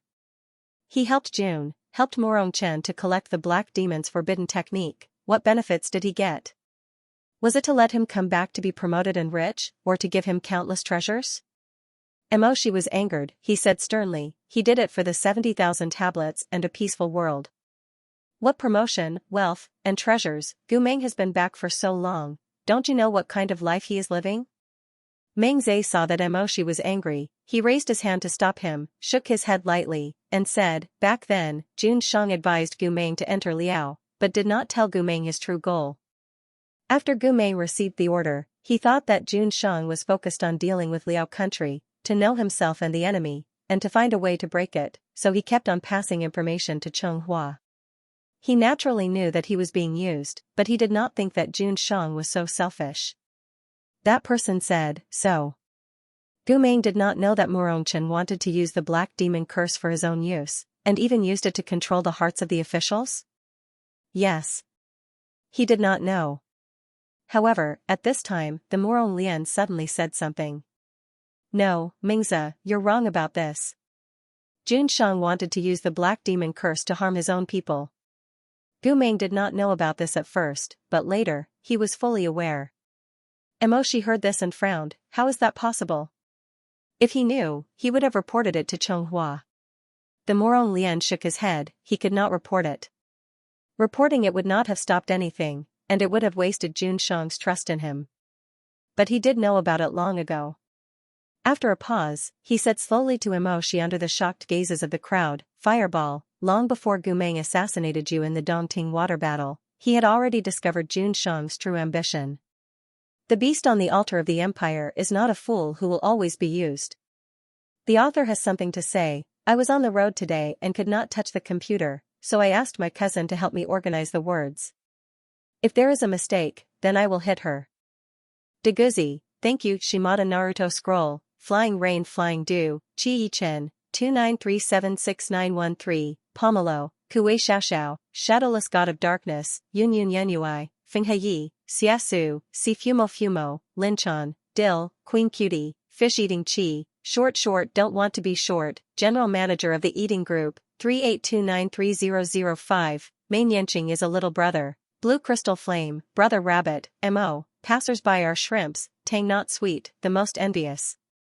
Sorcerer, Rice Crystal, Satsuma, Paper, Cloud Decay does not flow, Su-Chi, Baikai is sexy, Throwing Mines, Baikai is sexy, Grenade, Minju, Meow and Fish, Late Night Yuhing refuses to visit, M.O., Kueiya, Wild Chrysanthemum, Kian's Little Official, Throwing Grenade M.O., Baikai is sexy, Throwing Rocket Launcher, Jiang Qingqing's wife, Throwing Shallow Water Bomb Ba Ba is sexy, Deep Water Torpedo X2 Gu Guangmong, 201908070822202 irrigated with 1 bottle of nutrient solution, 201908070150114 irrigated with 20 bottles of nutrient solution, 2019080700143 irrigated with 10 bottles of nutrient solution, 201908062222544 irrigated with 7 bottles of nutrient solution, sucked out of eddy,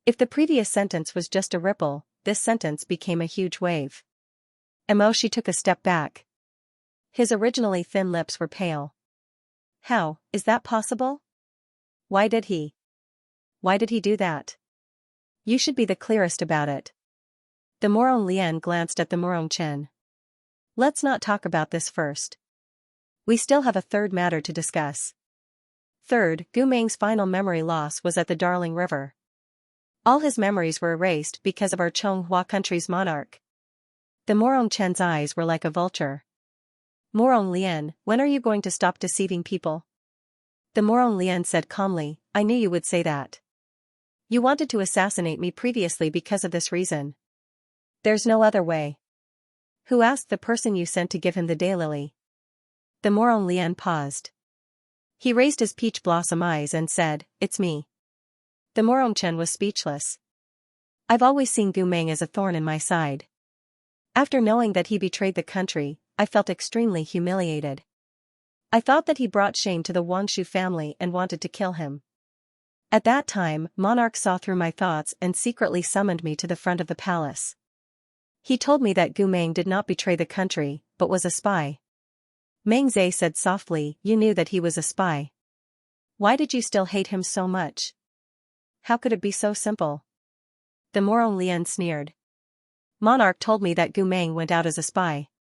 However, halfway through, Gu Meng made a request. He hoped that Monarch would help him become the head of the Wangshu family after he returned. Gu Meng would never ask for such a price. But how would I know at that time? The Morong Lian rolled his eyes. Monarch caught my wariness and told me that he did not agree to Gu Meng's condition. Gu Meng's request to replace me was rejected by Monarch. He felt resentful and finally became a real traitor. Later, he worked for the burning country to take revenge on the Chonghua. Everyone in the Chonghua knew that the Morong Lian bullied Gu Meng badly in the past. Monarch made up a lie and said that Gu Meng had evil intentions and wanted to use the opportunity to pull down the former head. This was the most logical thing to do. As the head of the Wangshu family, how would the Morong Lian feel when he heard this news? The Morong Lian said, When I heard this, I was naturally angry. However, I also felt that it was strange. Since Gu Meng was a real traitor, why did the burning country send him back as a peace offering? Emoshi glanced at Monarch and asked the Morong Lian, What did he say? He did not leak anything. He said that he could not tolerate Gu Meng's actions, so he secretly wrote a letter to the king of the burning country. He told the king of the burning country that Gu Meng's original identity was when he went to the burning country. He also said that Gu Meng had stolen many of the burning country's secrets and offered them to the Chonghua. The burning country felt that this person was two-faced and had evil intentions. He could not continue to be used, so he sent him back. The Morong Lian took another puff of floating life like a dream and continued, Morong Chen told me that Gu Meng was a person who was afraid of death. Before the burning country made a move to capture him, he had already sensed their intentions. In order to protect himself, Gu Meng wrote a letter to Monarch, saying that he had already found out the secret room where the burning country bred the blood scourge. He also saw the baby of the blood scourge inside. He was willing to use the power of his soul to seal its power and secretly offer it to Monarch, hoping that he would not die. At that time, I completely believed his words and hated Gu Meng to the extreme. In anger, I questioned Monarch, were we going to agree to this traitor's request? Monarch replied that Gu Meng had been tempered by the black demon. If he was killed rashly, who knows what kind of unprecedented evil he would turn into. We definitely could not do that. Therefore, he did agree to Gu Meng's suggestion, and he wanted me to do two things. The first thing, he wanted me to secretly meet Gu Meng before he entered the city. He wanted me to ask him to hand over the soul box that sealed the power of the blood scourge.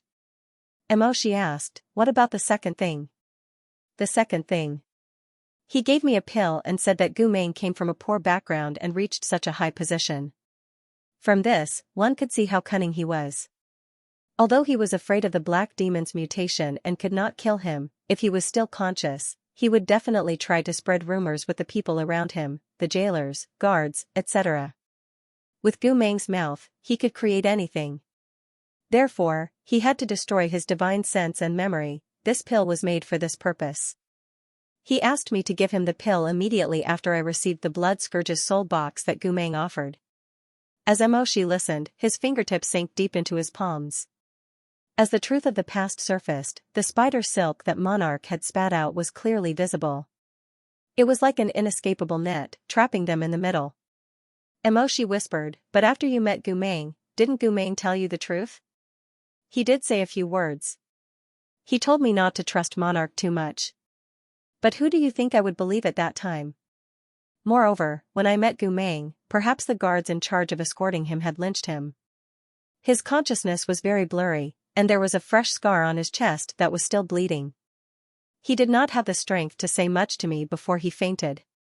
The Morong Lian paused and continued, "But at that time, there was one thing that made me feel strange. That was, other than giving me the soul box that sealed the blood scourge's power, he also gave me another thing. He told me to keep it safe no matter what and then find a chance to destroy it. He also told me not to let Monarch know about this." Morong Mengze asked, "What did he give you?" The Morong Lian did not answer immediately.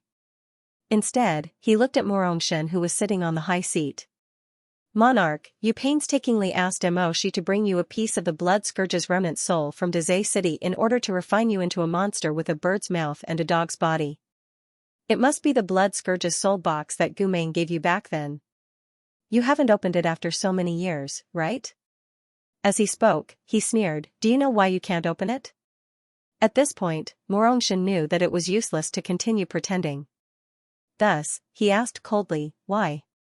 The Morong Lian exhaled smoke and said, "Because the soul box that Gumeng used a strand of his soul to cast was different from others. He made some adjustments himself. To open it, you need a key." Mengze was shocked. "That's the thing that Gumeng asked you to keep?" "That's right," the Morong Lian said. "At that time, I was careful and did not mention this to anyone." At this point, the Morong Lian looked coldly at Morong Shen. "Monarch, you can't open the soul box that you painstakingly obtained. You must have studied it for a long time but still couldn't figure it out. Fortunately, I am naturally suspicious and know that you are a cunning person. In the end, I didn't completely believe you. Otherwise, I'm afraid that the year Gumeng returned to the city, you would have turned all the people in Chonghua into wooden puppets." Morongshin gritted his teeth and stared at him. Suddenly, he burst into a series of cruel laughter. "Morong Lian.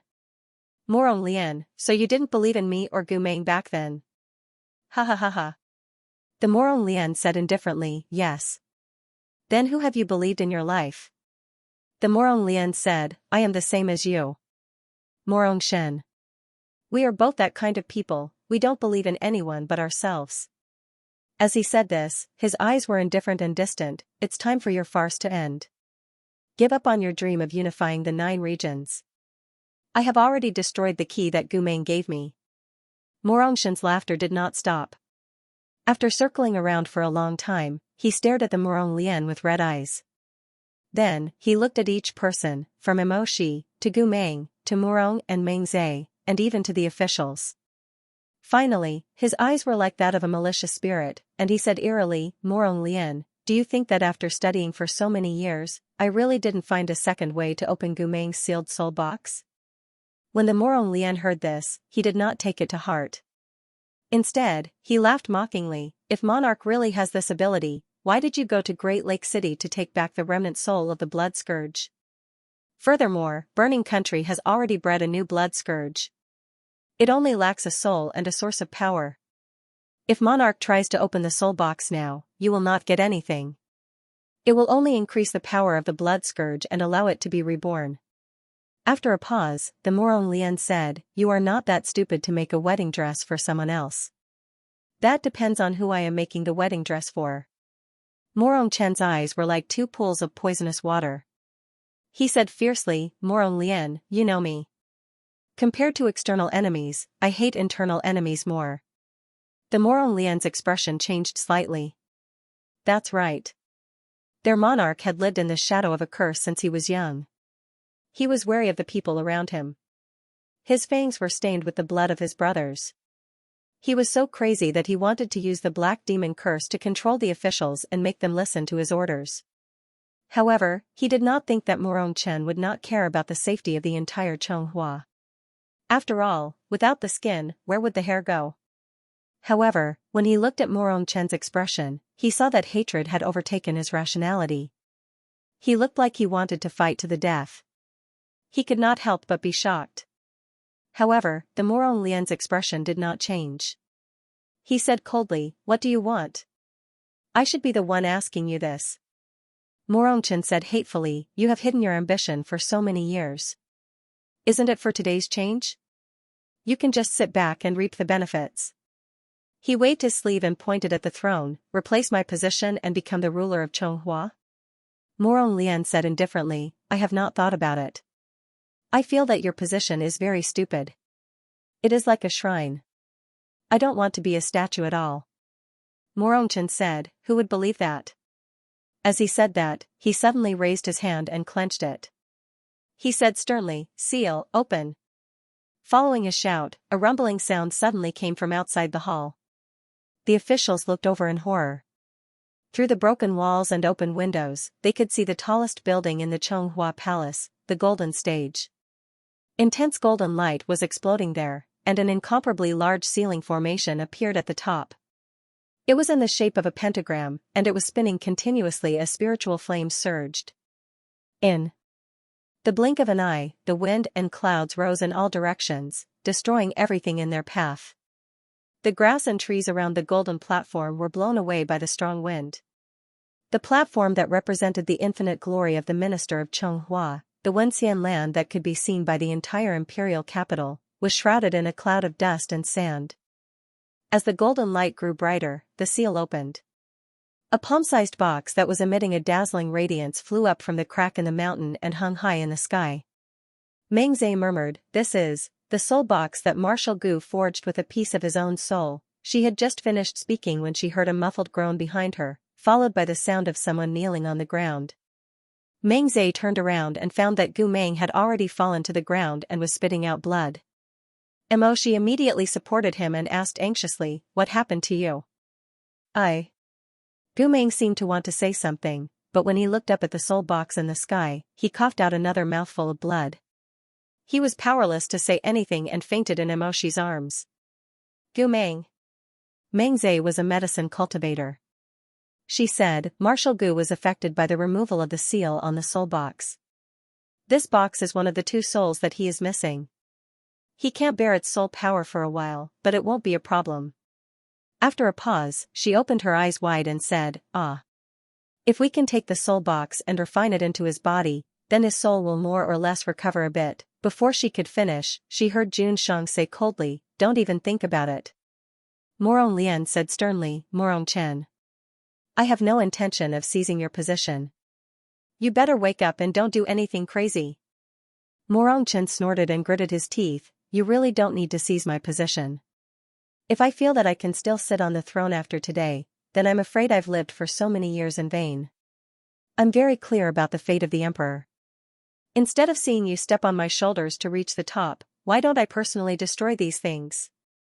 Morong Lian said angrily, "Morong Chen.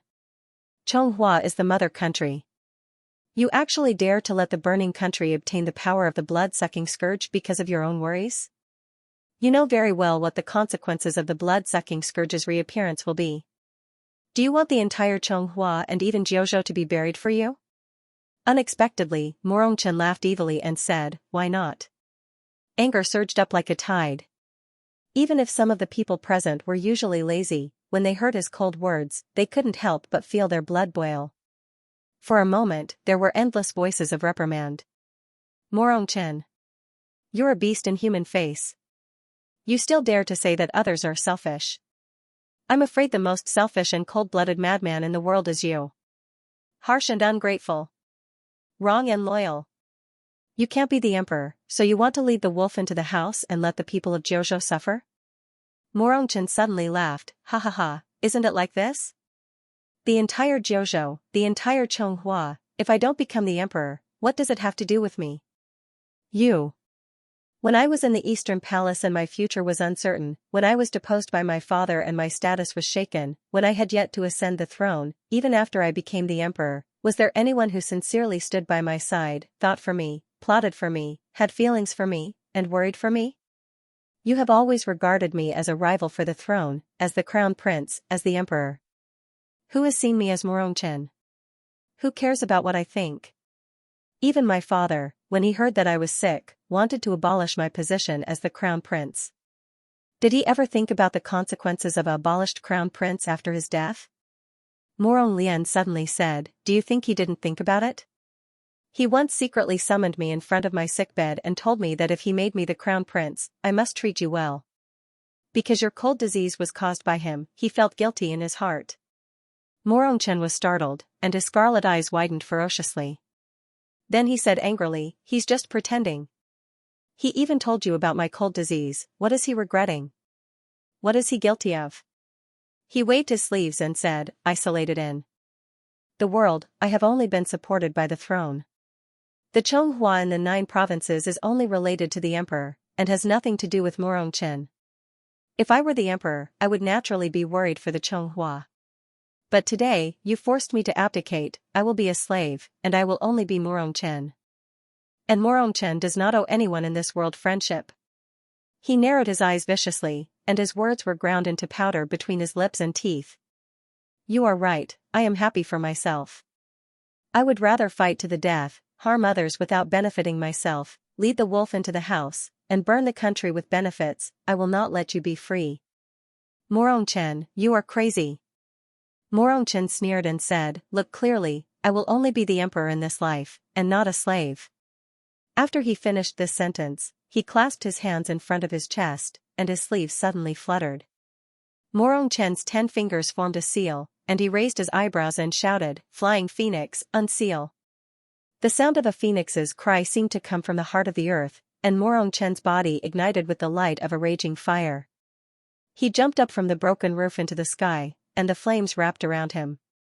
Just like when Gu Meng's demonic energy went berserk and unsealed the demon wolf's blood, Morongchen's body was surrounded by the light of the phoenix, and the spiritual flow was boiling. Mengze was shocked and said, why does he have the energy of a demonic beast in his body? Emoshi shook his head, he has the energy of a celestial beast. What is that? The old lord once wanted to cultivate a celestial beast, but the beast's spirit lost control, and through the old lord, it eroded him. It gave him this kind of power. After Emoshi finished speaking, he formed a seal and ordered, Tunchen, stop him. The giant whale's spiritual body held in the sky, and it raised its tail fin and flew towards Morongchen. Morongchen was not easy to deal with. He was filled with hatred, and he only wanted to destroy the entire situation, so that he would not become a slave. He shouted to the remnant soul of Qing Chen, who was also hovering in the night sky, go and fight. Qing Chen received the order, and with a flap of his wings, he charged towards Tunchen.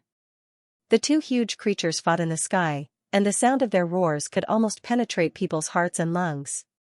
The stars in the sky had already lost their color, and the spiritual flow that splashed out when they fought was more dazzling than the day. The spiritual power that exploded at the point of collision was like a flash of fireworks, exploding under the sky and scattering into countless fragments. But this time, no one dodged. Whether it was because of anger, enlightenment, or because they had no other choice, the cultivators in the main hall, regardless of whether their spiritual power was low, or whether they were flies and dogs on a daily basis, all of them cast their spells and leaped out of the throne room. Some of them helped Tunchen and Qing Chen fight, some of them shouted angrily and chased after Morongchen in the direction of the Golden Terrace, and some of them went to all the troops in Chonghua to awaken the city from its slumber. Lord Chongfeng was so angry that he could not stop trembling. He sent out telepathic orders, and the truth flew to every corner of Chonghua streets. A young master from the military council had lost his father in the previous battle. At this moment, tears still hung from his face. He was arranging for the Featherwood Academy to send a message, mobilize all the cultivators under our command. Protect the nation and defend ourselves. The elder of Shenongtai was the Lord's lackey. He saw that the situation was not good and wanted to sneak away, but a bayonet was pressed against his waist. He turned around and met Zhou He's cold eyes. The elder hurriedly said, Brother Zhou, it's me. You know, we were both forced by the Lord. I helped him harm the Lord Wangshu, and you helped him refine the blood demon. Zhou He grabbed him by the neck and whispered in his ear, I didn't put all my effort into refining pure dust. Otherwise, do you think it only has this much power as the soul of blood-sucking scourge? I'm not the Lord's man at all. Brother Zhou, but it was useless to say anything more. Zhou He had already stabbed the bayonet into the elder's lung. His fingers were stained with blood. Zhou He licked his lips and enjoyed the smell of blood for a while. Then, he suddenly pulled out the bayonet. The elder of Xianxia struggled and swayed.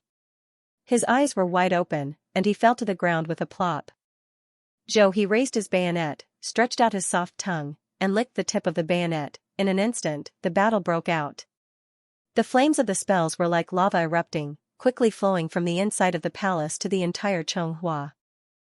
She found the Morong Lian in the midst of the chaos and handed the unconscious Gu Meng to him. Take care of him. I'll go and stop Morong Chen. The Morong Lian looked at Gu Meng with disdain and said, I don't care about his life or death at all. As a member of the Morong family, he ended up in such a miserable state.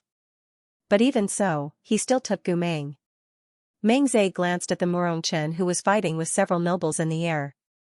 After the Morong Chen was unsealed, his strength was very strong. So many people besieged him, but they only managed to slow him down a little. With a strike of the Phoenix Phantom, the practitioners who were too close to him vomited blood and fell from the sky. Meng Zhe saw this and said worriedly, I'm afraid we can't catch up to him. He's going to go to the golden stage and perish together with us. He's going to use his life to destroy the soul box.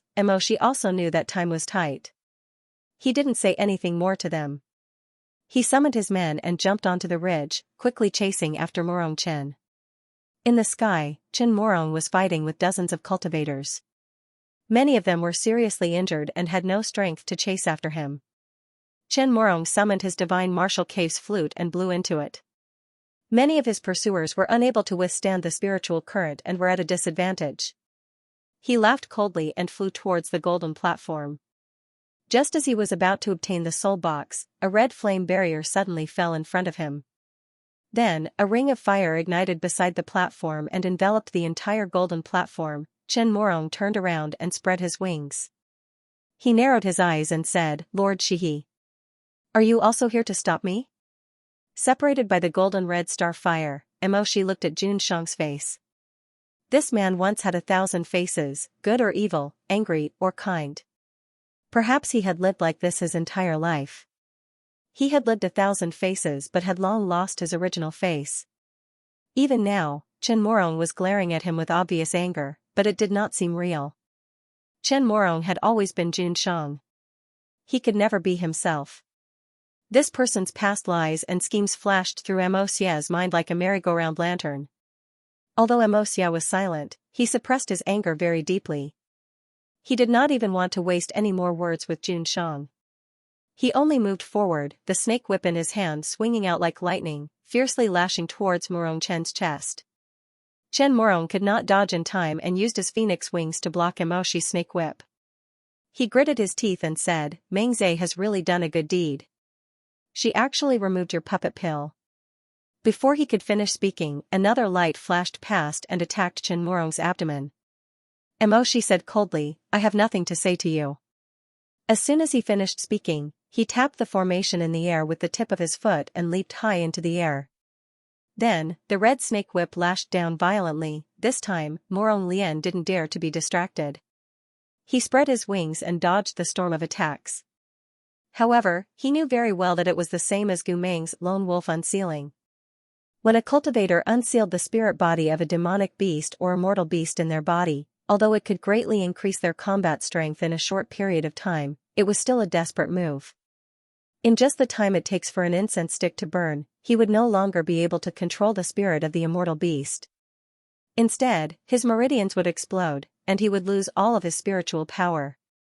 He had to seize the soul box in the blink of an eye, and use his own soul and life to forcefully shatter the box and release the world-defying power of the blood-sucking scourge. However, Shi's strength was too strong. Morong Chen felt that he was unable to make ends meet. Translator, Transin editor, Transin seeing the flames in flourishing Chong City, the armored cultivators rushed in from all directions. The silver light from their swords gathered in one place, like a long winding dragon. Their claws were ferocious as they swam towards him, intending to swallow him in this mutiny. Emoshi turned into a sword and said coldly, "This is the end." After he finished speaking, a cold light flashed. He raised his sword and stabbed towards Morongchen. At this moment, the wind and clouds in the sky suddenly surged. Then, a white light appeared from the depths of the thick clouds. It was like a sharp sword. Before anyone could react, a thunderbolt struck down from the sky. Boom! The blinding light of the thunderbolt struck down towards the golden platform. It instantly extinguished the protective enchantment around the platform that Emoshi had set up. The blazing fire that burned half of the sky instantly turned into a piece of scorched earth. There was only a hissing sound and green smoke rising from it.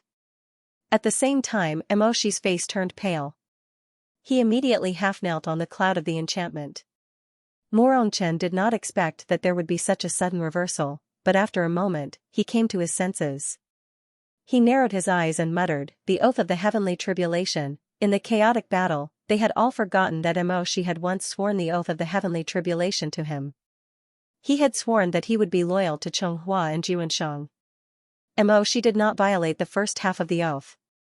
But the second half had violated the oath when Emoshi really wanted to kill him. Thus, the heavenly tribulation had not only broken the enchantment that Emoshi had set up, but the oath had also backfired on Emoshi, causing him to be seriously injured. Emoshi knelt down and suddenly coughed out a mouthful of blood. Huh. Morongchen stared at Emoshi. After a while, the corners of his mouth twitched. He laughed eerily, ha ha ha. He landed on the golden platform. Before the reinforcements from all directions arrived, he stood in front of the soul box that was flowing with colorful lights.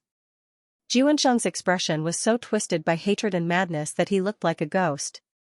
"Fireball, it's all thanks to you wanting to protect the remnants of your brother Gu Meng's troops that you swore the oath of the heavenly tribulation." He raised his hand and hovered above the soul box. His face was as pale as a ghost under the light of the soul box. "You better remember, you originally had the ability to stop me. It was your will that helped me push this country that was unwilling to be tamed into the depths of hell." Emoshi struggled to stand up. Even if he would be turned into ashes by the heavenly tribulation, he could not let Morongchen obtain that box. Unfortunately, it was too late. It was already not easy to maintain one's rationality under the torture of the ancient oath. Moreover, Emoshi wanted to go against the heavens. The heavy clouds in the 9 heavens seemed to be enraged. There was a faint hiss of thunder circling in the sky, ready to swoop down at any time and tear this mortal who did not know what was good for him into ashes. At this moment, Morongchen clasped his hands together and covered them from top to bottom. A dazzling golden light shot into the 9 heavens and collided with the surging wind and thunder in the sky. In an instant, tigers roared and dragons roared. The mountains and rivers changed color. It was as if millions of ghosts were about to break out from the ground. The earth shook. Emoshi coughed and broke through the imprisonment of the oath of the heavenly tribulation. He faced the great light that could turn into thousands of sharp arrows and attack Morongchen. You can't." However, Morongchen had already flown high up in the sky. He held the box that sealed the power of the blood-sucking scourge and injected his soul and life force into the box. The glass box that Gu Meng condensed using his soul made a strange sound in his palm and slowly cracked open. Morongchen raised his head and let out a terrifying laughter that sounded like a night owl. This was the first time in his life that he had laughed so freely, without any concealment, without any planning or consideration. He let out a long laugh and looked down at the capital city that had trapped him for his entire life. Then, with a roar, he smashed down the soul box in his palm. In an instant, the fragments scattered in all directions. The broken soul box immediately surged out a terrifying black demonic spiritual power that was as vast as the ocean and rushed towards the 4 seas. It roared angrily and danced in the sky. In an instant, the galaxy in the sky disappeared, and the shadow of the moon was covered in dust. At this moment, Morongchen had already been swallowed into an almost transparent shadow. The light of the curse was fully displayed in his eyes as he looked around at everything. His voice was vague and crazy. "Look, this is the choice that you have made. You are not willing to listen to orders obediently. You have made my life difficult. I will also want your peaceful days, but you can't get it. As soon as he finished speaking, he was torn into pieces by the tornado formed by the blood-sucking scourge's spiritual power. Only his terrifying laughter was like a whirlpool in the blood-sucking scourge's spiritual power. The power of the blood-sucking scourge has been unsealed. Not good.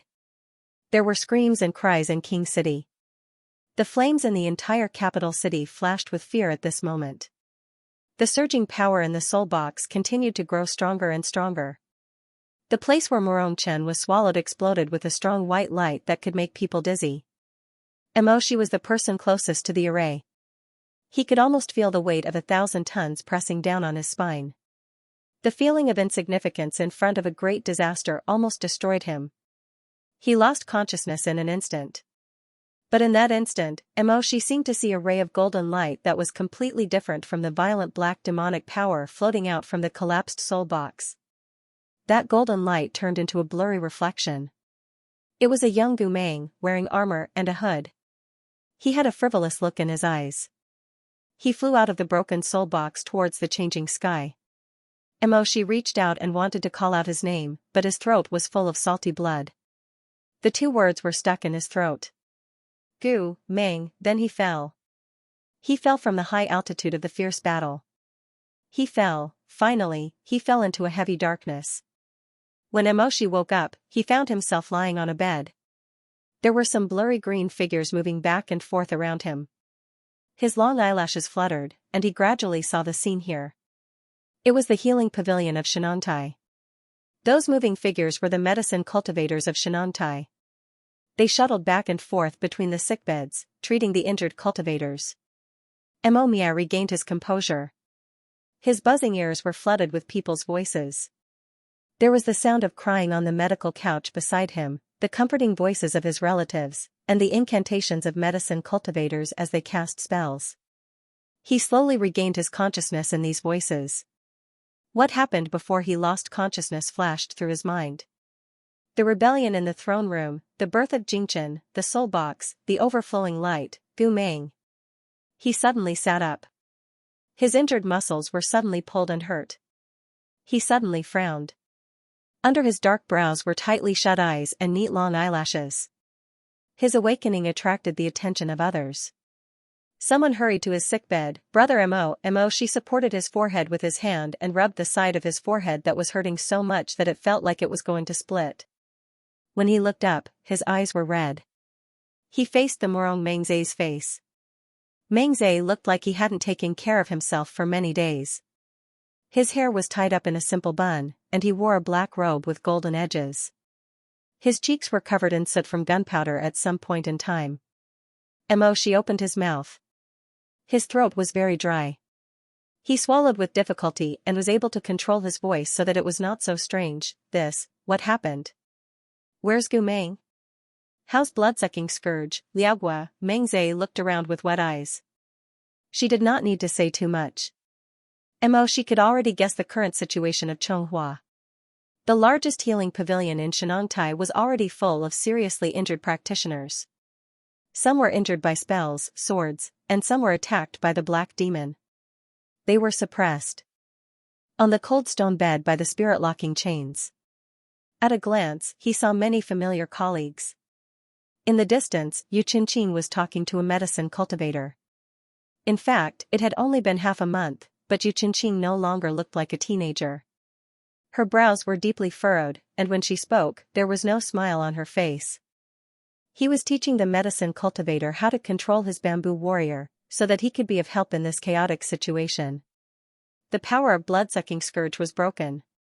After Jingchen absorbed the power, he followed Morong's last wish and turned to Liaogua. Mengze's expression was very bad. Liaogua gained the power of blood-sucking scourge. No one can stop their momentum. They have already reached the outside of the capital. Brother Lian led the army to resist for 7 days. But I'm afraid they won't be able to hold on tomorrow. The master of Liaogua is about to come out. He is completely refining Jingchen. It should be tomorrow. Blood-sucking scourge will be reborn. Emoshi. I've been in a coma for 7 days? Mengze nodded. But when she saw his expression, she hurriedly said, "Don't worry. Even if things have come to this point, it may not be a dead end. Didn't Palace Master Chen Tang also stop blood-sucking scourge from conquering the world? Brother Lian is already reorganizing all the armored soldiers in the capital. He is preparing to command the 3 major armies to fight Liaogua tomorrow. Emoshi closed his eyes. No matter how capable Morong Lian is, he can't command 3 major armies at the same time. He can't suppress 3 armies at all. But you're awake, aren't you? After a pause, she continued, you can command the Red Plume Battalion. Brother Lian will lead the group of practitioners he is familiar with. As for the Northern Frontier Army, she pursed her lips. Her eyes flashed with an indecipherable luster. Emoshi was stunned. Then, as if he had sensed something, his heart suddenly beat faster. He stared into Meng Zai's eyes. How is the Northern Frontier Army? I have good news. Meng Zai seemed to be afraid of making his heart tremble even more, so she lowered her voice. But what was the use? What she wanted to say was already like a drop of water or boiling oil. It was destined to cause an explosion. Gu Meng, Emoshi's lips parted slightly. He stared at her and his voice was almost inaudible. What about him? He has completely recovered. After experiencing this disaster, he has been rehabilitated. 3 days ago, he took command of the Northern Frontier Army again. Now, he is training his soldiers in the military field for tomorrow's battle. Emoshi couldn't care less about his injuries. Once he heard the news, he rushed to the school grounds. Along the way, Meng Zai's conversation with him kept ringing in his ears. After Morong Chen's life force broke the soul box, the power of the demonic blood scourge dissipated. The soul that Gu Meng left behind to protect the box was also destroyed.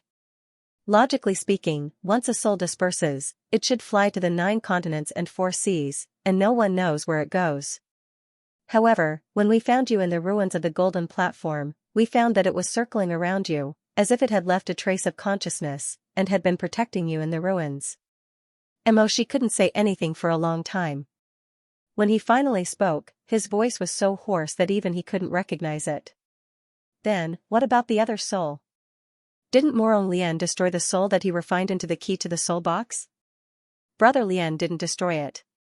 He lied to Morong Chen. Think about it, if Gu Meng created this key just to destroy it, then why did Gu Meng create it? He could have just made the soul box something that couldn't be opened.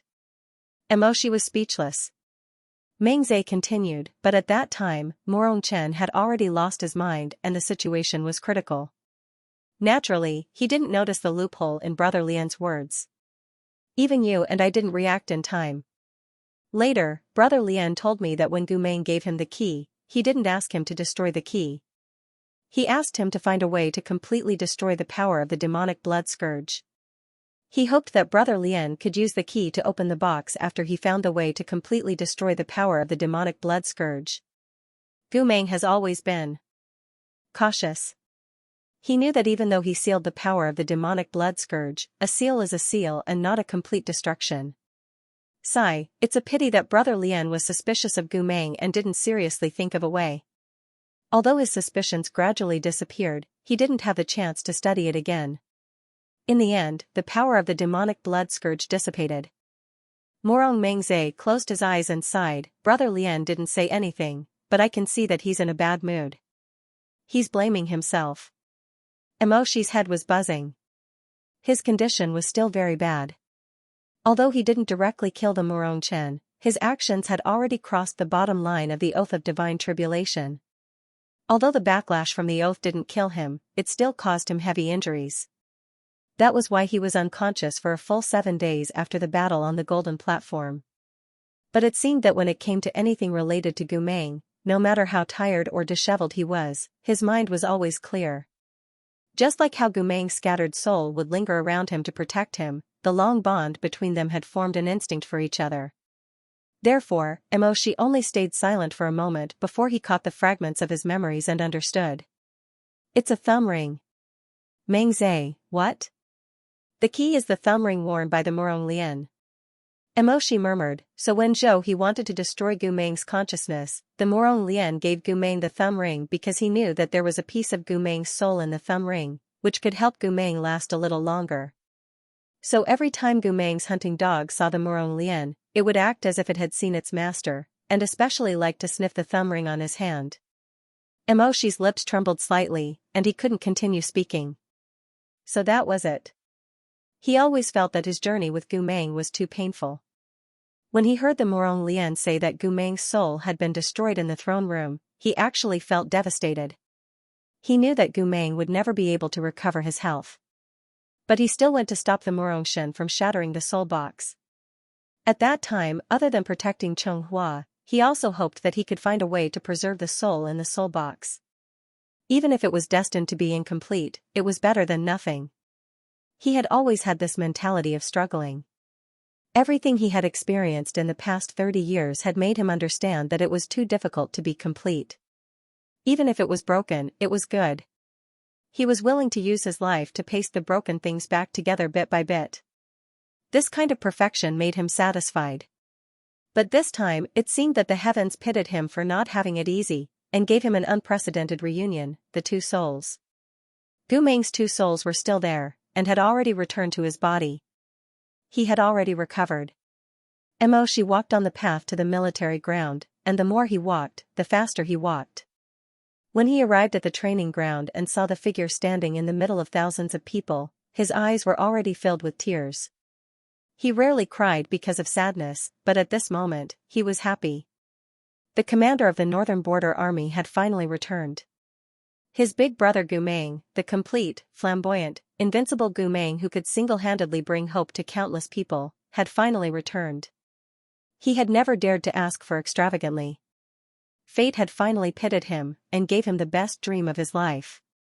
No, it wasn't a dream. It was real. And the remnants had been washed away. Gu Meng was finally no longer a traitor, a villain, or a spy. Instead, he was the commander who could stand under the sun, under the fluttering scarlet military flag, on the platform, and look at the military ground with his hands behind his back. His brother Gu had stumbled, and his hands and feet were bruised. He had suffered all kinds of pain, humiliation, grief, and parting, and had finally returned to the position where he should have stood. The number 1 general of the Chonghua. A Xiaoxiu soldier saw Mo standing at the edge of the military ground, and couldn't help but cry out, "Ah, it's Commander Mo. Commander Mo is here, Lord Shihi is here." The movement was like the wind blowing across the surface of a lake, all the way to the front of the platform. Gu Meng was talking to the Murong Lian when he sensed the disturbance. Thus, against the noon sun and the strong wind on the military ground, he squinted his eyes and looked for the source of the sound. Then, he saw Emoshi through the sea of people and the light of weapons. Gu Meng was startled for a moment, and then he smiled. Although his black eyes were no longer there, his blue eyes were as clear as when they were young. He raised his hand and waved at Emoshi under the fluttering military flag of the Northern Frontier Army. "Commander Mo." He called out to him, with some childish teasing and the gentleness of an elder brother. "Come up. I slept for so long, you're the only one left." The Northern Frontier Army, who had been disciplined by Emoshi for so many years, as if the seriousness had been carved into their bones, couldn't help but roar with laughter. Emoshi suddenly realized that this army hadn't changed at all. They had been obedient under his command for so long, but in fact, there was no seriousness in their bones. The arrogance and laughter that their commander Gu could give them were the soul of the Northern Frontier. He held back the tears that were about to overflow from his eyes because of joy. He raised his head, thinking that he couldn't let the soldiers see him as a joke. But when he walked through the crowd that had split into 2 groups and headed towards the platform where Gu Meng was standing, he knew that he had shed tears. He could no longer be serious, nor could he be cold. He could be sad, and happy. He had all the emotions that a body of flesh and blood should have. On this day, the ice and snow melted, and all his joys and sorrows could no longer be concealed. They were all displayed in front of his soldiers. But what surprised him was that no one laughed at him. Those teasing and warm smiles gradually faded away. They looked at him attentively, as if the barrier that had separated them from him for so long had shattered. Suddenly, someone shouted fearlessly, "Welcome home, Lord Shihi." Everyone was silent. Emoshi also didn't say anything. Then Gu Meng laughed. Gu Meng said from the stage, "Welcome home, Commander Mo." Yes, they had a home. It didn't have to be a building, a pavilion, or a courtyard. It was with this group of people who had protected them together. It turned out that from the day the two of them joined the army, they had a home. Now, whether it was Commander Gu, Commander Mo, or the Morong Lien who was leaning on the side with an impatient expression but had no intention of leaving, they had all gone home.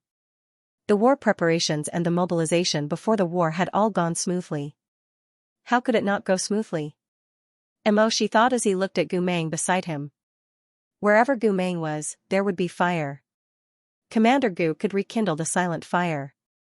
They were clearly about to face a disaster. Their opponent was the demon blood beast that even Palace Lord Chintang had to use her life to seal 100 years ago. It was the treacherous Grand Preceptor whose identity was unknown and who made people tremble. But Gu Meng didn't seem to care. In front of his fellow soldiers, he was always so confident that victory was within his grasp. He was born with this kind of charisma. He could make the people around him feel that as long as he was there, they could overcome any difficulties. No matter how difficult the war was, they could win. After the war preparations meeting ended, the crowd gradually dispersed. Gu Meng winked at Mo Shi. Under the gradually darkening sky, his eyes seemed to be pitch black. "I'm sorry I wasn't by your side when you woke up." But Mo Shi said, "No. You were with me the whole time." After a pause, he added, "Do you remember when we were at the golden platform? That wisp of your soul." Gu Meng smiled. Mo Shi hadn't seen this kind of smile in a long time. It was full of energy and wealth. Under his rosy lips, there was a small sharp canine tooth. "The two of you." Suddenly, a hand came in and shook twice. "Do you think I'm dead?" Gu Meng turned his head and met the Morong Lien's repulsive face. The Morong Lien was such a person. He was suspicious, ruthless, despicable, and had high self-esteem. Even though he already knew that he had done many things wrong, he still couldn't get rid of his arrogant attitude. It was as if he couldn't get rid of the floating lifelike dream that he was forced to consume. Gu Meng smiled. "What are you doing?" "I want to tell you something." The Morong Lien still had the attitude of a superior master, but the wavering eyes of the Peach Blossom 3 revealed his inner turmoil. "What's wrong?" Cough. "This is for you." He handed over a beautifully embroidered blue-gold heroic ribbon. It was the one left behind by the Morong Xian. The Morong Lien's expression was rather unnatural. "Wangshu Mansion will always be mine, and the position of the head of the family will always be mine. But this? I thought about it and reluctantly felt that it would be more suitable for you to wear, than for me." Gu Meng looked down. Under the thick golden afterglow, his expression couldn't be seen clearly. When he finally raised his head, the Morong Lien didn't have time to see his face. Gu Meng reached out and hugged him. Damn it." The Morong Lien opened his arms stiffly, holding the pipe in his hand. His face was full of disgust, like a puppet with broken joints that had been manipulated into a ridiculous shape. "Don't expect me to put the ribbon on for you personally," he finally said stiffly. Gu Meng responded with a laugh. "If you put it on for me personally, then life is short and bitter. A smile will erase all enmity. I won't be calculative with you about what you did to me in the past." The Morong Lien pushed him away and said angrily, "That's because you've been cunning since you were young. That's why I don't trust you. I should be the one to say this condition. If you continue to call me Lord, I will reluctantly start to protect you." Gu Meng touched his neck. The slave locking rings had been removed. Whether it was from Wangshu Mansion or Shihe Mansion, there were no more. Gu Meng grinned at the Morong Lien and winked. "Brother Lien." The Morong Lien was furious. He threw the blue-gold heroic ribbon at Gu Meng's head, turned around, and left cursing. It was late at night. Gu Meng and Mo Shi walked side by side in the dilapidated Chonghua Palace. What Morong Chen had done all these years was revealed in front of everyone. It was as if a magnificent robe had been flipped over, revealing the lice underneath. It was so ugly that people could not look at it carefully. A capital city had also fallen into chaos and darkness because of his madness. Now the palace was full of broken bricks, broken wood, and broken tiles. The two of them walked on the main path. Emo, she asked, after the soul box was broken, who fused your two souls back? Moron Lian? Gu Meng shook his head and said, Suyuro. She's Jiang Fuli's wife. So it's her, yes. But she has been very worried these days. It's probably because pharmacist Zhang's whereabouts are still unknown. Logically speaking, such a big thing happened in Chonghua. No matter how much he wandered, he should have rushed back. Yes, but unfortunately, he didn't. Gu Meng sighed, otherwise, the evil energy in the city could be controlled more thoroughly. Now, only Suyuro can support it. But her medical skills are not as good as Jiang Fuli's. Emo, she thought for a moment and said, Meng Zhe once said that there was a hermit medicine practitioner in Lin and who even mastered the art of rebirth. I wonder if he can. Gu Meng interrupted him, it's too late. His tone was indifferent. It seemed that he had no passion for the hermit medicine practitioner that Meng Zhe had mentioned. And Emo, she could see that his indifference was not only because of the impending birth of blood-sucking scourge, but also because he had no interest in the legend that Meng Zhe had told him. He did not even doubt that even if there was time, Gu Meng would not ask Meng Zhe about the hermit medicine practitioner's whereabouts. Do you think that what Meng Zhe said is not reliable? Gu Meng paused for a moment, then smiled. I didn't say that. Seeing that Emo, she was about to ask more questions, he suddenly raised his hand and pointed at the ruins of the throne room in front of him. Oh right, look at that. He pulled Emoshi and ran over. It turned out to be the golden beast incense burner in the Great Hall.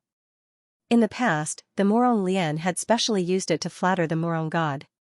The little golden cauldron was lying in the ruins, but it still spared no effort in shouting, Monarch's flood of fortune fills the heavens.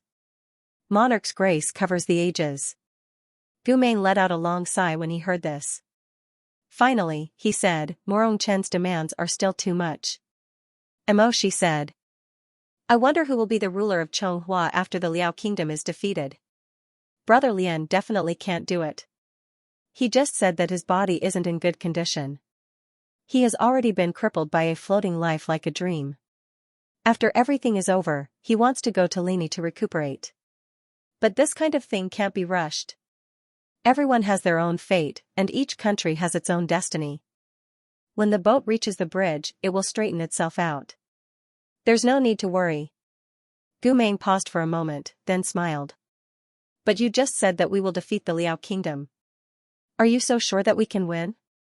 Emoshi looked up, his gaze calm and gentle.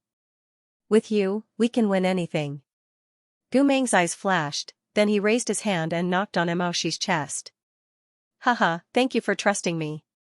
Not bad, I also think that with me, we can definitely win. When it comes to understanding the blood-sucking scourge, none of you can compare to me. So when we fight tomorrow, all of you must listen to me. This time, I will be the commander. Emoshi looked at his smug look and couldn't help but poke his forehead. You will always be my commander. Gu Meng smiled, looking a little arrogant and a little shy. But speaking of which, Gu Meng said after a while, I always feel that Suyuro, she seems a little strange. What do you mean? That year, the sword demon Li Qingqian caused mischief. He said that the Liao kingdom's imperial tutor went crazy because of the beauty Suyuro's marriage. He found more than 100 women who looked like Suyuro and sacrificed them to the mountain. The Liao kingdom's imperial tutor also said that Suyuro was nothing special. He could have as many women with such looks as he wanted. Emoshi nodded. That's true. Li Qingqian's close friend, Miss Hong Xiao, was also harmed because of this. Yes, Gu Meng touched his chin. But Emoshi, have you ever thought of a problem? What? Think about it. If an ordinary woman's ex-lover came to her country, how would she feel? Emoshi pondered. She might try to send a letter to him to plead for mercy. What else? At the very least, she would be restless and wouldn't know how to face that man. You're absolutely right. Gu Meng said. But Madame Su is completely different. She doesn't seem to care about what the Liao kingdom's imperial tutor is doing at the moment. She doesn't care at all. Instead, she keeps sending people to inquire about pharmacist Zhang's whereabouts. Maybe it's because she and the Liao kingdom's imperial tutor are in the past. Now that she's Jiang Fuli's wife, she's naturally worried about Jiang Fuli's safety. Gu Meng stretched out a finger and shook it. That's not right. As he spoke, he smiled and pinched Emoshi's cheek. You have too high a moral bottom line. You always use human relations to measure people's hearts. Yes, Su Yuro is Jiang Fuli's wife. That's right. I don't think she would betray Jiang Fuli. But if it's really as Li Qingqian thinks, that Su Yuro once had such a deep entanglement with another man, then no matter if she's a wife or a mother, when she sees this man again and wants to be his enemy, she can't ignore him in her heart. But Su Yuro doesn't care. Gu Meng said, as far as I've seen these days, she only has two emotions for the imperial tutor. One is fear, and the other is disgust. Gu Meng shook his head. This is not the mentality of facing an old flame. Emoshi looked at his serious look and couldn't help but feel helpless. How do you know the girl's emotions? In fact, it has nothing to do with whether she's a man or a woman. It's a kind of human nature. Gu Meng said and paused. Alas, let me tell you this. You thought I betrayed the country. Before the Battle of Dongting Water, when you knew that you were about to see me after I betrayed the country, how did you feel? Emoshi, it wasn't fear or disgust, was it? Of course it was. Emoshi could still recall that feeling very clearly now. It was extremely painful and full of hope. When he woke up and dreamed, he saw Gu Meng's figure. It was as if he was soaked in the gentleness of the past and covered by the unknown future. Emoshi lowered his eyelashes and sighed. I understand what you mean. So Mrs. Su is not right. Yes. Gu Meng said, there are 3 reasons why she is not right. First, Mrs. Su has some secrets about Imperial Tutor Liao that others don't know. Second, Mrs. Su has never responded to Imperial Tutor Liao. Imperial Tutor Liao was crazy because of his own imagination. What about the third one? Third, Gu Meng said, Li Qingqian may have some misunderstandings about Imperial Tutor Liao's actions. His interpretation of the relationship between the two was wrong from the beginning. Emoshi suddenly opened his eyes wide. Gu Meng rubbed his chin and continued, actually, I'm more inclined to the third possibility. Because when we subdued Li Qingqian, he saw Su Yuro's real face. She whispered something to him that no one knew, and then Li Qingqian, the sword demon, collapsed and dissipated. I think the third possibility is more likely than the first 2 guesses. It was because Su Yuro destroyed Li Qingqian's perception of obsession that he, as the sword demon, felt that everything was too ridiculous. So his will collapsed and turned into ashes. Otherwise, with just a face and a few words, how could she defeat his rationality? Emoshi thought and nodded. Yes. Gu Meng was about to say something when he suddenly heard a thunderous roar in the distance. He couldn't help but turn his head to look. Oh no! Above the sky, thick clouds suddenly gathered in the shape of a whirlpool. Lightning flashed in the center of the whirlpool, and the sky seemed to be torn open. Pale light sprinkled down like blood from the sky, illuminating the burning army's camp in the distant suburbs. In the white light that was enough to illuminate the abyss, countless small black dots floated up from the burning army's camp and flew toward the crack in the sky. Gu Meng used the long vision technique to see clearly what those black dots were. His face turned extremely pale. Damn, that's the real blood-sucking scourge's rebirth ceremony. Gu Meng's lips moved. He stared at those black dots and said in a low voice, those floating in the air are living sacrifices. They're the butterfly bone beauties captured by burning army. Emoshi was shocked. What? They all knew that the butterfly bone beauties were a race with ancient demon blood. However, after the war of gods and demons, the demon gate was closed to the world forever. This race that was abandoned in the human world lost the support of demon energy. Slowly, their spirit nuclei withered, and they lost their magic power. They became no different from ordinary humans, or even weaker. The only characteristic of the demon race that they retained was that they were suitable to be used as cultivation furnaces. The blood-sucking scourge is an evil beast refined from the remnants of the ancient demon race. It needs a lot of demon blood, Gu Meng said. When I was in Burning Army, I carefully read the remnants of the blood-sucking scourge. According to legend, when the demon race refines this evil beast, they use the spiritual chi of the demon race to water it. If a mortal wants to truly refine this evil beast, they can only try to find something related to the demon race in the world as a sacrifice, and the most useful thing is the butterfly bone beauty seat. She asked, in other words, the blood-sucking scourge is actually fed by living people with this special bloodline? More or less, Gu Meng said, it takes more than 100,000 beauties to refine one blood-sucking scourge. Back then, the Xianxia village was massacred. Wasn't it also because the burning army was searching for beauties everywhere? They have been planning this for a long time. As he spoke, his dark blue eyes gazed into the distance where the wind and clouds were changing color. It seems that the burning army wants to fight with us before dawn. They can't wait until tomorrow. As he said this, he tied up the blue and gold ribbon that the Murong Lian gave him. A few strands of his fringe fell on his heroic pendant. Let's go. To lead the army. As he said this, the corners of his mouth curled up into a thin smile. She didn't know if it was an illusion, but under the sunlight of the blood-sucking scourge, Gu Meng's blue eyes looked a little wet. Looking at his expression, she suddenly felt a vague sense of foreboding. He couldn't help but murmur softly. Gu Meng. He originally thought that Gu Meng wouldn't hear this soft call.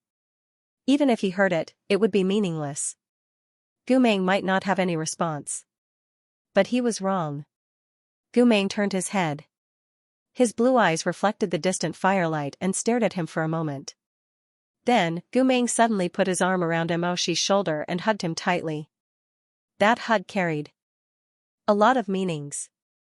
There was love, intimacy, comfort, encouragement. It carried all the bright beliefs that Gu Meng had given to Moshi in the past. This hug was so natural, as if there was never a gap between them when they were wandering secret agents. When Gu Meng let go of him, his handsome face was shining with a bright light that was full of fighting spirit. After this battle, I want to treat your brother Gu Meng to a drink. I want the best pear blossom white, or else I won't be happy. Before Machi could read his expression clearly, he had already turned, pulled him to his feet, and hurried him to the checkpoint without a word. Even though the battle was initially planned to be tomorrow, everyone knew that tomorrow was just a prediction. The Battle of Chongliao was like a cannon that had already ignited its line of fire, ready to explode at any time. Therefore, no one was surprised when Gu Meng called for the army to gather. In fact, some people had already felt that they had arrived at the drill ground the moment they saw the strange light. They all knew that they would not be able to sleep tonight. The first battle would be tonight. If they could kill Bloodsucking Scourge at the beginning of its rebirth, then the Chongliao army would naturally retreat.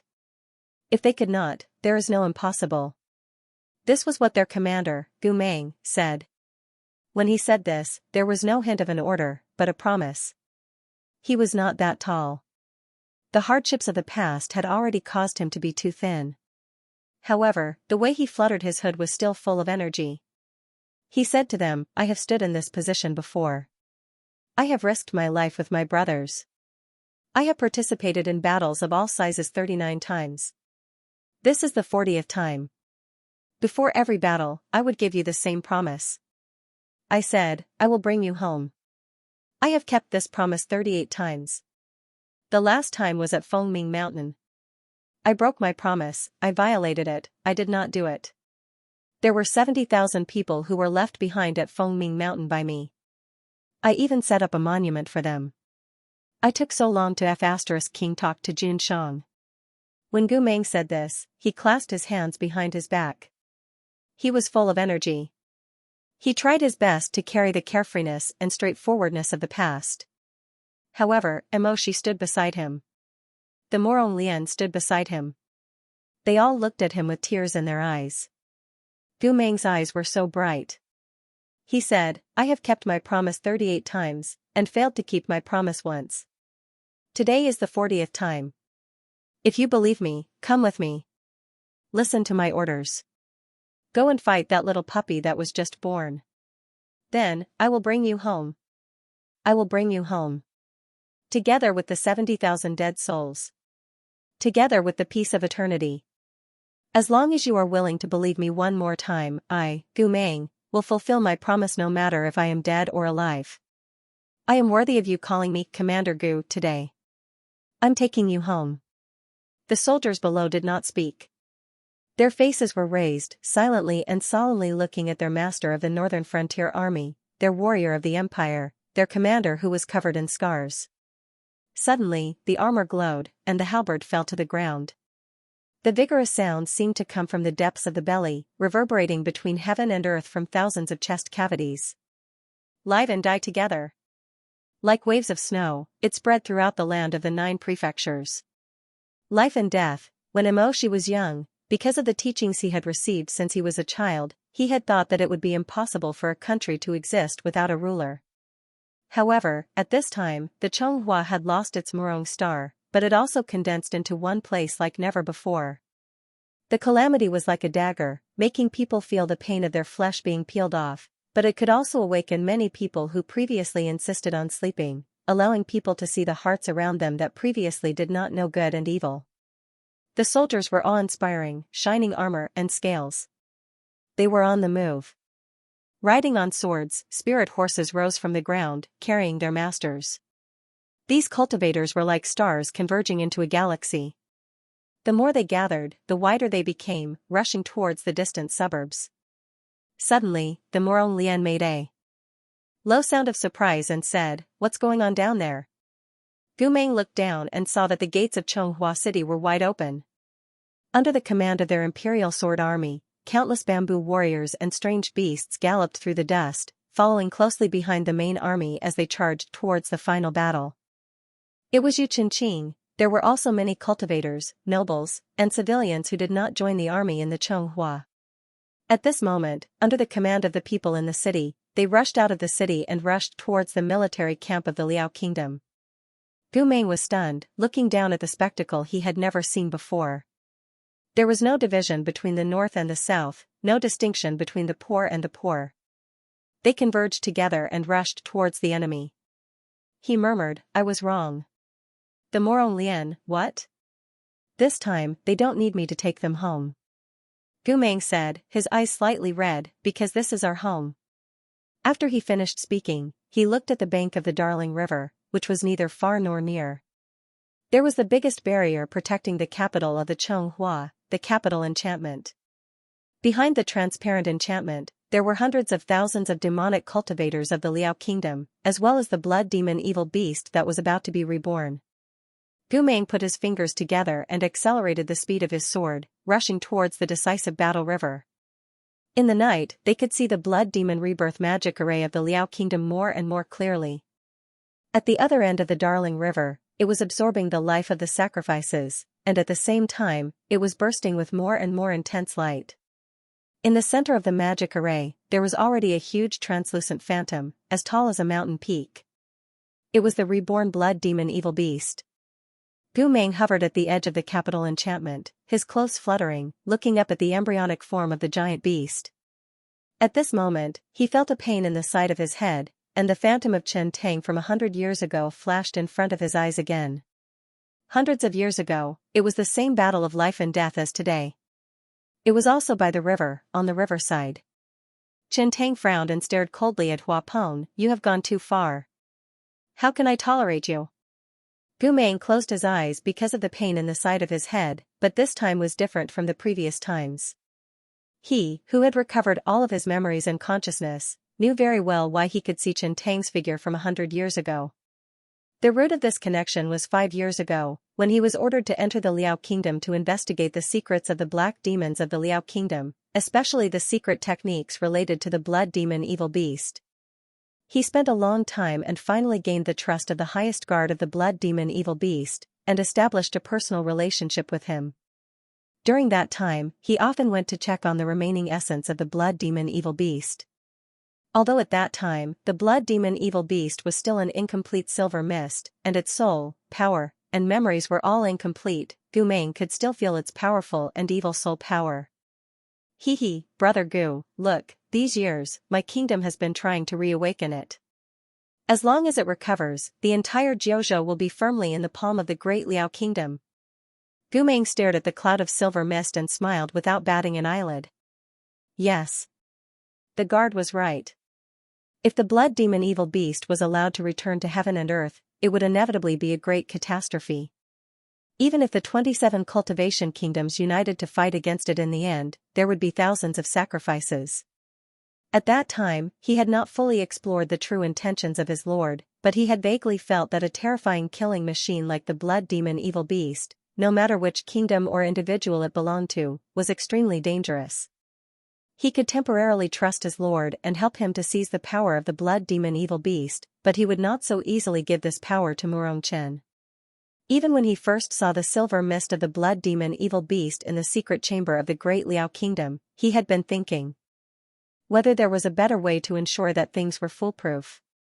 Even if one day, the blood demon evil beast really returned to the world, whether it was resurrected by the great Liao kingdom and was loyal to the great Liao kingdom, or copied by the Chonghua and was loyal to the Chonghua, he would have a way to end it with the least sacrifice. This was the most comprehensive way. During the days and nights of the great Liao kingdom, Gu Meng made a lot of assumptions and speculations. In the end, there was only one way left for him: unity. In fact, it was not that complicated, and it was not that great of a spell. Speaking of which, the purpose of his initial research and creation of this spell was very naive. He once had a beautiful illusion. Even if he knew that the road ahead was bleak, he still hoped that he could spend the rest of his life with his junior brother. Just like what they joked about in the first half of the story, they would have a home, raise a few cats and dogs, and plant a peach tree in the courtyard. They would retire together, grow old together, and die together. Although he knew that it was impossible, Gu Meng could not help but secretly create this unity spell. Once this spell was cast, he would be able to share his will with Mo Shi. As long as they were willing, they would be able to see each other's past, share each other's memories, emotions, wishes, and even life. It was a spell that required unlimited trust and intimacy from both parties. It was so ideal that it was almost absurd. Gu Meng originally thought that he would never need to use it. He was just playing around and hoping that he could entrust some of his beautiful illusions to it. But when he stood in front of the blood demon evil beast's spiritual body, he suddenly understood. It turned out that fate had long decided that the unity spell's destination was not for companionship, but for parting. In the end, when the blood demon evil beast was weak, he secretly cast this spell into its spiritual body. The moment he performed the Heart of Unity, he felt an extremely demonic current surging into his blood vessels. The black magic curse in his bones was stirred up by the blood-sucking scourge, and a large amount of devil chi surged into his body. That was the dirty life of the blood demon evil beast. Countless sacrifices, butterfly bones, beauty seats, and the lives of ordinary people were used to create the evil beast's soul. It coexisted in his body. At that moment, he seemed to have become it.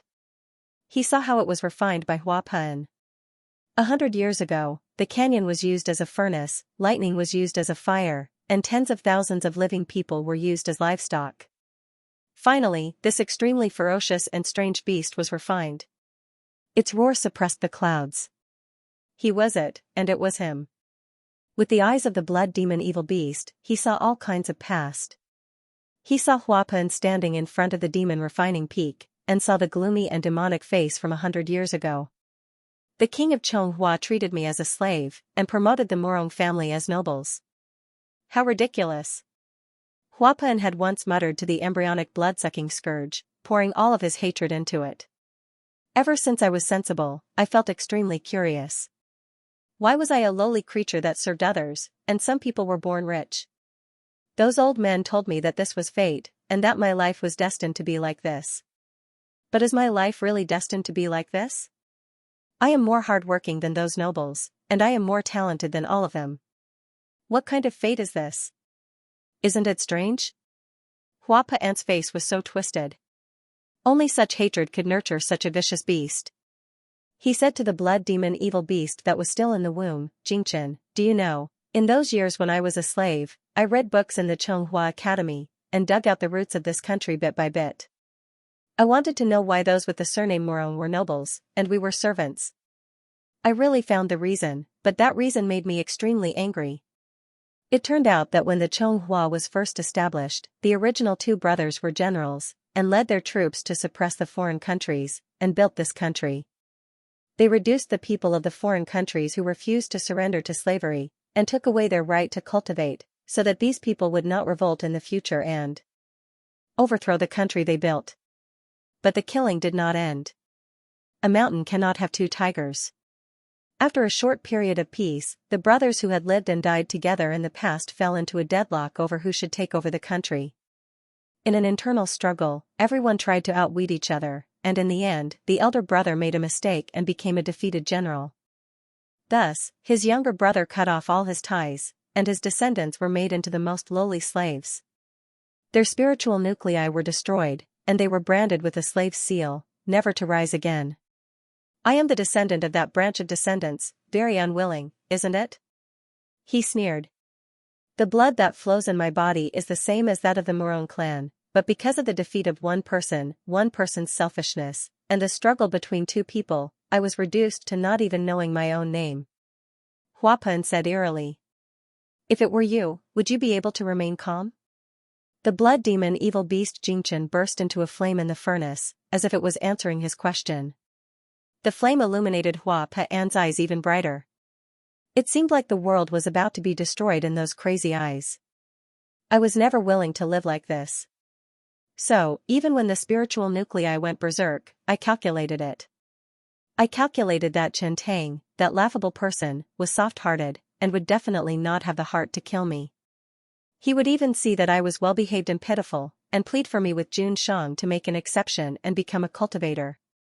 The flame of Smelt Demon Mountain was like the tongue of a malicious spirit, leaping out from hell and dancing wildly, reflecting Huapan's face, desire, hatred, ambition. Gu Meng saw that this was the blood demon's first impression of the world, the impression that Huapan had given him. Xianxia, I smelt you so that you can take back the Chonghua for me. I can also be the ruler of this country. It was an evil beast forged from hatred and desire. The flesh of the dead became its flesh, and Huapan's ambition became its ambition. Now, it shared its evil with Gu Meng. Gu Meng was almost pressed into the abyss of hell by the horrifying blood. Gu Meng was extremely disgusted. But he still insisted on sharing his heart with it. The bugle horn sounded, and the war drums thundered. Gu Meng turned around and looked at Chonghua's vast army, his brothers and fellow soldiers, those who had gone through life and death with him, those whom he had promised to bring home, those who called him Marshal Gu. Sparks of fire were flying around the battlefield that was about to ignite. His heart was surging with a secret that no one knew. Of course he could win, of course he could win. In this world, no one knew blood-sucking scourge better than him. Even Huapan himself was only its master, and not a soul that shared the same life as it. Imperial cultivators, reinforce the Imperial capital's enchantment on the left and right wings. Healers of each team will be the eye of the formation. Pegasus Battalion will head to the Blazing Legion's North Battalion and disrupt their formation. Northern Frontier Army, follow me. Yes. Gu Meng narrowed his eyes and looked down at the Blazing Army camp. Separated by a vast river and an enchantment that connected heaven and earth, the two armies of Blazing Legion were confronting each other. Blazing Legion had already prepared for Chonghua's attack at any time, so they were not slow in assembling. Gu Meng looked at the armor that looked like fish scales jumping up and down. He knew that once the army passed through this barrier, the battle would begin. He took a deep breath and ordered under the bright moon, pass through the enchantment. Yes. With this order, Chonghua's cultivators swooped down from the sky like hunting birds that covered the sky. The moment they passed through the enchantment, the attacking cultivators on the other side shot out black magic curses like a rain of arrows. Countless tamed black magic beasts were released from the beast-taming camp.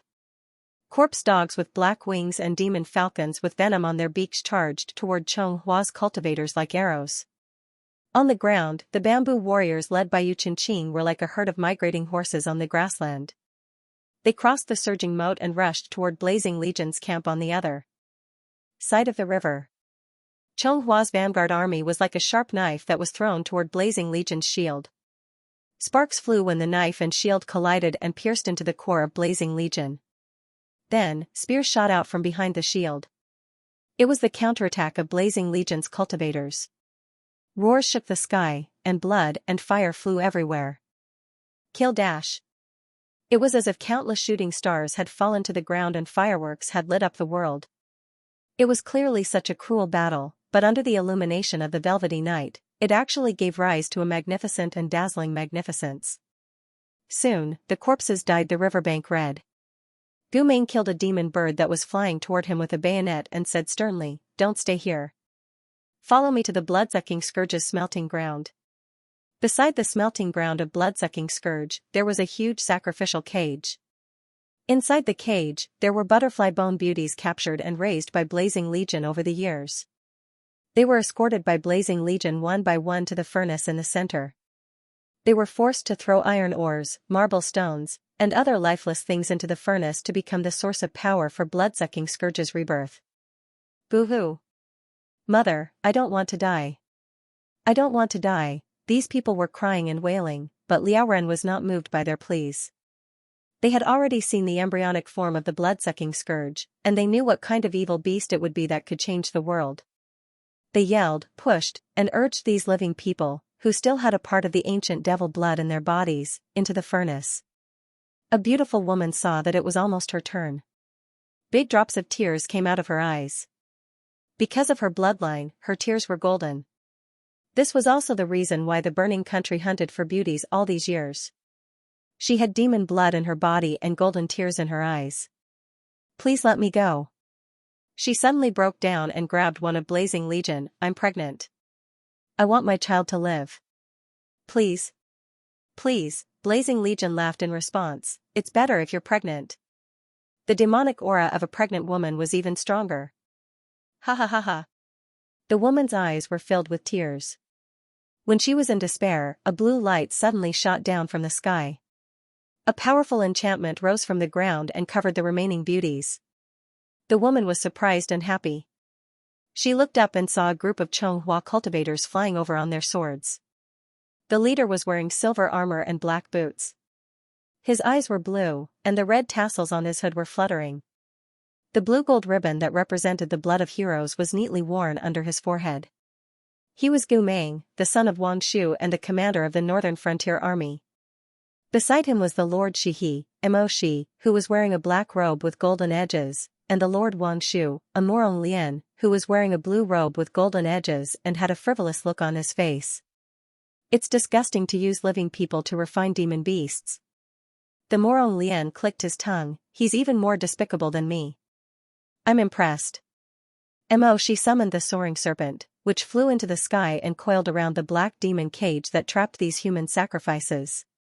Then, it suddenly shattered into pieces. "Run."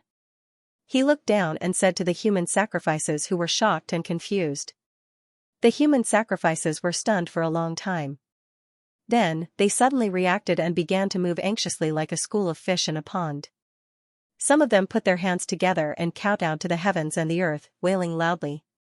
Mo Shi ordered a group of imperial guards to escort them to a safe place. For a moment, these people could be heard crying and snot, "Thank you. Thank you, Lord Immortal."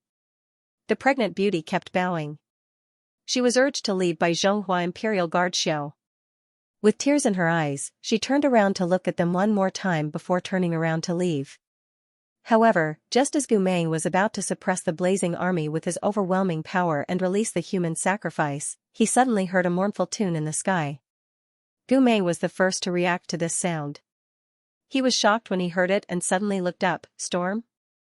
In the distance, a half-transparent figure was approaching. He was also standing in the sky on a sword. That person was wearing a white robe that was slightly open. In his hand, he held a rusty bronze divine weapon that was fluttering in the wind. He raised his head, revealing a handsome face. His black eyes were sparkling, and his smile was wild and arrogant. This time even Mo Shi and the Morong Lian were stunned. Gu Meng? The half-transparent figure standing on the sword was actually Gu Meng. And it was the young, valiant Gu Meng who had not been tempered by the black demon. What's going on? The Morong Lian was shocked. However, Mo Shi immediately understood after being stunned for a moment. His eyes were slightly red. He stared at the figure of his old friend and said in a low voice, "The nine-eyed zither, what?" "The nine-eyed zither of the state preceptor of Liao," Mo Shi said. "There are 9 eyes hidden in the zither. Each eye is the power of a cultivator." As he spoke, his fingertips trembled slightly and sank into his palms. His voice was almost inaudible because of the heavy hatred. This one is made from the Chonghua technique that was stripped from Gumeng. The Morong Lian. He turned his head to look at Gumeng, but Gumeng did not have much of an expression. It was as if stripping two bodies filled with blood and pain meant that the pain of having their skin and bones cut open and their spirit energy forcibly extracted had nothing to do with him. Gumeng just stared at the half-transparent himself who could use the Chonghua technique and summon the divine martial storm. After a while, he said calmly, "It seems that the state preceptor can no longer sit still even though he is secretly controlling the rebirth ceremony of the blood-sucking scourge. He actually sent me to deal with myself. I think I'm quite handsome." The Morong Lian said, "You're just SOSO. You're just a little worse than me." Gumeng smiled. Just as he was about to say something, he saw himself raising the Suona again and pressing his fingertips on the Suona's eyes. Gumeng could not be more familiar with that posture. He immediately raised his eyebrows and shouted, "Activate the sound barrier." The cultivators behind him followed his order. However, not all of them were as fast as Gumeng. Before the arrays were activated halfway, Gumeng had already played the song. Dash. Although the sound of the Suona was weak, it pierced through the clouds and instantly swept through the entire army. Those who didn't have time to activate the barrier screamed and fell from their flying swords onto the ground. Some of them bled from their orifices due to the divine martial storm, and some of them fainted after a while. Gumeng cursed in his mind. Although he had recovered his spiritual senses, he couldn't use his spiritual power. He could only summon the demonic dagger. However, although the dagger was powerful in one-on-one combat, it was no match for the sound of the storm in the army. The situation instantly turned chaotic. At this moment, the demonic cultivators of Liao Nation who had been suppressed by the divine martial storm suddenly counterattacked, and the situation of the battle was immediately reversed.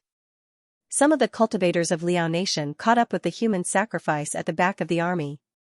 They grabbed the screaming butterfly bone beauties and threw them into the spiritual power furnace one by one. The color of the lava in the furnace was extremely bright. Not far away, the shadow of the blood-sucking scourge was also becoming clearer. "Catch more!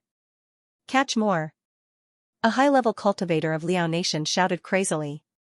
"It's almost reborn. It's almost reborn. Just a little more."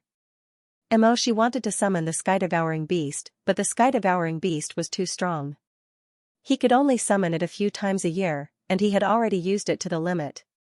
In addition, the sky-devouring beast was exhausted from the battle with the Murong star. He couldn't summon it successfully now. However, at this critical moment, Emoshi heard the sound of another array breaking behind him. He turned around abruptly, and Gumeng also turned around in shock. The person who played this array-breaking music was a Morong Lian? As a descendant of the Wangshu family, the Morong Lian naturally had his own musical instrument. However, he never liked it, so he almost never summoned it. But at this time, he leaned on a dragon. Scale leather divine Huqin. When he met Gumeng's eyes, the Morong Lian glared at him and said, "What are you doing? What are you looking at? Don't laugh." Gumeng did not laugh. He just didn't expect that Morong Lian also had a divine weapon that could destroy 3 armies with just her voice alone. The Morong Lian waved his hand, and the string was fully pulled. The sound of the Huqin was loud and clear, and together with the sound waves of the Suona, the two sounds were like invisible dragons breaking out of the water, fiercely colliding with each other. Wind and thunder rolled. This was a duel between the descendants of musical instruments, and no one dared to be careless. The Morong Lian squinted his peach blossom eyes and stared at the familiar Gumeng opposite him. His white hand pulled the string. The sound became sharper and more ruthless. The two forces collided, and everyone's eardrums buzzed from the sound of the strings, bamboo, metal, and stone. The music of these two people was like the waves of a dragon. At times, the Morong Lian's Huqin had the upper hand, and at other times, the sound waves of Gumeng's illusion suppressed it. Although this kind of battle was not as bloody as the clash of weapons, it was no less dangerous. The Morong Lian pulled back his wrist and pulled the string. The sound of the Huqin suddenly increased, and Gumeng's illusion suddenly squinted his eyes and his lips slightly moved away from the Suona. The real Gumeng saw an inkling and immediately warned, "Be careful." The Morong Lian suddenly became alert and pulled the string. Just as the sound of his hooching reached a critical point, Gumeng suddenly closed his eyes and raised his finger. He raised his head and blew the sharpest sound. Clang! Suddenly, a sonic bomb was shot. The Morong Lian lowered his head and coughed out a mouthful of blood. Gumeng was shocked. Morong Lian, how are you? The Morong Lian licked the blood between his lips and teeth, looked up gloomily, and muttered, "It's okay. I won't die." He looked coldly at the Gumeng opposite him, and the Gumeng phantom did not have full power. Under the fierce repulsion, the phantom was scattered by the shockwave, turning into a blurry fog, and finally slowly disappeared. The crowd was silent. When Gumeng's illusion completely disappeared, the Chonghua army burst into cheers. Disperse! Disperse! Oh my God, the Lord Wangshu knows how to do this? Why doesn't he use it? Gumeng went over and confirmed that the Morong Lian was really fine. He breathed a sigh of relief. Why don't you show off your skills? The Morong Lian snorted and impatiently waved away the divine marshal Hu Guqin. He said with a dark face, "What's there to say? I hate music cultivators the most. They play, sing, and are so sentimental. It's not interesting at all." But when he saw the Xiaoxiu rejoicing and re-entering the battle with Liao to seize the magic furnace, there was a hint of pride in his eyes. However, at this moment, a roar that could shatter people's internal organs suddenly came from afar. The sound and sound were like the collapse of Mount Tai and the flood of the Yellow River, as if the earth was about to be destroyed at this moment. Everyone was shocked. Some of the Xiaoxiu still had smiles of victory on their faces, but they stiffly raised their heads.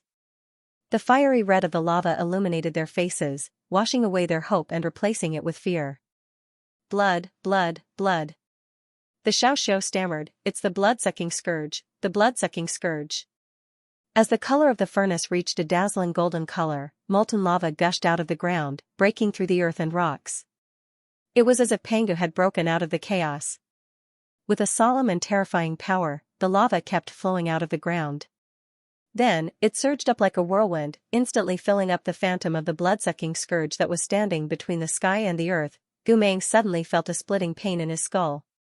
Ah, he was it, and it was him. He wanted to stop it from reappearing, but at this moment, Gumeng could clearly feel a surge of magic that could move mountains, fill seas, and destroy heaven and earth surging through its flesh and bones. It was in the shell of flames, about to bathe in fire. Rebirth. Dodge. Activate the water enchantment. Emoshi, sky swallowing. Gumeng's stern shout woke up the tensed cultivators. They also realized that a great calamity was coming, and they all set up watertight barriers to defend themselves. At the same time, the earth shook, and tens of thousands of shards and waves of fire surged into the yellow sky and earth like the howling of evil spirits, spraying and splashing. They all smashed heavily into the defensive barriers they had set up. How could a single person fight against the blood-sucking scourge that was made of millions of resentful spirits? As the blood-sucking scourge was reborn, the raging fire did not extinguish, but instead grew stronger. It was as if the energy of heaven and earth had been swept away. The cultivators gradually could not hold on.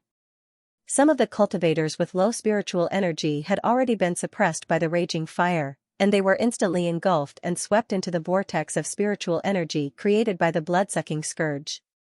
Emoshi gritted his teeth and poured all the energy in his body into it. He angrily shouted again, "Sky swallowing. Summon it." In the midst of blood and fire, the giant whale finally leaped into the world. Its blue light instantly illuminated the entire sea of fire, protecting the cultivators of Chonghua and those who had nowhere to run.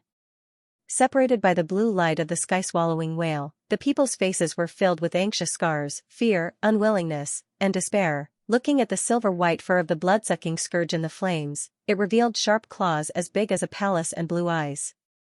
Hell! As the earth cracked and the sky collapsed, the legendary demonic beast leaped out of the fire. It was so tall that it almost covered the sky, and it was difficult to see its full appearance even if one stood on the ground and craned their neck. It stretched its neck and roared. On its head, the state preceptor of Liao country stood with a zither in his arms. His clothes fluttered in the wind, and he was coldly looking down at the world that was about to submit to him. On its head, a man in a white robe with golden edges floated down and stood steadily on the tip of his toes. It was the state preceptor of Liao country who was controlling the rebirth of the blood-sucking scourge behind the scenes. Go, Jingchen. With the state preceptor's order, the blood-sucking scourge Jingchen roared and soared into the sky. Wrapped in the unextinguished flames, it flew toward the enchantment of the imperial capital of Xianxia. It's coming. Set up the formation. Set up the formation quickly. The cultivators stationed on the shore of Xianghua's darling river shouted. They shot out countless spells and gathered on the enchantment of the imperial capital. At the same time, Jingchen slammed into the enchantment with the force of a mountain falling into the sea. With a boom, after the first impact, the enchantment of the imperial capital had already cracked open. The power of the ancient evil beast was still too strong after all. Even if the cultivators tried their best to repair it, they were afraid that it would not be able to withstand 3 hits. The Morong Lian and Mo wanted to go back to support, but at this time, the state preceptor landed on top of Jingchen's head. The zither in his hand moved, and the 7 eyes of the 9-eyed zither opened one after another. Except for the defeated Gumeng and the last eye at the end of the zither, the phantoms of the original owner of the zither leaped out from the other eyes of the zither. Other than the black tortoise heavy armor and the great master of Lichuan Kingdom's lightness skill, who had been refined into the zither by the state preceptor, there were other monsters, strange beasts, cultivators, and evil spirits.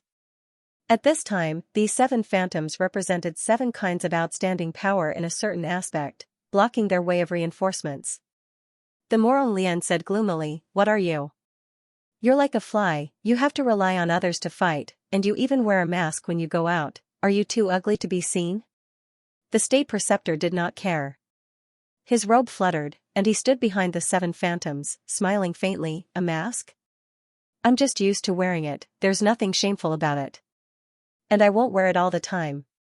When Xianghua City is broken and I enter the imperial capital, I will naturally take it off." He paused for a moment, and his smile became sweeter. "The Lord Wangshu only needs to pray that you can live until then." As he spoke, he waved his hand, and the 7 phantoms attacked Mo Shi and the Morong Lian like sharp swords. On the other side, although Gumeng had already rushed to the imperial capital's enchantment barrier, the blood-sucking scourge had already ferociously slammed its fangs into the enchantment barrier for the 3rd time. Amidst the screams of the crowd, the enchantment barrier exploded into countless specks of light, falling to the ground like hailstones. The blood-sucking scourge shook its fur, and with a leap, it broke through the last bit of the enchantment barrier that was on the verge of collapse. It soared into the air, and suddenly flew towards the imperial capital. The cultivators by the Darling Duck River did not expect the enchantment barrier to be broken so quickly. For a moment, they were stunned, and no one knew what to do.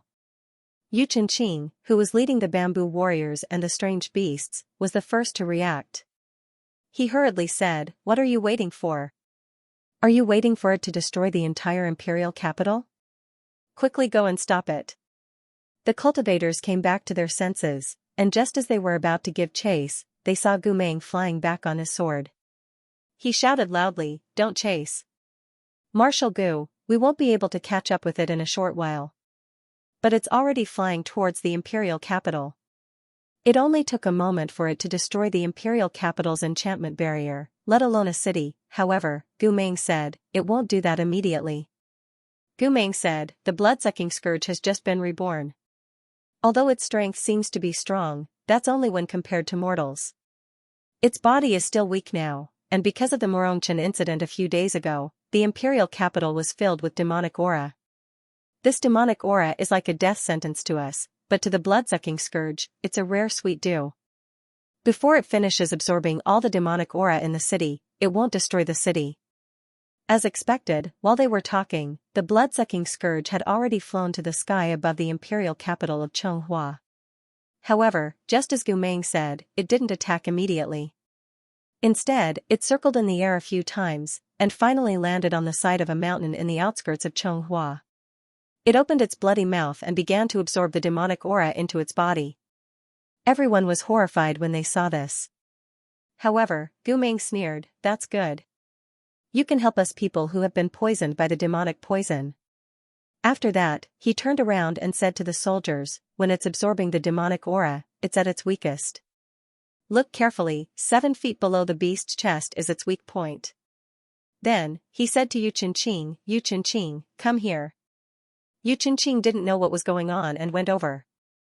Gu Meng tidied up his slightly messy robe, raised his blue eyes, and said, I ask you to immediately lead half of the guards to the War Spirit Mountain. Yu Qianqing was slightly startled, and didn't understand, why are we going to the War Spirit Mountain? Gu Meng paused for a moment, and then said, the Liao nation's military strategy is recorded. The stone statues of the Xianxia ancestors in the War Spirit Mountain are a boundary. Below the 7 statues are the weapons of the general who founded the Xianxia. Yu Qianqing was shocked. What? There's such a thing? Why doesn't the Xianxia know about it? Because the general who founded the country is not someone else. He's the brother of the first king who lost the power and was demoted to a slave, Hua Pon's ancestor. Gu Meng looked at the blood-sucking scourge from afar as he said, after this person lost power, the first king erased all traces of his achievements, and the half-divine and half-magic weapon that he had was also sealed at the peak of the War Spirit Mountain, guarded by a stone statue. But because the seal boundary needs to be strengthened every 100 years, and this secret can't be made public, the first king set a rule, every time a king retires, no matter if he's virtuous or not, a statue must be erected with a spirit-suppressing stone on the peak of the War Spirit Mountain. Yu Qianqing murmured, even if a king dies of old age, it won't be more than 100 years. In this way, the boundary is indeed strengthened. With a statue, yes. But even so, because the weapon is powerful and aggressive, the evil qi hasn't dissipated for hundreds of years. Although it has been strengthened, when the yin qi is heavy at night, the War Spirit Mountain can still hear the sound of war drums and marching. That's the sound of that weapon. Yu Qianqing asked, what kind of weapon is that? Rumor has it that it's a longbow, forged by a swordsman 1,000 years ago with the power of gods and demons. Gu Meng said, and then said to Yu Qianqing, remember what I'm going to say next.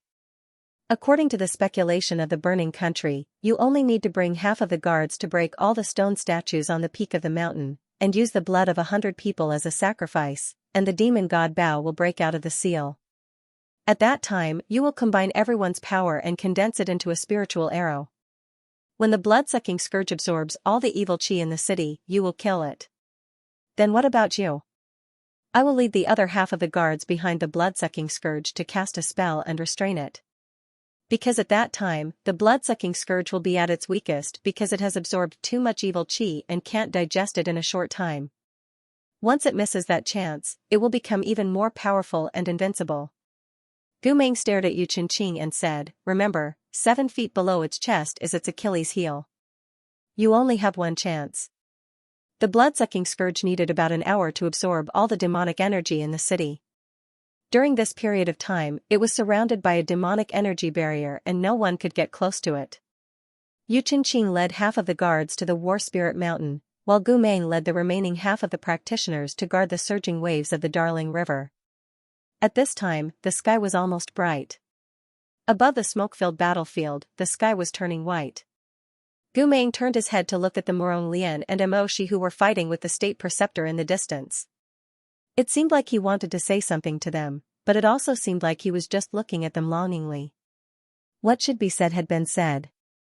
The enmity had been resolved and the misunderstanding had been cleared. Only the rest of his life could not be obtained.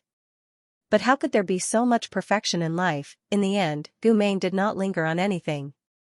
Perhaps it was because he had already rehearsed this kind of separation many times in his plan. Others only thought that he was going to restrain the blood-sucking scourge, but only he knew what he was going to do.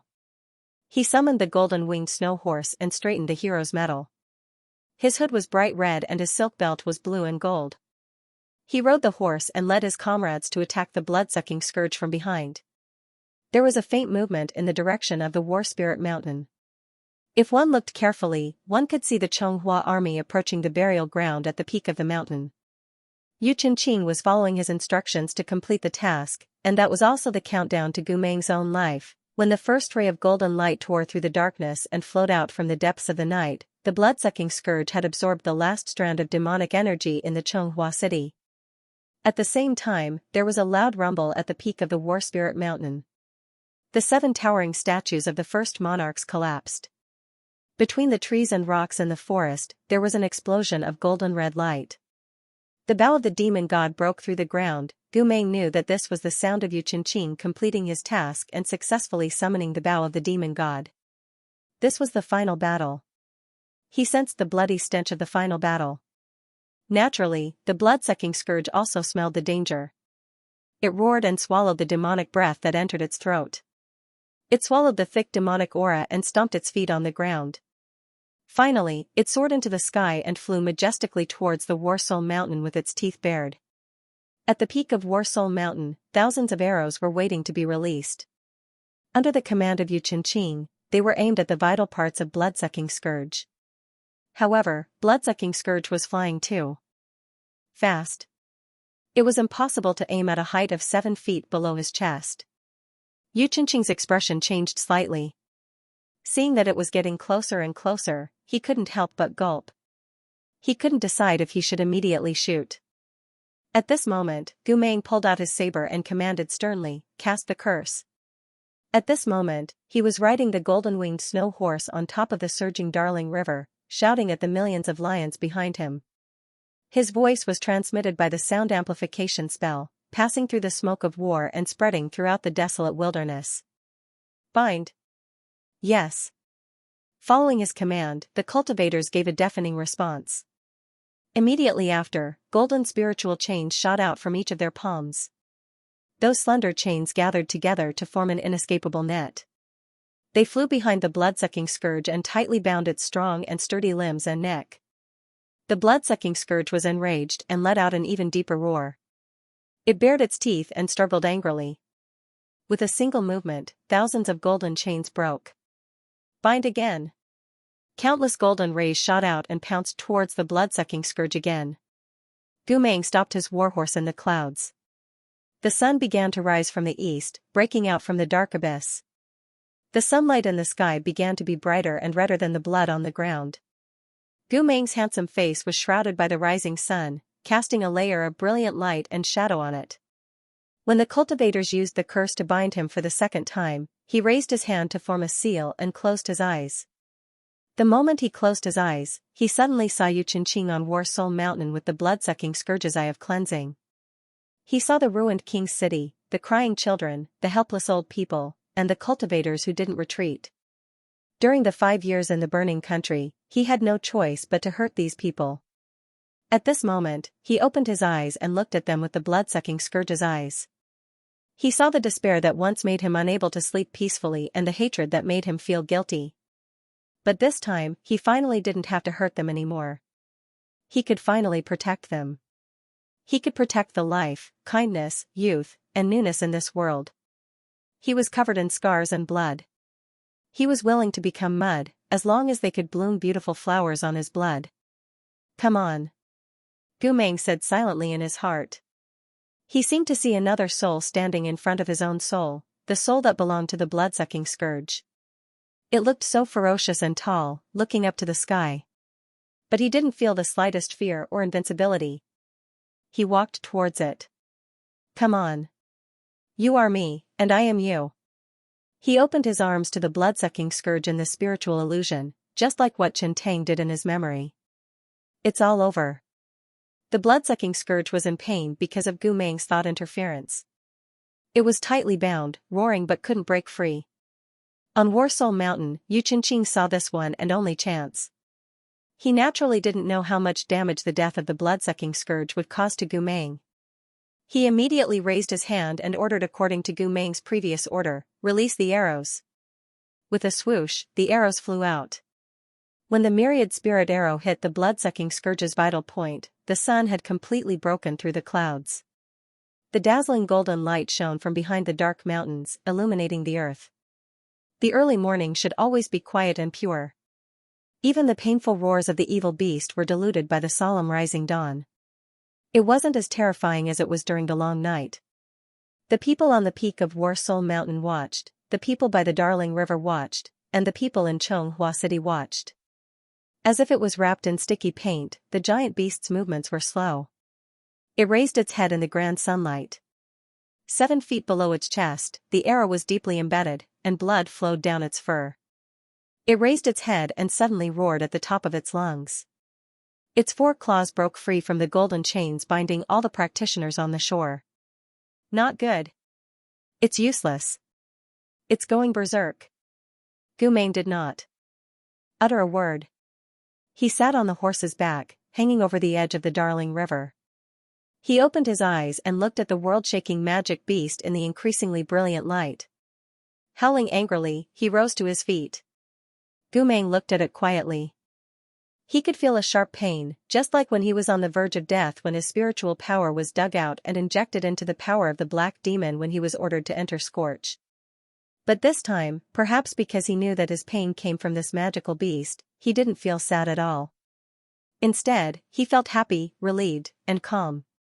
However, there was still reluctance and guilt.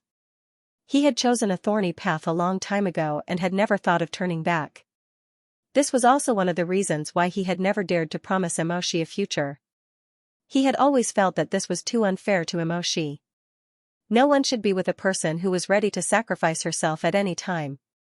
In Gumeng's heart, all the flowers in the world were as important as his junior brother. But in the end, after going around in circles, he still couldn't have the best of both worlds. Gumeng turned his face to look at the Murong Lian and Emoshi who were fighting with the state preceptor in the distance. He carefully thought about the last conversation he had with Emoshi, but he couldn't remember it. He seemed to want to end it with the most gentle sentence, but when he saw Emoshi's face, he couldn't help but say one more sentence, and another, and they were all trivial things. Actually, who would really like to be a hero or a secret agent? Everyone wanted to have a place to stay, a few good friends, a lover, and laugh together over the romance in the book. They were worried that it would rain tomorrow and they wouldn't be able to dry their clothes.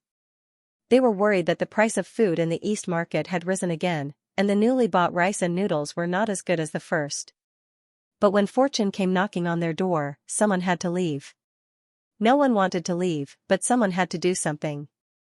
Because he had tasted the pain of not being able to get what he wanted, he understood the pain of parting with love, so he was gentle and didn't want others to experience it again.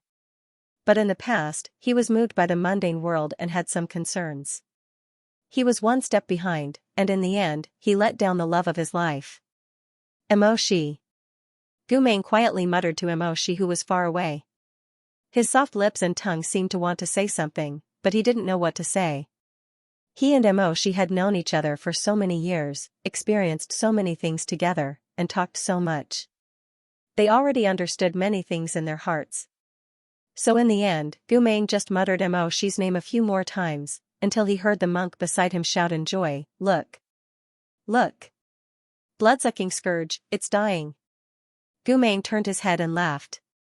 "I brought you home, I brought you ashore, not because this land is good, but because I have always believed that the good will replace the bad, and the new will replace the old, just like the night will pass, and the dawn will come sooner or later. There are always too many seeds and hopes in this world. I hope that they can all bloom into flowers. Even if it's just a small, insignificant flower." Bloodsucking Scourge struggled, and finally fell down. Its life was fading away, turning into specks of light, flying towards the morning sky. The crowd was dead silent, and then cheers erupted from the War Spirit Mountain, where there were more young people. Gumeng wanted to laugh when he heard this. He knew that young people's lives were always full of tension and hope. They could discover victory and happiness earlier than an old heart like his. He was also young once. In the past, he rode on horses with Lu Zhanxing, Emoshi, and his brothers on the Separation Grassland. At that time, the breeze was like the dust that could wash away a lifetime, brushing past his face. Later, he left his brothers at Fengming Mountain. He saw Lu Zhanxing's head fall to the ground with his own eyes, and he personally stabbed a dagger into Emoshi's heart. From the moment he killed the first innocent person, he was already old. Gumeng from the Chonghua was already old, and he was already dead. In fact, he had always been very tired from struggling. He had long been broken into ashes, and it was his belief that allowed him to glue himself back together. This time, the dead man had finally fulfilled his unfulfilled promise in the 39th battle. "I'll bring you home." Gumeng softly muttered these few words amidst the cheers that erupted from the mountains and seas. He laughed like when he was young. He saw blood-sucking scourge fall and turn into specks of light, and he saw the mountains, suburbs, and cities full of people shouting and cheering enthusiastically. From the crowd, he saw Lu Zhanxing, the young Emoshi, himself, and all the people who died at Fengming Mountain. Those insignificant names that no one remembered, and he never dared to forget. 100,000 mountains and rivers, 100,000 blood. Today, I'll finally bring you home. I can finally return to you all. Gu Meng closed his eyes and fell from the back of the golden-winged snow horse. The blue-gold silk ribbon fluttered in his hair, and he slowly relaxed. Amidst the endless cheers, he fell into the surging river. So good. It was as if he had never been defeated in his life, and he had returned triumphantly. All the suffering had faded away. With a splash, the surging river swallowed him in an instant. He sank, and his ears were filled with the rumbling sound of the water. He opened his blue eyes in the water and took one last look at the sky that was gradually fading away. It was just like the stars they had seen when they were young beyond the Great Wall. Under the starry night sky, Lu Zhanxing was laughing loudly, and his brothers were drinking wine. The north wind was filled with the mellow fragrance of pear blossom. And Emoshi was sitting quietly by the bonfire, listening to him talk about the picturesque landscape, and watching him being young and frivolous. Those were the best days of his life. Gu Meng. While everyone was ecstatic over the destruction of the blood scourge, and no one was paying attention to Gu Meng's situation, a voice suddenly burst out and shouted for him. Duck stormy waves. The cultivators first turned to Mo, quenching in shock, only to discover that Gu Meng's figure had already disappeared from the golden-winged floating snow horse in their happiest moment. Everyone was shocked. Marshal Gu. What's going on? What happened to Marshal Gu? Quickly go and save him. Quickly go and save him. In the midst of the chaos, the state preceptor took the opportunity to play the zither and hurt Emoshi, who was in a state of confusion. He was about to kill again, but was blocked by the Murong Lian. The Murong Lian knew that it was not a good idea to continue fighting with the state preceptor. Just as he was about to go with Emoshi to save Gu Meng from the river, he heard the state preceptor laugh coldly. You? Can you save him? The Murong Lian's face turned pale. What do you mean? Emoshi did not say a word. His whole body was trembling. He did not care and could no longer hear any sound. He only rushed towards the river where Gu Meng disappeared with red eyes. The Murong Lian could not stop him, and the state preceptor did not stop him either. He went straight to the river bank. The Murong Lian turned his head and asked the state preceptor, "What do you mean?" Gu Meng used the same technique as Chen Tang to defeat and seal the blood scourge, the state preceptor said in a low voice. The imperial preceptor said in a low voice. Behind the mask, his eyes flickered with a dim light. Chen Tang killed blood-sucking scourge, so he died as well. Gu Meng is the same today. The Murong Lian was furious. Bullshit. The state preceptor sneered, "If you don't believe me, you can go with Lord Shihi to look for him. By the way." He suddenly retreated with his zither and stood on a steep rock. He said coldly, "Chen Tang's actions in the past made me fail to attack the city. After 100 years, I will not let it happen again. So when I was refining the blood scourge, Qing Chen, I refined a new technique." The Murong Lian was startled and suddenly reacted, "What did you say?" What little blood was left on his face had also faded. "You attacked the city that year?"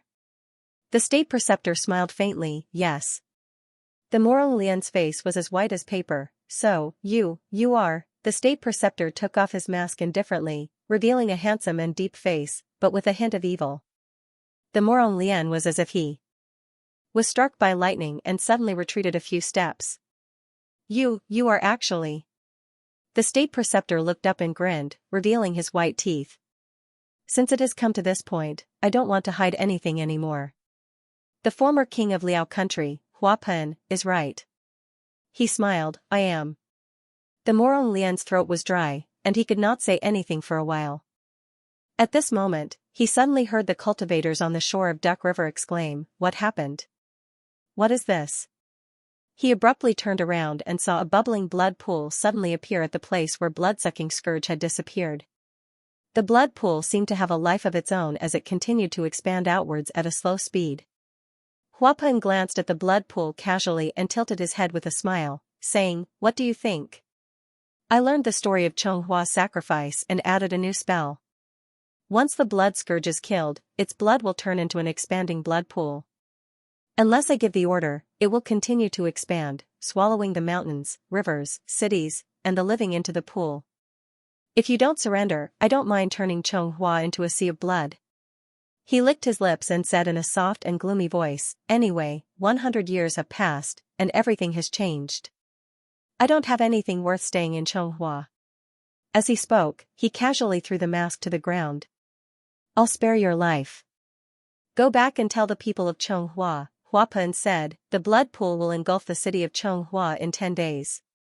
I'll give you 10 days to surrender or die. Make your choice."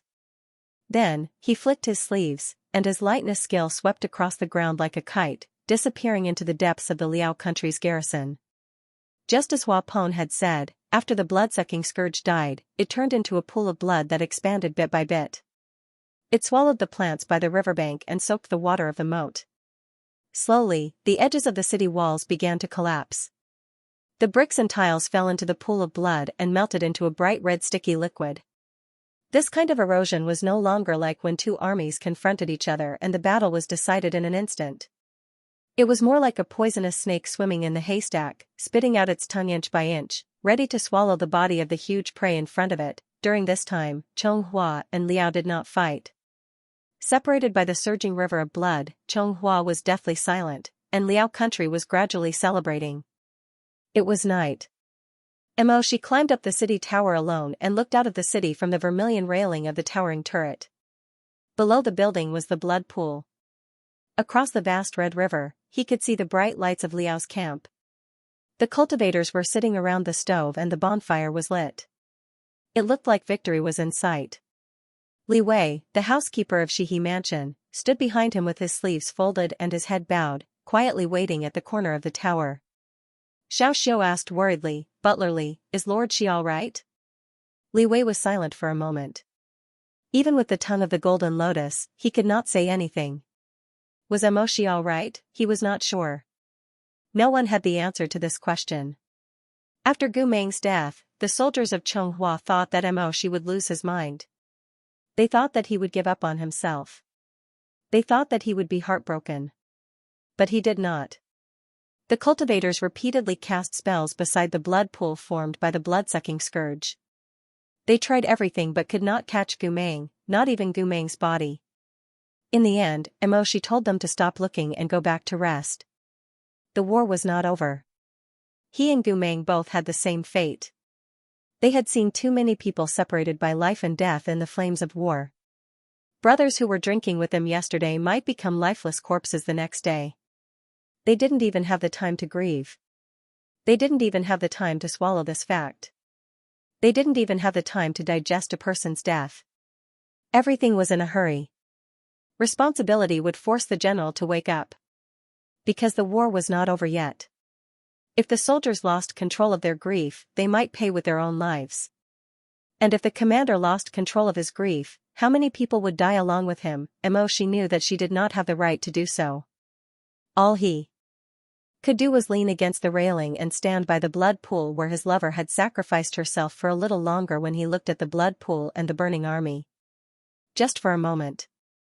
Xiao couldn't help but ask in a low voice, "Won't Lord Shihe be sad?" This time, Li Wei was able to answer quickly.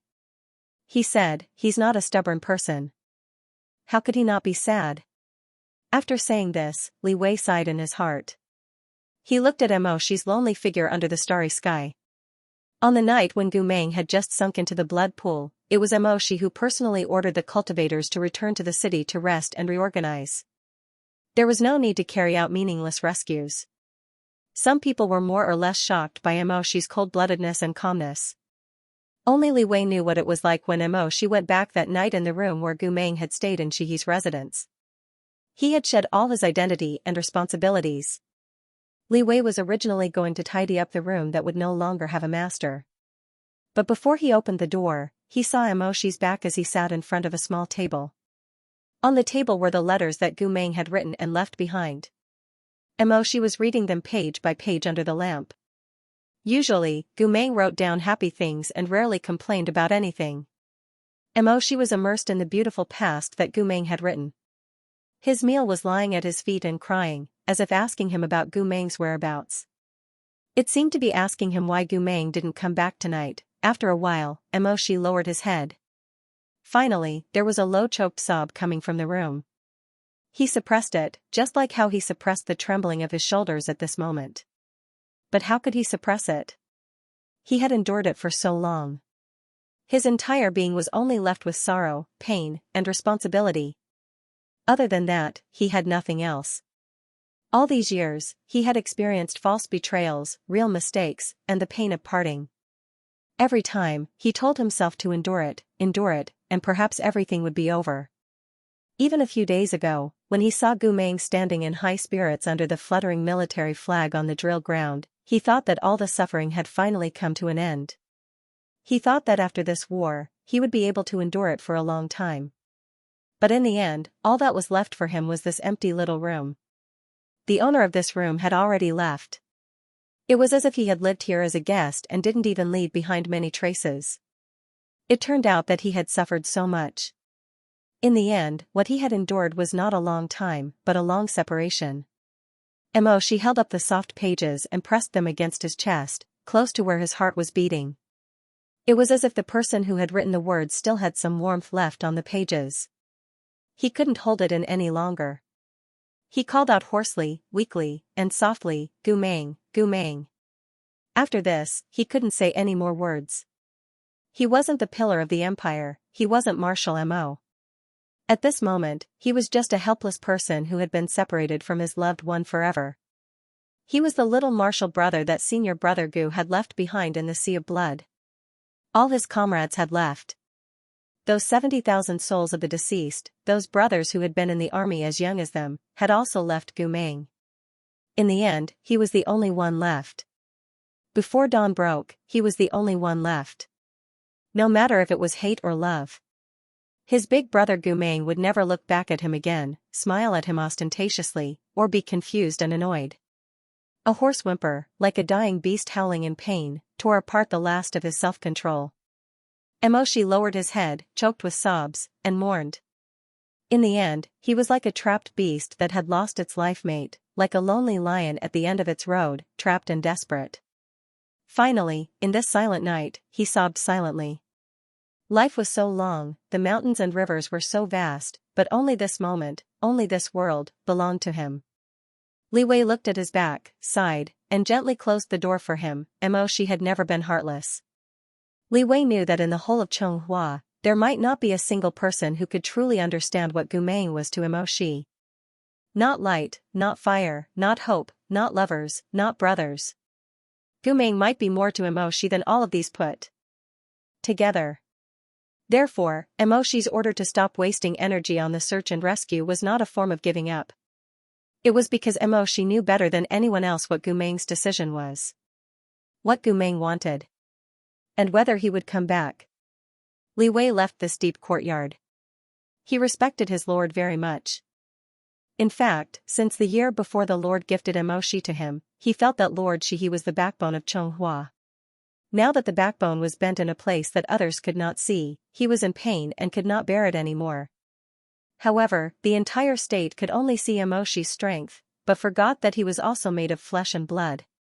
He had just lost the most important person to him, but the only place that allowed Shi to take a breath, allowed him, as a living person, to mourn, miss, and embrace another person's breath, was the small isolated room. That was his and his brother Gu Meng's home. Li Wei did not have the heart to disturb them, nor did he have the heart to watch. This was Shi and Gu Meng's farewell. It had nothing to do with Lord Shi, with Gu Meng, with status or inferiority, with life or death, with anyone else. He was the housekeeper of Shi's residence, so he would keep this secret for his lord. On the fourth day, a small part of Chonghua's capital city was swallowed by the blood pool.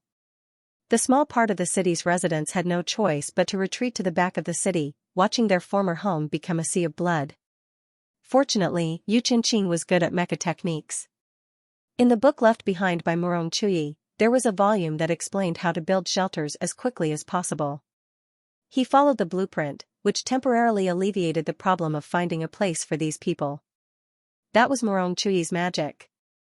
Yu Chenqing thought that if his fourth uncle was still alive, he would definitely be more thorough than him. But his youngest uncle was no longer alive. Only he could continue Morong Chui's gentleness in this turbulent and chaotic world.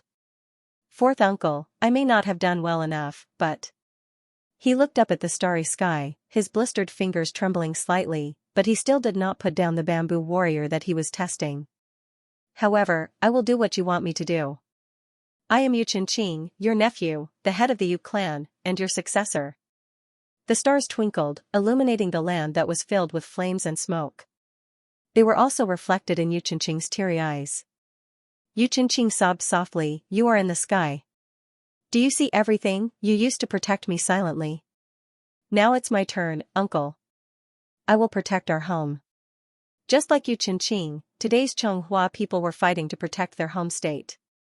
In the past, this state was indeed a plate of loose sand, but because people like Gu Meng and Morong Chui had sacrificed their blood, and because they knew that if they lost this battle, they would have no way out. Everyone knew this clearly, so this plate of loose sand finally gathered together. It became solid and strong. The blood pool continued to expand, but the tenacity in the midst of despair did not diminish, but instead increased. They were looking for a way to turn the tide.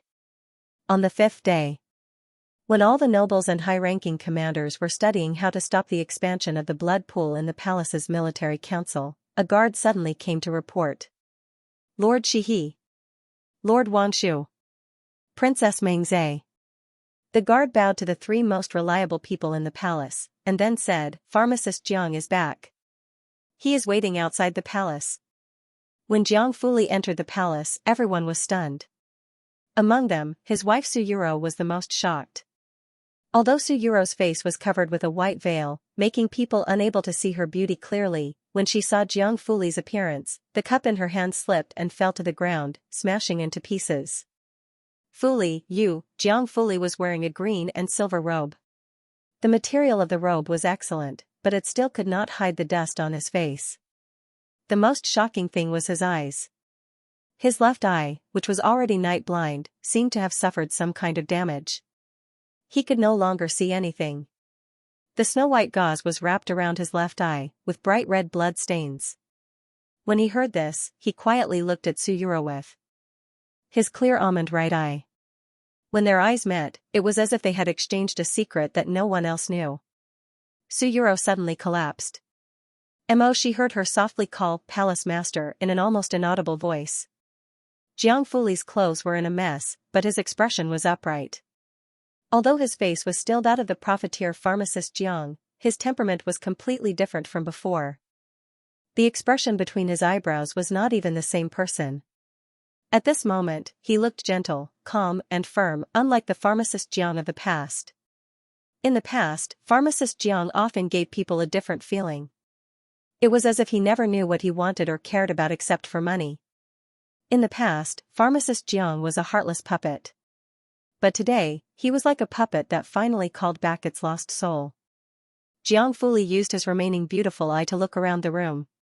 His gaze stopped for a moment on the Morong Lian, the Morong Mengzhe, and finally on Mo Shi. He was silent for a moment, and then said in a low voice, Lord Shihe, I have something important to tell you. Please come with me.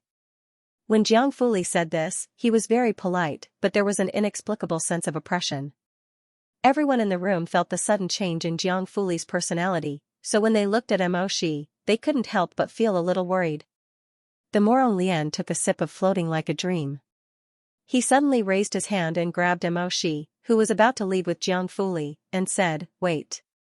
Then he squinted his peach blossom eyes and stared at Jiang Fuli. Are you the real pharmacist Jiang, or are you a fake? When you were 7 years old, you were unhappy that you were shorter than Gu Meng, so you put a thick stack of silk paper in your shoes. In the end, you accidentally fell and hurt your head, and you sewed, Stop, stop, stop. The Morong Lian looked embarrassed, but he still insisted, That's enough. I know you're the real pharmacist Jiang. Then he awkwardly let go of Mo Shi, rolled his eyes, and scolded in a low voice. Mo Shi and Jiang Fuli went to the warm room in the side hall. The servants left, and there was no one in the room. Jiang Fuli waved his hand, and a protective enchantment appeared around the room. However, Xianxia stopped in his tracks the moment he saw the barrier. The Holy Spirit enchantment that was lost 100 years ago. She stared at Jiang Fuli's thin face. The man's expression was firm, but he looked very haggard. Su Yuro's murmur of master echoed in his ears. An unimaginable conjecture suddenly exploded in Mochim's heart. He couldn't help but ask, "Who are you?" Jiang Fuli didn't say anything and sat down at the table. The room was very quiet. The light of the Holy Spirit enchantment kept flowing. She could hear his own heartbeat. After a while, he asked in a low voice. "Master Chen?" Jiang Fuli raised his eyes. His undamaged almond-shaped eyes looked very peaceful. He said, "I'm not. Chen Tang died hundreds of years ago. I'm just Jiang Fuli." He paused, then said, "Besides, I've heard about Gu Shui." Gu Meng's name was like a needle that pierced Shi's broken heart. Shi suddenly lowered his long eyelashes, covering his eyes and trembling slightly. Jiang Fuli said, "He's still very young. He hasn't received the respect he deserves, nor the peace he deserves. He's different from Chen Tang.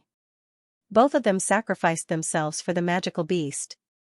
But Gu Shui still has his own desires and ties in this world." When he spoke of ties, he took a deep look at Xianxia. Then he said, "Chen Tang isn't." The moment Chen Tang sacrificed himself for the magical beast, he was already disheartened and had no other thoughts. Chen Tang wanted to die, while Gu Meng wanted to live. Jiang Fuli shook his head and said, "I'm sorry. Things shouldn't have turned out this way." She frowned slightly. "But you, if you're not Chen Tang, how do you know what he was thinking at that time?" Jiang Fuli fell silent. After a long while, he sighed. "If you want to talk about this, it's really very complicated. I'd like to hear the details." Jiang Fuli paused, as if he was considering how to speak. Finally, he said, "When I treated Gu Meng's injuries, I shared some of his memories. I saw that you met a girl called Wu Yan on Bat Island. She was a female demon who lusted after Chen Tang, that's right." Jiang Fuli said, "But after I saw your memories, I felt like I've seen her somewhere before." Jiang Fuli poured 2 cups of strong tea. He pushed 1 cup to Shi on the other side of the table, and slowly drank the other cup himself. Shi then realized that the place covered by the white gauze was sunken in, and there was no arc of an eyeball. Jiang Fuli had completely lost his left eye. But he didn't care, as if he didn't care about his health or his body at all. He said lightly, "I've been in Chonghua for so many years. Many people have asked me which country I'm from and what my past is, but I don't answer them. You just think that I'm cold and unwilling to talk, but actually, I'm not." He paused for a moment, smiled bitterly and shook his head. "I really don't know who I am. Almost all the memories I have are from when Yuro and I were in exile.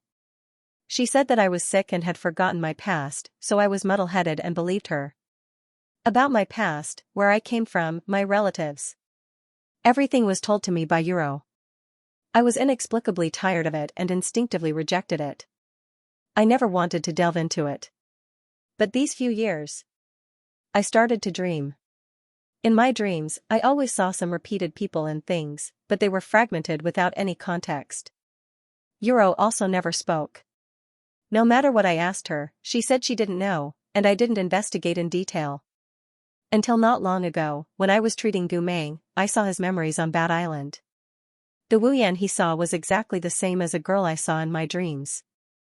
Jiang Fuli closed his eyes and said, "At that time, I thought that if I went to see Wu Yan, maybe I could find out what kind of person I used to be." She remembered that after Jiang Fuli treated Gu Meng, he was obviously in a daze. Only now did he know that it was because of this reason. Mochime asked, "So you've been traveling all this while because you went to Bat Island?" "It was just one of the stops.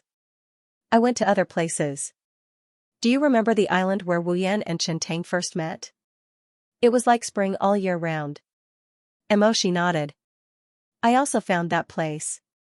It was actually a piece of land carried by the black tortoise. That black tortoise had an agreement with the Chen Tang's ancestor. It guarded a branch of the ancient Yan Emperor's divine tree." She suddenly opened his eyes wide. "The Yan Emperor's divine tree is the first tree in the world, the king of all trees?" Yes, Jiang Fuli said, the Yan Emperor's divine tree, the king of all trees, gathered thousands of flowers on one tree. Among them, there was a piece of begonia tree that was lost in the mortal world. By chance, it was found by the Chen Tang's ancestor 1,000 years ago.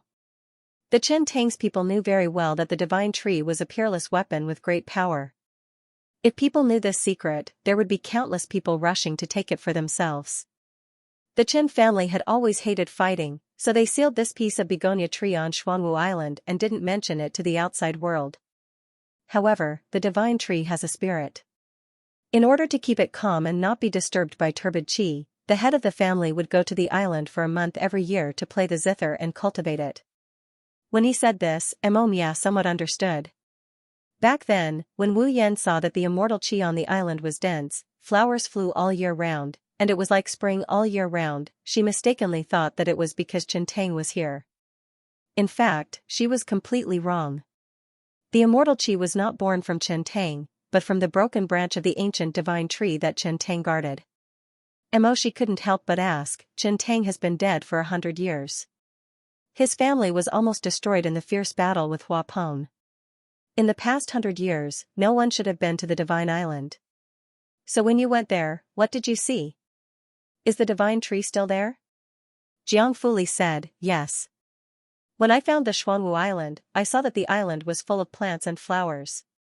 In the past 100 years, the broken branch of the crabapple tree had turned the island into a place full of divine tree spirit. However, I saw that the crabapple tree had developed some intelligence. When I played the song that Chen Tang played 100 years ago with it, it seemed to like elegant music and made all the flowers on the island bloom. I think that maybe in another 100 years, the Xuanwu seal won't be able to seal it. Maybe it will voluntarily fall into the immensity sea again and go to the mortal world. After saying that, Jiang Fuli smiled.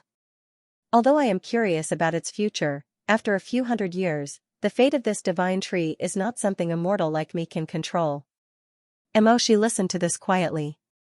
Suddenly, he asked, Medicine Master Jiang, why do you know so much about the Chen Tang family? Are you really not Palace Master Chen? Jiang Fuli put down the cup and sighed. Wu Yan tried to restore my memory. After I recovered, I helped her untie the knot in her heart. Yes, I am not Chen Tang. However, in the past 100 years, there has always been someone who wants me to completely become Chen Tang. She was stunned. Who is it? Jiang Fuli looked up and said, Hua Peng. Seeing Moshi's expression, Jiang Fuli smiled bitterly. Is it ridiculous? I think so too. I have all of Chen Tang's memories and emotions, but I know that I am not him. Then you are, I am Chen Tang's cousin. As for my name, Jiang Fuli said, in the past 100 years, Hua Peng called me Chen Tang and Yuro called me Jiang Fuli. I have been muddle-headed for so many years that I don't remember my real name. I only know that I am Hua Peng. He didn't want Chen Tang to die, so he created another version of him. My body contains Chen Tang's memories, remnant soul, spells, and past. His voice was low and gentle. There was no emotion in it, but it made people feel sad. Jiang Fuli said, I am just a puppet. I am no better than the bamboo warrior made by Murong Chui and the clay figurines made by Jiang Yeshue. Shi was shocked, but he couldn't bear it. He said in a low voice, Medicine Master Jiang, but he didn't know how to comfort him. Jiang Fuli said, you don't have to comfort me. You are sad enough.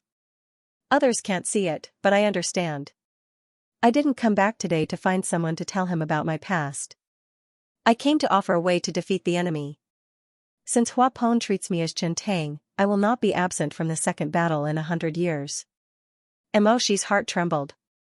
You have a way to stop the blood pool from spreading? I do have a way.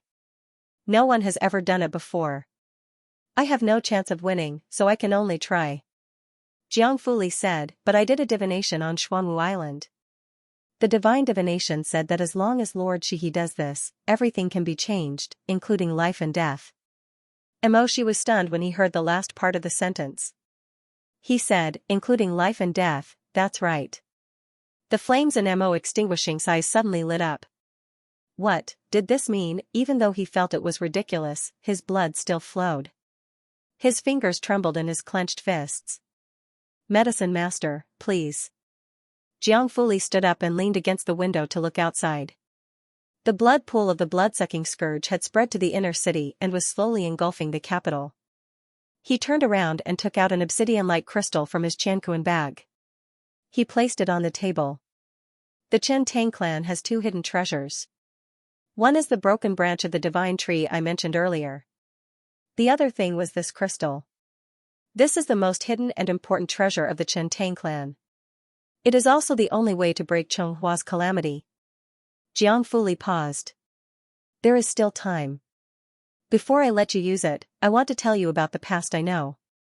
The past related to Hua Peng. This entanglement starts from when Hua Peng found out about his birth.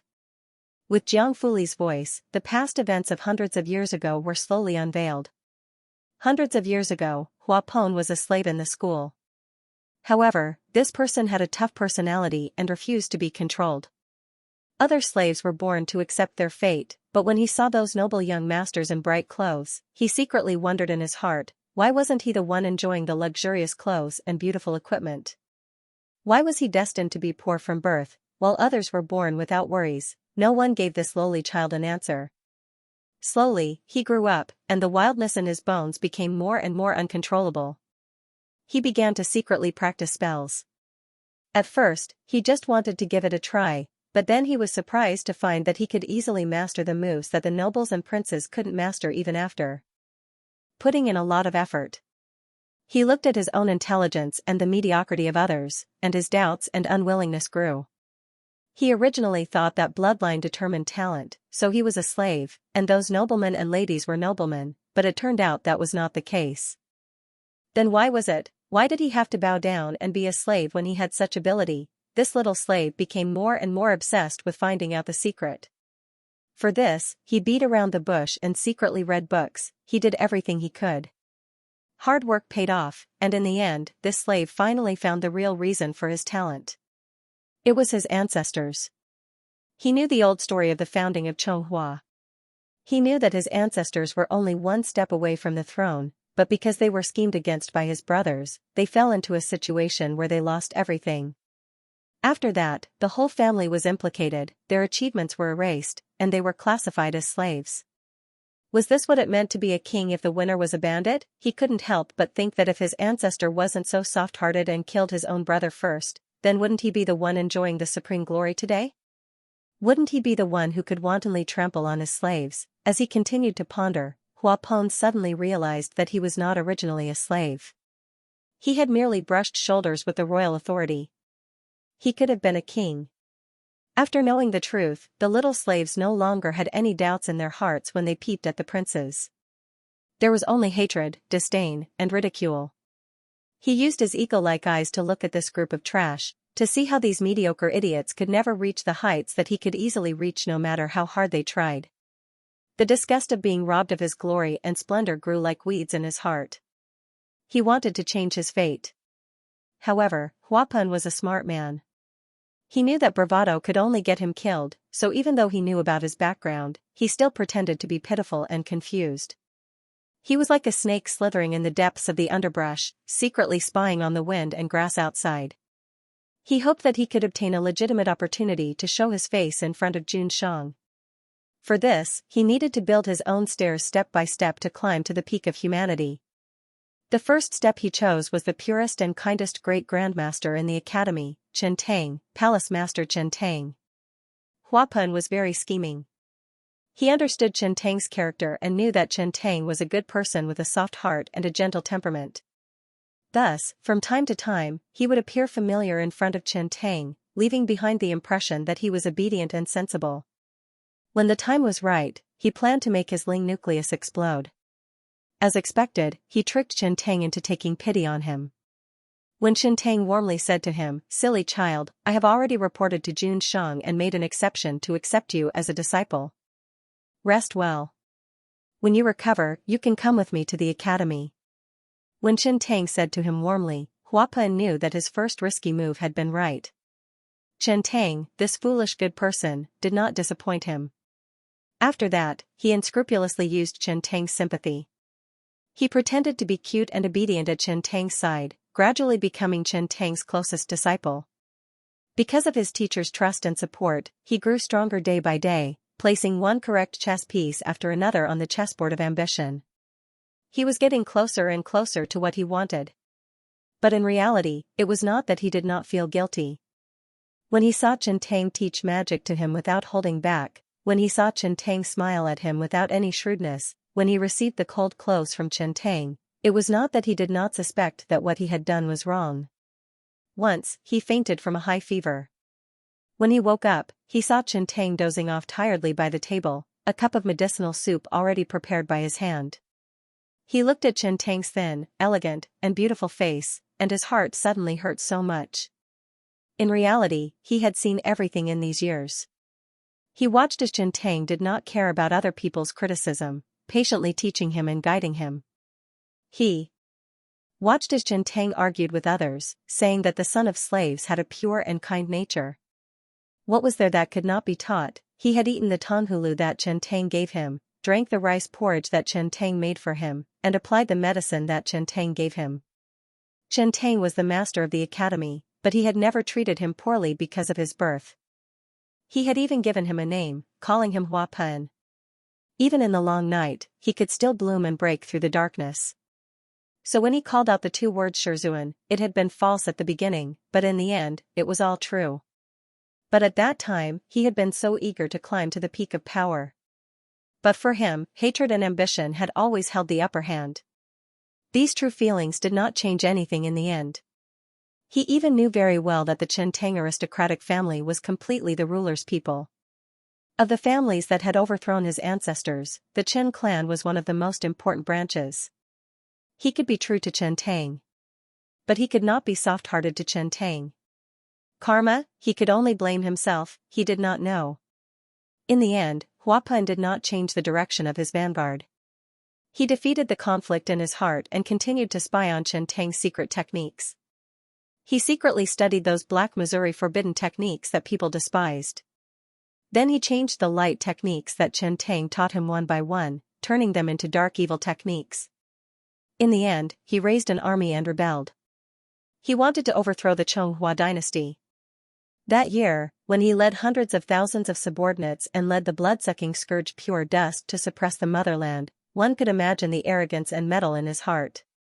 All along the way, he imagined the entire country kneeling and kowtowing to him, a slave that no one had ever taken seriously, begging for a way to live. How satisfying. When the time came, would he let them live or let them die? Hua Pen was too lazy to think so much. In his eyes, these people were like weeds after autumn. They were not things that he would worry about in advance. There was only one person that he repeatedly imagined, pondered, and did not know how to deal with. That was the first step he had taken, the palace master of the cultivation school, Chen Tang. Demote him to a commoner? No, that was not good enough. Let him continue to teach in the palace? Too boring. Cut the tendons in his arms and legs and throw him in prison? But why? In the end, Chen Tang had been very good to him and had never held a grudge. Why should he throw him in prison? But as soon as he thought of locking Chen Tang up, Hua Pen felt a burst of excitement. He licked his lips and his eyes shone. At the time, he did not know what this impulse meant. He only vaguely knew that a large part of the great pleasure he felt from conquering Chonghua was because he could manipulate Palace Master Chen. His pupils contracted slightly. Joy was written all over his young and arrogant face. It was the final closing. After today, who would dare to stop a carriage with a mantis's arm? But in this game of chess, he had predicted thousands of outcomes. The only one he had not predicted was Chen Tang's choice. Hua Pen could never have imagined that before his final game had even begun, Chen Tang would use the hands that had once wiped his sweat for him to end the life of the blood-sucking scourge he was most proud of. That person, with those eyes that had once looked at him with a smile, looked coldly at him from afar. Using that voice that had once gently explained magic to him, he ruthlessly told him, "Everything is over. Hua Pen, your ambitions can only stop here. Your ambitions. Your schemes. Everything about you, including your evil and unbearable delusions. Everything can only stop here. You are a demon I let loose. I did not see your despicable face clearly. Because of this, blood will flow and the country will not recover. Then, as a sinner, I will stop you from trampling Xianxia one more step. I do not feel that death is anything to be afraid of. I only feel that all these years, when you were by my side, smiling and calling me master, that humble and kind appearance, that was the world's most terrifying nightmare. That day, people only saw Xianxia die for the demon. They did not hear the last words Xianxia asked Hua Pen before he disappeared. He said, Hua Pen, you have been my disciple for so long. I ask myself honestly, there has never been a day when I have treated you poorly. My years of respect and sincerity, I did not expect that in exchange I would receive such a return from you. Hua Pen watched Xianxia's figure shatter bit by bit in the fierce vortex of magic colliding. Hua Pen. Xianxia stared at him and said hoarsely, you have plotted for so long, used me for so long. In these years, I ask you, have you ever thought of turning back and feeling regret? It was as if something was stuck in Hua Pen's throat. He looked into Xianxia's eyes, those eyes that were always filled with encouragement and expectation, never showing the slightest bit of discrimination or suspicion. That bitterness continued to be stuck in his throat. Even when Xianxia finally turned into ashes, he still could not say the answer that Xianxia wanted to hear. Xianxia died. Hua Pen was a schemer and an ambitious person. He believed that emotions were not the most important thing to him. But after Xianxia died, he became abnormally crazy and perverted. Fortunately, when Xianxia died for the demon, he did not directly say, I regret that I pleaded for mercy for you in front of Jun Shang. Perhaps he did not have time to say it, or perhaps he wanted to wait for Hua Pen's answer. But no matter what, it was fortunate. Otherwise, Hua Pen might have gone even crazier. He was already crazy enough. Xianxia died, blood-sucking scourge was sealed, and Burning Country's army was defeated. This was the result of that battle that the world knew. But what no one knew was that after Hua Pen withdrew his army and returned to Burning Country, in the depths of Burning Country's palace, he was haunted by nightmares. Almost every night, he would dream of the day of the final battle. Xianxia looked at him, and before he turned into dust, he asked him, after so many years, have you ever thought of turning back and feeling regret? He wanted to speak in his dreams, but he did not know what to say. In the end, he always saw Xianxia raise his head and laugh, tears of blood falling from the corners of his eyes. Hua Pen, why did I give you such a beautiful name? How are you worthy? You have never regretted it, have you? I regret it. The thing I regret the most in my life is taking an evil spirit like you as my disciple. In the depths of his nightmares, Hua Pen would often see Xianxia's face, so cold it was almost unrecognizable, and spit out two words viciously, bastard. Bastard. He suddenly woke with a start. Around the bed, yellow silk floated. Hua Pen gasped for breath. In the night, he could not calm his thumping heart. His clothes were soaked with sweat. The people of Burning Country said that Hua Pen was crazy. After the defeat of Xianxia, he became crazier and crazier. Yes, he was crazy. But it was not because of the defeat that people thought. It was because of the nightmares, because he was full of unwillingness and hatred, as well as the pain that he did not want to admit. He searched for all the ways of summoning souls in 9 regions, trying to summon the fragments of Xianxia's soul. He urgently and crazily wanted to ask Xianxia why. Why did he have to do this? It was not the same who was the monarch. Why couldn't it be him? After he entered the city, even if he killed everyone, he would definitely leave Xianxia alive. Why was it Xianxia who died in the end? The only person he was willing to leave was actually sacrificed to the magical beasts to save those wastes that he wanted to cut down like weeds. Why?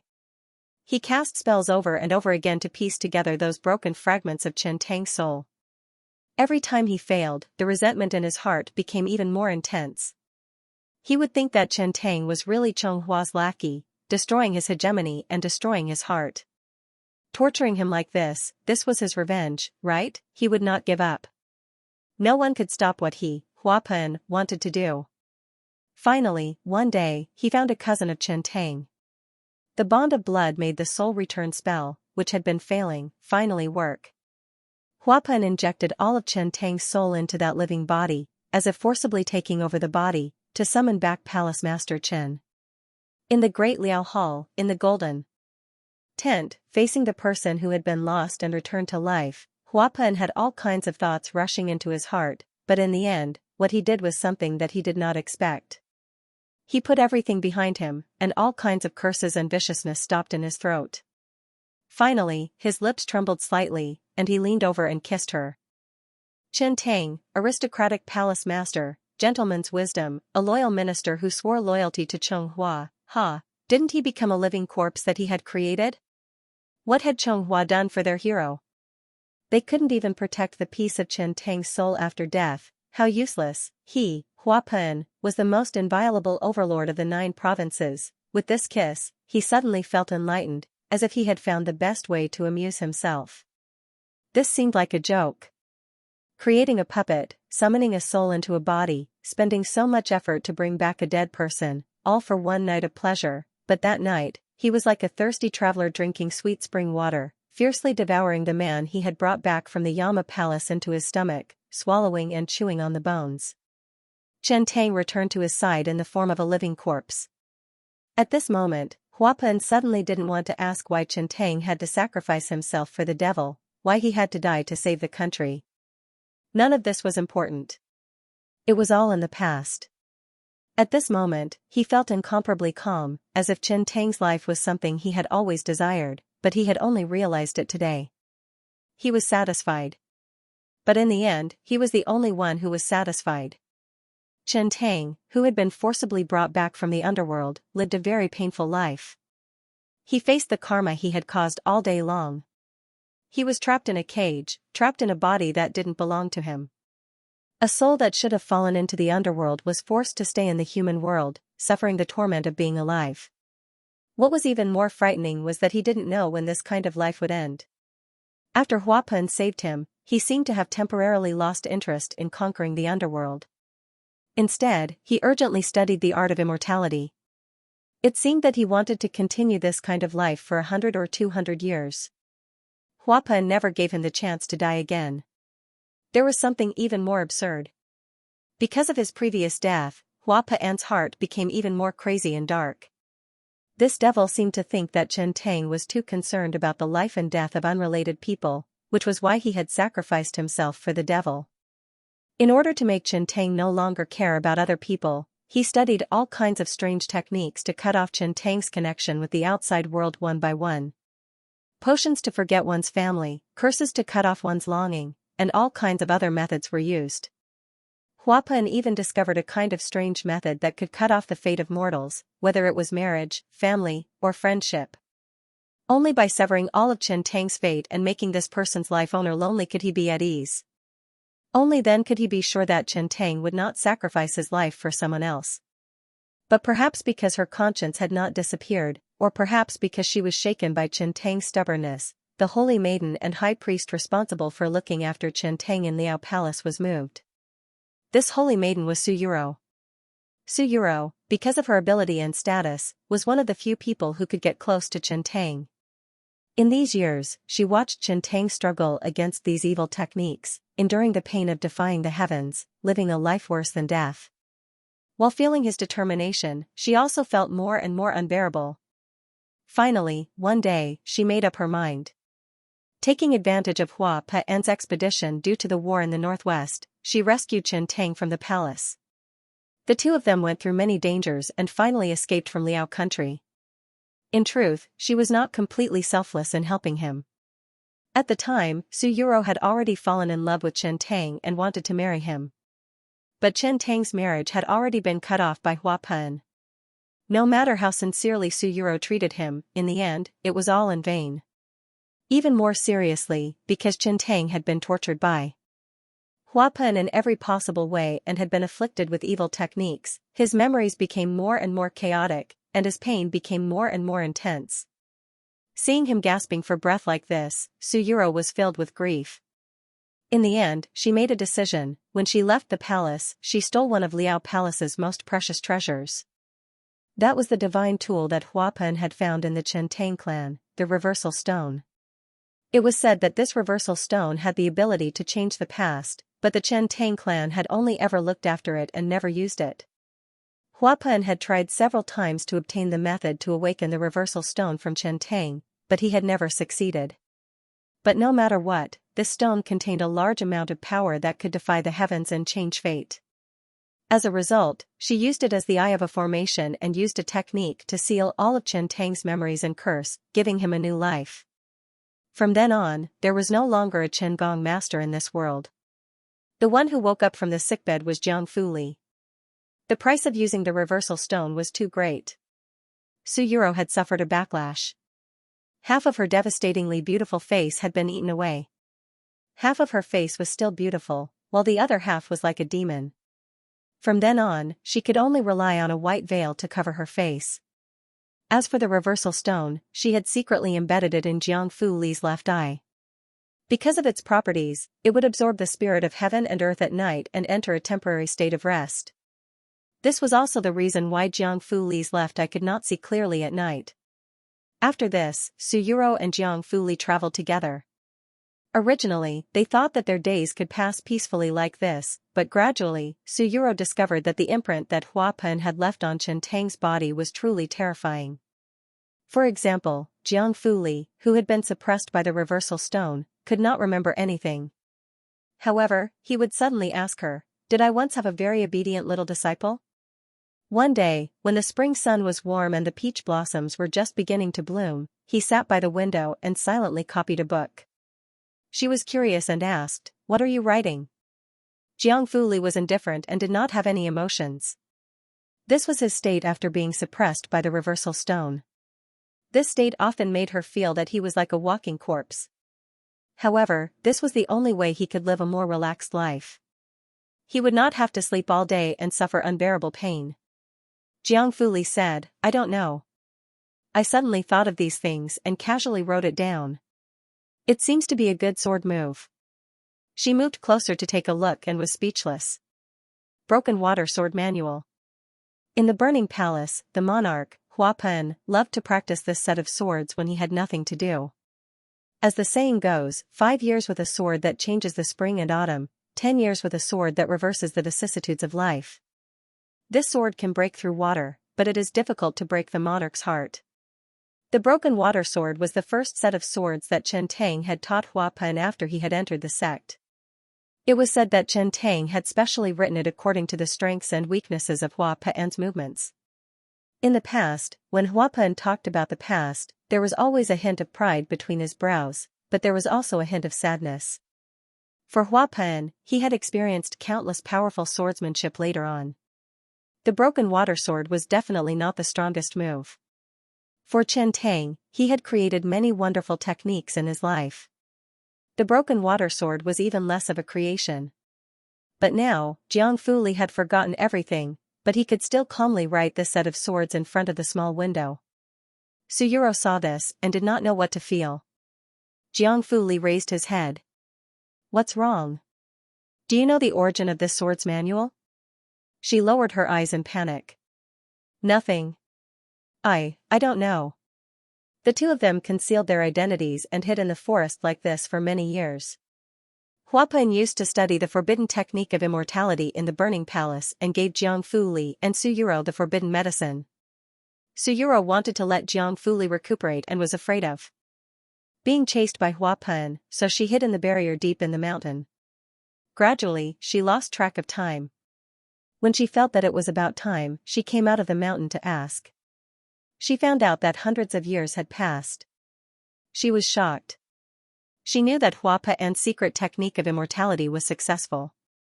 She then asked about the situation of the various countries. She found out that many small countries had been destroyed and established in the past hundreds of years. She also found out that Chonghua had changed several generations of monarchs.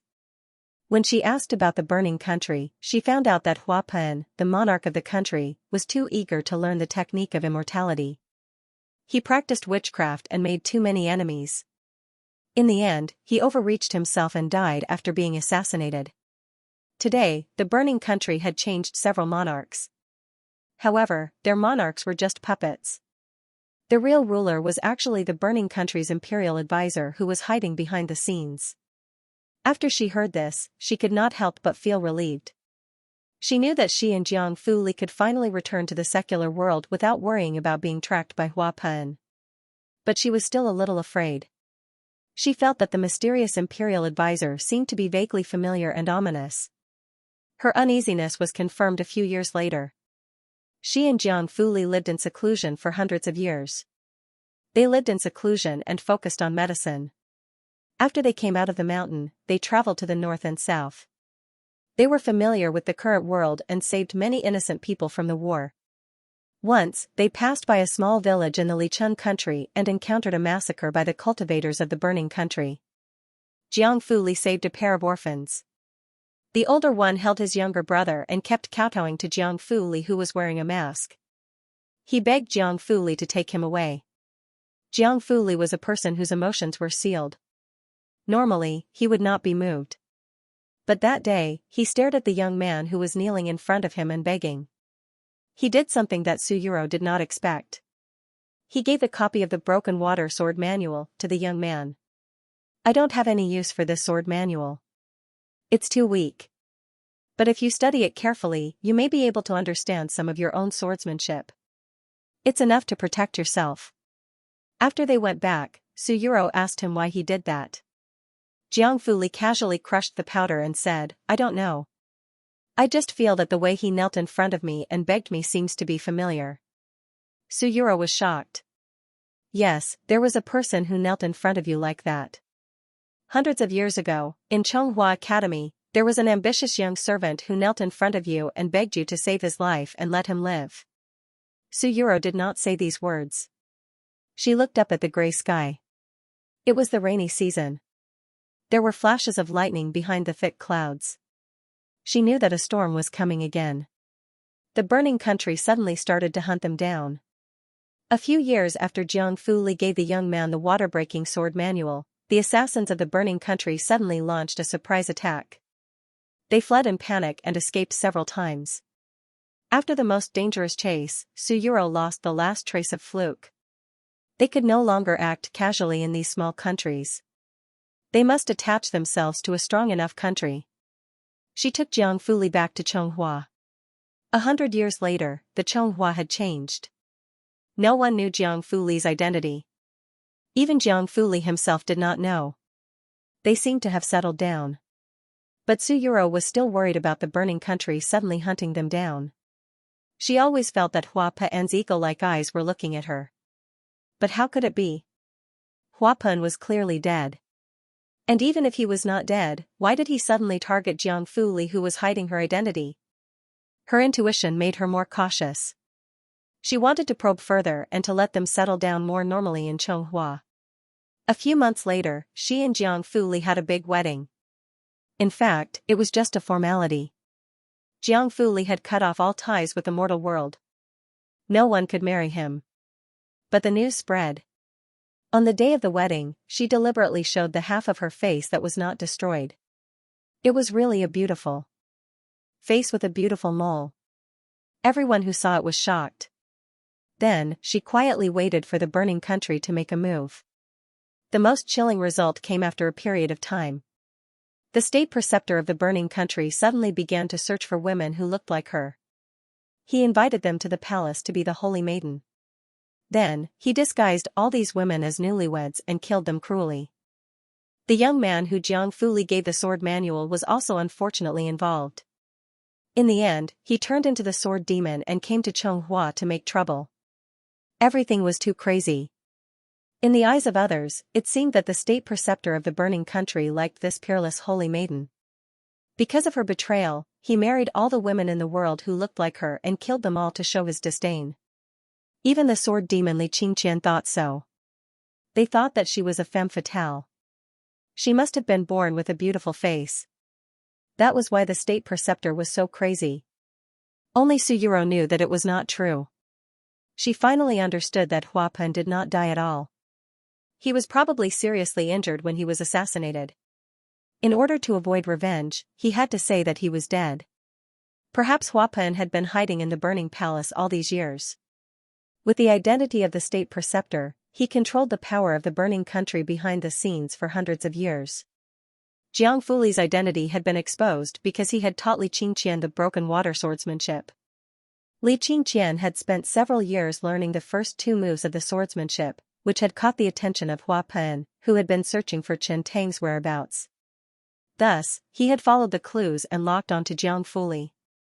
So that day, when the sword demon went berserk, Suyuro walked towards him gracefully. She only used her face behind the veil and added a few words to make his obsession collapse. Because she knew that he misunderstood something. Li Qingqian always thought that Hong Xiao was killed because she looked like the person whom the state preceptor admired. But how could it be? The imperial tutor was so angry because he felt that after hundreds of years, Chen Tang's curse had been lifted and he could finally marry someone. She, Suyuro, had accompanied him for 100 years and was also a beautiful woman. She had finally obtained Chen Tang's love and became his companion. The state preceptor's action was not to search for lovers all over the world. He was warning Chen Tang, look, the women you married are just like this. I can have as many as I want. Don't you like women like this? Then I will take them all under my command and throw them away like worn-out shoes. The people you like, as well as those bastards who are similar to the people you like, will all die a horrible death. I can't cut off your mortal bond. This is the curse I sent to you. The face that Suyuro showed Li Qingqian was not a peerless beauty. Only half of it was still there and the other half was like a ghost. She also told him, Li Qingqian, the person who saved you in the Li Chun country was the man whom the state preceptor of the burning country really loved. You misunderstood. It was never me. The reason why the state preceptor was so crazy was because of the person who gave you the broken water sword manual. Jiang Fuli. This was the end of the story. There was dead silence in the warm room. Emoshi looked at the man sitting in front of him with a pale face. Because of the power of the sacred tree, the man who recovered his memory and removed the seal, he did not know what to say. He could even clearly understand Jiang Fuli's embarrassment at this moment. What was pharmacist Jiang, a living person? A puppet, he seemed to be Chen Tang from hundreds of years ago, but he was not completely. He had lived as Jiang Fuli for so long, but he was always alone and emotionless. 100 years passed in the blink of an eye. He did not know what the meaning of his life was. Until this moment. Jiang Fuli's slender fingers touched the reversal stone and said lightly, Euro used this stone to seal my 7 emotions and 6 desires, as well as all my memories. Now I took it out myself and gave the spiritual stone that the Chen Tang family has guarded for generations to you. According to the divination of the sacred tree, I know that all this can only end if you open it. Lord Shihe, I can fight with Hua Pon. He is Chen Tang's disciple, so he should be killed by me. But I can't stop the blood pool of the blood-sucking scourge from spreading. Only the reversal stone can do that. He picked up the pitch-black crystal. Its pitch-black color made his fingers appear even whiter. This spiritual stone is the only one in the Jiuzhou continent. It has been passed down since ancient times. It was one of the 3 power crystals that Fuxi created. As long as it is opened, it can open a space-time crack and let the wearer go back to the past. Emoshi's expression suddenly changed. Isn't that the space-time door of life and death of the 3 great forbidden techniques? It's not the same, Jiang Fuli said. The reversal stone came from the heavenly realm. It was a spiritual stone that was brought down to the mortal world by Fuxi. It predates the creation of the space-time door of life and death. It's not as powerful as the door of life and death. At most, it can only let you go back 10 years. It can't do anything more than that. In addition, according to the ancient records, once the door of life and death is opened, the caster is destined to have a bad end. The mortal world may also face the curse and be destroyed.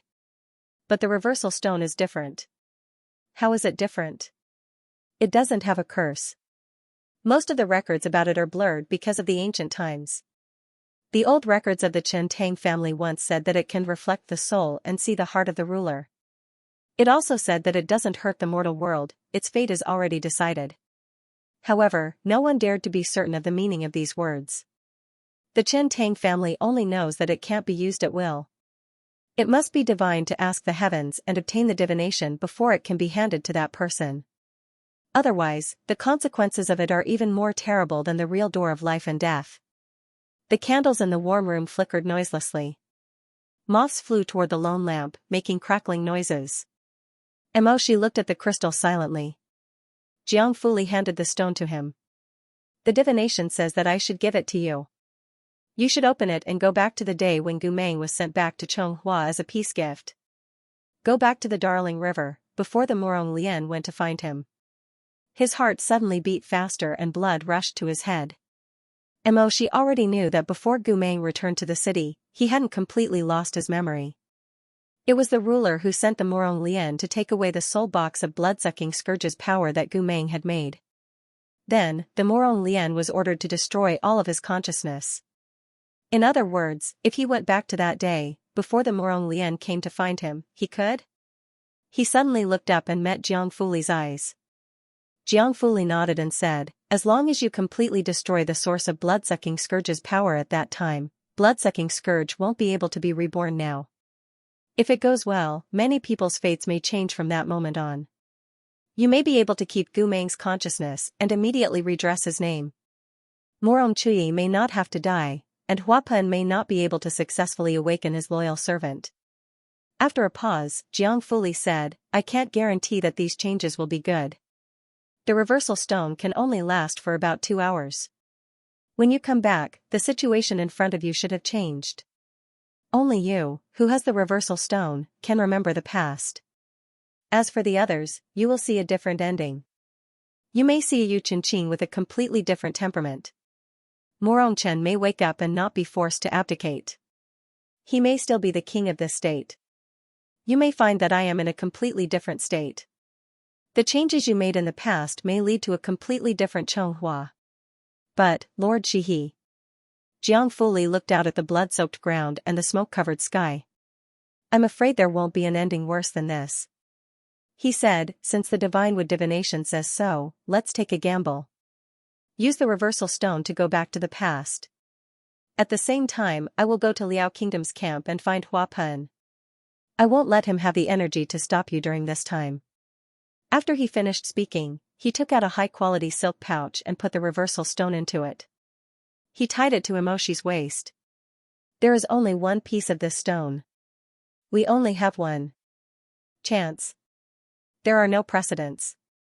When you are ready, let me know. He used his only eye to look at Emoshi.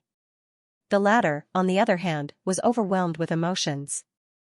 He turned to look at the blood outside the window. His Xianxia, his lover, their youth, their family and home, they all had the possibility of starting over. But you may also die. No one knows. In the end, Jiang Fuli said to him. Emoshi looked at the pool of blood where Gumeng sacrificed himself, then looked back at Jiang Fuli. I'm ready. The fine copper bells outside the window rang coldly. This was a big gamble before the dawn of the Xianxia. Only when they took the right path could they usher in the dawn. At this moment, what did life and death matter? Xianxia was all alone to begin with. He no longer had anyone he was reluctant to part with. He looked at Jiang Fuli's only eye. Hundreds of years ago, it was an eye like this that had looked at Huapen gently and started the nightmare of an era. It was also an eye like this that had looked at Huapen coldly. Its owner used her own life to end the nightmare temporarily. And now, it was time to end it completely. Jiang Fuli asked, are you really ready? Yes. What you encounter may be very cruel. Jiang Fuli asked one last time, can I? A ray of light seemed to fall in front of Emoshi's eyes. In that ray of light, Gumeng was wearing a bright red cloak, like a suit of armor wrapped in flames. Gumeng turned around and smiled at him. That pair of pitch-black eyes was something that he didn't even dare to dream about all these years. Yes. Emoshi said. Medicine Master Jiang, please cast the spell. The worst-case scenario was that he would die, that was what he had thought before entering the reversal stone. 6 years ago, by the Darling River. Night. Emoshi stood by the desolate riverbank, panting softly. Jiang Fuli's magic had just dissipated, but he was still dizzy. He held the reversal stone that Jiang Fuli had given him tightly, his palms wet with sweat. He closed his eyes and raised his face against the cool wind. This was the place closest to the king's city in the entire Darling River region. From here, one could see the city walls of Xianxia. It was majestic and neatly hibernating in the distant night. Its shadow flickered vaguely. At this moment, the war 6 years later had not yet arrived. Emoshi knew that at this time, Jun Shang should be instructing the Murong Lian to secretly go to Darling River and completely destroy Gu Meng's memories. Murong Chui was also still alive. Perhaps he was fiddling with his blueprints in the weapon forging room. And at that time, he was in the north, resenting Gu Meng's betrayal. He was even unwilling to come back and see him personally. He felt a dull pain in his heart, but he did not have much time to wallow in self-pity. He had at most 2 hours. He had to obtain the soul box of blood-sucking scourge's power within these 2 hours. Only then could he change their future. It was not difficult to find the Imperial Guards who were in charge of escorting Gu Meng back to the city. He was very familiar with the way the Chonghua soldiers were stationed and the way they marched. The seemingly impregnable defense was like a no-man's land to him. Thus, it did not take long for him to find the central tent where Gu Meng was being held. Emoshi cast a magic spell to separate the tent from the outside world. He then walked in front of the barrier and looked at Gu Meng through the cage-like beam of light. With just one glance, his eyes turned red. 6 years ago, senior brother Gu was like an injured wolf dog. He was covered in blood and was curled up in the prison's barrier. He was wearing the prisoner's clothes. His hair was messy and he was lying on the dirty felt mat. He was sleeping with his eyes closed. Perhaps it was because he was not in a deep sleep, or perhaps it was because he sensed something in the dark, but when Emoshi entered the tent, no one noticed, but Gu Meng woke up with a start. Gu Meng abruptly opened his eyes and stood up alertly. The moonlight spilled in through the open ceiling of the yurt. He sat in the pure moonlight, and when he saw the face of the person who had come, his eyes widened in shock. Emoshi. However, those 2 words were like a boulder falling into the depths of his heart. It was so painful that he couldn't breathe. How could it be you? Emoshi waved the beam of light away, passed through the magical cage, and walked into the beam of moonlight. He lowered his eyes and looked at the captive kneeling on the carpet. He really wanted to apologize to Gu Meng on behalf of himself who did not return 6 years ago. I'm sorry, I missed you. He even wanted to take him away and let him go. In this way, Gu Meng would not have to suffer the humiliation of the fallen plum garden for 2 years and the pain of having a bad reputation for 3 years. He wanted to kneel down and hug senior brother Gu in the moonlight. He wanted to tell him, enough, you've done too much. It's my fault. I blamed you for not returning from the north. I'm the last person you can trust, but I didn't do anything at that time. I missed everything. But he couldn't say it. He only had 2 hours and 1 chance. A chance to change his fate. Emoshi closed his eyes. His throat moved, and he swallowed all the bitterness into his stomach. He knew what he had to do to get the soul box immediately and smoothly. He had to replace the Murong Lian and do what the Murong Lian should do tonight. Only then could he get the box that contained the power of the blood-sucking scourge. Thus, he suppressed the trembling in his voice and tried to hide his emotions in the deepest part of his eyes. He forced himself to be calm and said to Gu Meng, "It was Jun Shang who sent me." The light in Gu Meng's blue eyes flickered and dimmed slightly. His heart felt like it had been split open by a knife dipped in salt. It was a bloody mess. Emoshi continued to speak, his voice hoarse. He said the words that should have been said by the Murong Lian. "Gu Meng, you are a traitor." Gu Meng opened his blue eyes and looked up at the person who used to be the closest to him. He did not say a word. "Jun Shang told me that you wrote a letter to him, saying that you used the power of your soul to seal the power of the blood scourge and made it into a soul box. You hoped that if you offered it to Jun Shang, he would spare your life. Now, I'm here to get this thing." Every time he spoke a word with difficulty, it was as if his soul was being torn apart. After saying this, Emoshi could not say anything else for a while. He lowered his eyes silently, unable to look at Gu Meng's expression at the moment. His voice was so hoarse that it was almost out of tune. "Give me the soul box. I'll go back and report." The prison was terrifyingly quiet.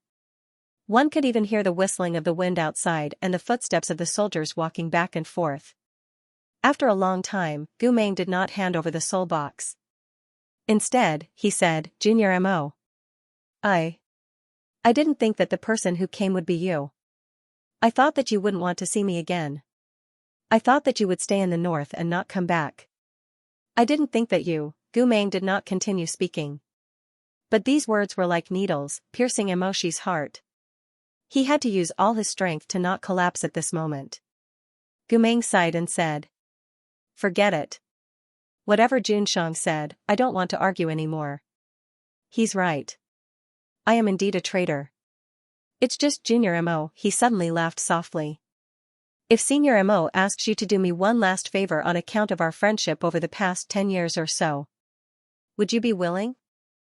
She clearly knew what he wanted him to do, but he still had to endure the intense heartache. After a moment of silence, he asked, "What do you want me to help with?"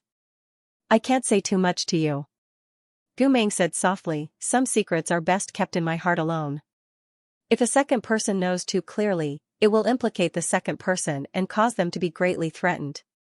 Emoshi, in the Emperor's heart, even if I've done many things to let you down in the past, I still want to remind you that you have to leave a way out for yourself. Xianxia is not as trustworthy as you seem." After a pause, he saw that Emoshi did not refute. So he lowered his head and silently chanted an incantation to cast a spell.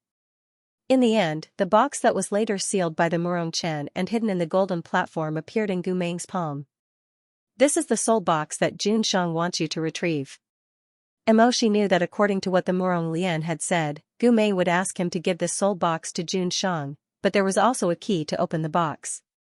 He asked him to keep it well and destroy it when the opportunity arose. Emoshi waited for Gu Meng to speak. As long as Gu Meng said it, and he agreed, he could end this nightmare and go outside to find a place to completely destroy the box. Then everything would have a new ending. He waited. Gu Meng spoke as expected. But what he said was, "I ask you to take a piece of my spirit tonight, at this moment, and cast it into the key to imprison this soul box." She suddenly raised his eyes and looked at him in disbelief. "What?" Gu Meng stared at his face and repeated, "I ask you to personally take a piece of my spirit and cast it into the key to imprison this soul box." She suddenly took a step back. What was going on? How could this be? Gu Meng, what was Gu Meng saying? Under the bright moonlight, Gu Meng suddenly smiled faintly. He stood up from the ground. His pale ankles were shackled, his neck and wrists were all shackled. He let his ink-black hair hang down and looked at him quietly with a pair of eyes that were like the sea. "Emoshi." He sighed softly. "I think I already know where you came from. When you first came in, I thought it was you who returned from the north. But I didn't dare to believe it, until you looked surprised. Then I knew, you're probably not Emoshi who came from the north. You're General Mo who came back from the future." Like a stormy sea, Emoshi widened his eyes. "You, how is it possible?" The chains clanged as the thin and fair prisoner came before Mo Extinguish. He raised his head and scrutinized Mo Extinguish's face. "Do you know? When you looked at me, there was no hatred in your eyes, only sadness. So you came back through other means after I chose to sacrifice myself, right, junior brother?" The most painful and soft parts of her heart were fiercely struck. Xianxia immediately turned her head away. However, even though she could turn her head away, her tears could no longer be stopped. They flowed down in a daze. "How could you?" He couldn't say more and he choked on his sobs. "Silly, don't cry. It's my fault. I knew this day would come." Gu Meng lifted his handcuffed hands and gently cupped Emoshi's face. "Emoshi, in the end, I let you down. I want to bring you into my life, but I already know when I'll choose to die, and when my spirit soul will shatter. I can't watch you be with me." Emoshi suddenly turned his head. His eyes were like torches, but there were tears in them. "How did you know?" You're clearly a person from the past. I came back to change this ending. Because when I fused my soul with blood-sucking scourge," Gu Meng pointed at his blue eyes, "I was seriously ill for 7 days and was unconscious. This demon has the ability to predict my own death. After I fused with it, I actually saw my future sacrifice. I also had a precognitive dream. In the dream, I saw today's situation. You came back from the future with the reversal stone, thinking that you could change everything. But I know that I can't change anything. Impossible. Gu Meng shook his head and said, Emoshi, the reversal stone doesn't have the ability to change one's fate. The ancient books say that it doesn't hurt the mortal world, its fate is already predetermined. Nothing in the past can be easily changed. The reason why the 3 great forbidden techniques are forbidden techniques is because once there is a change, the consequences are very likely to overturn the entire mortal world. But the reversal stone can change the life and death of so many people without paying a price. Do you think this is reasonable? These words were as cold as ice. Emoshi's fingertips were trembling. How is this possible? Before I met you, I also thought that maybe the precognitive dream was wrong, Gu Meng said, but now it seems that it wasn't wrong at all. Emoshi suddenly looked up. The light in his eyes flickered, like demons and monsters galloping past. He seemed to be extremely sad and almost crazy. Then why did Jiang Fuli still give me the stone? He has already recovered Chen Tang's memory. Doesn't he know the use of this stone? Emoshi, pharmacist Jiang gave you the reversal stone, so he knew what the result would be. But if he told you honestly that you took this stone and went back to the past to complete your mission with your own hands, to tear out my soul and make it into a key, would you be willing? Yes, he couldn't do that. He couldn't agree. Gu Meng smiled. His smile was sorrowful. The real name of the reversal stone is the Destiny Stone. When heaven and earth created the world, fate was predetermined. From then on, there was the reincarnation of heaven. But the act of creating the world was too grand. Even gods make mistakes sometimes, so they left the reversal stone in the world. These stones can take people back to the past and make people do things that they think they can change the future. In fact, it's just a scam. Those who went back to the past only followed the original destiny. They went back to fix what they should have done but didn't do. So in fact, you're the same. Emoshi, you came back to the present from the future. It seems like you want to change the past, but in fact, according to the destiny set by heaven, you will definitely complete the task Jiang Fuli gave you. You used my soul to make the key. This is the destiny that this stone needs to fix. His blood was as cold as ice. Emoshi's lips trembled slightly. He wanted to say that he must have made a mistake somewhere. It couldn't be like this. His understanding of the reversal stone was wrong. Jiang Fuli didn't lie to him. But when he looked into Gu Meng's eyes, he knew deep in his heart that what Gu Meng said was true. Yes, if a stone could really change the way of the world, why did it need to be divined? Why did it need to listen to the divination and give the stone to the destined person to return to the predestined moment? It couldn't change fate at all. It only followed the will of the underworld and fixed the mistakes of the past in a cycle of time. Emoshi wanted to say something, but he was really tormented by too many emotions. He finally couldn't hold it in anymore. He was so sad that he almost collapsed. He asked, so after you returned to the city, you lost your 2 souls and your rationality. I always thought that the people who harmed you were from Liao Kingdom and dug out your soul, but it turned out, tears fell. He was like an abandoned dog. He looked miserable. His eyes were red as he looked at Gu Meng. He looked up and laughed crazily. It turned out that it was me?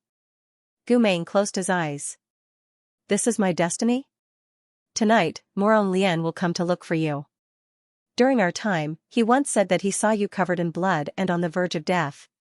He said that he thought that the interrogators had tortured you too much. Actually, that was not the case at all. It was because I wanted to do it myself. It was because I had just dug out your soul when he came. I completed the destiny that this stone gave us. Am I right? Emoshi, what do you take me for? What do you take me for? You can see the future, you have precognitive dreams. Then, have you ever dreamed of how I felt after you were sacrificed to the devil? I can't cry, I can't panic, I can't be sad. I can't even bury your body. Emoshi choked. He held Gu Meng's hand and pressed it against his chest. Gu Meng. I'm also a living person. Have you foreseen how I feel? After Emoshi finished speaking, he suddenly lowered his head. His tears fell like rain. Gu Meng had known him for so many years. His little junior brother had never cried so sadly. It was as if all the pain had been paid off.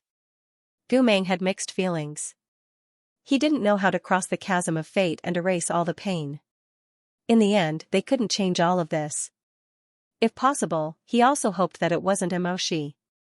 He even hoped that he could complete the creation of the key lock himself. But his spirit core was damaged. He couldn't do it.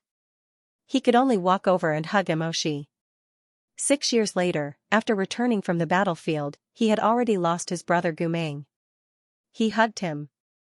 He felt the man's exhaustion, despair, bloodthirst, and helplessness. In his eyes, the Empire's General Mo had always been a kind-hearted youth in the school who was flogged to pay for a meal for a poor slave brother and sister. He sat alone under the cypress tree. He originally wanted to protect him for a lifetime.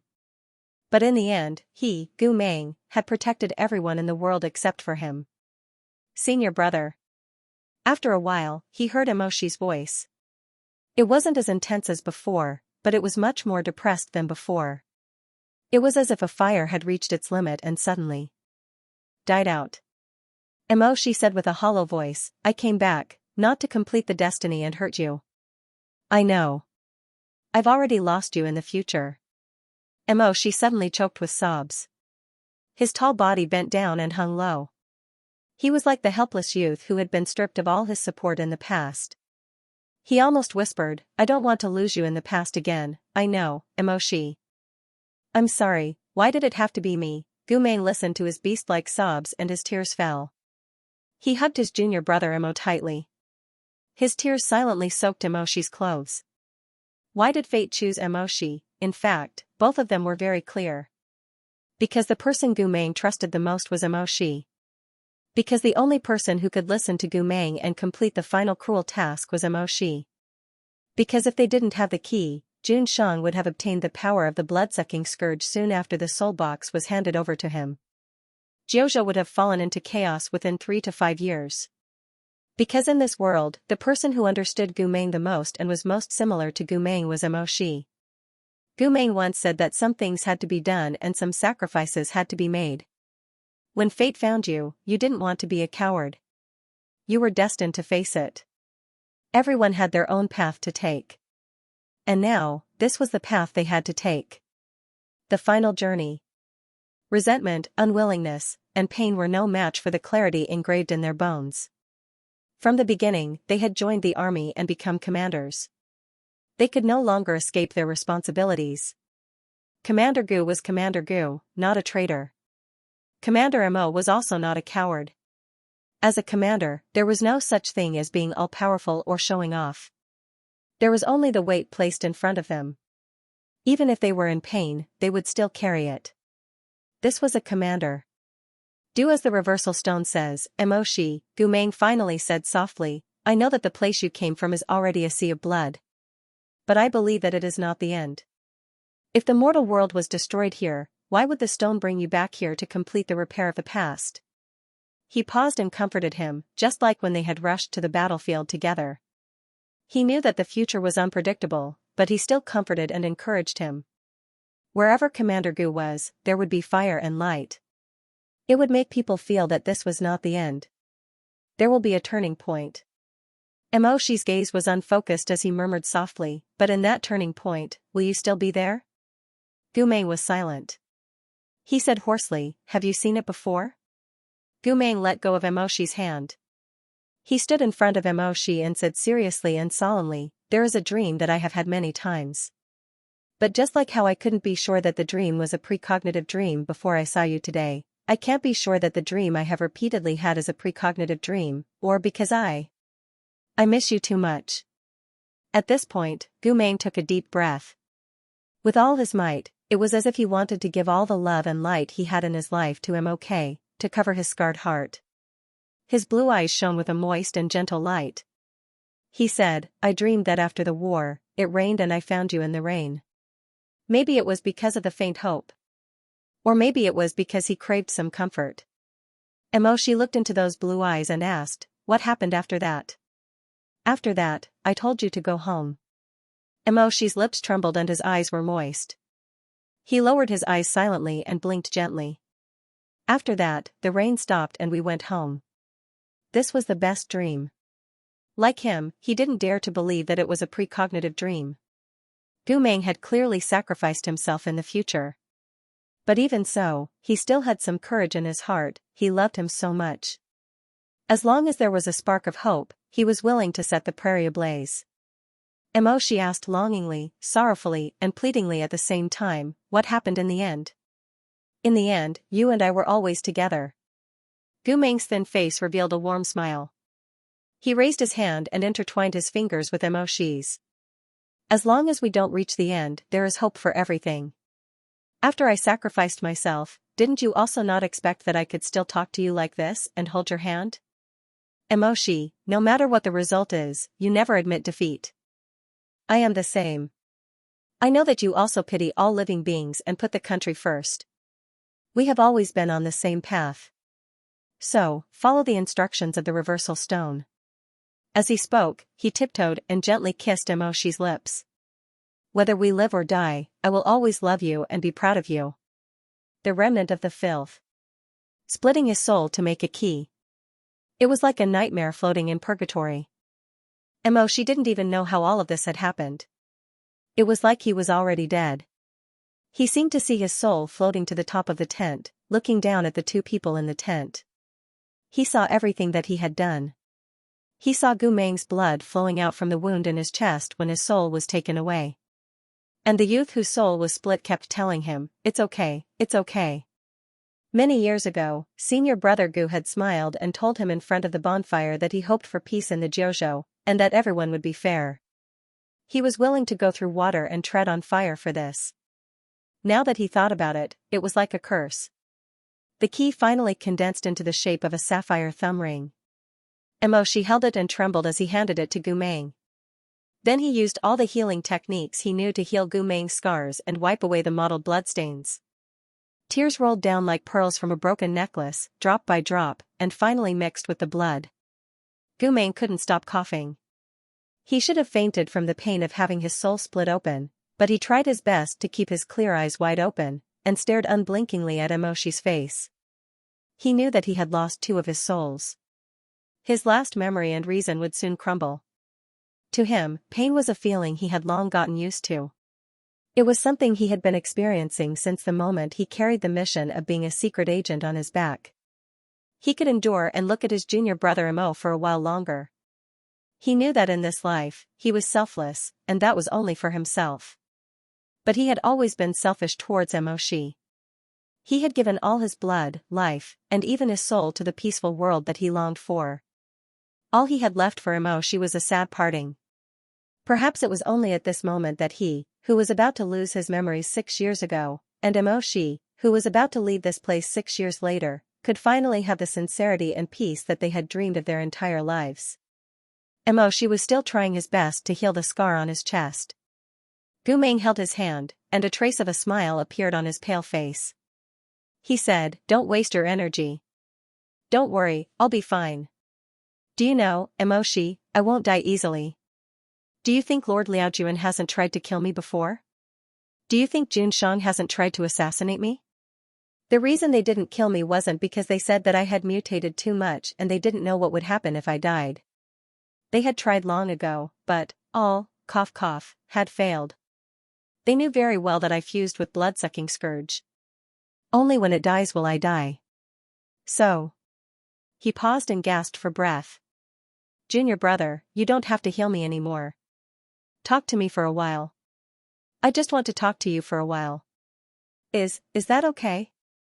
Mo Shi held his blood-stained hand and pressed it against his cheek. After a while, he choked and said, "Okay." Gu Meng laughed. When he laughed, there was always a kind of vitality and wildness, even at this moment. Mo Shi said hoarsely, "What do you want to talk about?" "Actually, it's nothing." Gu Meng looked up at the small starry sky in the tent. I just want to say sorry to you. Am okay, am I being too selfish? I haven't told you much truth, but you. As for you, you've always treated me wholeheartedly." Mo Shi shook his head. "I know you have no choice. I know how difficult it is for a secret agent to drift between truth and falsehood." Gu Meng turned his head. Mo Shi saw clear tears flowing down the corners of his eyes. "Junior," he reached out and wanted to touch Mo Shi's face, but he didn't have much strength. So Emoshi held his hand, kissed it and brought it to his cheek. Gu Meng stared at him in a daze for a while, his eyes red. They didn't speak for a long time, but they understood everything. Gu Meng suddenly closed his eyes, tears rolling down his cheeks. I was too cruel to you, Emoshi choked. You had no choice, but I was willing. I know you have your own dreams, I know what you're thinking. Emoshi said softly. You've done your best, but we can't fight against God. Gu Meng didn't say anything. He stared blankly at the small starry sky for a while. After a while, he asked, but I've always been fighting against God. I know, what we didn't fight for, did they fight for? Emoshi was startled. What? Those brothers who died in vain in Foaming Mountain, did they fight for it? Gu Meng opened his wet eyes and looked at him nervously. In the end, did they all get redressed? His voice was even softer. Xianxia, he also got redressed. Mochime understood what he meant, but it did not make him feel better. He clasped his hand tightly, turned his face to kiss it, and nodded repeatedly. Yes, you brought them home. They didn't call you Gu Shui wrongly, Lu Xianxia, and they never. Emosia paused for a moment. The extreme pain made his throat choke, and he couldn't say anything else. They never worshipped you wrongly as a brother, you know we became sworn brothers. Emoshi lowered his tear-stained eyelashes and answered softly. I'm sorry, I didn't treat him well. Gu Meng suddenly smiled. His smile was very sincere. Other than looking haggard and pale, he didn't look much different from before. It's okay, Xianxia actually likes you very much, he doesn't hate you, I know. He paused. Then what about the Morong Lian? Morong Lian? Did he hurt himself again? No, Gu Meng seemed to be relieved again. Finally, his clear eyes looked at Emoshi attentively. With some caution and almost uneasiness, he probed. Emoshi, these years, when I lost my memory, did I make you suffer a lot? I made you suffer, didn't I? The color in his eyes was about to shatter into a lake and a sea of sadness. Emoshi saw the brightness on his face wither and the stars in Gu Meng's eyes extinguish. How could he be willing, he said, no. Really? Yes. He choked with sobs and laughed. He wanted to reignite the stars in his eyes. He said, it's true. Even if you lost your two souls and your memories, you're still good to me, you've never made me suffer, it's all true. In my heart, you've always been a very, very good person? Emoshi said, I've always been like that. Perhaps seeing Gu Meng's hesitation, Emoshi wanted to comfort him, so he said, you more or less remember me. I left you a memento and stayed by your side, so you didn't completely forget me. As he spoke, as if to prove something, he wanted to find something to give to Gu Meng. But he came back from the battlefield. Besides the reversal stone that he had to take away, he didn't have anything else. Just as he was at a loss, his fingertips suddenly touched something soft. He looked at it with the help of the moonlight and was stunned. What he touched was the silk pouch used to hold the reversal stone. At that time, he was in a hurry to go back to the past, so he didn't take a closer look at Jiang Fuli's silk pouch. Looking at it now, he saw that the silk pouch was embroidered with thousands of miles of clouds and silver thread, with red stones and agate at the bottom. This was actually, at this moment, his distant memory was awakened. When they met again at Luomei Garden, this was the silk pouch that Gu Meng stubbornly guarded. When he saw this fabric for the first time, he was so angry. Because at that time, Gu Meng held it and said to him directly, there's someone who's good to me. This silk pouch was given to me by him. In a daze, Emoshi's blood turned cold. He suddenly understood the arrangement of fate. Sorrow surged in his heart, and his heart was as silent as the night. His throat was bitter. He tried his best to hold back his tears, so that he wouldn't let himself cry again. It turned out that the person he had always been jealous of, who gave Gu Meng the silk pouch, was himself. The person who Gu Meng didn't forget even after losing his spiritual memories, it was also himself, it had always been him. It was only him. What's wrong with you? No, nothing. Emoshi suppressed his sorrow. Carefully, with trembling fingers, he untied the silk pouch from his waist and put it in Gu Meng's palm. Gu Meng looked at it carefully and smiled. This is the token? Later on, I relied on it. I don't remember anything. How can I still remember you? Yes. Then I'll also leave you a token. After Gu Meng finished speaking, he searched his body. But what could a prisoner have on him? In the end, he only managed to find 2 small white shell coins.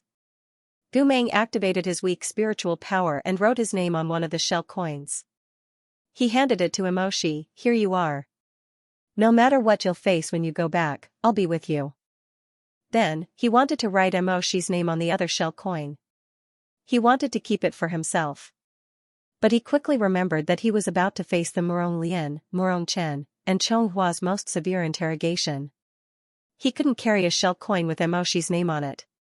So, he only wrote the word fire and stopped before he wrote the word rest. He carefully put the white shell coin into the silk pouch and said, "This is enough." He smiled, "I'll remember you."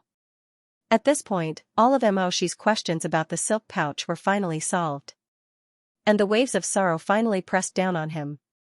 Emoshi remembered that before Gu Meng passed away, he once opened the silk pouch that Gu Meng treasured. At that time, he saw the shell in the silk pouch. The shell was modeled with the word fire written on it. At that time, he felt a lump in his heart and couldn't help but ask, "Who gave this to you?" Gu Meng said he didn't know. He only remembered that it was a very important person to him. Emoshi. Gu Meng looked at his expression, raised his hand and patted his shoulder lightly. He knew that he didn't have much time left to be conscious. He also knew that Emoshi's time to return to the future was getting closer and closer. He could feel his consciousness gradually becoming chaotic. He could also see that Emoshi's body was faintly glowing and gradually becoming transparent. This was another farewell between them. He tried to comfort him like before, to encourage the hero who was about to return to the battlefield. In fact, the two of them were the same. In their hearts, they only wanted to have a family and become a couple. They didn't have the heart to become famous and build a career. The reason why they chose to be heroes wasn't because they felt that it was exciting, glorious, or something great. It was because they had experienced too much bitterness and parting. They didn't want others to experience such pain. That was all. Emoshi, let's go back. Gu Meng said softly to him. He lowered his hand and grasped Emoshi's gradually fading fingers. He used the last of his strength to squeeze them. No one answered him. Just when he thought that Emoshi might have been affected by the reversal stone and had begun to return to the future and couldn't hear his words, he suddenly found that his shoulders were trembling slightly. Gu Meng was worried and his voice was hoarse. Shitty, Emoshi didn't speak. It was as if an extremely important flame of life had been extinguished in his body. His figure became dim and lost in an instant. It was as if he overlapped with the lonely youth who had just entered the army many years ago. At that time, the Emo family had lost its power and its future was uncertain. Emoshi sat alone outside the bustling soldiers. At that time, other than Gu Meng, no one was willing to be tainted by the remnants of his family. No one even gave a smile to the young master who had lost his power. For a moment, Gu Meng wanted to hug Emoshi again and tell him that it was okay. He was still here and wouldn't leave.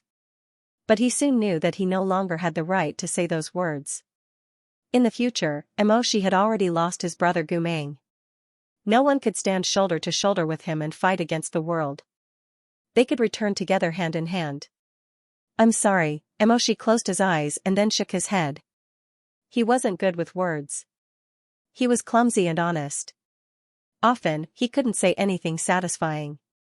He just clumsily understood him, respected him, and tolerated him. In the end, he silently picked up the small shell that Gu Meng had given him. He put it in his lapel, where it was closest to his heart. He put it away. After doing this, he wanted to get up. He wanted to be as upright and calm as he was every time they parted. But in the end, he couldn't do it. As he walked, he felt as if his ribs were broken, his heart was crushed, and his lungs were plucked out. He bent down due to excessive heartache and slowly buried himself. Finally, in this past that he couldn't change, in this disastrous situation, he couldn't stop crying. His relationship with Gu Meng had lasted for nearly 20 years. But because of the difference between nobles and slaves, because of the conflict between secret agents and generals, because of gender, because of morality, and because of various reasons, they were never respected. They always stayed in the dark and never made any promises. In the end, Gu Meng even chose to sacrifice himself and didn't return to his side. But Emoshi knew that Gu Meng had loved him for almost half his life. As a secret agent of the Empire, in order to keep these secrets, Gu Meng had almost exhausted all his blood and life.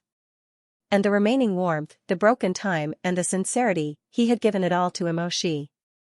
Gu Meng's feelings for him were actually not inferior to the loyalty, affection, and selflessness that anyone in the world had for their partner. But his lover, the person he loved, because of the secret agent's identity, even in the end, he didn't dare and couldn't write down a name, even if he secretly wrote down a complete name and kept it by his side. In the brocade pouch that had traveled through time, there was only a shell coin with the word fire written on it. That was the only token between them. Other than that, there was nothing else. They wanted to say something to each other, but at this moment, Emoshi suddenly felt dizzy. The power of the reversal stone had reached its peak and it was boiling hot in his hand. He couldn't help but call out to him one last time, Gu Meng. Gu Meng looked at him quietly. There were tears in his azure blue eyes, but he was smiling. At the last moment before he lost consciousness, Emoshi heard the sound of hurried footsteps outside the tent and the voice of the guarding disciple, Lord Wanshu. Welcome, Lord Wanshu. He knew that he was about to leave and the Murong Lian would enter at this moment. The cycle of fate was still cruelly moving according to the predetermined trajectory. He was also about to return to the Blood Sea battlefield 6 years later. The reversal stone was a scam from the gods to the mortals. Nothing in the past had changed. At the last moment before he left, he saw Gu Meng raise his hand and place the shell with half of his name on his lapel. It was the part where the blood had not dried yet, the part closest to his heart. Gu Meng looked at him and didn't say anything. But his eyes had already expressed his infinite affection. Emoshi, little brother. Go. No matter if the memory is clear or not, no matter how long it has been, in my heart, I will always keep my feelings for you. I'm sorry that I can't always be with you. I can't tell you everything without reservation. I even have to hide from you and lie to you in the future. Then I will walk to death alone. I regret dragging you down and letting you down in this life. But, I have never regretted loving you. Go back, Emoshi. I hope that in the future, we will be able to wait for that reunion. That rain that I once dreamed of. The author has something to say, Gu Meng, little angel of the crab rocket launcher, passers-by are all shrimps, Mei Nianqing is a little brother, Zhu Yiye is one, little angel of the crab grenade, Slow 7, Arsenal, Mu and Mo2, no misfortune and sorrow, meow and fishes chatter, Wen Zhu, envious old fangirl, big tree, drizzle flower, Yu Ming 1, little angel of the crab grenade, blue crystal flame, Lin Jiang, fumigate, red butterfly, crimson pouncing atom, 38716988, Kuei Xiaoxiao, Yi Zong, Yu Ming, Niezi 2, Rongxi, Punky Brewster, 2215217, Ian, Mi Guijing, Xianyi, I'm at the bottom of the well, lying, Ming Mia, how dare I not study CP, 36582159, Gigi doesn't Gigi, Eldorado, Lili, Xiasu, Mu Chuanza, Baize, A Pot of Parting Sorrow, Orange Anthracene, Pomelo Rain, in, 2419078, Bun Bun Xiao Yezi, Feiruwawa, Zishi, and Qi Yichen, Ju1, Big White Cat, thanks to the little angel who irrigates nutrient solution, Emo Luoluo, Dream Cloud returns 3 bottles, old man like. New, Orange Jade, Xiaoyi, Xian who also wants to eat meat today 2 bottles, Little Match, Xiaoxing Shui Yanchen, Autumn Mushroom, Wen Zhou Du, Xiu Lan Wuxian, Night Sky Flowers Scatter Behind Me, Chiao, 31671224, A Smile Lang Ran, 34182441, Wi-Fi, I love drinking my dong eat potatoes, Lu Yaxing, 221522017, end, Wayne, D. Goose 1 bottle, daily thanks to small friends who follow up stories when Emoshi woke up from his dizziness, he found himself in darkness. His eyes were wide open. The dull pain in his chest felt like a sharp awl was stabbing into his heart. Before his eyes was still Gu Meng's face from the last moment, stained with blood and tears, but looking at him with a smile. He closed his eyes, and hot tears flowed down his cheeks. However, he wasn't done with his work yet. Gu Meng had already sacrificed his flesh and bones to pave this path. Now that Gu Meng had passed away, he had to fulfill his lover's unfulfilled wish. Even if he was already in pain. His throat moved, and he swallowed the infinite bitterness. Slowly, he sat up from the ground. Yes, it was not over. It was not the end. Gu Meng was no longer here, but Chonghua still had him, and Jiuzhou still had him. As long as he was still alive, Gu Meng had not completely left. He would take over Gu Meng's embers, until he also died on this path. He slowly looked around with his reddened eyes. This place was boundless. It was like the chaos before Pango opened the world. The place he was lying on was like the surface of water, but he would not sink. It was like the surface of ice, but there were always ripples. He lowered his head and saw his reflection in the lake. But strangely, there were several purple and black fragments of light floating around his reflection. The black light kept drifting away from his heart, but quickly disappeared. Apart from that, there was also a huge, blurry silvery white light moving around. He could not see clearly what it was. He only knew that it was extremely large, and its outline looked a bit like his divine martial skill swallowing the heavens. That is indeed your weapon, the divine martial skill swallowing the heavens. Suddenly, a dignified and solemn voice sounded behind him. She turned around and saw a man in fluttering white clothes standing at the end of this darkness. The man's figure was handsome and tall, and his temperament was awe-inspiring and inviolable. A light and elegant immortal mist floated around him, making his face blurry. One could only vaguely see that his facial features were deep, and his skin was cold like jade. He was an extremely valiant man. Emoshi was stunned.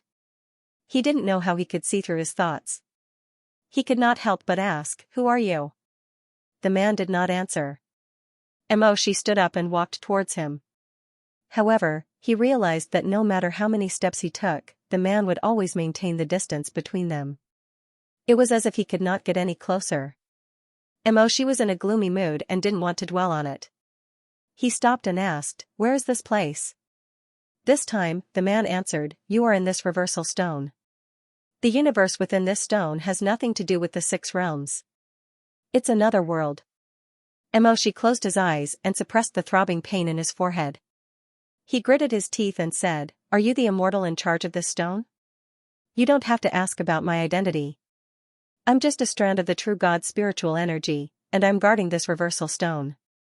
As for who my real body is, it doesn't mean anything to you." There really was a deity here.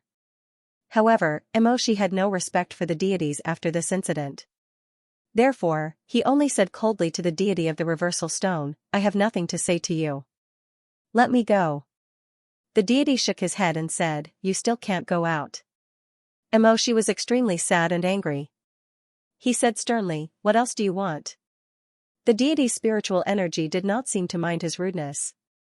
It only looked at him sadly, but it also seemed to be emotionless. After a while, it said, "Emoshi, you don't have to hate me so much. Your destiny is not controlled by me. I'm just a strand of spiritual energy left in this stone by the true God. Since you've completed the destiny of the reversal stone, I have an explanation. I owe you a debt of gratitude." A debt of gratitude. The word stopped in his mouth and turned into a sneer. Emoshi's eyes were red and bloodshot. He said hoarsely, "All right.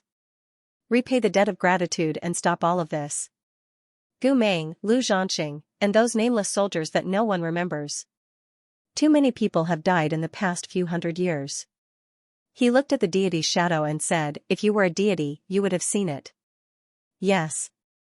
Then why don't you end it? What's the difference between you and a demon?" The deity's spirit closed his eyes. At first, he seemed unwilling to answer, but after a moment of silence, he said, "Emoshi, deities can't save people. They can only use the lamp to save themselves.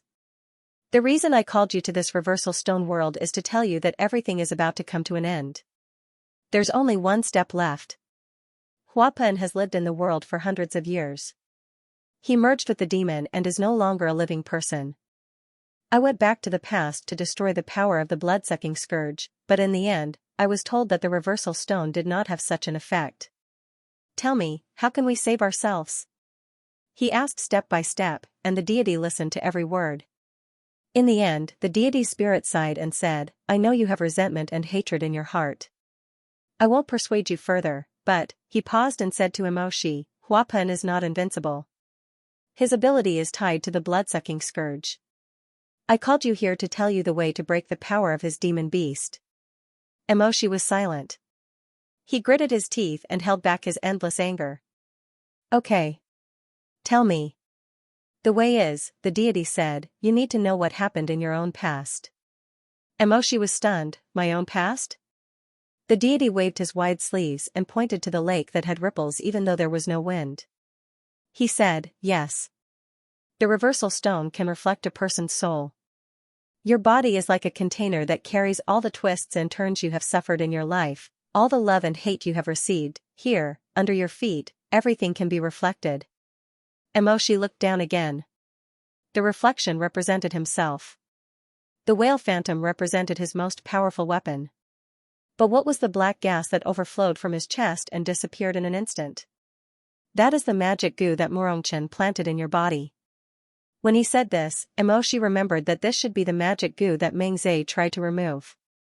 On the day when they forced the throne room, Murong Mengze once said that when she saved Emoshi, who was seriously injured by Gu Meng in the Dongting naval battle, she found this magic goo and secretly removed it behind Murongchen's back. Because of this, her spiritual nucleus was damaged and she could no longer cast any powerful magic. His thoughts seemed to be projected into the deity's eyes word for word. The deity said, you are wrong. The magic goo was never removed by Murong Mengze. Emoshi suddenly raised his head, what? The deity repeated, the magic goo was never removed by Murong Mengze. The person who really removed the magic goo for you cut open your chest and removed your magic goo. But he was in the enemy's camp at that time. Firstly, he couldn't let Murongchen find out that he did such a thing. Secondly, he couldn't stay with you alone for too long under the eyes of the people of Liao State, so he could only discuss with Murong Mengze and ask her to keep the secret. Emoshi only felt that all the blood in his body rushed to his head. His head was buzzing and his fingers were trembling. He stammered, what, did you say? In the Dongting naval battle, Gu Meng stabbed you in the chest for a reason. In the process of spying in Liao State, he noticed that Murongchen had killed you, so he deliberately led you to the warship in that battle and stabbed you until you were seriously injured and unconscious. After you woke up, what you saw was Murong Mengze, who came to help, took you back to the military camp and healed your wound at the cost of her broken spiritual nucleus. But the truth is, the deity paused and said, after you were unconscious, Gu Meng took you to the dark room of the warship and removed the magic goo for you. He deliberately let Murong Mengze break into the siege and handed you to her. Emoshi's face was as pale as snow, and his blood was frozen into ice. What? Gu Meng knew very well what kind of person Murong Mengze was. She was never simple. She was ambitious and resourceful. Although she was also a cold-blooded and ruthless king, at least she was not as crazy as her brother. Gu Meng also knew that you were a great help to Murong Mengze. She wanted to do everything possible to win you over, so she would accept the kindness that was given to her for free, even if it was dangerous. Emoshi felt that his throat was frozen. After a long time, he heard a very hoarse voice speaking. The voice was so strange that for a moment, he didn't realize that the speaker was himself. He asked, so, the so-called life-saving grace, was never Mengze. It was Gu Meng who asked her to replace him. He had no choice but to do so. God said, he hoped to gain your hatred, and hoped that you would be protected by Murong Mengze. He also hoped that you wouldn't be controlled by Murong in the future. Other than that, he had no other choice. So Mengze, her spirit nucleus has always been, yes. She has never been injured. She is a medicine cultivator and the manager of Xianxia. It is easy for her to fake a weak appearance. In this world, only two people know her secret. One is herself, and the other is Gu Meng. God said calmly, this is also the reason why she saw that Gu Meng's memory was about to recover, So she sent Zhou He to secretly use evil methods during the interrogation to prevent Gu Meng from regaining his memory. Emoshi was even more shocked. Zhou He was also ordered by her? Yes, Zhou He is Meng Zhe's henchman, and also her good friend. You are right, the person who has been trying to prevent Gu Meng from recovering is Murong Meng Zhe. She knows that your gratitude is an important chess piece to her, and she is not sure whether Gu Meng will tell you the truth because of the passage of time after remembering the past. So she is eager to provoke Gu Meng to make him go crazy and lose his mind again. As long as he is stupid, no one else in the world will know the secret of her saving your life. Emoshi murmured, impossible, she has so many opportunities to do it, but she has been patiently looking after Gu Meng. She even gave me directions and asked me to go to Linen to find Dexiu, lead the way? The god spirit sneered. You are so naive. You don't know that the incident of the Yu family actually saved Gu Meng once. Because originally, according to Murong Meng Zhe's plan, Gu Meng's mind would be completely destroyed after you found Dexiu. Looking at Emoshi's stunned eyes, God said calmly, Emoshi, do you think she will let Gu Meng have an accident when she is taking care of Gu Meng? Murong Meng Zhe has done it several times. The first time was to assassinate the Murong Lian. The second time was when Gu Meng was recuperating in the treatment room. She told him the truth about the oath of divine tribulation. In the second plan, she caused Gu Meng to go crazy and almost succeeded, but your appearance prevented Gu Meng from falling further. If she is anxious for success at this time and makes Gu Meng go crazy in her hands, will you suspect her? So. Emoshi felt suffocated.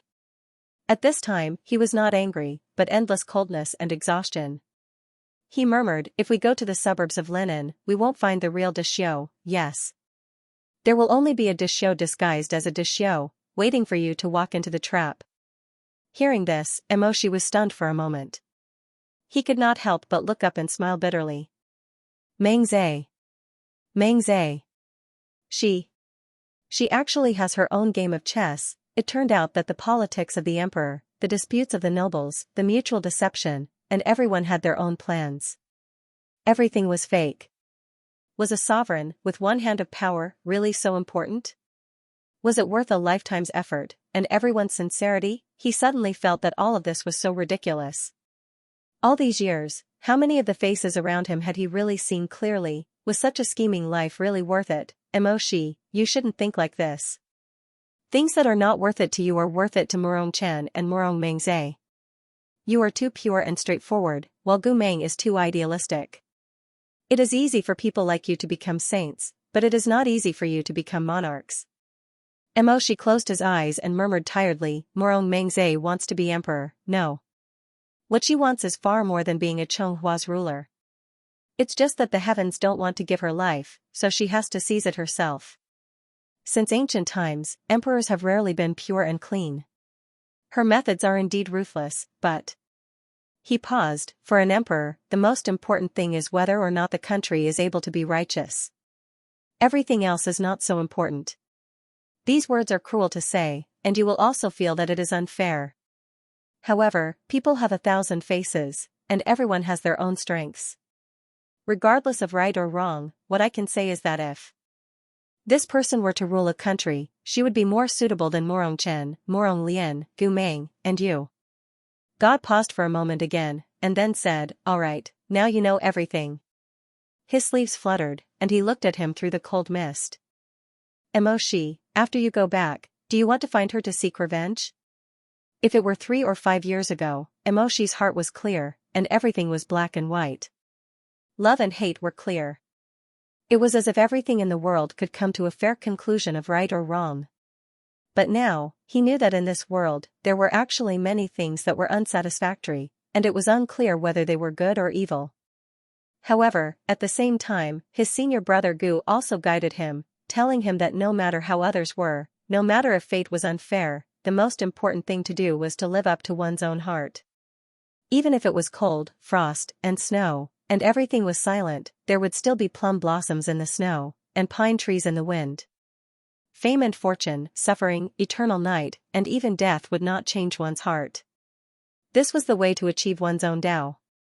God waited for a moment, and seeing that Emoshi did not answer, he did not ask further. Instead, he pointed at the lake again. If you haven't thought it through, you don't have to answer me. Whether or not you want to seek revenge, go back to Xianxia. After you see her, you will make your own decision. Let me talk to you about the second key thing. What? Look at the sky-devouring beast in the lake. Your reflection reflects the sky-devouring beast's shadow. Don't you think it's strange? She said, the sky-devouring beast is my divine martial art. Of course, it can take care of itself, then why didn't Shuiran appear? Hearing this, She was startled and looked up. God's spirit said calmly, have you ever thought about why the sky-devouring beast has the ability to move mountains and fill seas? It is even more violent than ordinary divine martial arts. Seeing that She did not answer, God said, actually, the sky-devouring beast is not an ordinary divine martial art. She opened his eyes wide in shock. Exclamation point. You already know that the late Lord of Xianxia wanted to use the forbidden technique left by Chen Tang to refine a divine beast that could fight against the blood-sucking scourge. Everyone thought that he failed, including Lord Laojun himself. But the truth is not so. God's sleeves fluttered gently, and he said in a deep voice, those who participated in the refinement of the divine beast, Morong Lian's father, Zhou He's father. Some of them were always on the same side as Lord Laojun, but some of them saw that Lord Laojun's self-control was gradually being eroded by the black magic. One of them was your father. She was shocked. At that time, the divine beast had already been successfully refined, but it had a spirit and only showed its power in front of the people it acknowledged. So others thought that they had failed in the refinement, but that was not true. It was just that they did not know that it had been successfully nurtured into a pearl because they did not see through the divine beast. And your father, Qingqi, he was the only one who was acknowledged by the divine beast. The divine beast only showed its power in front of him and recognized him as its master. And it had sadly and honestly predicted to its master that he would be sacrificed in a battle soon, and his family would be in chaos. The only thing that could protect his son from being bullied was the strongest magic power, and that was the divine beast itself. She could not help but take a step back. What? I know you will be very surprised. But this is the truth. When your father knew that he was dying, he sealed the divine beast's spiritual pearl in your body and let it recognize you as its master, so that you could grow up safely. Otherwise, why would you be born with such extraordinary talent and powerful strength? Your ability is far above that of a genius. It is simply abnormal. She trembled slightly. Thinking back to the past, as well as the killing move that he had been suppressing, his fingertips grew colder and colder. You think that the sky-swallowing divine beast was summoned after you. Awakened, but that is not the case. The deity said, that is the divine beast's soul that Qingqi left for you. Your powerful spiritual power also originates from it. The deity stared into Shi's eyes and said word by word, the saint immortal beast has always been sealed in your body. So the only person in the world who can completely eliminate the blood-sucking scourge is you. Shi's face turned pale. He opened his eyes wide in shock and looked at the reversal stone god. After the deity finished speaking, the surrounding immortal fog became even more ethereal and hazy, soaking the deity's figure even more. The deity's voice also became distant, as if it was separated by mountains, rivers, lakes, and seas. Shi, it is naturally not a coincidence that the reversal stone chose you. Next, I will unlock the seal of the sky-swallowing divine beast in your body. You will completely possess the power of the divine beast and be able to rival the power of the blood-sucking scourge. And you will also have two choices. After you go out, you can choose to seek revenge on the Murong Mengzhe. You have the divine beast's spiritual body with you. Kill her, take over the city, and then protect the Xianxia city with the sky-swallowing barrier.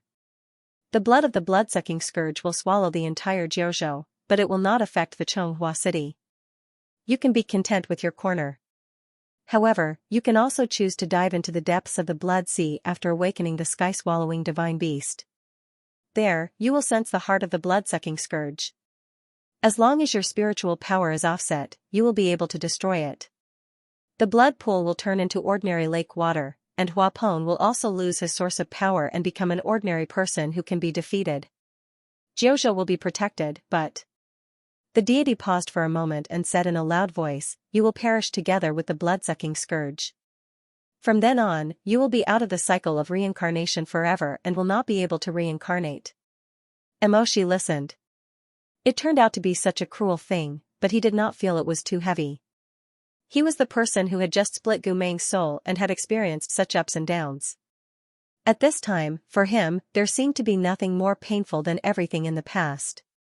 The immortal mist around the deity was ethereal, making people unable to see his expression clearly. After a long while, he seemed to sigh softly. Then, he said to him, "Okay, these two paths, no one is forcing you to take them. I've said before that the gods will not save people. They will only guide them, and people will save themselves.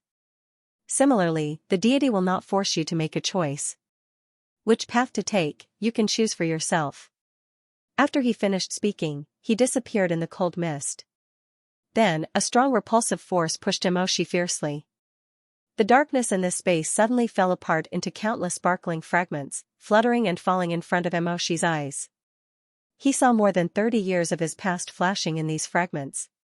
He saw the clearing pool under the laurel tree when he was a child. His father reached out his armored hand to him and said to him with a smile, "Little fireball, why are you here?" He saw the first time he saw Xianxia. The gentle and modest child stood quietly by the edge of the balcony, talking to his mother. After being instructed by his mother, Xianxia turned around and said to him, "Hello, my name is Yu Yeshua. Are you the young master of the Emo family?" He saw the Morong Lian bullying Gu Meng in the school. At that time, he didn't know that the Morong Lian still had some blood ties with Gu Meng in addition to jealousy and hatred. He saw Morong Chui walking alone under the veranda. He thought that this person was really as heartless as the rumors said. Later, he knew that Morong Chui's heart was actually as gentle as the rivers and lakes. Then, he saw the day he broke up with Gu Meng. On the deck of the Dongting naval battle, Gu Meng was dressed in black, holding a bayonet and hunting an eagle. He walked towards him in the smoke. At that time, Gu Meng wore the Chonghua hero scarf on his forehead. He thought that Gu Meng humiliated the martyr, but he didn't know that it was Gu Meng's reluctance to part with the Chonghua. At that time, Gu Meng opened his thin lips and said to him coldly, "As a general and a soldier, we can't be too sentimental." But later, he knew that Gu Meng didn't forget the 70,000 monuments, 30,000 people, a country, and Jiuzhou City at every moment in the burning country. He once resented Gu Meng's cold-bloodedness and didn't want to turn back. Actually, Gu Meng had never betrayed them and walked on the other path. He had simply walked on his own, blazing a bloody path for those who came after him. He thought that Gu Meng cut open his heart and Meng Zhe saved his life, but it turned out that, Emoshi slowly closed his eyes. Bitterness and sadness burned in his chest like wildfire, burning to the bottom of his heart. His eyes were wet and red. The entire world of the reversal stone had collapsed. Countless voices and smiles of his old friends came crashing down on him like a world-destroying flood. He was pushed out of this world by this huge force. The words of the reversal stone god were still in his ears. "Take revenge on the city or throw yourself into the sea of blood. You can choose between these two roads." Through his thin eyelids, Mok could feel the sky gradually brightening. He did not open his eyes, but he could already hear the cries of women and children within the city walls, the sounds of soldiers cheering each other on, the sounds of weapons clashing, the sound of the tide. He knew that he was back to the battlefield 6 years later. He even heard someone shouting in the distance, "Transfer the soldiers of the left battalion to reinforce pharmacist Jiang. Huapeng is crazy." He knew that Jiang Fuli had already gone to fight with Huapeng. Although Jiang Fuli insisted that she was not Chen Tang, she carried all of Chen Tang's memories and thoughts, and once again walked to the front of the war against the burning country. Gu Meng had said that everyone had something they needed to accomplish. Those things might seem very difficult, cruel, meaningless, and not worth the loss. Or it might seem that there was someone else who could take their place, and they didn't have to fight on their own. They could steal a life and live peacefully in a corner. Many people would think, "Forget it, my life is like a mayfly. I only want to be carefree and happy, and no one wants to be a hero." But there would always be someone who would stand out and let go of their personal grievances and hatred. They would think, "Forget it, my life is like a mayfly, but as long as I can do something to make the world, the country, and the streets more peaceful, it would be good." Gu Meng, Morong Chui, Jiang Fuli, Mo Qing Qi, they all chose this narrow path that might be mocked as stupid. At this moment, Emoshi knew that they were all waiting for his return at the end of this path. He opened his eyes. The illusion in front of him disappeared. His eyelashes fluttered, and he found that he had returned to the warm room he was in before, and Jiang Fuli was indeed no longer here. Outside the window, another dawn had arrived, and the clouds were as red as blood. He looked up and saw that the Chonghua soldiers in the distance were once again unwilling to accept their fate as they fought with the iron army of the burning country between the heavy clouds. The waves of swords fell like meteors, and swept towards the camp of the burning army on the other side. The river of blood demons, where Gu Meng died, had already forced its way to the warm room of the palace. He walked out of the room, welcomed the bright and dazzling light, and stood in the rising sun. His slender fingers touched the railing, and he stood against the wind. Looking at the broken and chaotic rivers and mountains, he suddenly understood the so-called destiny. That destiny was not predetermined, but it was destined to give people countless trials, hatred, confusion, and misunderstandings. There were actually very few people who could swim to the other side of the river that they had hoped for in the beginning. He looked down at the blood flowing past, and finally threw away the used reversal stone, and said in a low voice, "Senior brother, I will choose the same path as you. Wait for me, I will follow you. Wait for me. I'm coming with you." After Emoshi said this, the cultivators on the distant battlefield suddenly heard a deafening roar. Then, as if the sky had cracked, a giant whale suddenly leaped out from the corner tower of Wangqing. The giant whale roared and howled angrily. Its spiritual body was more tangible and larger than ever before. Hua Peng, who was fighting fiercely with Jiang Fuli, suddenly looked up. This is, the sky-swallowing beast that was completely released by Mo. She was no longer in its divine form. It gradually gathered into its real body in the magnificent clouds. It was extremely gorgeous. When it raised its head and breathed, the whole city was raining. The golden light shone and the rainbow bridge pierced the sun. A divine beast? Hua Peng's expression suddenly changed. When did Chonghua cultivate such a spiritual beast? Jiang Fuli was seriously injured, but she still gritted her teeth and handed over her sword. She said to him, "I'm afraid it has been cultivated long ago." "Hua Peng, you've always underestimated people's hearts." "People's hearts?" Hua Peng sneered. His face was covered with a shadow of madness. "I've been a slave, a monarch, a national advisor. I've changed my identity, tasted everything, and seen all the injustice in the world. What is a human heart? It's just a layer of gold powder on the beast's heart. Despicable." He narrowed his eyes. "People's hearts are no different from beasts. The winner is king and the loser is a bandit. Because of my ancestor's mistake, his descendants have been slaves for hundreds of years. So I, Hua Peng, believe in killing and blood. I've never underestimated people's hearts, but you. Palace Master Chen, you've overestimated people's hearts. You've overestimated this group of people." His palm brushed past Jiang Fuli's chest. He was going to hit her heart, but his palm turned and hit Jiang Fuli's shoulder instead.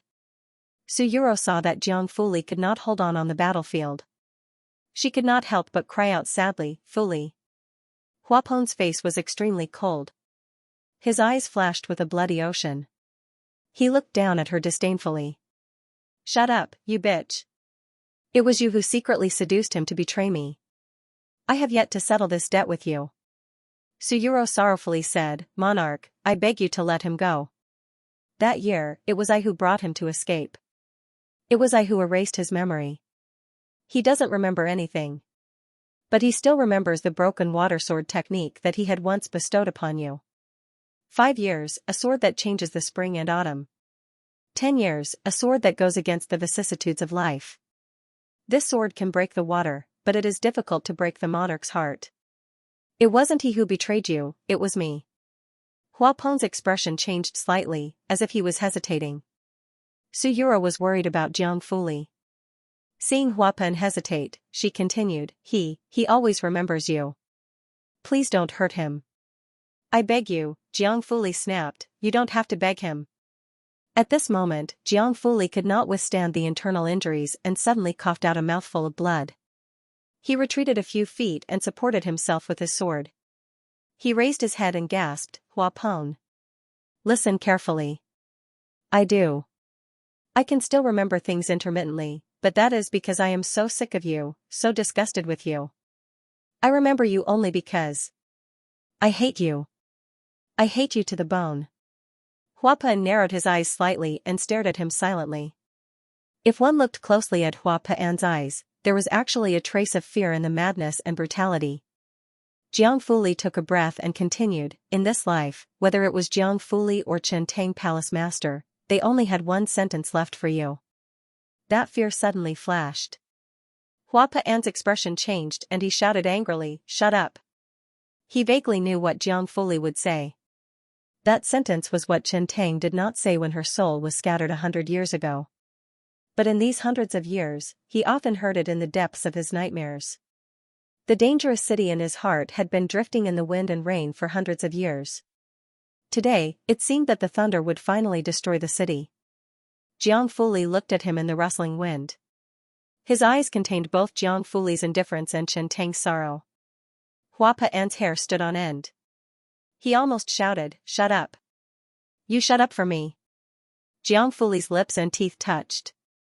The words that had stopped for 100 years were finally uttered on this day in the reenactment of the past. "Hua Peng, I am so disgusted by you." Hua Peng suddenly pursed his lips. His expression twisted strangely as if he wanted to laugh out loud, but also as if a scar that had not healed for 100 years had been touched. His face suddenly turned pale. His pupils contracted and he stared at him strangely. Suyuro saw this and could not help but say anxiously, "Fuli, don't say any more." Jiang Fuli did not listen to Suyuro. He continued, "That year, it was Chen Tang who redeemed you as a slave and took you in as a disciple. He gave you the name Hua Peng. At this moment, I will take back this name for him. From this moment on, you can be the national teacher of Burning Country, the king of Burning Country, the immortal devil. You can be whatever you want to call yourself. But you can no longer be Hua Peng. Chen Tang does not have a disciple like you." Hua Peng's eyes were as red as blood. He gritted his teeth and growled, "Master." Jiang Fuli said woodenly, "I can't accept it." Hua Peng clenched his fists, "Chen Tang. Do you really want to force me to this point?" Jiang Fuli said, "I am not Chen Tang. I am just a living dead that you dragged back from the netherworld. You are also not Hua Peng. You are just a dog that he mistakenly believed in when he was in the school." He paused. His white teeth trembled slightly, but he said the word clearly, "Evil dog." After he said this, Hua Peng suddenly paused. It was as if he had been hit by an invisible whip. A look of pain flashed across his face, which had always been filled with malice. After a long while, he suddenly looked up and laughed crazily. He said fiercely, "Good. Good." After 3 good, he suddenly became furious and was about to attack again. The giant whale that was stirring the wind and clouds above Moshi's turret suddenly rose into the sky. Then, amidst everyone's exclamations, it burst out a dazzling light. The whale's roar swallowed the sky, and its tail touched the sun. Then, it suddenly pounced into the torrential blood demon pool. A holy immortal beast. It's really a holy immortal beast. General Mo can summon a holy immortal beast. Hua Peng was close to going berserk. Each of his moves was extremely fierce and aimed at Jiang Fuli. Hearing the crowd's exclamations, he didn't care. He said coldly, "So what if he can summon a holy immortal beast? Even if he summons it, he can only protect a corner of Chonghua's royal city. This young man won't, he won't sacrifice himself for this country that no longer had his lover. He won't die for this Jojo that was full of intrigue. He won't sacrifice himself and perish together with this country that once accused his lover of being a traitor." But before he could say these words, Emoshi had detonated the holy immortal beast's dazzling light and threw it into the vast blood sea. Boom! The momentum was like a rolling mat, shaking the world. The soldiers of the Northern Frontier Army couldn't help but cry out, "Lord Shihi! General Mo!" Hua Peng was shocked for a moment and couldn't believe his eyes. Crazy? Was this person crazy?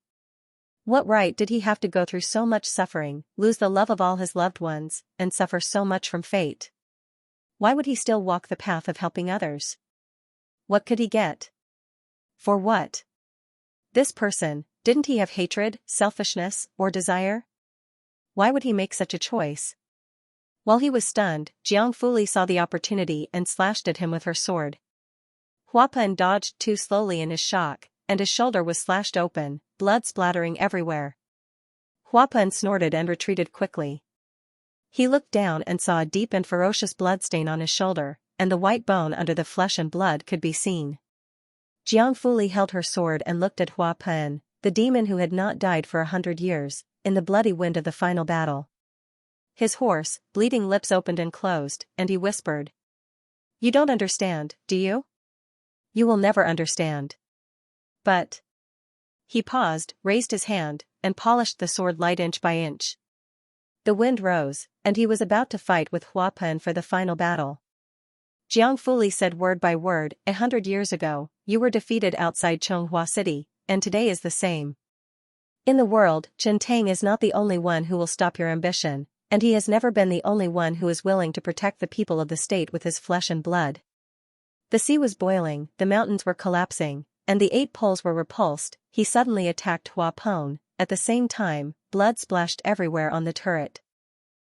She plunged into the depths of the Red River Blood Sea under the protection of the sky-devouring stone. Medicine Master Jiang. Martial Mo. The battlefield was filled with exclamations. However, She could no longer hear them. He had already plunged into the Blood Sea.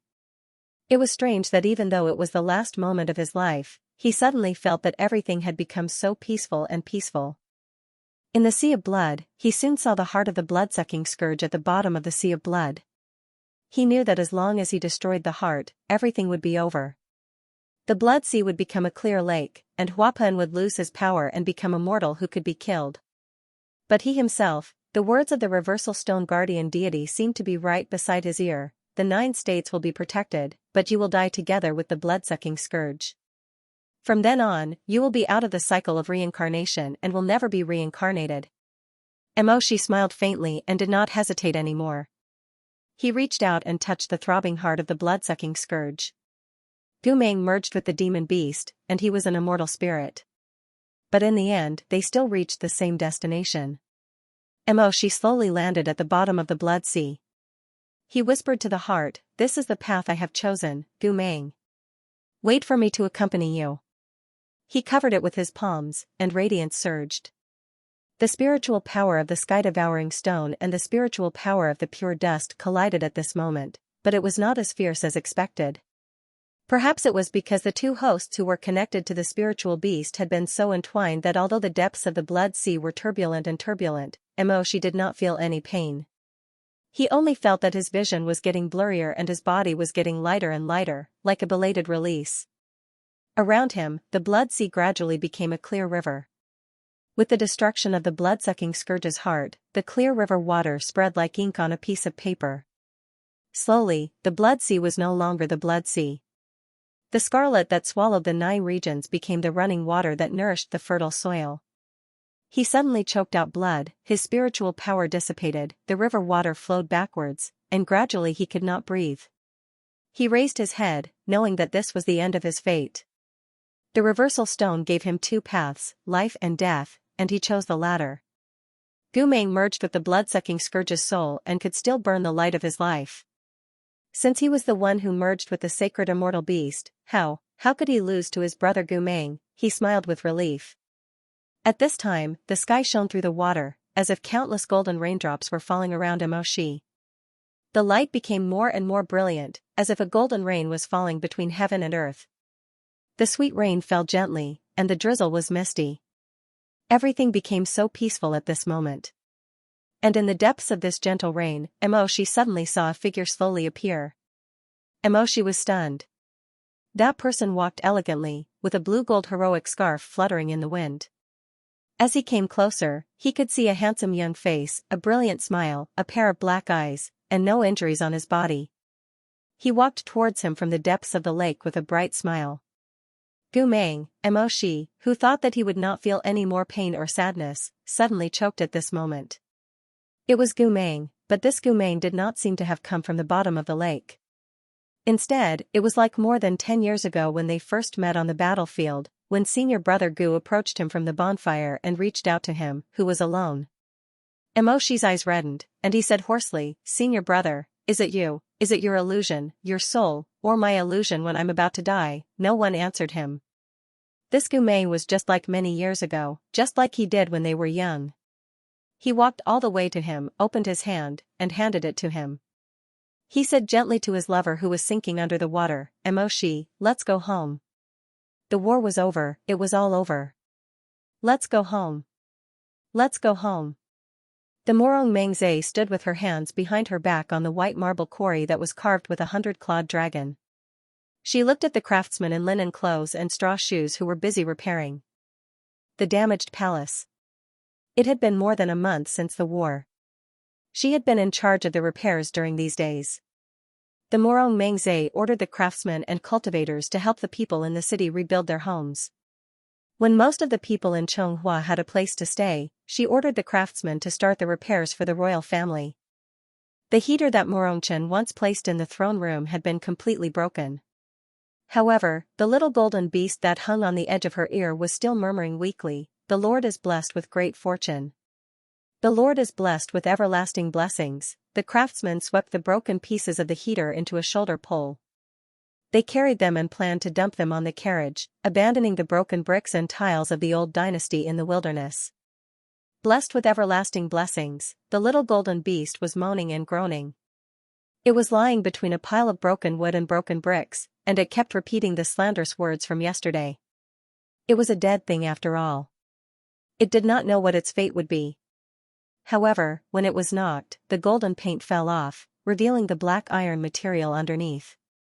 It looked dejected. The Morong Mengze glanced sideways at the carriage.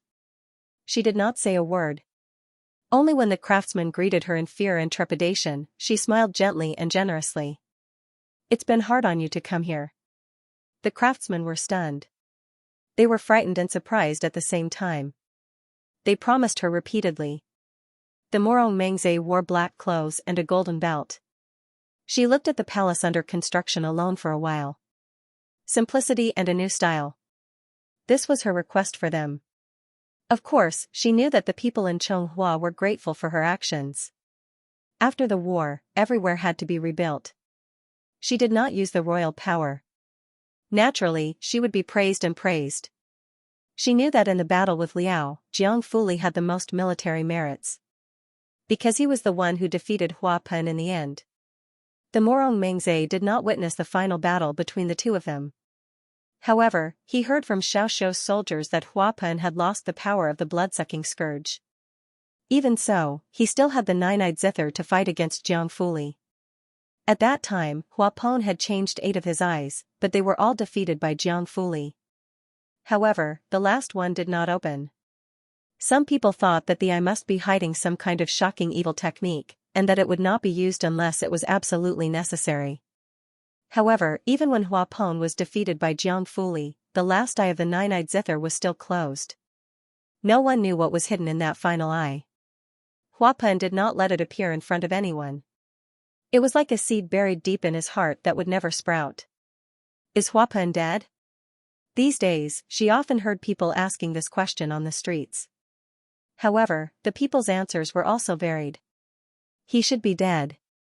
Yes, I saw with my own eyes that he was defeated by Medicine Master Jiang. His original spirit dispersed and turned into ashes. But I still feel that it's hard to say. He's completely like a demon now, isn't he? Even if he's not dead, he can't do anything. The Morong Mengze thought that Jiang Fuli should know the answer to this question. However, no one could get an answer from him. After the battle, Jiang Fuli took Suyuro and left Chonghua. He said that he never knew who he was. He also felt that everything he did before was meaningless except for money. Now, he finally did something that was not only related to money. However, it was Jiang Fuli who did it, not Chen Tang, not a puppet. Perhaps it was because of this encounter that he finally wanted to take Chen Tang's memories with him to the 4 seas and 5 lakes. This time, Suyuro would not imprison his heart and his memories. Perhaps he would be able to get a concrete answer from the long journey and know what he, as Jiang Fuli, wanted in this life. Other than Jiang Fuli, there was another person whose popularity increased after the battle. That was the Lord Wangshu Morong Lian. However, the Morong Mengze knew that because the Morong Lian had consumed floating life like a dream for too long, his illness had long been incurable and he would not live long. The Morong Lian did things according to his own pleasure. He received the recognition of the world and fulfilled his wish. He was already indescribably tired of being an emperor. Yesterday, she went to Wangshu Manor to see him. She saw him drinking alone under the paulownia flowers. In the courtyard, there were illusionary butterflies that he had conjured. On the stone table, there was his divine martial Huqin. The Morong Lian had finally reconciled with her. The illusionary arts that he loved and the musical instruments that he once rejected were finally brought to his side. Brother Lian, are you really not going to consider staying in the capital? The Morong Lian was still smoking his hookah. His eyes were calm as he said, I won't stay. It's just a big capital. Ben Wang finds it cramped and stuffy. Then you plan to. I plan to go north and return to my mother's fief to play. The Morong Mengze pondered for a moment and smiled. Brother Lian, if you get tired of playing, remember to come back at any time. I will take care of Wangshu Manor for you. The Morong Lian looked at her thoughtfully. His watery peach blossom eyes seemed to see through her thoughts. However, Mengze's smile did not fade. She still looked at him magnanimously. I don't need to take care of it. The Morong Lian said, Lini is a simple place. It hasn't flourished for a long time. I had a lot of fun playing cockfights and running dogs in the first half of my life. I want to do something there in the future. What does Brother Lian want to do? I think it's not a bad idea to open a school. What Chen Tang did in the past was quite interesting. I'm tired of being a prince and want to be the head of a school. Being called Wang Shuzhenren or something, just thinking about it makes me happy. The Morong Mengze smiled and said in a tactful tone, but Brother Lian, you know that the Chonghua school is only in the capital. If you want to open it elsewhere, I'm afraid that it won't be easy to manage. The Morong Lian did not immediately refute her. He smoked his hookah. After a while, he slowly exhaled and blew on the Morong Mengze's face, then forget it. I'd better work hard and see if I can stop smoking. I'll live a long life and take care of the Chonghua. The Morong Mengze smiled. Brother Lian, what are you talking about? You'll definitely stop living like a dream and you'll definitely live a long life. The Morong Lian also smiled at her. It's a little difficult. No one spoke for a while in the courtyard. The butterfly formed by the illusion flew over and perched on the Morong Mengze's shoulder. Mengze glanced at it and said gently, since Brother Lian has such a wish, then go ahead. After Brother Chen passes away, you'll be the acting monarch. If you want to make an exception and open a school in Lini. She smiled, actually, I can't stop you. The school I'm setting up is open to everyone regardless of bloodline. This is exciting enough.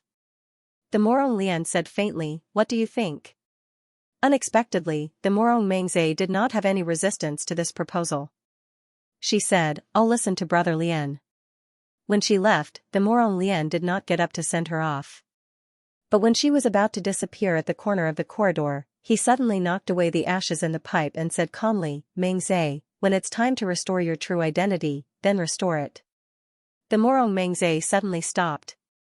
When you restore your identity, I'll be the second in line. The person closest to the throne has never been me. The Morong Lian said, it's you. The Morong Mengze did not turn around and did not answer.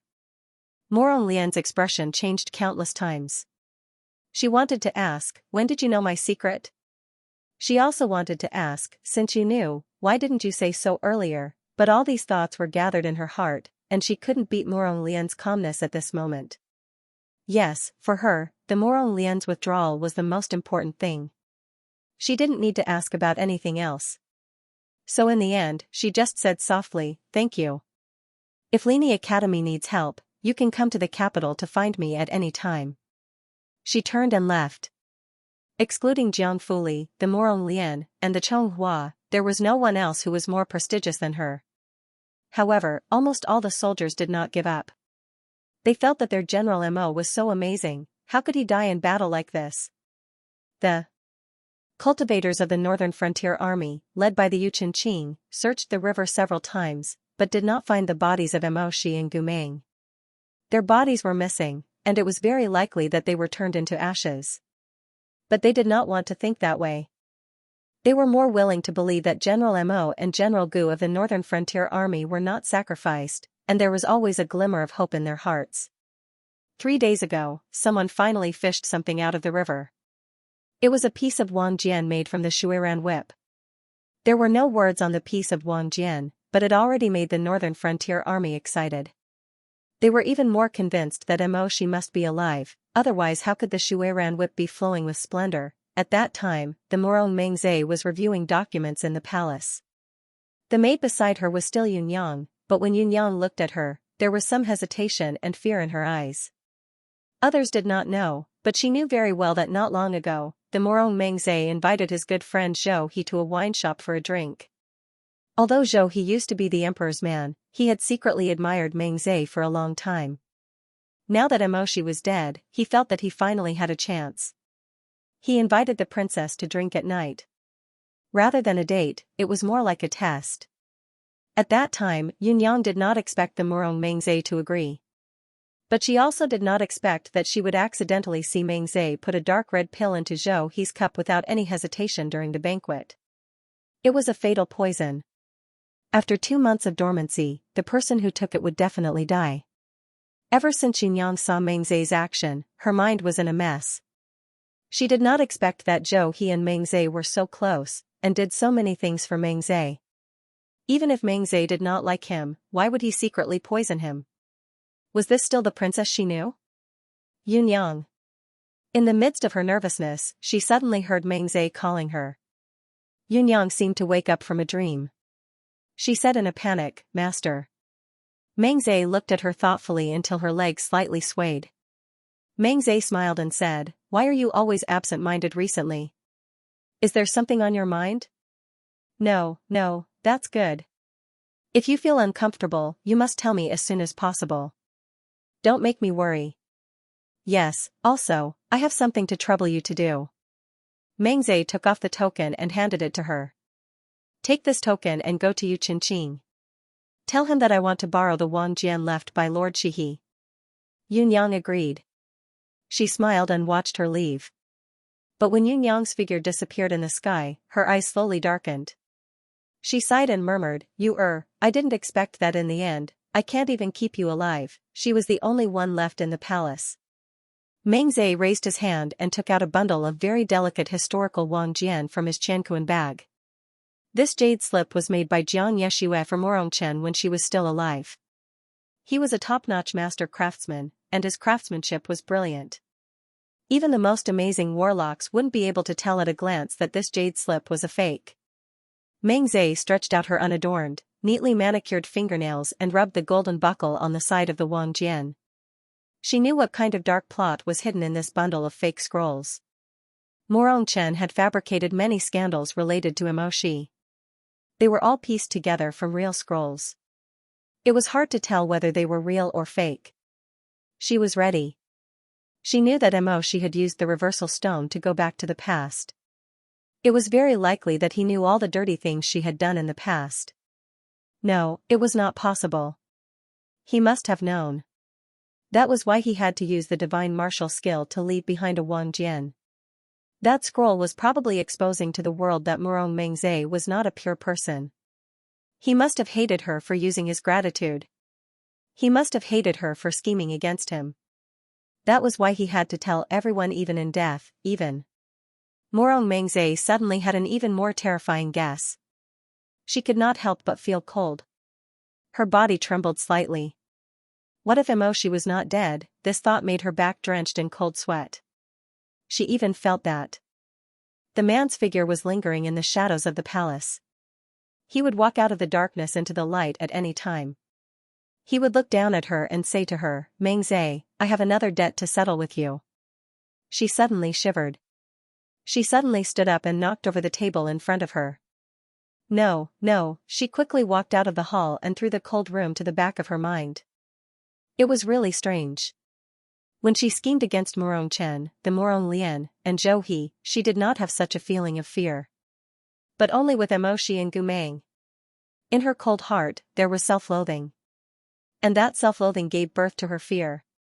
She knew that out of all her chess pieces, only these two were true and unquestionable battle generals of the country. She was finally stained with such clean blood. This was her stain. She could see it when she lowered her head and searched her heart. She could not wash it off in her lifetime. My lord. Suddenly, someone called her name softly. Meng Zhe suddenly raised her head and saw that Yunyang had returned. Yunyang was standing at the bottom of the stairs, looking at her in panic. Her extremely pale face was next to Yunyang's panic-stricken face, which gave Yunyang a scare. Yunyang trembled as she walked up the last few steps. She presented the brocade box in her hand. This is the jade, Wang Jian you wanted. Meng Zhe adjusted her emotions. She suppressed her fear, anger, and guilt. Oh, you brought it back so quickly? Yes, give it to me. You wait outside the hall. After taking the Wang Jian left by Emoshi, Meng Zhe closed her eyes and returned to the palace alone. The huge palace was cold and empty. She was alone. She locked herself in and then impatiently and unwillingly looked at the wordless scroll. She almost had a premonition. He must have left this Wang Jian for her. Sure enough, when she opened the jade slip with her own hands, she saw that the originally empty scroll had indeed begun to appear with faint golden words. It was Emochia's elegant handwriting. She trembled with hatred. Sure enough, she knew that Emoshi would definitely take revenge for every little thing. He would not let her go. But in the next moment, she suddenly froze. The words on the Wang Jian gradually became clearer. She saw that there were only 2 sentences written in the familiar handwriting. The filth of my lord, I will use the rest of my life to wash it off. Please do not be a Morong Chen. The Morong Meng Zhe felt like she was hit hard. Her ears buzzed. What did he say? He said that he knew all about her conspiracy.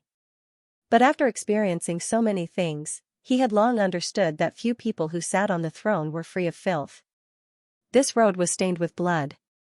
Although some people felt guilty towards their close friends and relatives, they could still prosper and rule the country with benevolence after sitting on the throne.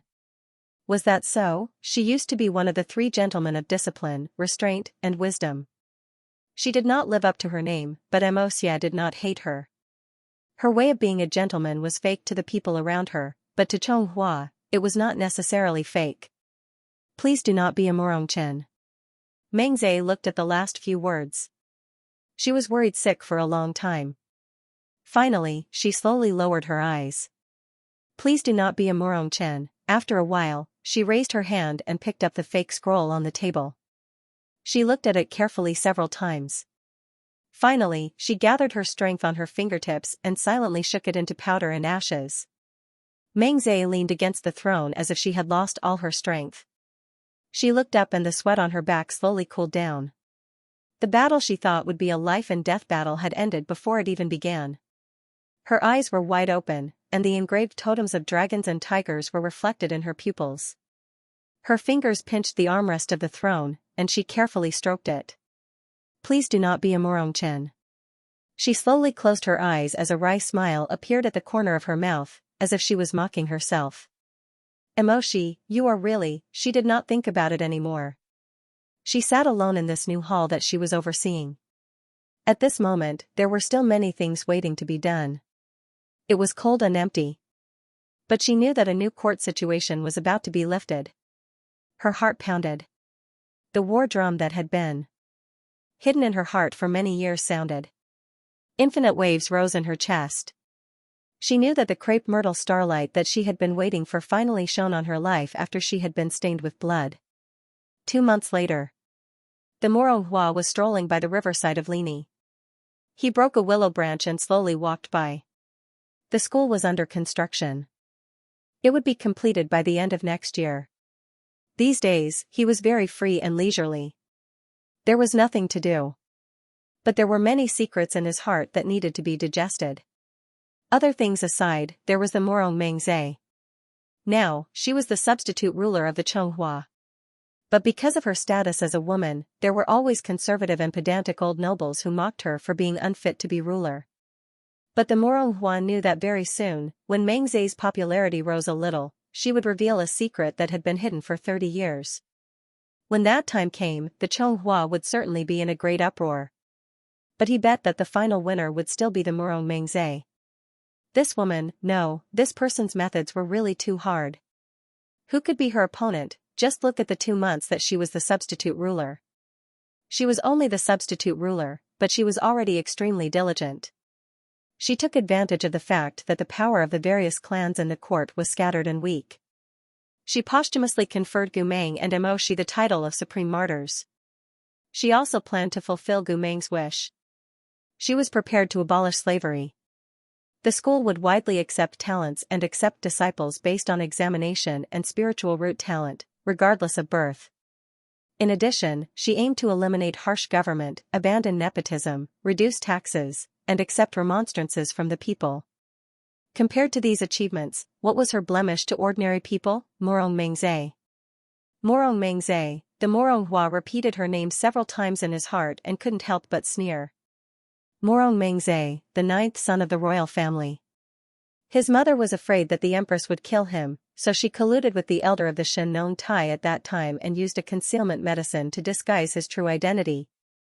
The Murongchen guarded against the Moronghua all his life, but in the end, he guarded against the wrong person.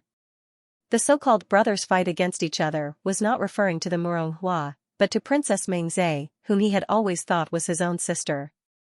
Thinking of this, the Moronghua couldn't help but sneer. The Murong Meng Zhe, who could hide as a woman for 30 years and deceive the world, was really too ruthless.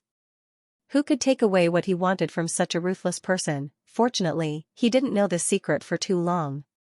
It was only when the Murong Meng Zhe took care of him when he was in a coma that he became aware of it. Murong Lian believed that with Meng Zhe's methods, in time, people would no longer talk about the matter of him enduring and pretending to be a woman for so many years. As for the secrets and scandals that only a few people knew about, they would eventually be crushed by the wheels of time and scattered into dust. Today, in the capital, Wangshu Mansion was still preserved. Shihe Mansion was decided by the housekeeper Li Wei to open a charity house for the homeless and poor to temporarily live in before they could find a way to live. Li Wei said that if Lord Shihe was still alive, he would be willing to see him do this. Yu Chenqing stayed in the capital, but he gave Murong Chui's mecha blueprints to Jiang Fuli in the hope that Jiang Fuli could seal them in a place where ordinary people couldn't easily come into contact with them.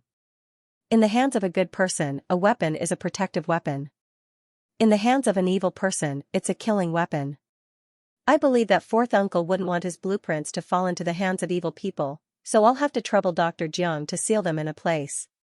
In the end, Jiang Fuli sealed Murong Chui's blueprints under the divine crabapple tree on Shintang Immortal Island. The divine crabapple tree already had a faint spiritual consciousness, and it was said that it had the ability to distinguish between good and evil. It couldn't be more reliable to let it silently guard the wishes of its predecessor. Dozens of years later, hundreds of years later, or perhaps thousands of years later, perhaps there would be another great master of refining like Murong Chui, who was as kind as water, who would pass down this endless merciful and compassionate legacy. However, these people had great ambitions, and the Murong Lian couldn't be compared to them. He was just an ordinary person with countless flaws. He wasn't a hero, so he didn't think too much. Right now, he just wanted to build his own school.